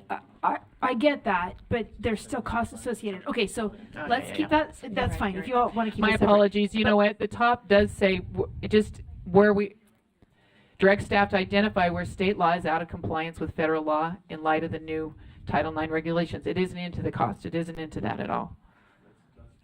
Yeah, but we're talking about the Okay, my 3. Are second you question talking is- about 3? Now on number 3 is The amendment. in order to get an overall picture. That's the bottom. Are these the years that would give us the overall picture when we had so many ESSER funds creating an anomaly? Can we, is it going to skew kind of, what are we using the information for? To look at the ROI on accepting federal funds, depending on the costs? Yeah. I think that's a big part of it, is just to see, there's certainly a benefit. And Agreed. No one is arguing that, including myself. Well, I shouldn't say no, but I'm not arguing that. I really just want to see, is this the best way to meet the needs that we have in the state? Yeah, agree. I just am wondering if these years are going to give us the information we need because of these weird anomaly years. That's my only concern, but I'll support the motion. I'm just not sure with the years. Just to address that, because this is itemized, I don't think there will be that skewing that takes place, because we'll be able to look and say, hey, this is COVID funding, and it's not reoccurring, it's not ongoing. But that was looked at, and I thought, okay, if it is itemized, that threat, at least to me, is not there. Okay. Yeah, Board Member Hart, Vice Chair Hart. How much of this chair, if you wouldn't mind, through you, Deputy Jones, how much of this data do we already have?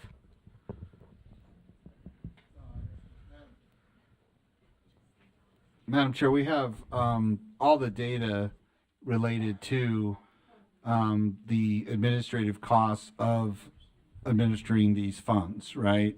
What we don't have, though, is all of the, well, we do have this data too on what the requirements are for those programs, such as reporting, the amount of money, time it takes to monitor those programs.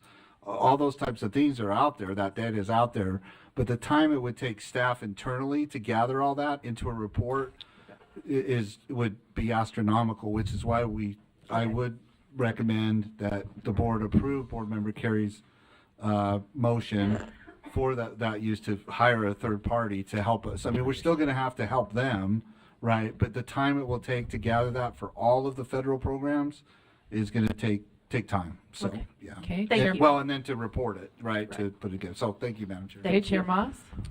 I'll just speak in support.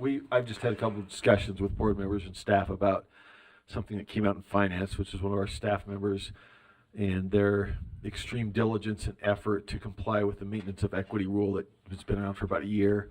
And I think quite appropriately, thanked him for doing that. And I also sat there going, what else could he have been doing if he wasn't spending time complying with this rule? This one in particular is on my brain just because it's new. It came out with ESSER. It wasn't really tied to ESSER or anything else. It just said, the bottom quartile of your schools, wherever you are, whether it's Park City or Tooele, the basic rule is you can't do anything in terms of staffing or funding at that quartile of schools unless you do the same to the top, unless you point out an exemption, which is where our staff member comes in and helps you figure all that out. I'd like to know, to me, we've talked about this a lot, but I would like to know the cost of these strings. We talked about it quite a bit. That's one that's right there. I'd like to understand it so that we can address it. And so I support taking it outside and letting us do it quickly. Okay. Board Member Klein.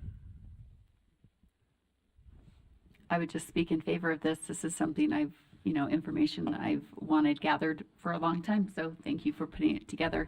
in a motion. I think it's super important if we want to understand where we're at and how we move forward and how free we truly are or not to see this information and have it all laid out in front of us so that we can make good decisions.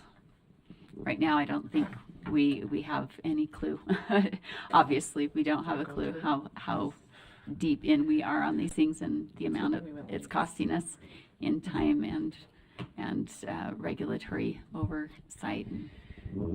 Okay, I don't know who's driving it. Could you please change this bottom to 2 to a 3 so that it correlates with the motion?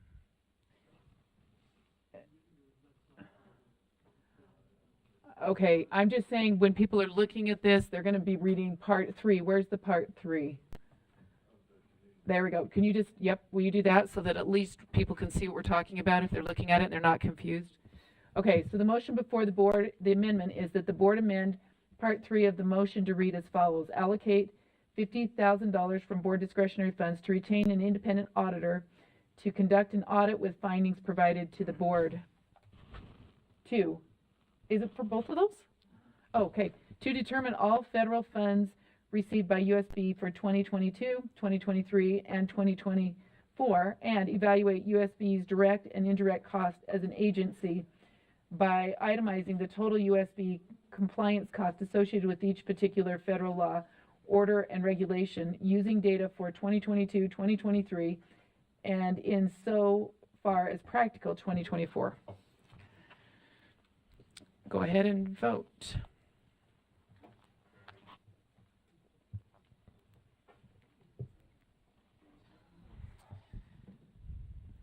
Okay, Board Member Bogus? Yes. Okay, and so we're going to close that. Board Member Booth is absent right now, and that's unanimous. Okay, the motion before the board, did you want now if you're going to make it? Otherwise, I'm going to keep moving.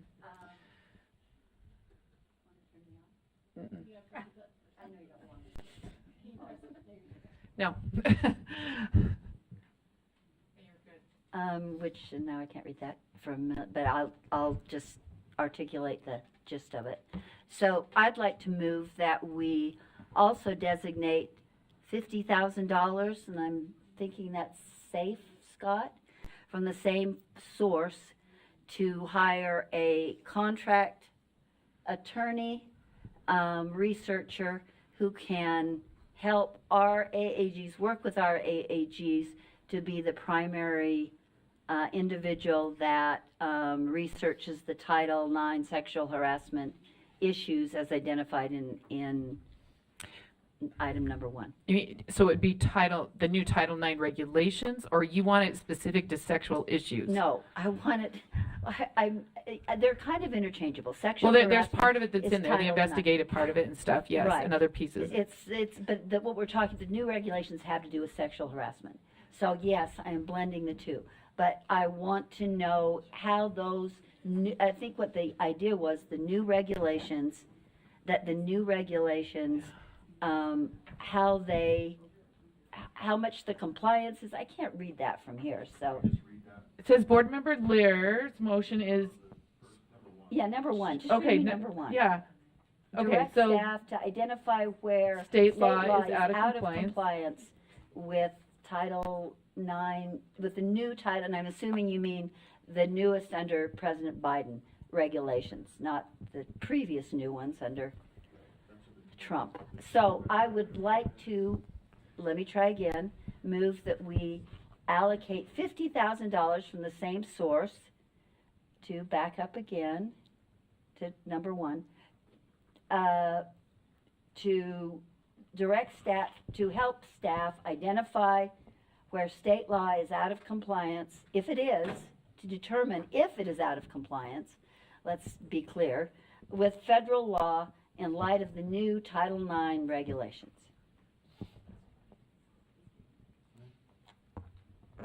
To assist our AGs. Okay, is there a second? Okay, there's a second by Board Member Carey. The motion before the board is that the board allocate, let's just make sure this is right. Is this what you want? Allocate an additional $50,000 for a contract attorney to assist our AAGs to evaluate if state law is out of compliance with federal law in light of the new Title IX regulations. Yes. Is it if it is or where it is? Well, I don't think we can assume that it is. Okay. Are you, unless you've done a lot of research on that issue and you're sure it is? I have read a lot of it, so. And are you sure it's out of compliance? Are the attorney? Yeah, I am. But we can leave it if. We can leave it law if. degree? So. Okay, That's they will right. tell I'm us. happy to leave it if. I'm just. Yeah, it is. I do mean if, and of course I know you how, do. and of course how, and in what ways. Not just yes, it's out of compliance. Whether and how. Yeah, whether and how, or however it's best stated. But I think the gist of it is clear that we need to know if it's out of compliance and in what ways it's out of compliance. Yeah, it doesn't say. It just says if. We could Well, just get a letter for $50,000 saying yeah. yes. Well, right? I think yes, we have definitely. to assume good faith by. I mean, no, definitely, it's not out of compliance. So, so what are we doing? How? If and how, I don't care. I think we need an analysis. What we want is an analysis of if it is out of compliance. Okay, board member, does that summarize that for you? Well, where is it? We didn't add. Where it isn't added, where it still says where state law is out of compliance with federal law. If state law, If and how. So add and how. If and how state law is out of compliance with federal law in light of the new Title IX regulations. Yes. Okay, board member Carey, you have a question or a comment? Point of information. Okay, point of information. Can we turn on the microphone? I'm going to couch this as a point of information, but it goes back to what Vice Chair Earl said, which this is time sensitive. So do we need to include a provision that whatever lawyer or law firm is hired, that there's a due date associated with this, because the longer it takes, the less relevant, I believe, those findings become. So I'm just putting that out there for consideration of the general body. Yeah, the scope of work needs to define a deadline, in my opinion. Yeah.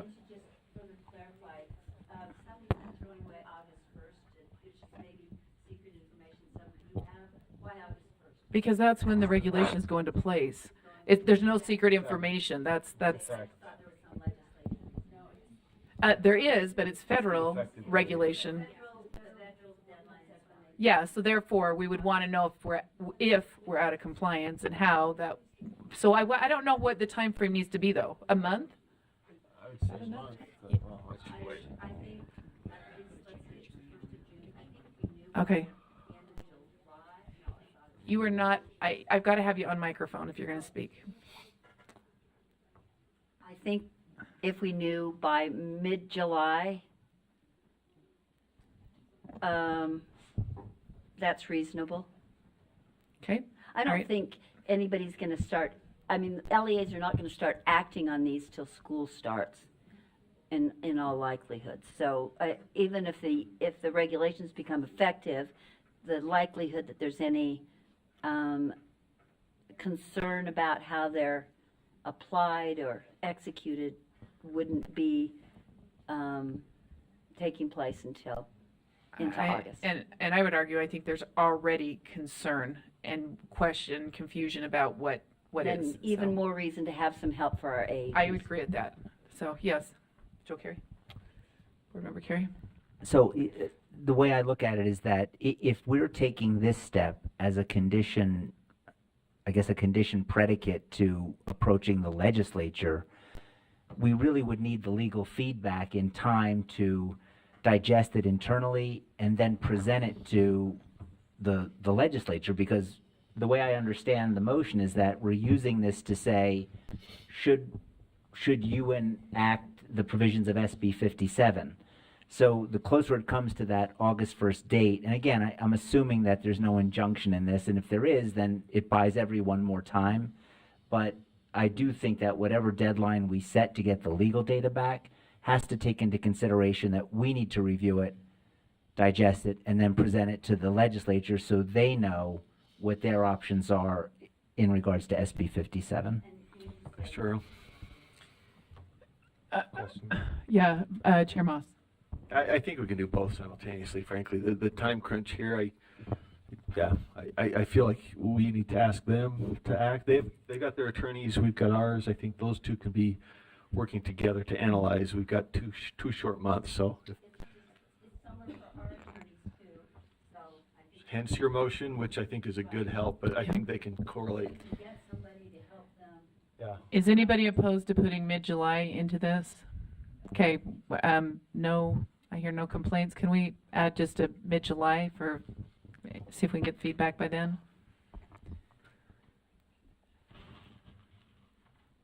Okay. All right, the motion before the board, are you still speaking, Chair Moss? No, sorry.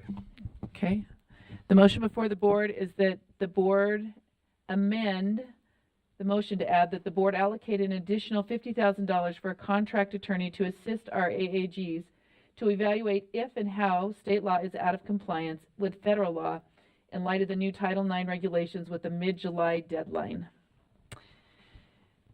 And go ahead, Board Member Klein. Based on what is discovered, if this passes, do we have a plan going forward as to what to do with that information? I personally don't think we can do that until we actually have information to do something with. So, and I think it's based on the question. It's the if and how, so that we know exactly what that would look like. So I think once that information comes to the board, then we'd have to engage in that process. Someone correct me if I'm wrong. Nope. Okay. So the motion before the board, let's go ahead and vote. It's that the board allocate an additional $50,000 for a contract attorney to assist our AAGs to evaluate if and how state law is out of compliance with federal law in light of the new Title IX regulations with a mid-July deadline. Go ahead and vote.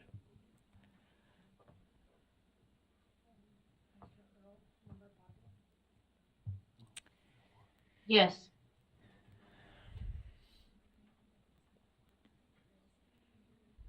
Is that, we have Sarah Real gone? Is there who else has not voted?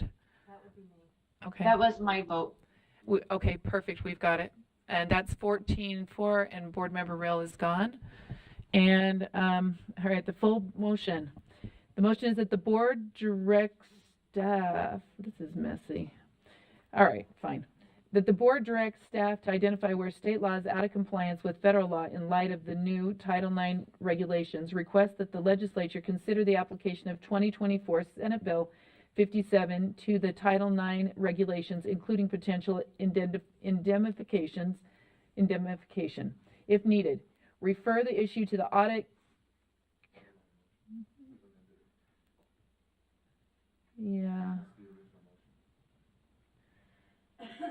So what do we didn't strike that though.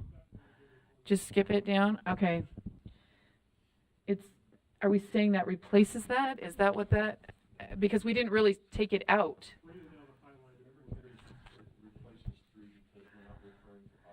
Okay, I'll take it.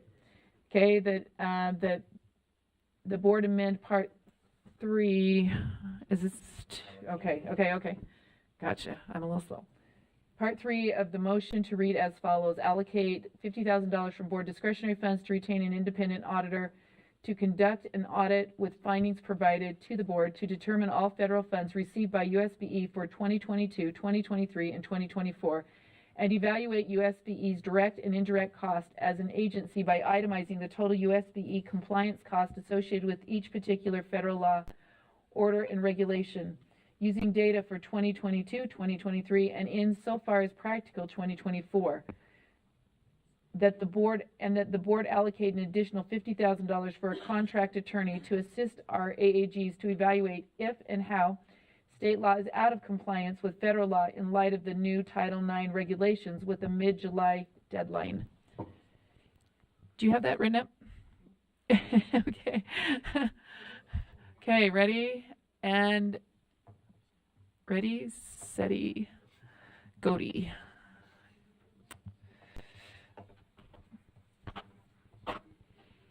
Okay, board member, who's online? Baucus. Are you, you're yes?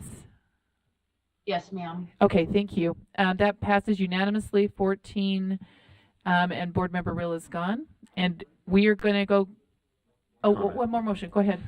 No more motions, but let me just, I just want to give a shout out to our audit committee who had already jumped on this and was willing to do the work. I do think that this motion is much better for not only for getting the work out quicker, but for our audit committee who's already overwhelmed. So I appreciate all that's gone on here, but I do want to give a special thanks to our audit committee and all staff who has been patient with us, quite frankly. And with that, Vice Chair Earl, that concludes our law and licensing report out. Easy peasy. Amen. Amen. Okay, we are going to go grab dinner. You've got only about 10 minutes and we're going to start in here, so bring your food in. We're going to be eating while we go so we can get through some stuff. We're moving some things to tomorrow. We've had some staff that have needed to leave, so we're going to online. So we're going to do the best we can. A few things might be moved till tomorrow. We're going to try to crank through the rest of it. So, okay.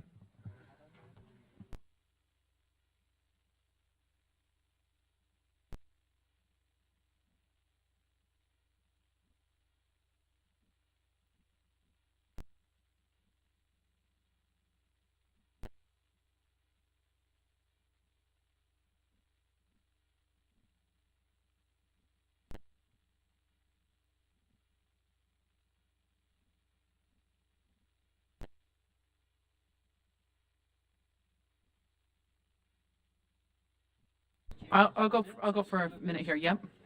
Okay. We're going to go ahead with finance because we have a few staff members that after we do a couple of these can go home. So I just need to know if we're up and rolling. Board Member Baucus, are you on with us? Yes, ma'am, I am here. Okay, perfect. Are we rolling? Is that what we're...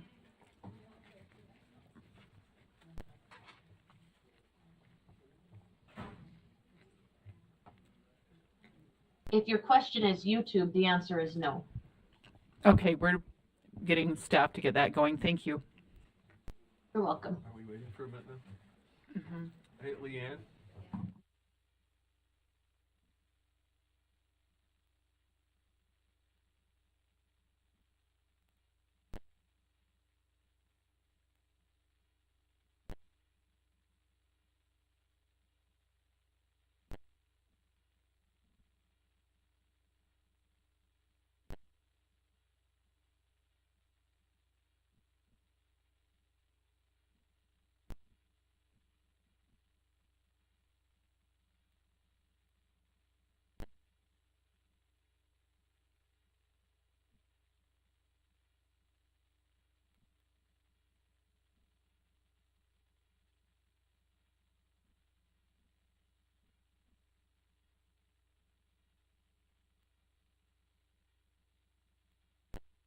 We're going to go ahead and start with Finance Committee, and Chair Norton's going to start with action number 9.3.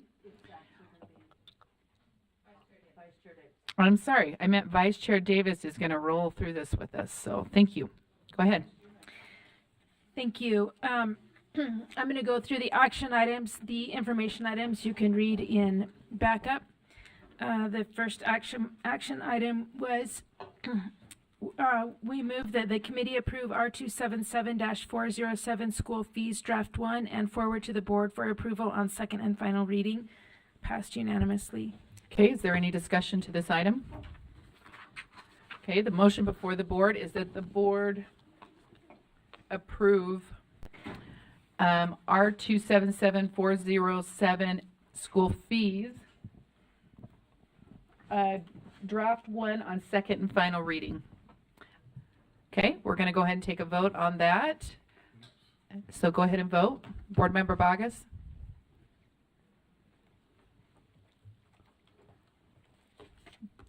This is the school fees, R277-407. are you a yes, abstain, or a no? Yes. She's a yes. Okay, I think we're only missing Board Member Real. That's unanimous then with 14 yeses. And we're going to go to the next item. It will sound repetitive, but there really were two different rules on school fees. So the next one is that the board approve R277-408 school fundraising draft 2 as amended on first reading and forward to the board for approval on second and final reading. Okay, the motion before the board is do you have a amendment then, Board Member Klein, or a question? Okay, let's get a question answered. Is that Barbie Faust that will be answering that? This is on 9. Or I can really quick if. Okay, let's hear the question. Okay, so line 63 to 64, or I guess 63, it just says may allow for required group fundraisers. And then, may not deny a student membership on a team. Okay, I think it's just line 63, maybe 64 also. And then it looks like those two lines conflict with lines 73 through 75 that were added. Can somebody explain that? Where it says, notwithstanding the provisions of subsection 2D, an LEA may reduce a student's participation in a program or activity if the student does not participate in the related activity or program's required group fundraiser. So first, the difference is individual and group. Is what? You can't you can't force an individual fundraiser, but you can require participation in a group fundraiser. Okay, so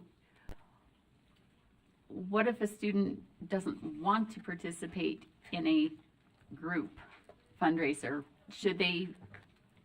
Is it okay to compel them to? Yes, according to this rule. I have concerns over that. Why would we say they have to participate? That should be an optional activity.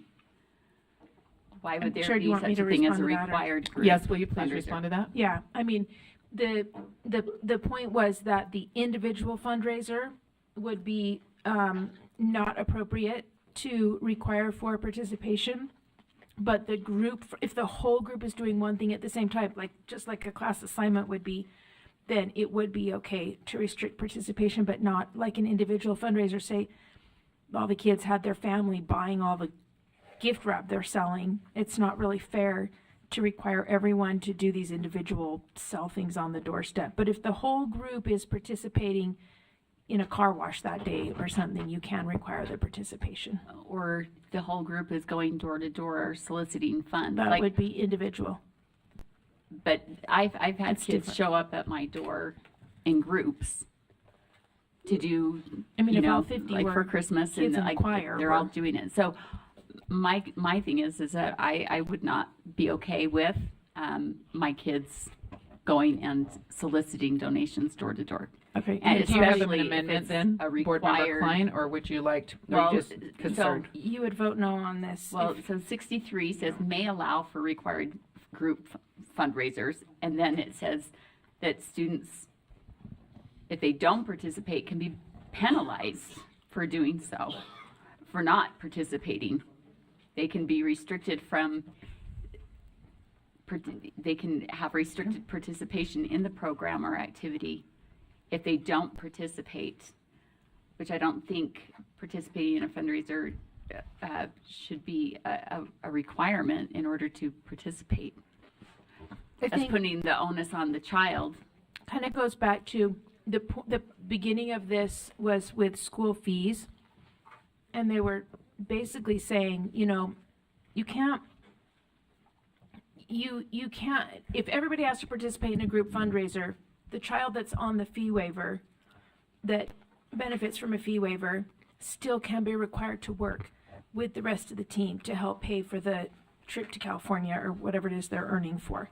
They don't just get to go automatically because they have a fee waiver. If everybody else on or off of a fee waiver is doing some work toward the opportunity, but you can't require individual knock on door selling gift wrap kind of thing.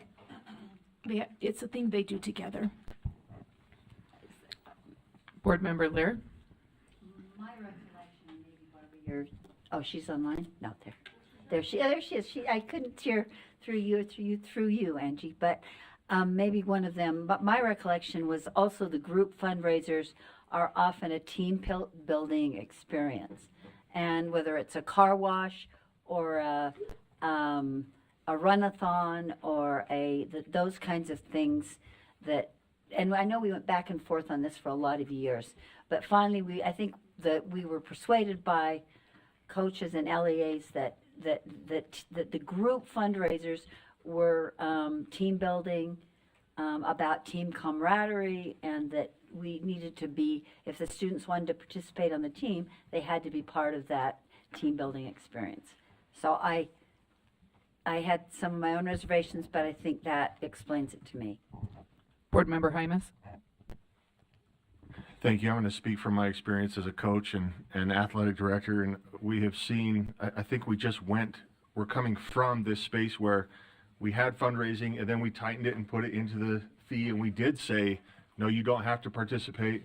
And I watched organizations struggle because what's the drive for the student to, it's like, well, you can't do anything. I'm not going to pay. I'm not going to fundraise. So then you have these programs that are struggling. And to Member Lear's point, these are just as much about unity within the team as it is about raising funds. So when we talk about individuals going and knocking doors, that is an individual thing. But when you have a program who says, no, we're going to get together, we're going to wash cars, or I know they'll do concessions and things like this at other events, or whatever else the coach comes up with, these are important for the team. And then again, we're going away from what we have done because it hasn't worked. That's why this is back here. And I appreciate the work that has gone into this, and I speak in favor of moving this forward. Thank you. Okay, Board Member Clay?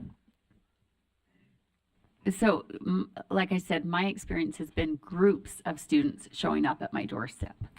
Correct me if I'm wrong, but that could be the children coming together. I don't know that, I think what you're saying is a group fundraiser is a group, something they do together. A group of kids could go do an individual fundraiser, and that's probably what that is. I mean, I'll just give you, you're speaking of an example that you've seen. Stansbury Stallions football are selling football cards. One day I had a group of kids come selling one card, and the other day, then the very next day I had to apologize, said I already bought one, and my wife was like, well, you should have just bought two. Anyway, I go off. But it was just one student just selling the card. So yeah, I mean, it's going to happen. Kids are going to get together and say, hey, yeah, let's go knock these streets out. It's going to happen. Okay, so I have another question. On lines 18 to 22, it talks about the definition of fundraiser, fundraising activity, means an activity or event provided, sponsored, or supported by a school to generate funds to raise money to, and then that first line, provide financial support to a school or any of the school's classes, groups, teams, or programs. Okay, so I'm thinking of all the different classes, groups, teams, programs that there are, and are we going to have all kids out there fundraising in order to pay for these programs?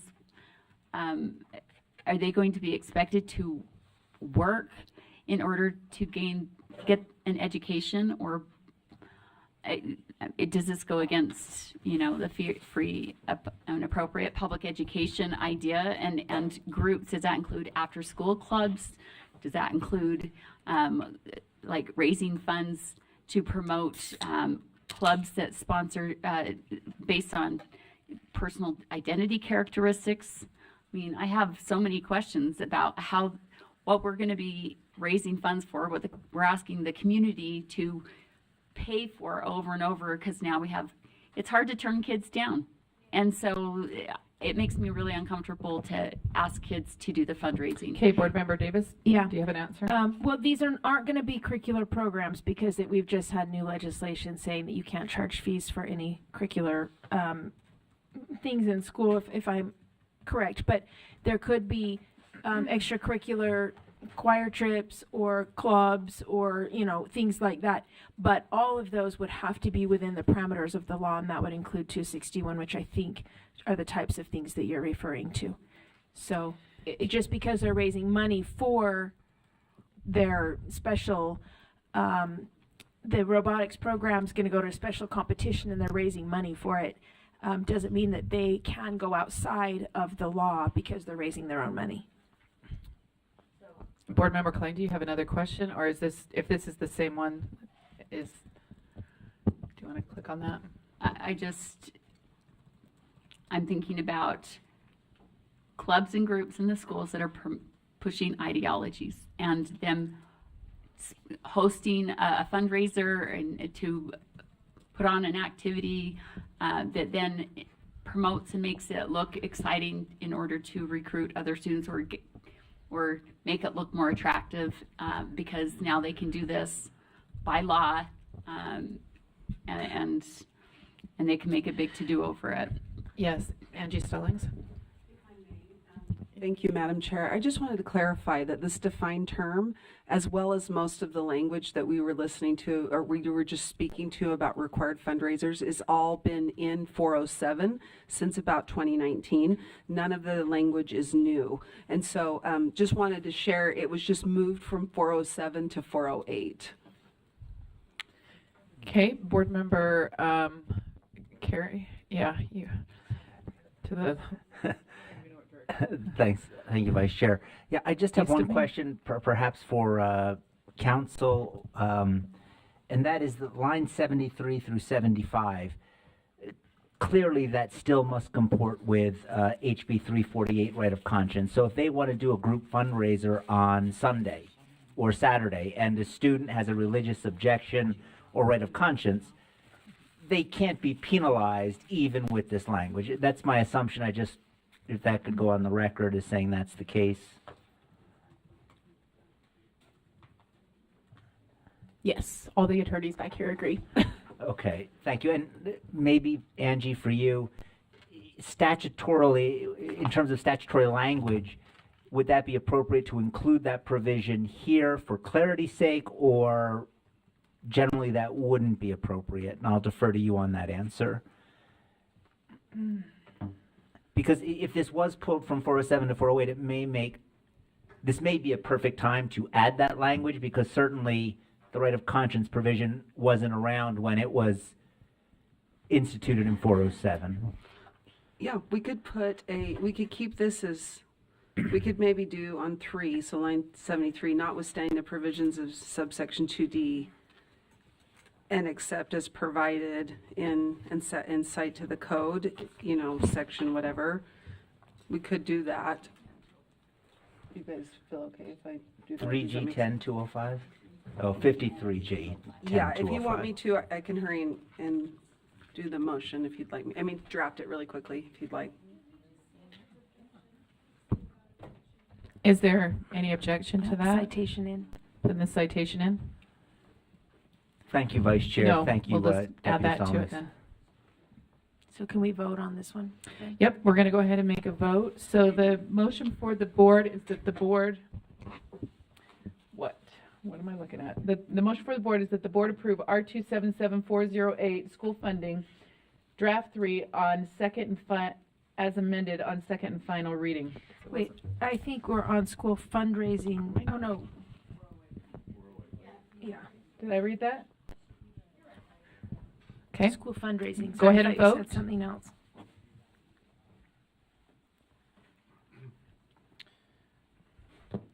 Okay, we're at 10. I did. Member Bogus, what is your vote on this? Yes. Yes. Okay. And then that gives us, we still have one more? Two more. Yeah. This one is to align with House Bill. Hold on a second. We haven't finished the votes here. Do I have all votes in? Sorry. It's real is the only one that should be missing, but am I missing something, Carol? Oh, Board Member Lear, can you vote? Oh, You can't vote? I can vote. Okay. Thanks for Yep, so that's 14, that's unanimous, and go ahead. This one is to align our rule with House Bill 415 and House Bill 82. So the board approve, the motion for the board is that the board approve R277-113 LEA Fiscal and Auditing Policies, Draft 1 on second and final reading. Okay. The motion before the board is that the board approve R277-113 LEA Fiscal and Auditing Policies.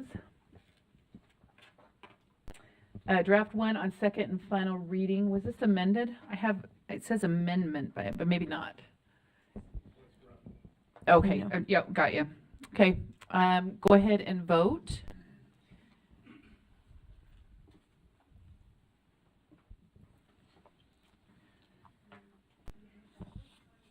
Member Vargas, thank you. This is R277-113. Member Vargas. I'm a yes. Okay, that's a yes. That gives us 14 votes. That's unanimous. We're missing Board Member Rill. We're going to move to the next item. This is to align with House Bill 105 with teacher supplies and materials appropriation. And the motion for the board is that the board approve R277-459 teacher supplies and materials appropriation, Draft 2 on second and final reading, passed unanimously. Okay, the motion before the board is that the board approve R277-459 teacher supplies and materials appropriation, Draft 2 on second and final reading. Go ahead and vote. Not seeing any lights. Board Member Vargas? Yes. Okay.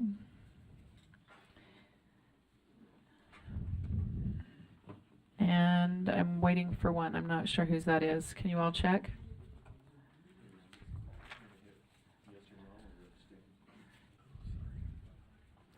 Okay, that it passes unanimously with Board Member Real gone. We're going to skip 9.7 because this one may take a little discussion. So, and 9.8. So we're going to go to 9.9, and that has to also, we have some staff that won't be able to get on until tomorrow. So. Okay. We move, the motion for the board is that the board approve R277-326 early learning Draft 1 on second and final reading. That's okay. Any discussion to that motion? Okay, well, let me read it. I guess the motion before the board is that the board approve R27733. Oh yeah, go back one. My apologies. Yeah. Sorry, Cindy did read early learning out. So the motion before the board is that the board approve R277. Did we go back one? Can we go back one? Cindy read out the early learning amendment. That's the next one on my list. Yeah. Fiscal auditing policies. Is that the one you want? 326. Yeah, it is just unless we. It's just to say they don't have to spend all of their grant money in that same year. Okay. Okay.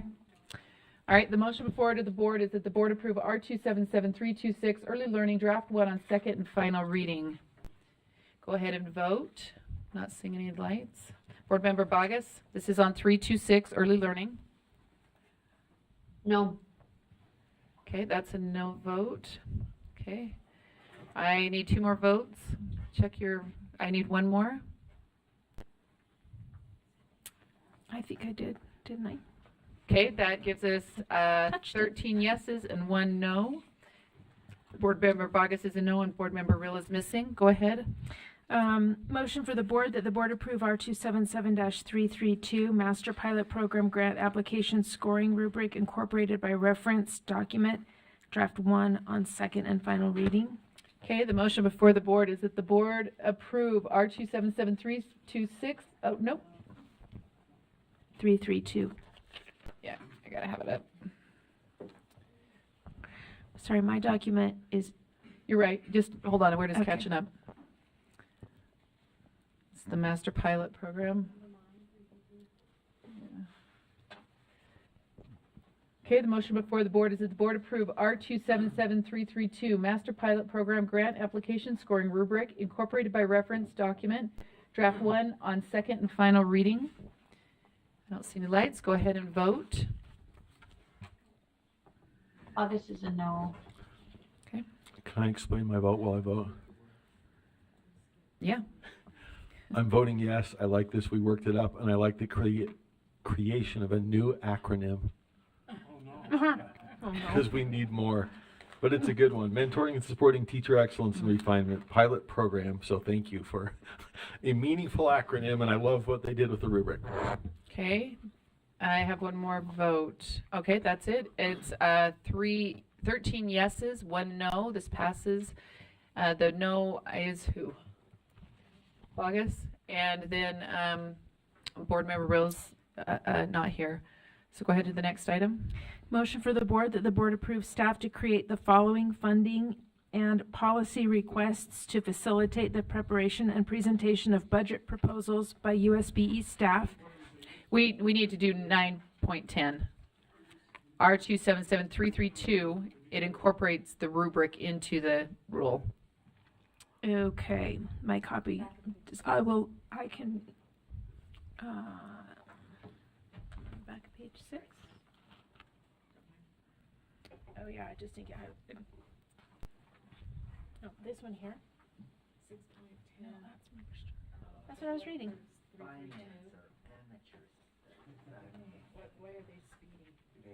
That's, okay.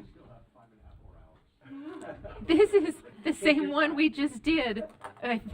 Okay, that the board, motion for the board that the board approve R277-332 Teacher Retention Pilot Program, Draft 1 on second and final reading. The motion before the board is that the board approve R277332 Teacher Retention Pilot Program, Draft 1 on second and final reading. I don't see any lights. Go ahead and vote. Board Member Vargas? No. Okay, we need one more vote. All right, we have 2 noes and 11, oh, I'm still waiting for one more. Okay, I have 3 noes and 11 yeses, that passes. My no votes are, can someone tell me? Vargas, Klein and Green, and Board Member Rill is not here. Go ahead with 912. I hope this is the right one. Motion for the board that the board approve staff to create the following funding and policy requests to facilitate the preparation and presentation of budget proposals by USBE staff. School safety, school behavior, chronic absenteeism, educator incentive programs, including effective teachers in high poverty schools, teacher salary supplement program, national board certification program. Professional hours, look at additional hours from PLC, professional hours outside of regular contract hours, school lunch based on Representative Clancy's work, and speech, text, occupational therapy staff, etc., who are left out of any and all educator supplemental programs. Yes, Board Member Norton. Can I just make hold on. Yes. I just wanted to make a quick comment. Earlier this week, I was with a group of legislators and superintendents talking about schools right now. And it was very interesting that the concerns and the back and forth were, without me saying a word, were surrounding school safety and safe schools, school behavior, and chronic absenteeism are number 1, 2, and 3. Okay. Board Member Klein. Motion to divide. I just want to ask a question here. Does the full board have to agree to these, or do you have to have at least 3 board member? Right? Remind me how this works. Right? We don't have to have a. Right? Someone work me through it, will you? Deputy Superintendent Yep. of Operations Scott Jones. Madam Chair, it's three board members have to. To make a finance request. So if it comes Correct. out of finance committee and there were 3 votes, these things would be worked up. Not that we're moving forward, but they would be worked up as a. Right. We're going to look at the details. Okay. Right, if I may add to that. Yes. August is typically your meeting where you start to array the request ahead of the thing, right? Yeah. is this the point where if someone else are we, like, what's the next step here? Do we let people know if they wanted to make a financial request right now, that this is the time to do that so something can be worked up? Or is it just a matter of 3 people sending something to you? May I? Yes, please. Thank you. So Chief of Staff Sarah Young. So this is the opportunity for board members to provide direction to us as staff on the topics they would like to see us draft to bring back to the board for future consideration. So to Vice Chair Earl's earlier comment, traditionally the board process is that 3 or more board members have that opportunity to make those recommendations. What you see in the motion are going to be those that Finance Committee has moved forward. And so this is the opportunity to consider 3 different opportunities. One would be that staff did prepare a table of recommendations that they have heard from members of the field. Mm-hmm. The second backup includes requests from USDB of items that the board may consider advancing into a development phase. And last but not least, certainly all of our board members may propose another topic with the support of 2 or more board members, and we're happy to develop those as well. All of these will be drafted and brought back in August for additional consideration by the board for support and ultimately prioritization.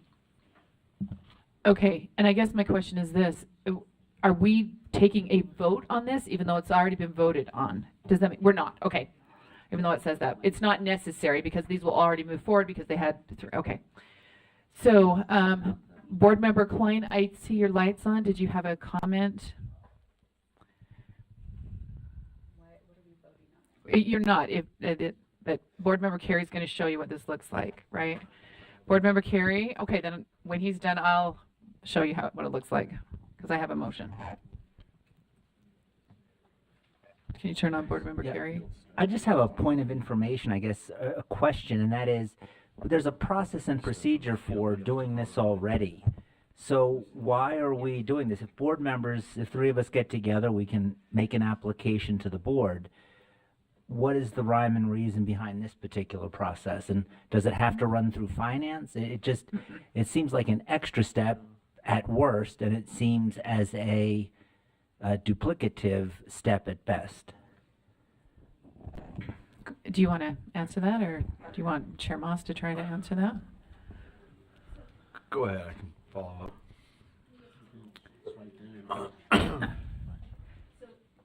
Go ahead, Cindy. Oh. This was on my sheet to report out as a motion, but it sounds like we don't need to do that because we already approved it in committee, which means 3 or more members said to go ahead and start drafting the information for the full board to consider in August. So we'll move on to the next one. The next one is... Actually, I think we're giving opportunity. Go ahead and ask the general. Like. I think there's a couple more opportunities. One is to review those needs identified by staff from the field and see if there are 3 board members who want to vote to move those into the preparation process of an RFP to consider in August. The second is for any board member to bring forward something on their own initiative and say, I would like to see about getting 3 board members for that. And the reason we do it in the public meeting rather than privately, where you could always submit an item, is just to allow for some public discussion. So if somebody says, I got a great new idea, I want to get this worked up by staff, then we can discuss it. If there's 3 board members, then it goes into preparation, comes back in August, and we decide whether to vote to prioritize it. So that's the way we've done it the last couple of years, and it kind of just gives us a chance to vet with each other and discuss it before we see if there's 3 people. But the heavy-duty voting comes in August. So, sorry, Member Davis, you're in charge. I think she was going to the next Member parts. Davis, okay. Who's next then? Who's on my list next? Okay, Board Member Green. This is just a point of clarification then. Does this process just apply to this specific realm in this body then? So 3 board members can approve that list and then, but we don't have to vote on it.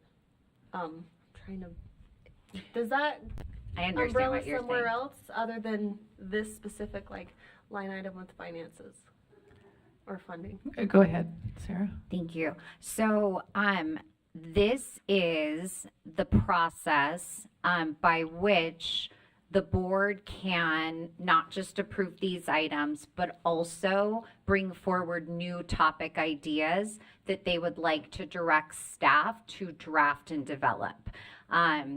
Nothing is being approved yet at this point. It's our opportunity as staff to receive information from board members about what topics you think are going to be your legislative interests and priorities, so that we have then the month of July to prepare those drafts to then bring back to you for further consideration in August. So we're really just looking for, in addition to what's already been shared by finance, are there any other topics that you would like to see us as staff prepare to bring back for further discussion and deliberation? Okay, so the way that that's organized then is for the purpose to facilitate preparation and presentation of budgets to the legislature. Is that correct? Did I say that right? Request for funding. No, it didn't.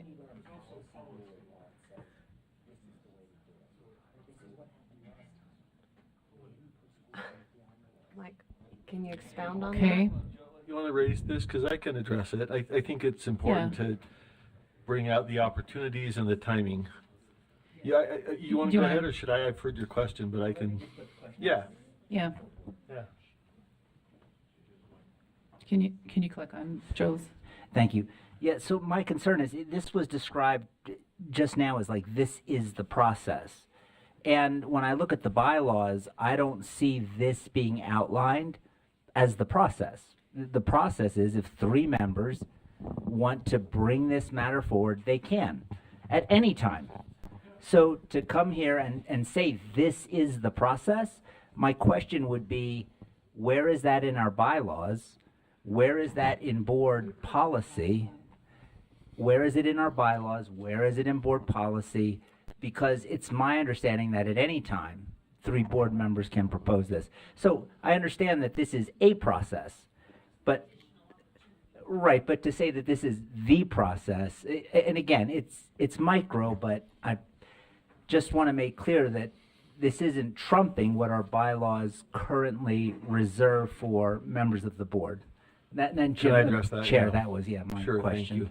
So, yeah, the bylaws govern generally the process of getting something on the agenda. In the financial proposal realm, we're governed by the governor's, what do you call it, the administrative funding rules, and there you go, which requires us to submit our funding priorities to the governor by October in advance of submitting them to the legislature in January, right? So what we have done, it doesn't modify bylaws, but it has been tweaked a bit since I've been here, and Chair Huntsman was there and we were on finance, where we created a proposal to work that up in advance of October, and then we brought that to the board in I think March or May probably, to get the board's approval on that process. It does not, it was April, okay. So this doesn't mean somebody can't bring it up in October, November. It just means the budgetary process, I'm sorry, Budgetary Procedures Act has to be complied with by October, right? So between now and October, any 3 board members can say, I would like to set this up for a board vote to prioritize. I'm sorry, Joe, hold on a sec. You're cutting me off with your head shaking. Let me finish my explanation. No, I heard it, and I'll respond to the head shake. I mean, any 3 board members can do that. We set it up for a board meeting so that anybody can bring to the fore something they're thinking about or concerned about. So that happens now, happens in August, happens in September. So any board member can do that. And then we discuss it and see if 3 people are behind it. It first goes to a workup, into a request for funding, and then we vote on it. So questions about whether that actually works? We've tried to set it up so any board member can put their idea in the hopper. Go ahead. Yeah, I would only, Chair, I understood everything you said. I was shaking my head because there was a caveat that said, you said by October. And I just want to make clear that it's my understanding that we can put something on the funding priority list, because we did this last year, and I think that was in mid-November or even late November that we did that. And I understand the preferred process is this one, and I understand the wisdom of that, but I just want to make clear that where exceptional, it doesn't have to be exceptional circumstances, that there is a separate pathway to do that. And it's a little bit rockier, it's a little bit maybe more taxing on the system, but I just want to make clear, and this is a question, what we're discussing here today doesn't remove that other process. Yeah, I think I mentioned through November, the problem is the credibility, because this is not our own money, it's the legislatures. So yeah, we could bring it up in November, December if something didn't get through. The problem is then we would have to go to the legislature and say, hey, all that stuff we told the governor, we got more. Yeah, we can do that. We can do it right up till the session. It's just that if we don't comply with the Budgetary Procedures Act, they look at us kind of funny when we go up there, right? So that's why we try to front load it here. But I just want to make clear that the same rule applies to all of this. The staff list, they work up for us without doing a full funding proposal. So they put in the time and effort to think about it, but don't do all the behind the scenes details and workup. And if 3 of us want that, then they'll do the workup. The same applies to any board member today or in August. By August, we still have 2 more board meetings, right? So anybody thinks over the summer, hey, I heard something from the field, I got a great idea, they can bring it to August, say, hey, I'd like to work it up. Staff will work it up, bring it in September, the whole board votes on it, and we get it in by the governor's deadline. Even in October, we could still vote and get it in by the governor's deadline. So we got 4 different meetings to tee it up, and then you're right, like you said, if there's an emergency, it puts us back a bit on that particular item, but yeah.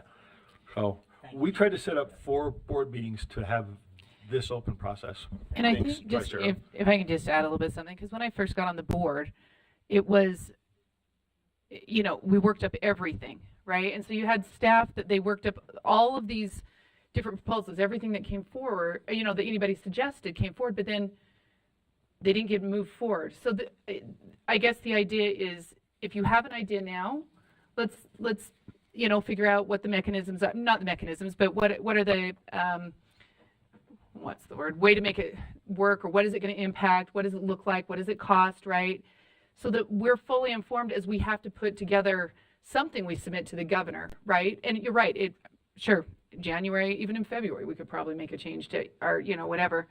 But the opportunity, I think that's what it more or less is, an opportunity to, if I've got something going on or I've talked to people, this is an opportunity to get ahead of it so that it can be advocated for early, because we're going to have all kinds of education partners wanting their advocacy pieces too, right? So I think this is a good process. There's many avenues, but this is a good process so that, like I said, I've got a couple of motions I'm interested in, things I'm interested in that I think financially, I think we should spend money on, because I see the need for those. And if I send it in now, I know that by August, you guys are going to be able to have a lot of information about it, right? So that's the opportunity now. And I think we're gonna give opportunity for, and I'm gonna give us a time limit, like 15 minutes if you want to throw something in now, or we're gonna move on. Okay, so let me. With that being said, there are some possibilities in here that staff have listed. If someone wanted to move any of those forward, these are things they're suggesting. USDB has items too. If you look down that list and you're like, I would like this worked up. If no one moves it forward, then it really won't get worked up, right? But isn't there also some staff recommendations in there, or is that separate? Yes, 15 staff recommendations. Oh, my apologies, did I not?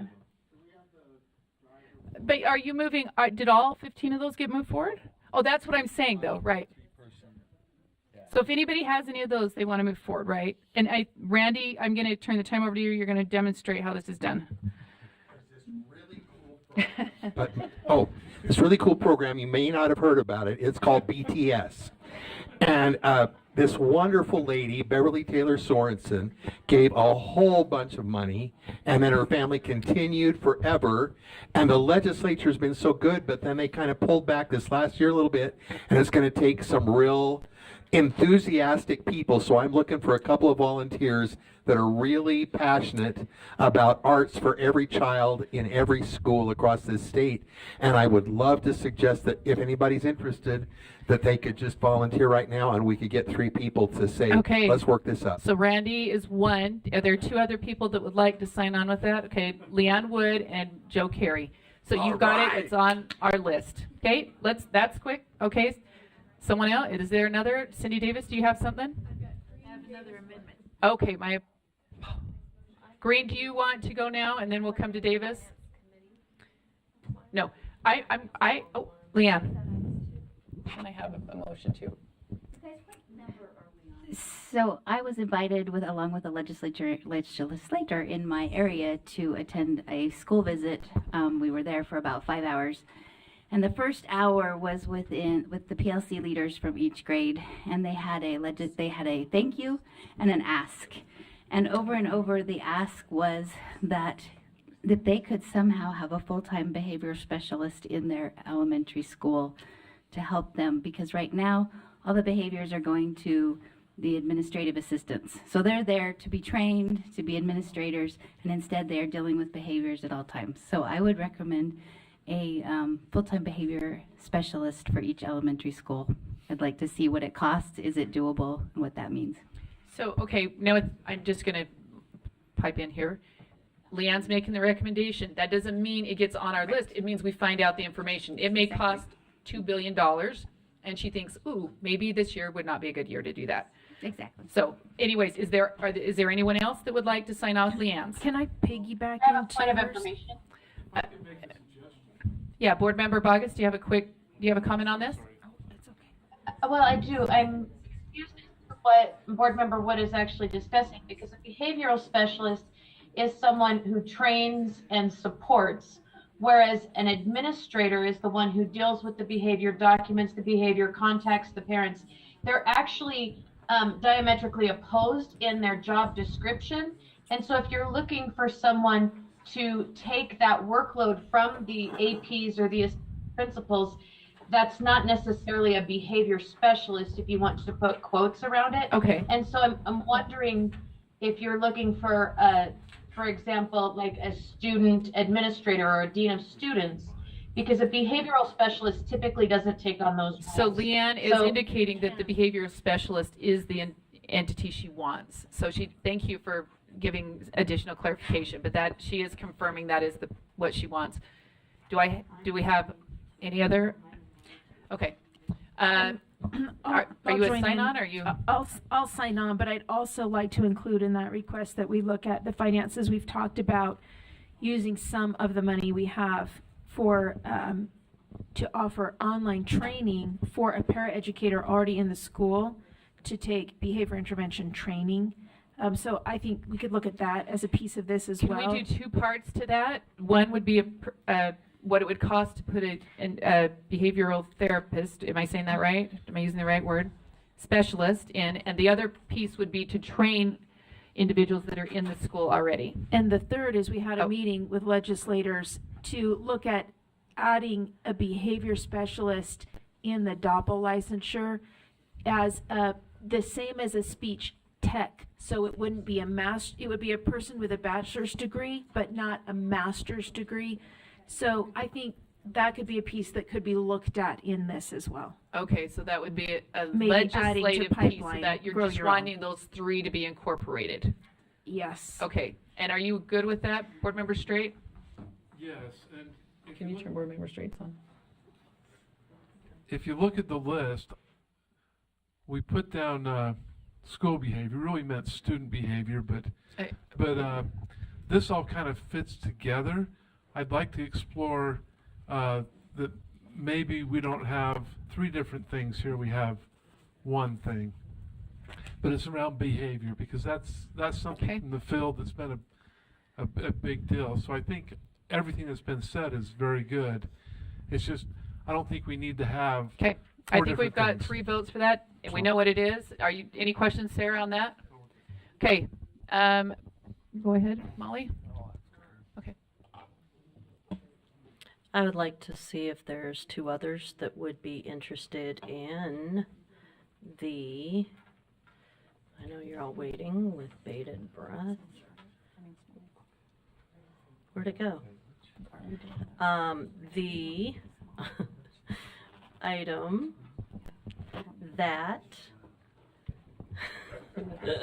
there it is. It's number 2, the apprenticeships for teachers. I'm interested in, this is a long time coming. We need to look at other ways to get people into classrooms and getting them trained well. This, if you notice, includes registered apprenticeships, pre-apprenticeships, and youth apprenticeships. The cost of getting a teaching degree traditionally can be very prohibitive, and I think the ability to be a teacher should be open to everyone. Okay, there are 2 other individuals that want to sign on with that. Okay, we've got Matt Hymas and Chair Moss. All right, okay, quick question.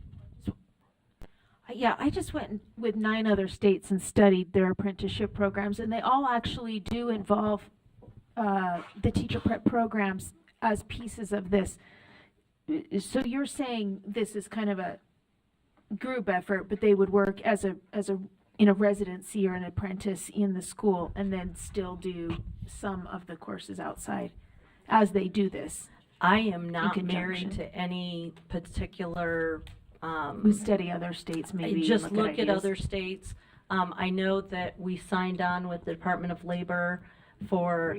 We have a registered apprenticeship through the Department of Labor. So, but I am not married to anything. I just want those opportunities to be open. I'd be happy to. I don't know if you need another name, but I'd be happy to. Okay, all right, so that gives us 4 there. I would like to make a motion myself that we look at increasing our auditor capacity with the request that we've had, and we can reach out to Debbie Davis and find out exactly what it need to be, what the numbers need to be there, but I know we have a need there for increasing our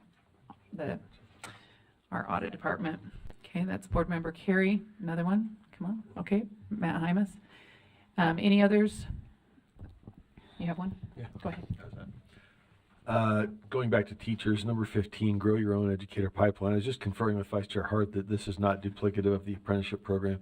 It's a great program. It's been in place for a while. It's always been one-time funding. It currently expires, so I would vote to move that, bring it back. This one takes well, go ahead. This one starts with pairs that are in the classroom. Molly knows better though.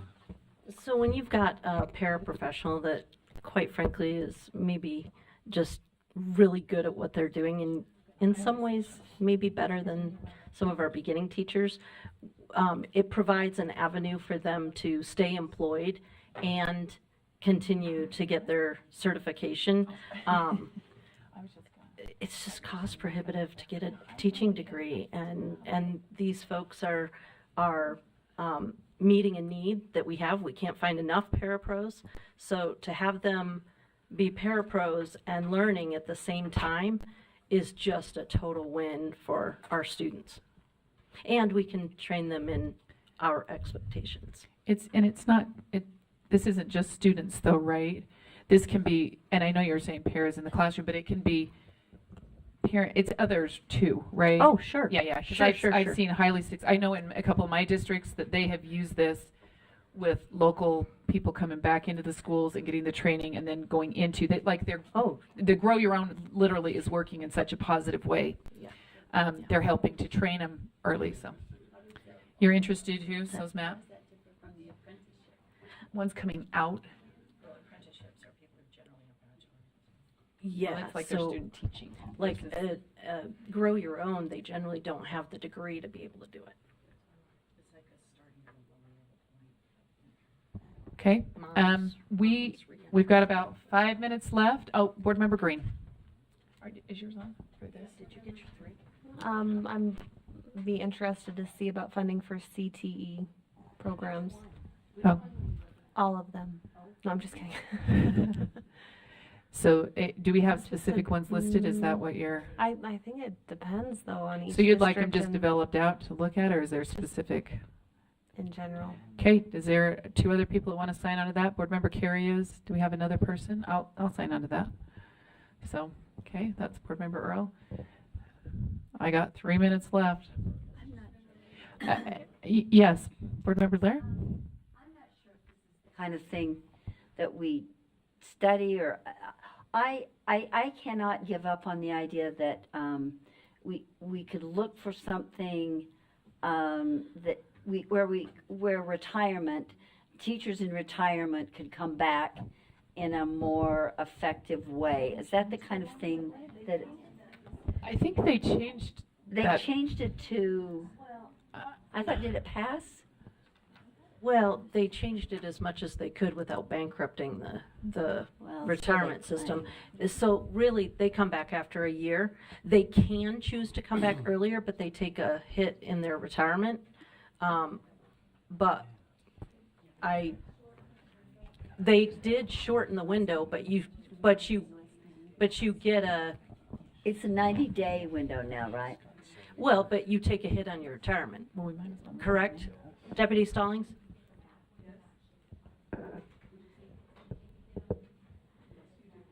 Yeah, go ahead.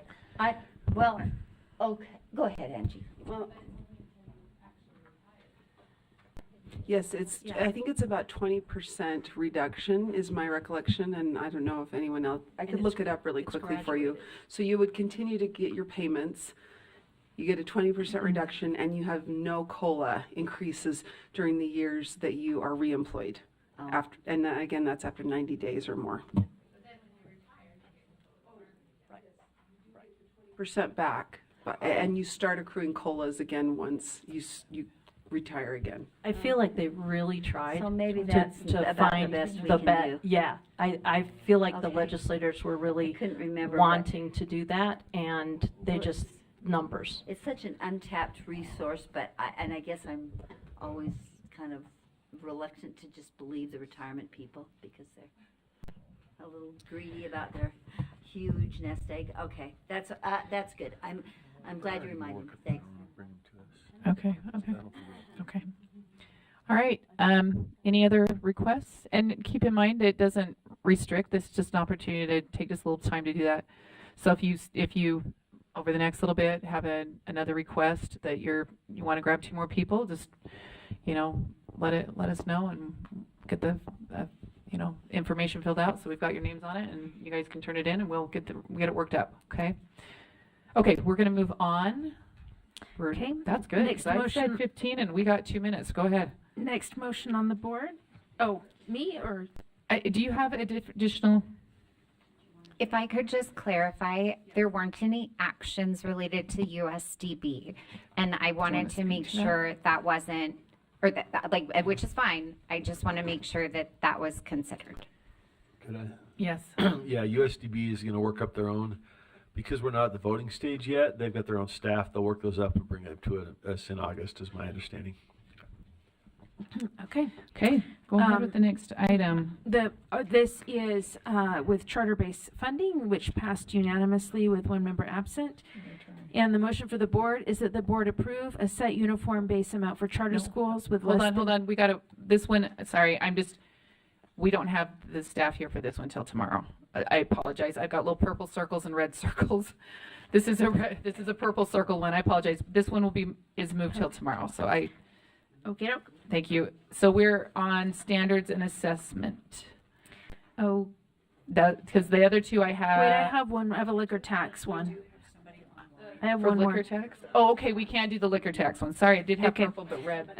Motion for the board is that the board approve the increase of liquor tax funds from 1 million to up to 4% of the total liquor tax collections per year for USBE administrative costs. Okay, the motion before the board, this is 9.16, if you're following.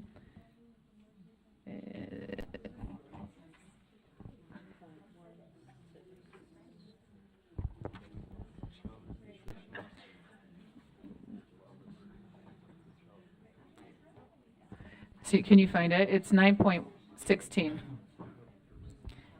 Okay, the motion before the board is that the board approves the increase of liquor tax funds from $1 million up to 4% of total liquor tax collections per year for USDB administrative costs. Oh, Chris, yeah, Sure. Board Member Bogus? Yeah.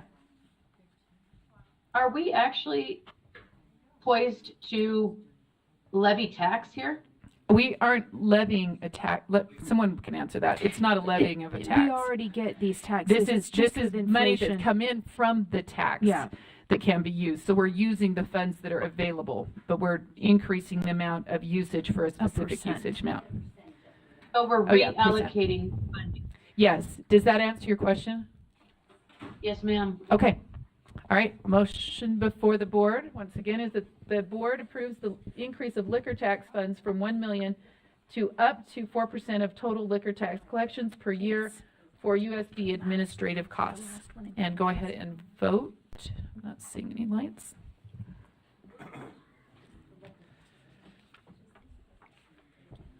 We will come back to it tomorrow. We just don't have people. Some of these people went home and couldn't get on. Oh, sorry. Member Bogus, are you a yes or no or abstain from this? I'm a no. Okay, no for Member Bogus?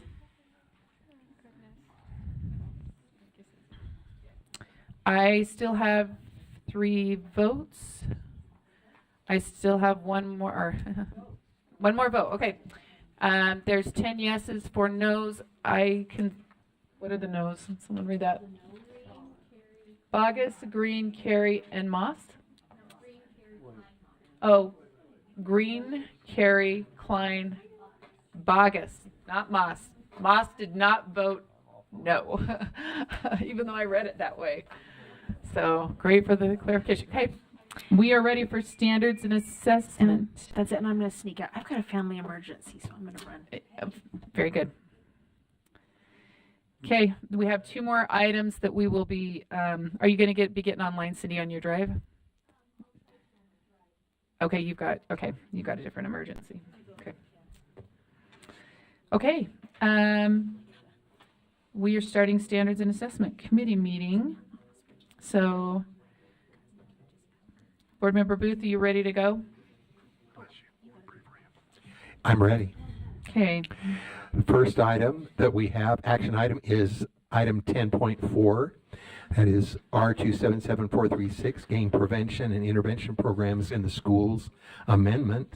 And the motion for the board is that the board approve R277436, Gang Prevention and Intervention Programs in the Schools, Draft 4, on second and final reading. Okay, the motion before the board is that the board approve R277436, Gang Prevention and Intervention Programs in the Schools, Draft 4, on second and final reading.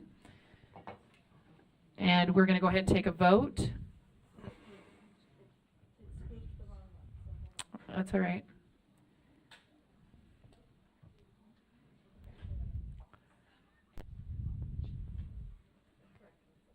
Okay, and go ahead and vote.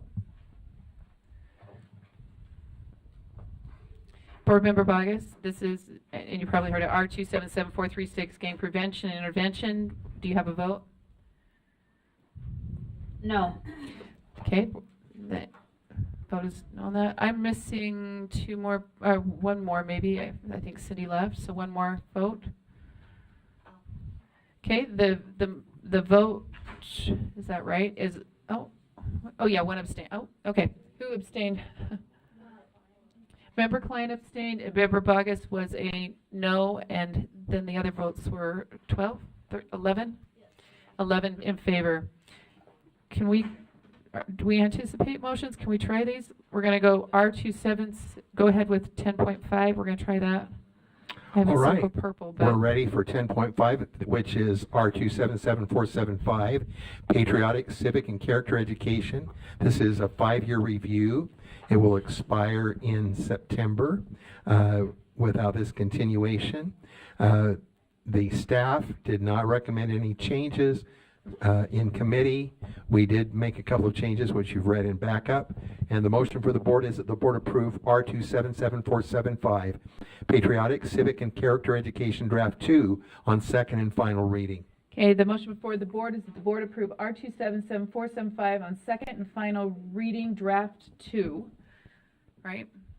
Okay, we've got some lights. Okay, if we have a lot of questions, this is a purple one, so if there's lots of questions, we may have to just postpone to tomorrow, but let's go ahead with it. Board Member Lear. I have a simple amendment. Okay. Line 35. Okay, let me get to line 35. This is 475. Okay. I didn't even contact any of the helpers, but my amendment would be instructional materials of religious nature may only be undertaken. So add the only there between may and be. After may on line 35. May only be undertaken within public schools as outlined in. So that we are clear that it not may be undertaken, but it may. This is the only way that it can be undertaken. Is there a second? Okay, no, okay. Second by Board Member Straight. I spoke to it. Okay. I think it's just a clarifying word that is probably implied, or some might think it's implied, but I think it's important to state that it has to be done consistent with the law. Okay, I'm just trying to think through that. So, and that it's listed there, right? Right. It seems like it would not be necessary to do the only, but. And if that's what the staff tells me, then I'm good with that. I didn't have time to even process it with them, so. Where are you putting it? Will you tell me one more time? At 35, okay. Line 35, yeah.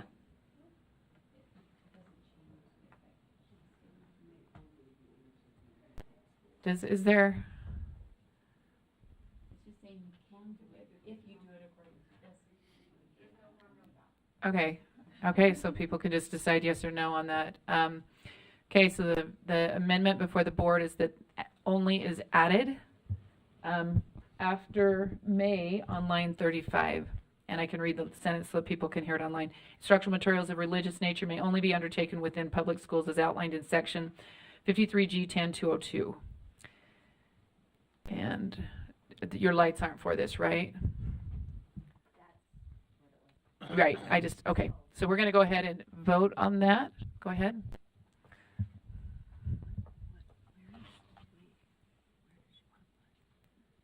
Instructional materials of religious nature may only be undertaken.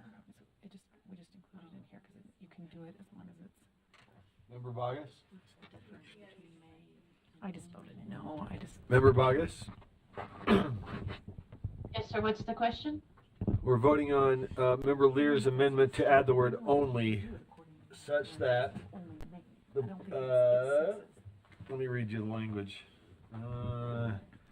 Instructional materials of a religious nature may, and we are adding only, or at least that's the amendment, may only be undertaken within public schools as outlined in section 53G10-202. No. Okay, vote, that's a no for Board Member Lear. Yes, I need. Point of clarification. I Yes. think that your numbers are one off. I don't know if it's the same for the public as it is for me, but you seem to be one off with the documents I have in front of me. As in, like, when you say 3.5, my documents say 3.4, just FYI. Okay, 3. Okay, okay, if we, this is 10.5, is that it says something different on your document? Yes, ma'am, mine says 3.4. Patriotic, civic, and character education actually has a 3.4 next to it. Okay, we're going to finish this vote. I need one more person. Straight, are you going to vote on this one?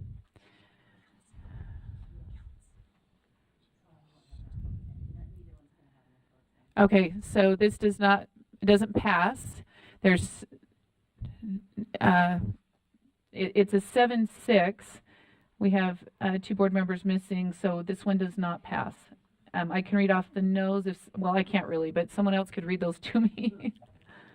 The no's are Bogus, Klein. Bogus, Klein, Green, Moss, Earl, and Carey. Those are the no's. Yes? Board member Klein? Thank you. Just for a point of clarification, in the code 68312 1G, may means an action is authorized or permissive. So it doesn't mean it's optional. It's a grant of authorization when they use the word may. So it's you are authorized to do this. Right. According to the law, the way it's written. Okay. Board member Wood, did you have a motion? Okay.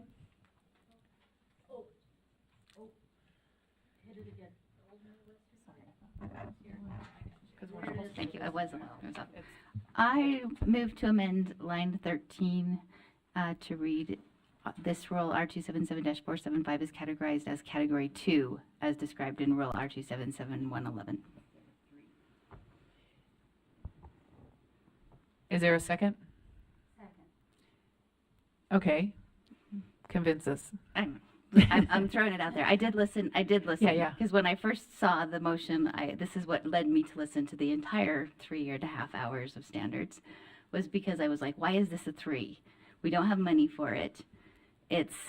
And so listening, I understand that the law states that there will be a periodical. I know that but we don't have, I don't think it, I think they were trying to do it. They get out to review, and I say they as in staff, they frequently do, and it's for a variety of things, but this is done about every 5 to 6 years. They try to get to the schools, and it's so I guess we can let me look at 2 and read what it says, just so that if I can pull it up real quick, the framework. Just one follow-up is that there seemed to be in discussion where 3 had either assurances aligned with it, and so would this create a greater reporting when we've already got the reporting committee that's been meeting trying to reduce that, and so that was just my fear. Okay, and correct me if I'm wrong, we may not have the right staff here, but it was we are going out and doing the reviews already in conjunction with other trainings we're doing, so it wasn't, anyways, it was in conjunction with that they were engaged, but okay, sorry, I'm trying to find.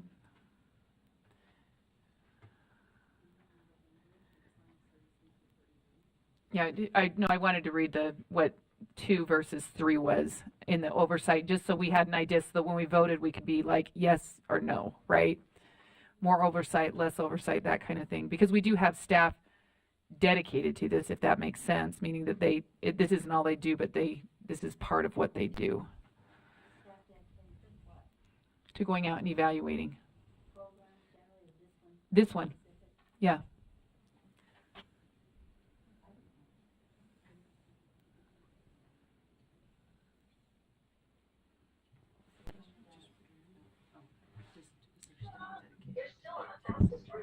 So we have Jennifer Thronson, Director of Teaching and Learning. Do you want me to answer this? Sorry.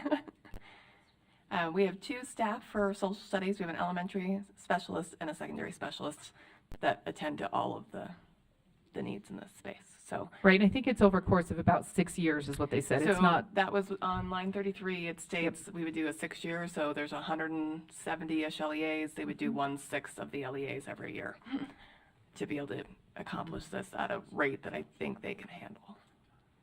Okay. Yeah. Do you have a question, Board Member Lair? That means we have staff that will do it once every 6 years. That's why there's that. Is it 3 at level 2 or level 3? Angie, can you read that? For some reason, I clicked. I'm not sure. I probably need it. Do you know where I'm asking? Yep, I do. It's in section 4. Is that what you're saying? And you want me to read the just the difference between 2 and 3, category 2 and 3, so we can have that clear in our mind when we vote on this. Okay. A program or set of requirements belongs in category 2 if The superintendent will not, if the superintendent determines that the superintendent will not specifically dedicate staff to the program or there's the set of difference. requirements, So it is. and the superintendent will provide assistance as needed to an oversight entity. That's 2. And then 3, a program or set of requirements belongs in category 3 if the superintendent will dedicate staff to the program and set of requirements and at least one of the following. 1, that less frequent than annual desk monitoring is sufficient to fill the requirements, or that resources are limited to either completely fulfill monitoring requirements or to appropriately mitigate identified risks.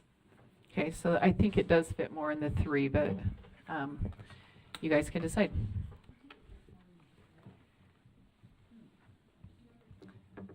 Oh, sorry. Member Carey? Waiting my turn. Yeah, and I think this discussion belies why the framework is such an awful idea. And the day will come when we repeal it as a board.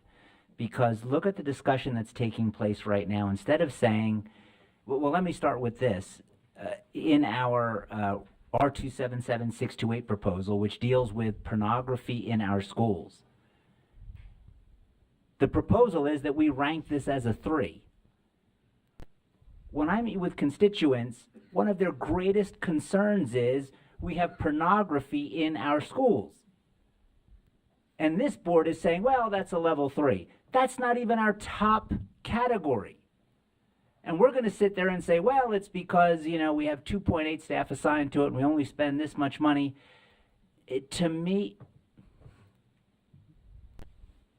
this is the second time. So what I'm saying is that it makes it, we're sending the wrong message. Because what we're saying is we're going to let all these bureaucratic considerations dictate the priority that this board places on pornography. It is not a level 3. Constituents would say it's probably a level 10. And when we come and we say, well, because of these artificial categories, that somebody that I don't think any board member has ever met said, well, this is the framework. It's wrong. I thought we were elected to lead. And to say now that, hey, these issues of patriotism, civics, and character education, we're looking to downgrade it from a 3 to a 2? I think we're... And maybe when I'm done. So, Joe, let's just talk to the motion. I am talking to the motion because this is the framework, Vice Chair Earl. Okay. And what we're saying is that, in some people's opinion, this should be a 2. In my opinion, it should be a 4. And so when we defer to arbitrary machinations of what is appropriate, we are doing a disservice. We are called to lead as a board. We can disagree whether it should be a 4 or 3. I disagree with this whole notion that somehow by designating it, instead of leading and saying, let's give more money, let's give more funding, we're saying, well, this is the designation. We've got to live under this. It is wrong. It is backwards. And I don't think any rule should have a framework issue. The best one we did today was 100 because in there it said, well, this falls out of the framework. I don't even know what that means, but that's not even given a category. So I speak in opposition to not necessarily the downgrade, but in addition to that, just this whole notion that somehow we've worked out this miracle science that allows us as a board to say this is a 4, a 3, a 2.2. It's magic beans. There's no science to it. Thank you. Okay, Board Member Wood. I just like to speak to that because to me it's not downgrading. There's no value in these frameworks. The point of the framework is how much of our resources here at our state level with our agency will we be dedicating to something. In my mind, in terms of selection of curriculum, that is between an LEA and the parents who are involved in the selection of that curriculum. And it is not our staff to go down and tell them, you know what, this is good, this is bad. No, it is between the LEAs and the parents. So I'm not putting a value on civics education, I'm putting a value on LEA, local boards who are elected by their constituents and parents to make that input. Okay, Board Member Straight.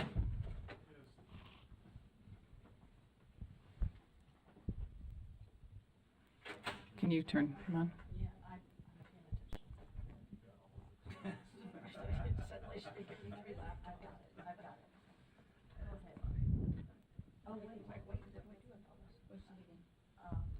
Board Member Straight, can you push your thing again? There you go. Ah, there it went.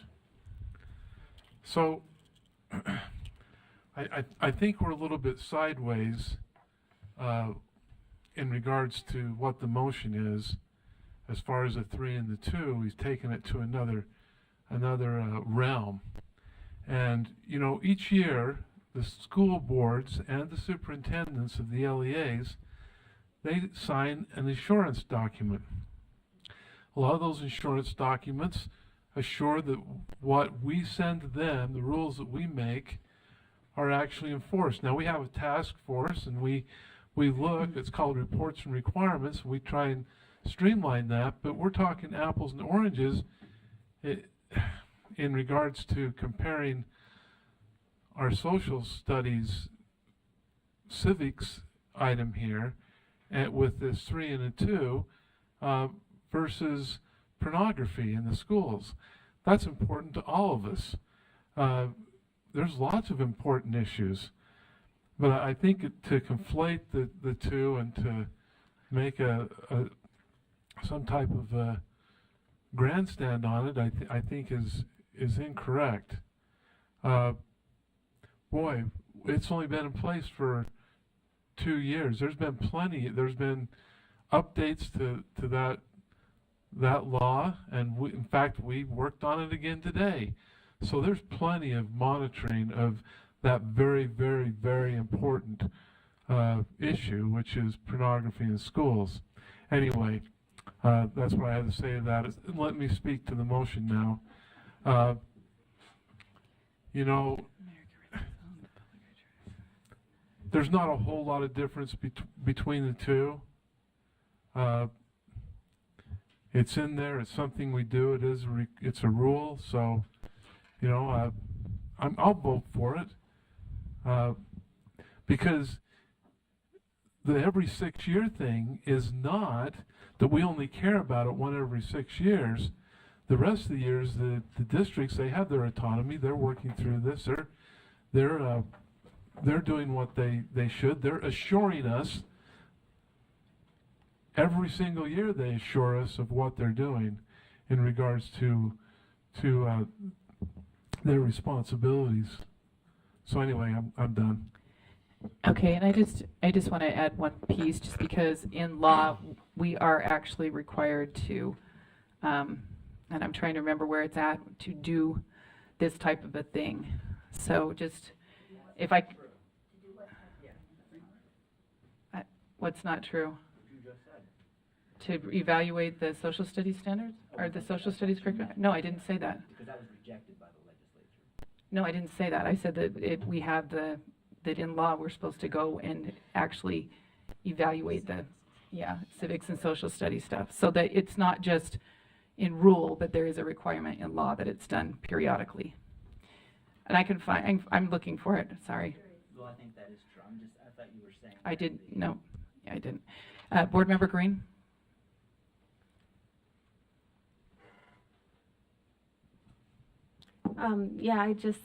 I appreciate the conversation here. I do think it highlights maybe one of my worst fears, that going through, I understand trying to organize items with the 1, 2, 3, or 4, but I think this highlights where it gets sticky and tricky, and I don't support replacing that from a 3 to a 2. I think the 3 is important, and I also would move it to a 4 if we could, because I feel like we are in a day and age when a lot of these principles and this category is kind of on the chopping block, and therefore we should raise that flag. So I will be voting no for this. I do respect that the 3 was given in the first place. So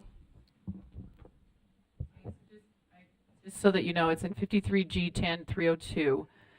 The state board and local boards shall periodically review school curricula and activities to ensure that effective instruction in American history and government is taking place in the public schools. So that's why it's correlated there. That's why there is a, the increased. Okay, any other comments or okay, go ahead, Chair Moss. Who's first? I don't know. Sorry. I just want to highlight one thing. I mean, part of what I think is actually the value of the framework is that it raises these questions to the surface. And if we look at it, we say, okay, keep in mind the number one criteria that is to be used in deciding where it falls is, and where did it go?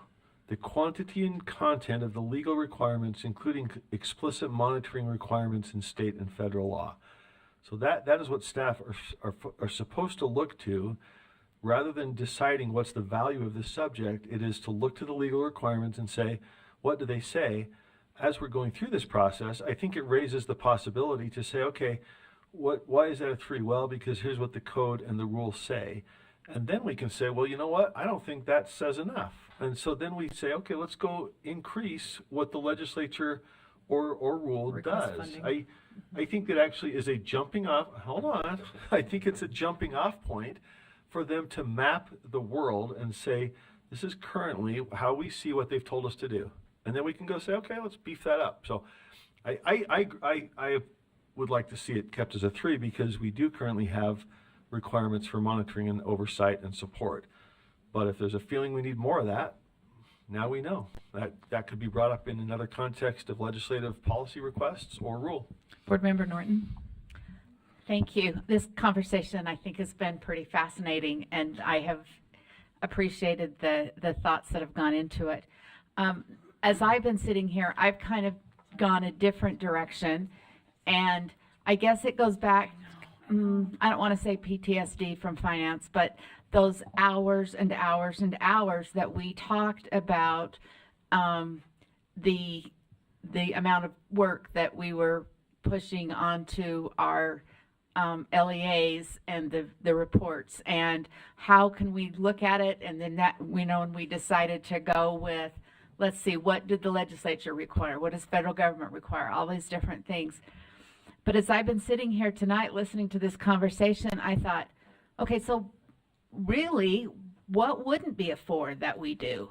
Isn't everything that we, I'm hoping if we're going to go to the work of passing a rule or passing some policy, that we're going to expect all these educators or LEAs or whatever to do. It better be important. It better be really important, or we shouldn't be doing it. And it needs to be gone.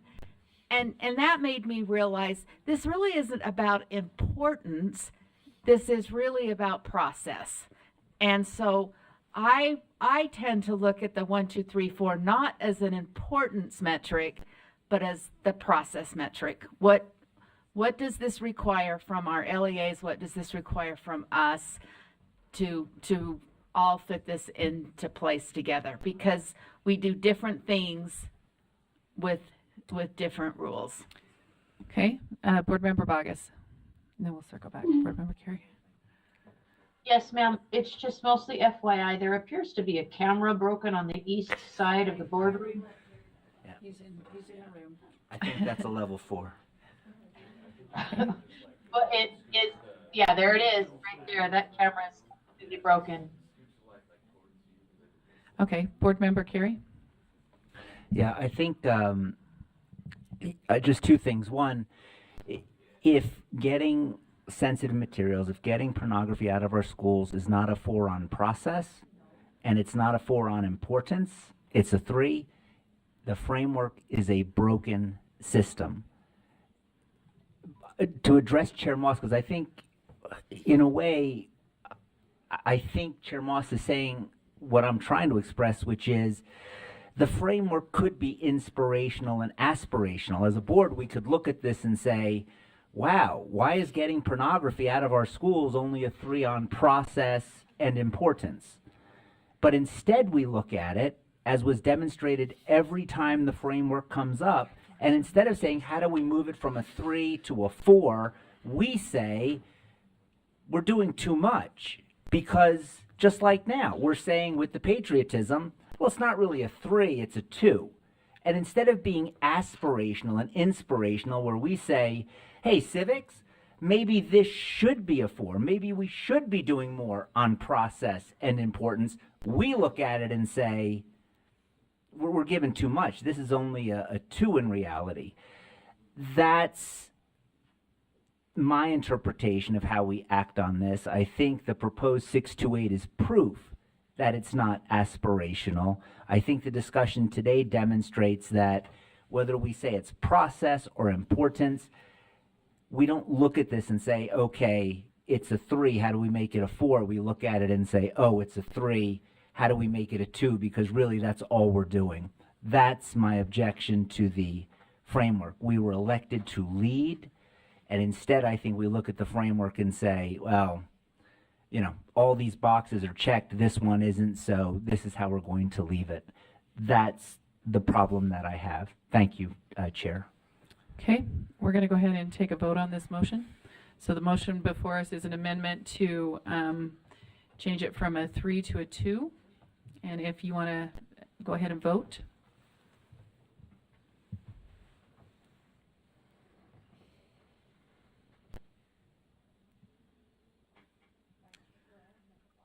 Member Bogus?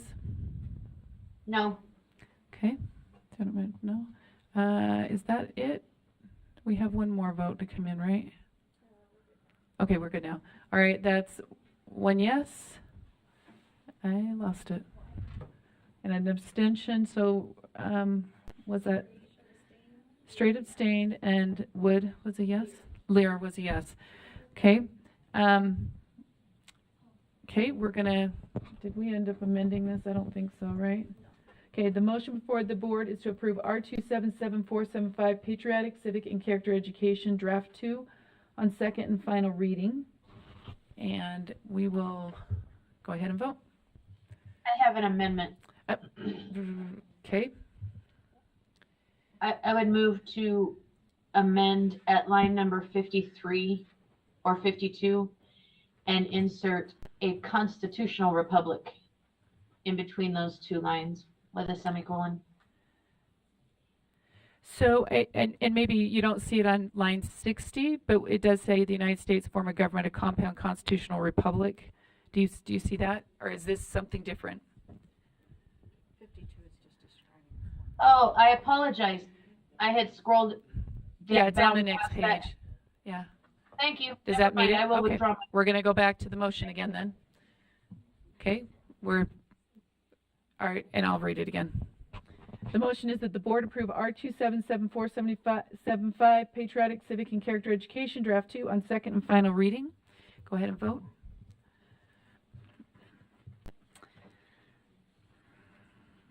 Yes.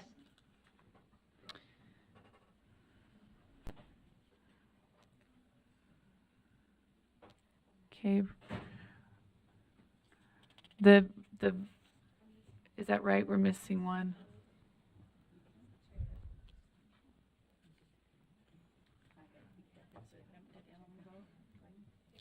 Okay, did we, okay, yep, 13, it was unanimous on that. So go ahead, Randy. Hey, the next one is action item 10.6, R277730, kindergarten programs. This is new. And the motion for the board is the board approve R277730, kindergarten programs draft 3 on second and final reading. Okay, the motion before the board is that the board approve R277730 kindergarten programs draft 3 on second and final reading. Okay, we're going to go ahead and take a vote on that. Go ahead and vote.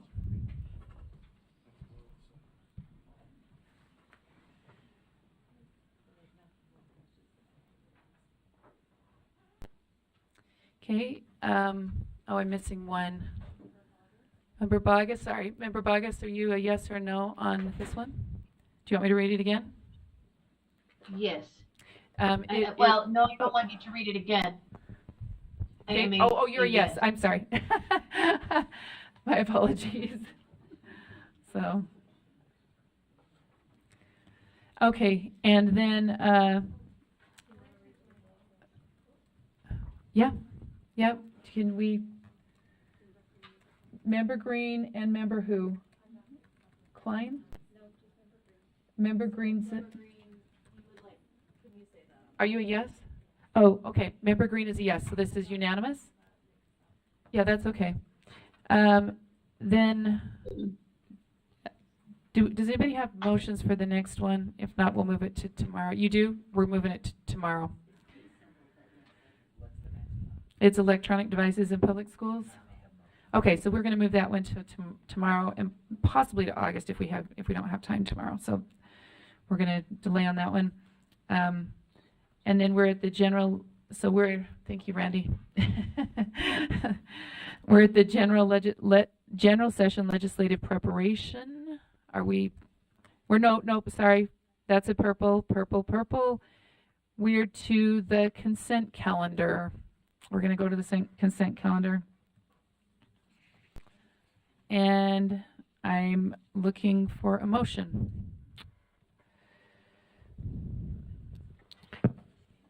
Board Member Hart?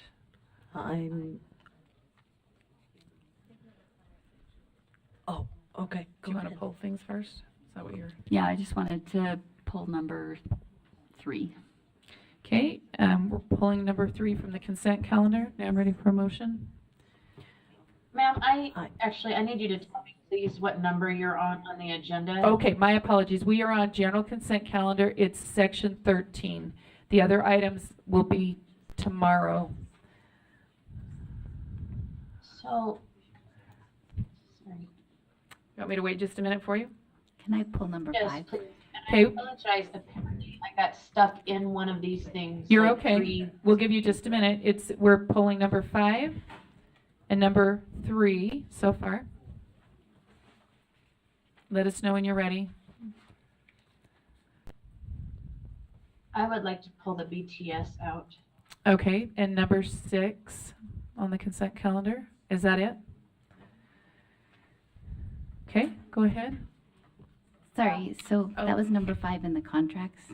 So am I pulling number 1? Oh, okay, my apologies. So thank you for clarifying that. So we're pulling number 2, number 1. Yep, you're right. Yeah. Sorry. The one's information. So we're pulling. Okay, so we are going to pull number 1, 3, and 6. Is that correct? Okay, we're going to go ahead then. I move that we approve the remaining items on the consent calendar. Is there a second? Okay, that was Board Member Norton. The motion before the board is to approve the remaining items on the general consent calendar. And so go ahead and vote.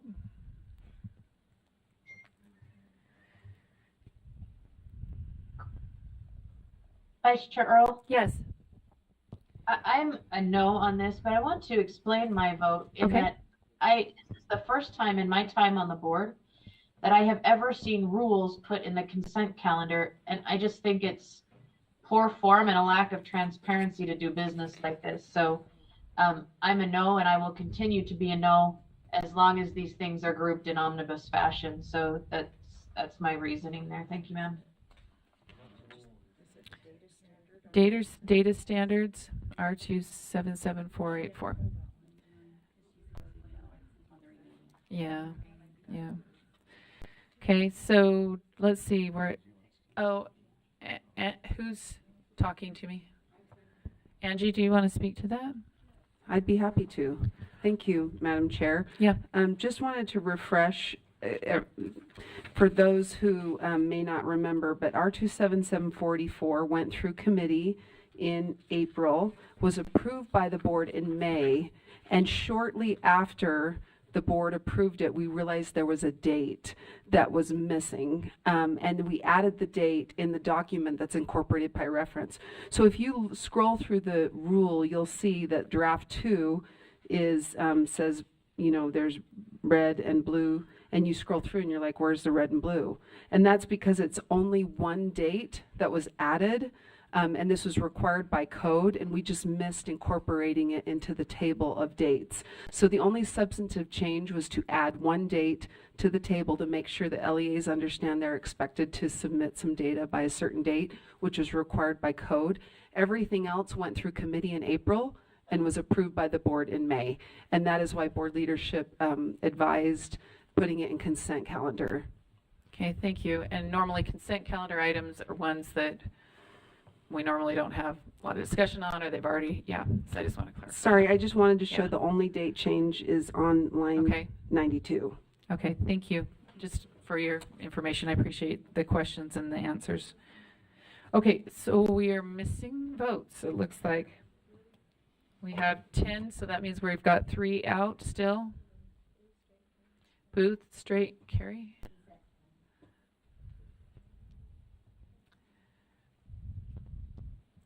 Straight's not here. Did he leave? He's just not here.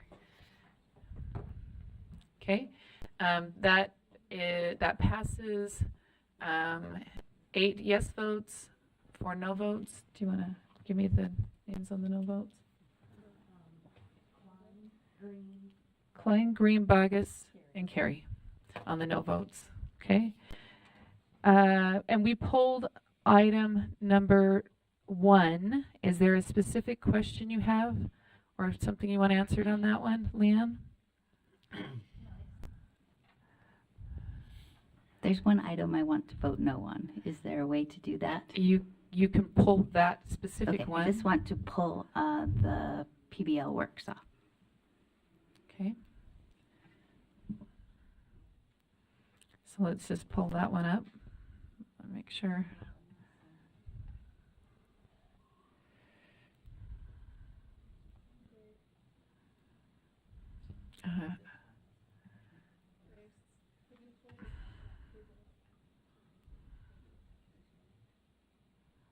This is Leanne's. Pulled it off.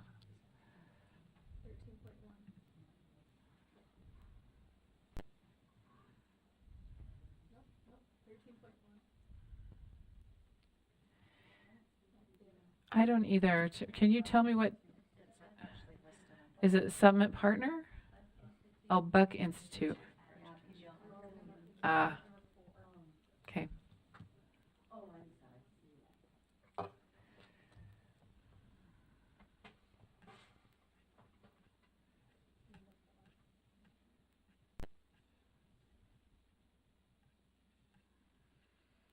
Okay. Is there, I'm looking for action. So.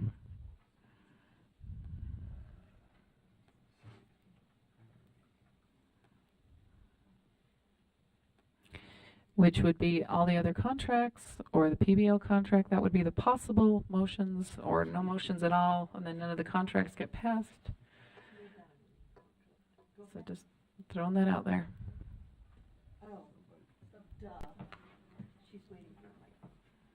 I move to approve contracts 1, 2, 3. Can we go down? How many are there? Just all all but number but. 4. All remaining contracts. Thank you. Okay, all remaining contracts. So other than the Buck Institute for Education, DBA, PBL works contract, that's the motion before the board. If you want to, all the other contracts, I don't know. Do you get that phrased up for us? Okay.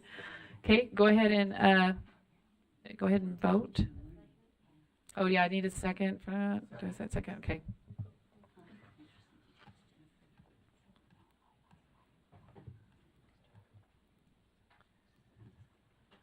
So Vice Chair Earl, I cannot see the motion on YouTube.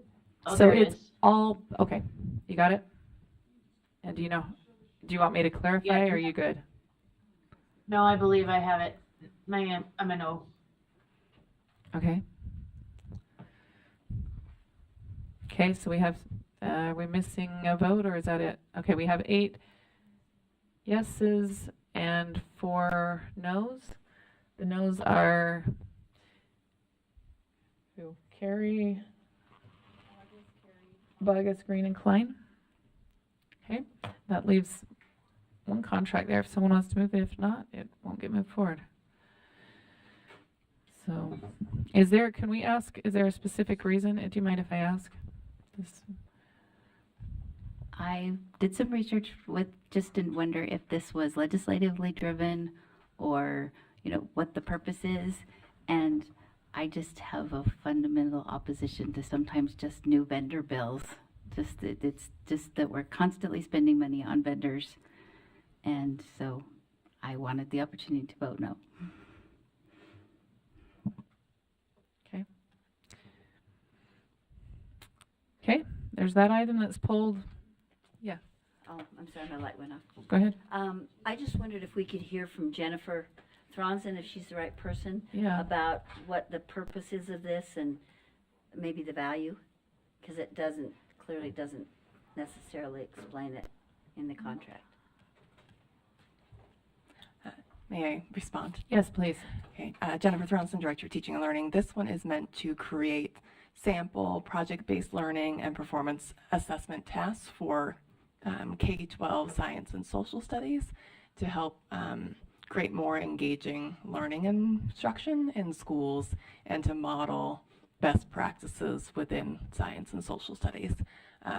Project-based learning has really shown in our state to engage kids, to make them want to come to school. So the example that we saw was a boxing one for science around force and motion, and the kids worked to design a boxing glove using the scientific principles of force and motion.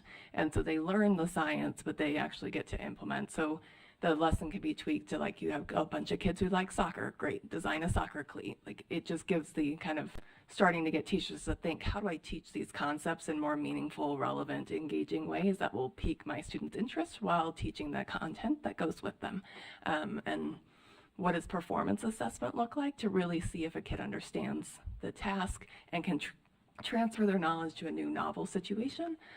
That was kind of the intent of it, was to start modeling for our educators some more engaging ways that they can teach their content and to bring resources, especially to social studies where we don't have a lot of resources for those educators, to model these kind of better practices in classrooms. And can I follow up briefly? We did as staff. So it was something that the field had said we would really love more examples in the performance assessment and project-based learning. And so we took that upon being responsive. We had some carry forward funds that we thought would be a good use of this, put it out an RFP. I think we had 9 vendors submit, and this was the chosen vendor. That's helpful. Thank you. We just, as staff, we could do it, but we don't have the capacity. It's a resources issue. Like, I could bring together all these teachers and lead the work. We just don't have the capacity as staff, and therefore needed the vendor relationship for that work. Thank you.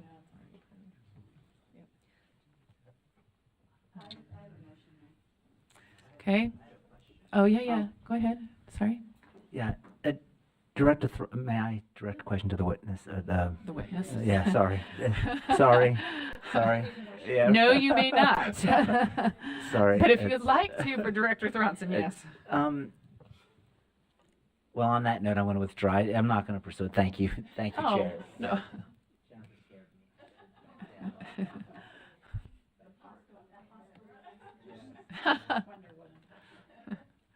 Okay. All right. I move Vice that. Chair Earl? Yes. So my question is, perhaps through the chair to Director Thronson, why are we not using these monies to hire more staff? They're Okay. one-time funds, so they're not sustainable to support additional staff from beyond a short term, and hiring people for annual service. We don't end up finding a lot of folks that want a job that will turn over in a short period of time. Okay. Okay, thank you. Does that answer your question? All right. Board Member Lair? I move that the board approves the Buck Institute for Education contract. Okay. Is there a second? Okay. The motion before the board is that the board approve the Buck Institute contract. And we'll pull that up.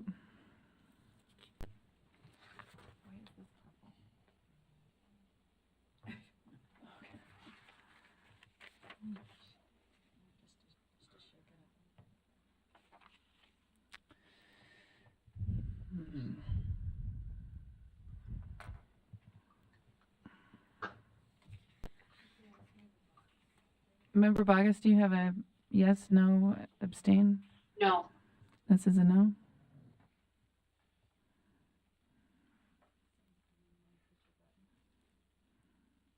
Okay, does that mean we have one left? Yeah, you do. Board Member Hymas, is he? Member Bogus was a no. Is that it? No. Who are we missing?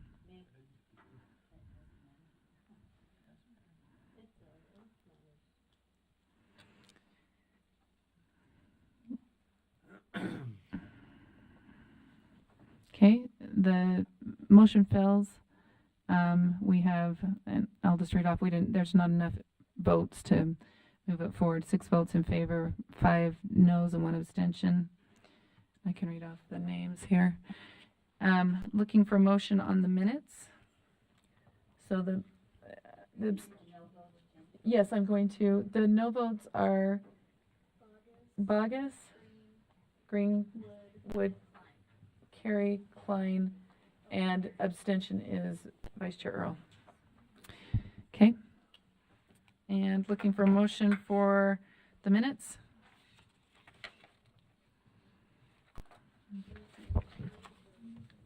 I move we, oh, go ahead. Oh.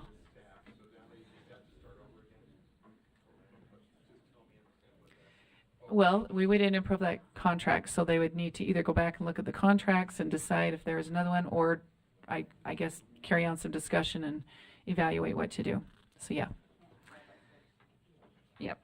Okay. Motion for the minutes. I move we approve the minutes. Okay. The motion before the board. Do I have a second? Motion before the board is to approve the meeting minutes, and we'll take a. What? Did I say something? Oh. Okay. You were chuckling. I thought maybe I said something, didn't realize it. Okay, go ahead and take your vote. I didn't know if I mixed up words or something. It throws me off. Member Bogus, what is your vote? Yes. Yes. Okay, we have one last item that, okay, we have one last item on here. We have the BTS Arts Program.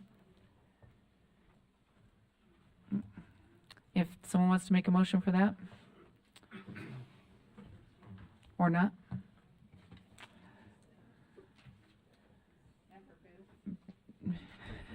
So I'll make the motion. Okay, so the motion before the board is, that's for 13.6, right? The approval of BTS Arts Program funding allocations to LEAs and endowment universities. Yes, ma'am. Okay, I need a second. Okay, it's been moved and seconded. The motion before the board is that the board approve BTS Arts Program funding allocations to LEAs and endowment universities. Go ahead and vote.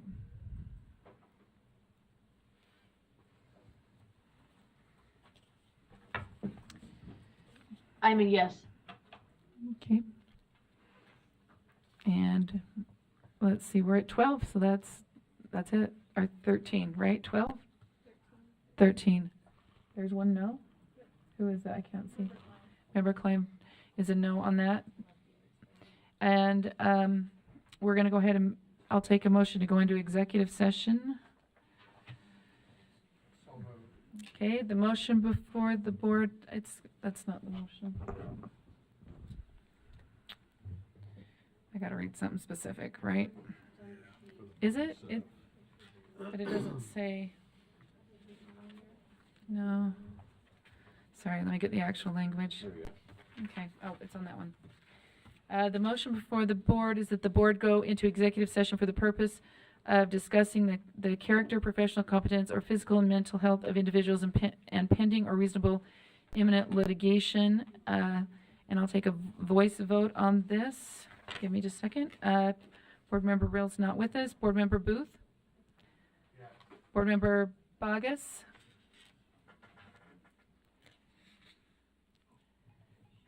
Board Member Klein? Yes. Board Member Davis? Board Member Green? Yes. Board Member Carey? Yes. Board Member Wood? Yes. Board Member Hymas?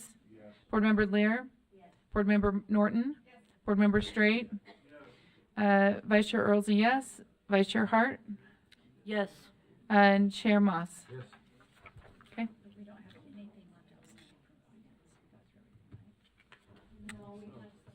There's a couple. Okay, we're headed into executive. If you need to take a quick break, right now is the time to do it. Run to the bathroom, go to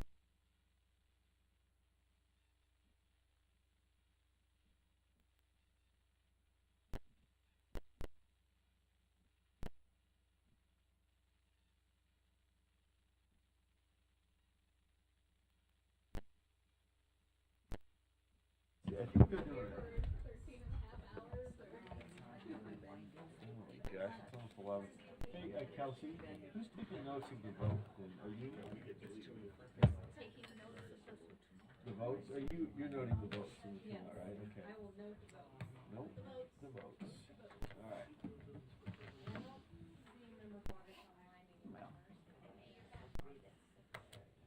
We lost her.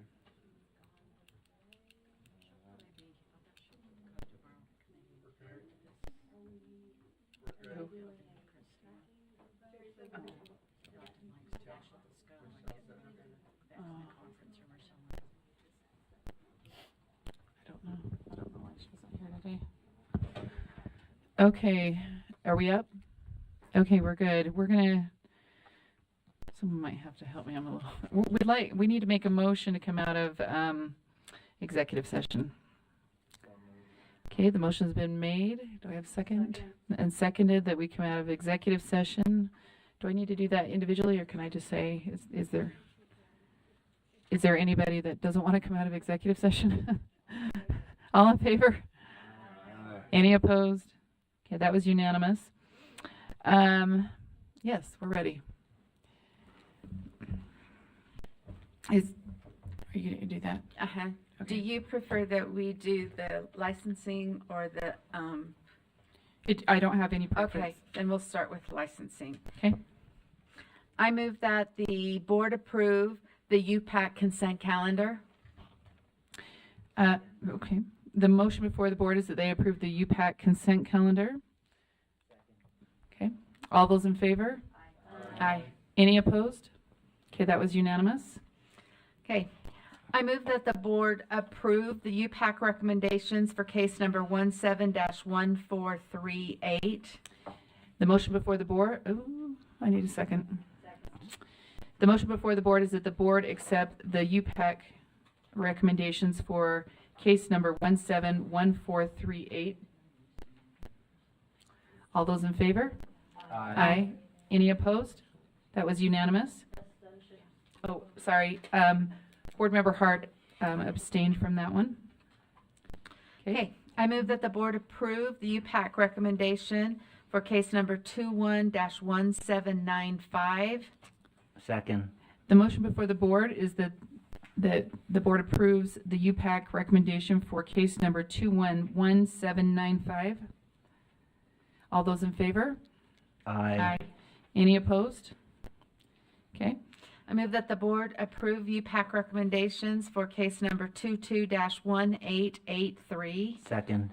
The motion before the board is that the board approves the UPAC recommendations for case number 22-1883. Is that what you said? Yes. Yeah. 221883. 22-1883. 22-1883. Okay. All those in favor? Aye. Aye. Any opposed? Okay. Okay, I move that the board approve the UPAC recommendation for case number 22-1894. Second. The motion before the board is that the board approves the UPAC recommendations for case number 22-1894. All those in favor? Aye. Any opposed? I oppose. No. Just a second. Okay. Do we have to read that one out? Do we have to do individuals or just, do we have to do each person? Okay, we're good then. Okay. Okay, go ahead. Okay. I move that the board approve the UPAC recommendation for case number 22-1903. Second. The motion before the board is that the board approves UPAC recommendations for case number 221903. All those in favor? Aye. Aye. Any opposed? Okay. Yes, I seconded it. Thank you, Randy. Okay, I move that the board approve UPAC's recommendation for case number 23-1957. Second. The motion before the board is that the board approve the UPAC recommendations for case number 231957. All those in favor? Aye. Aye. Any opposed? Okay, that passes unanimously.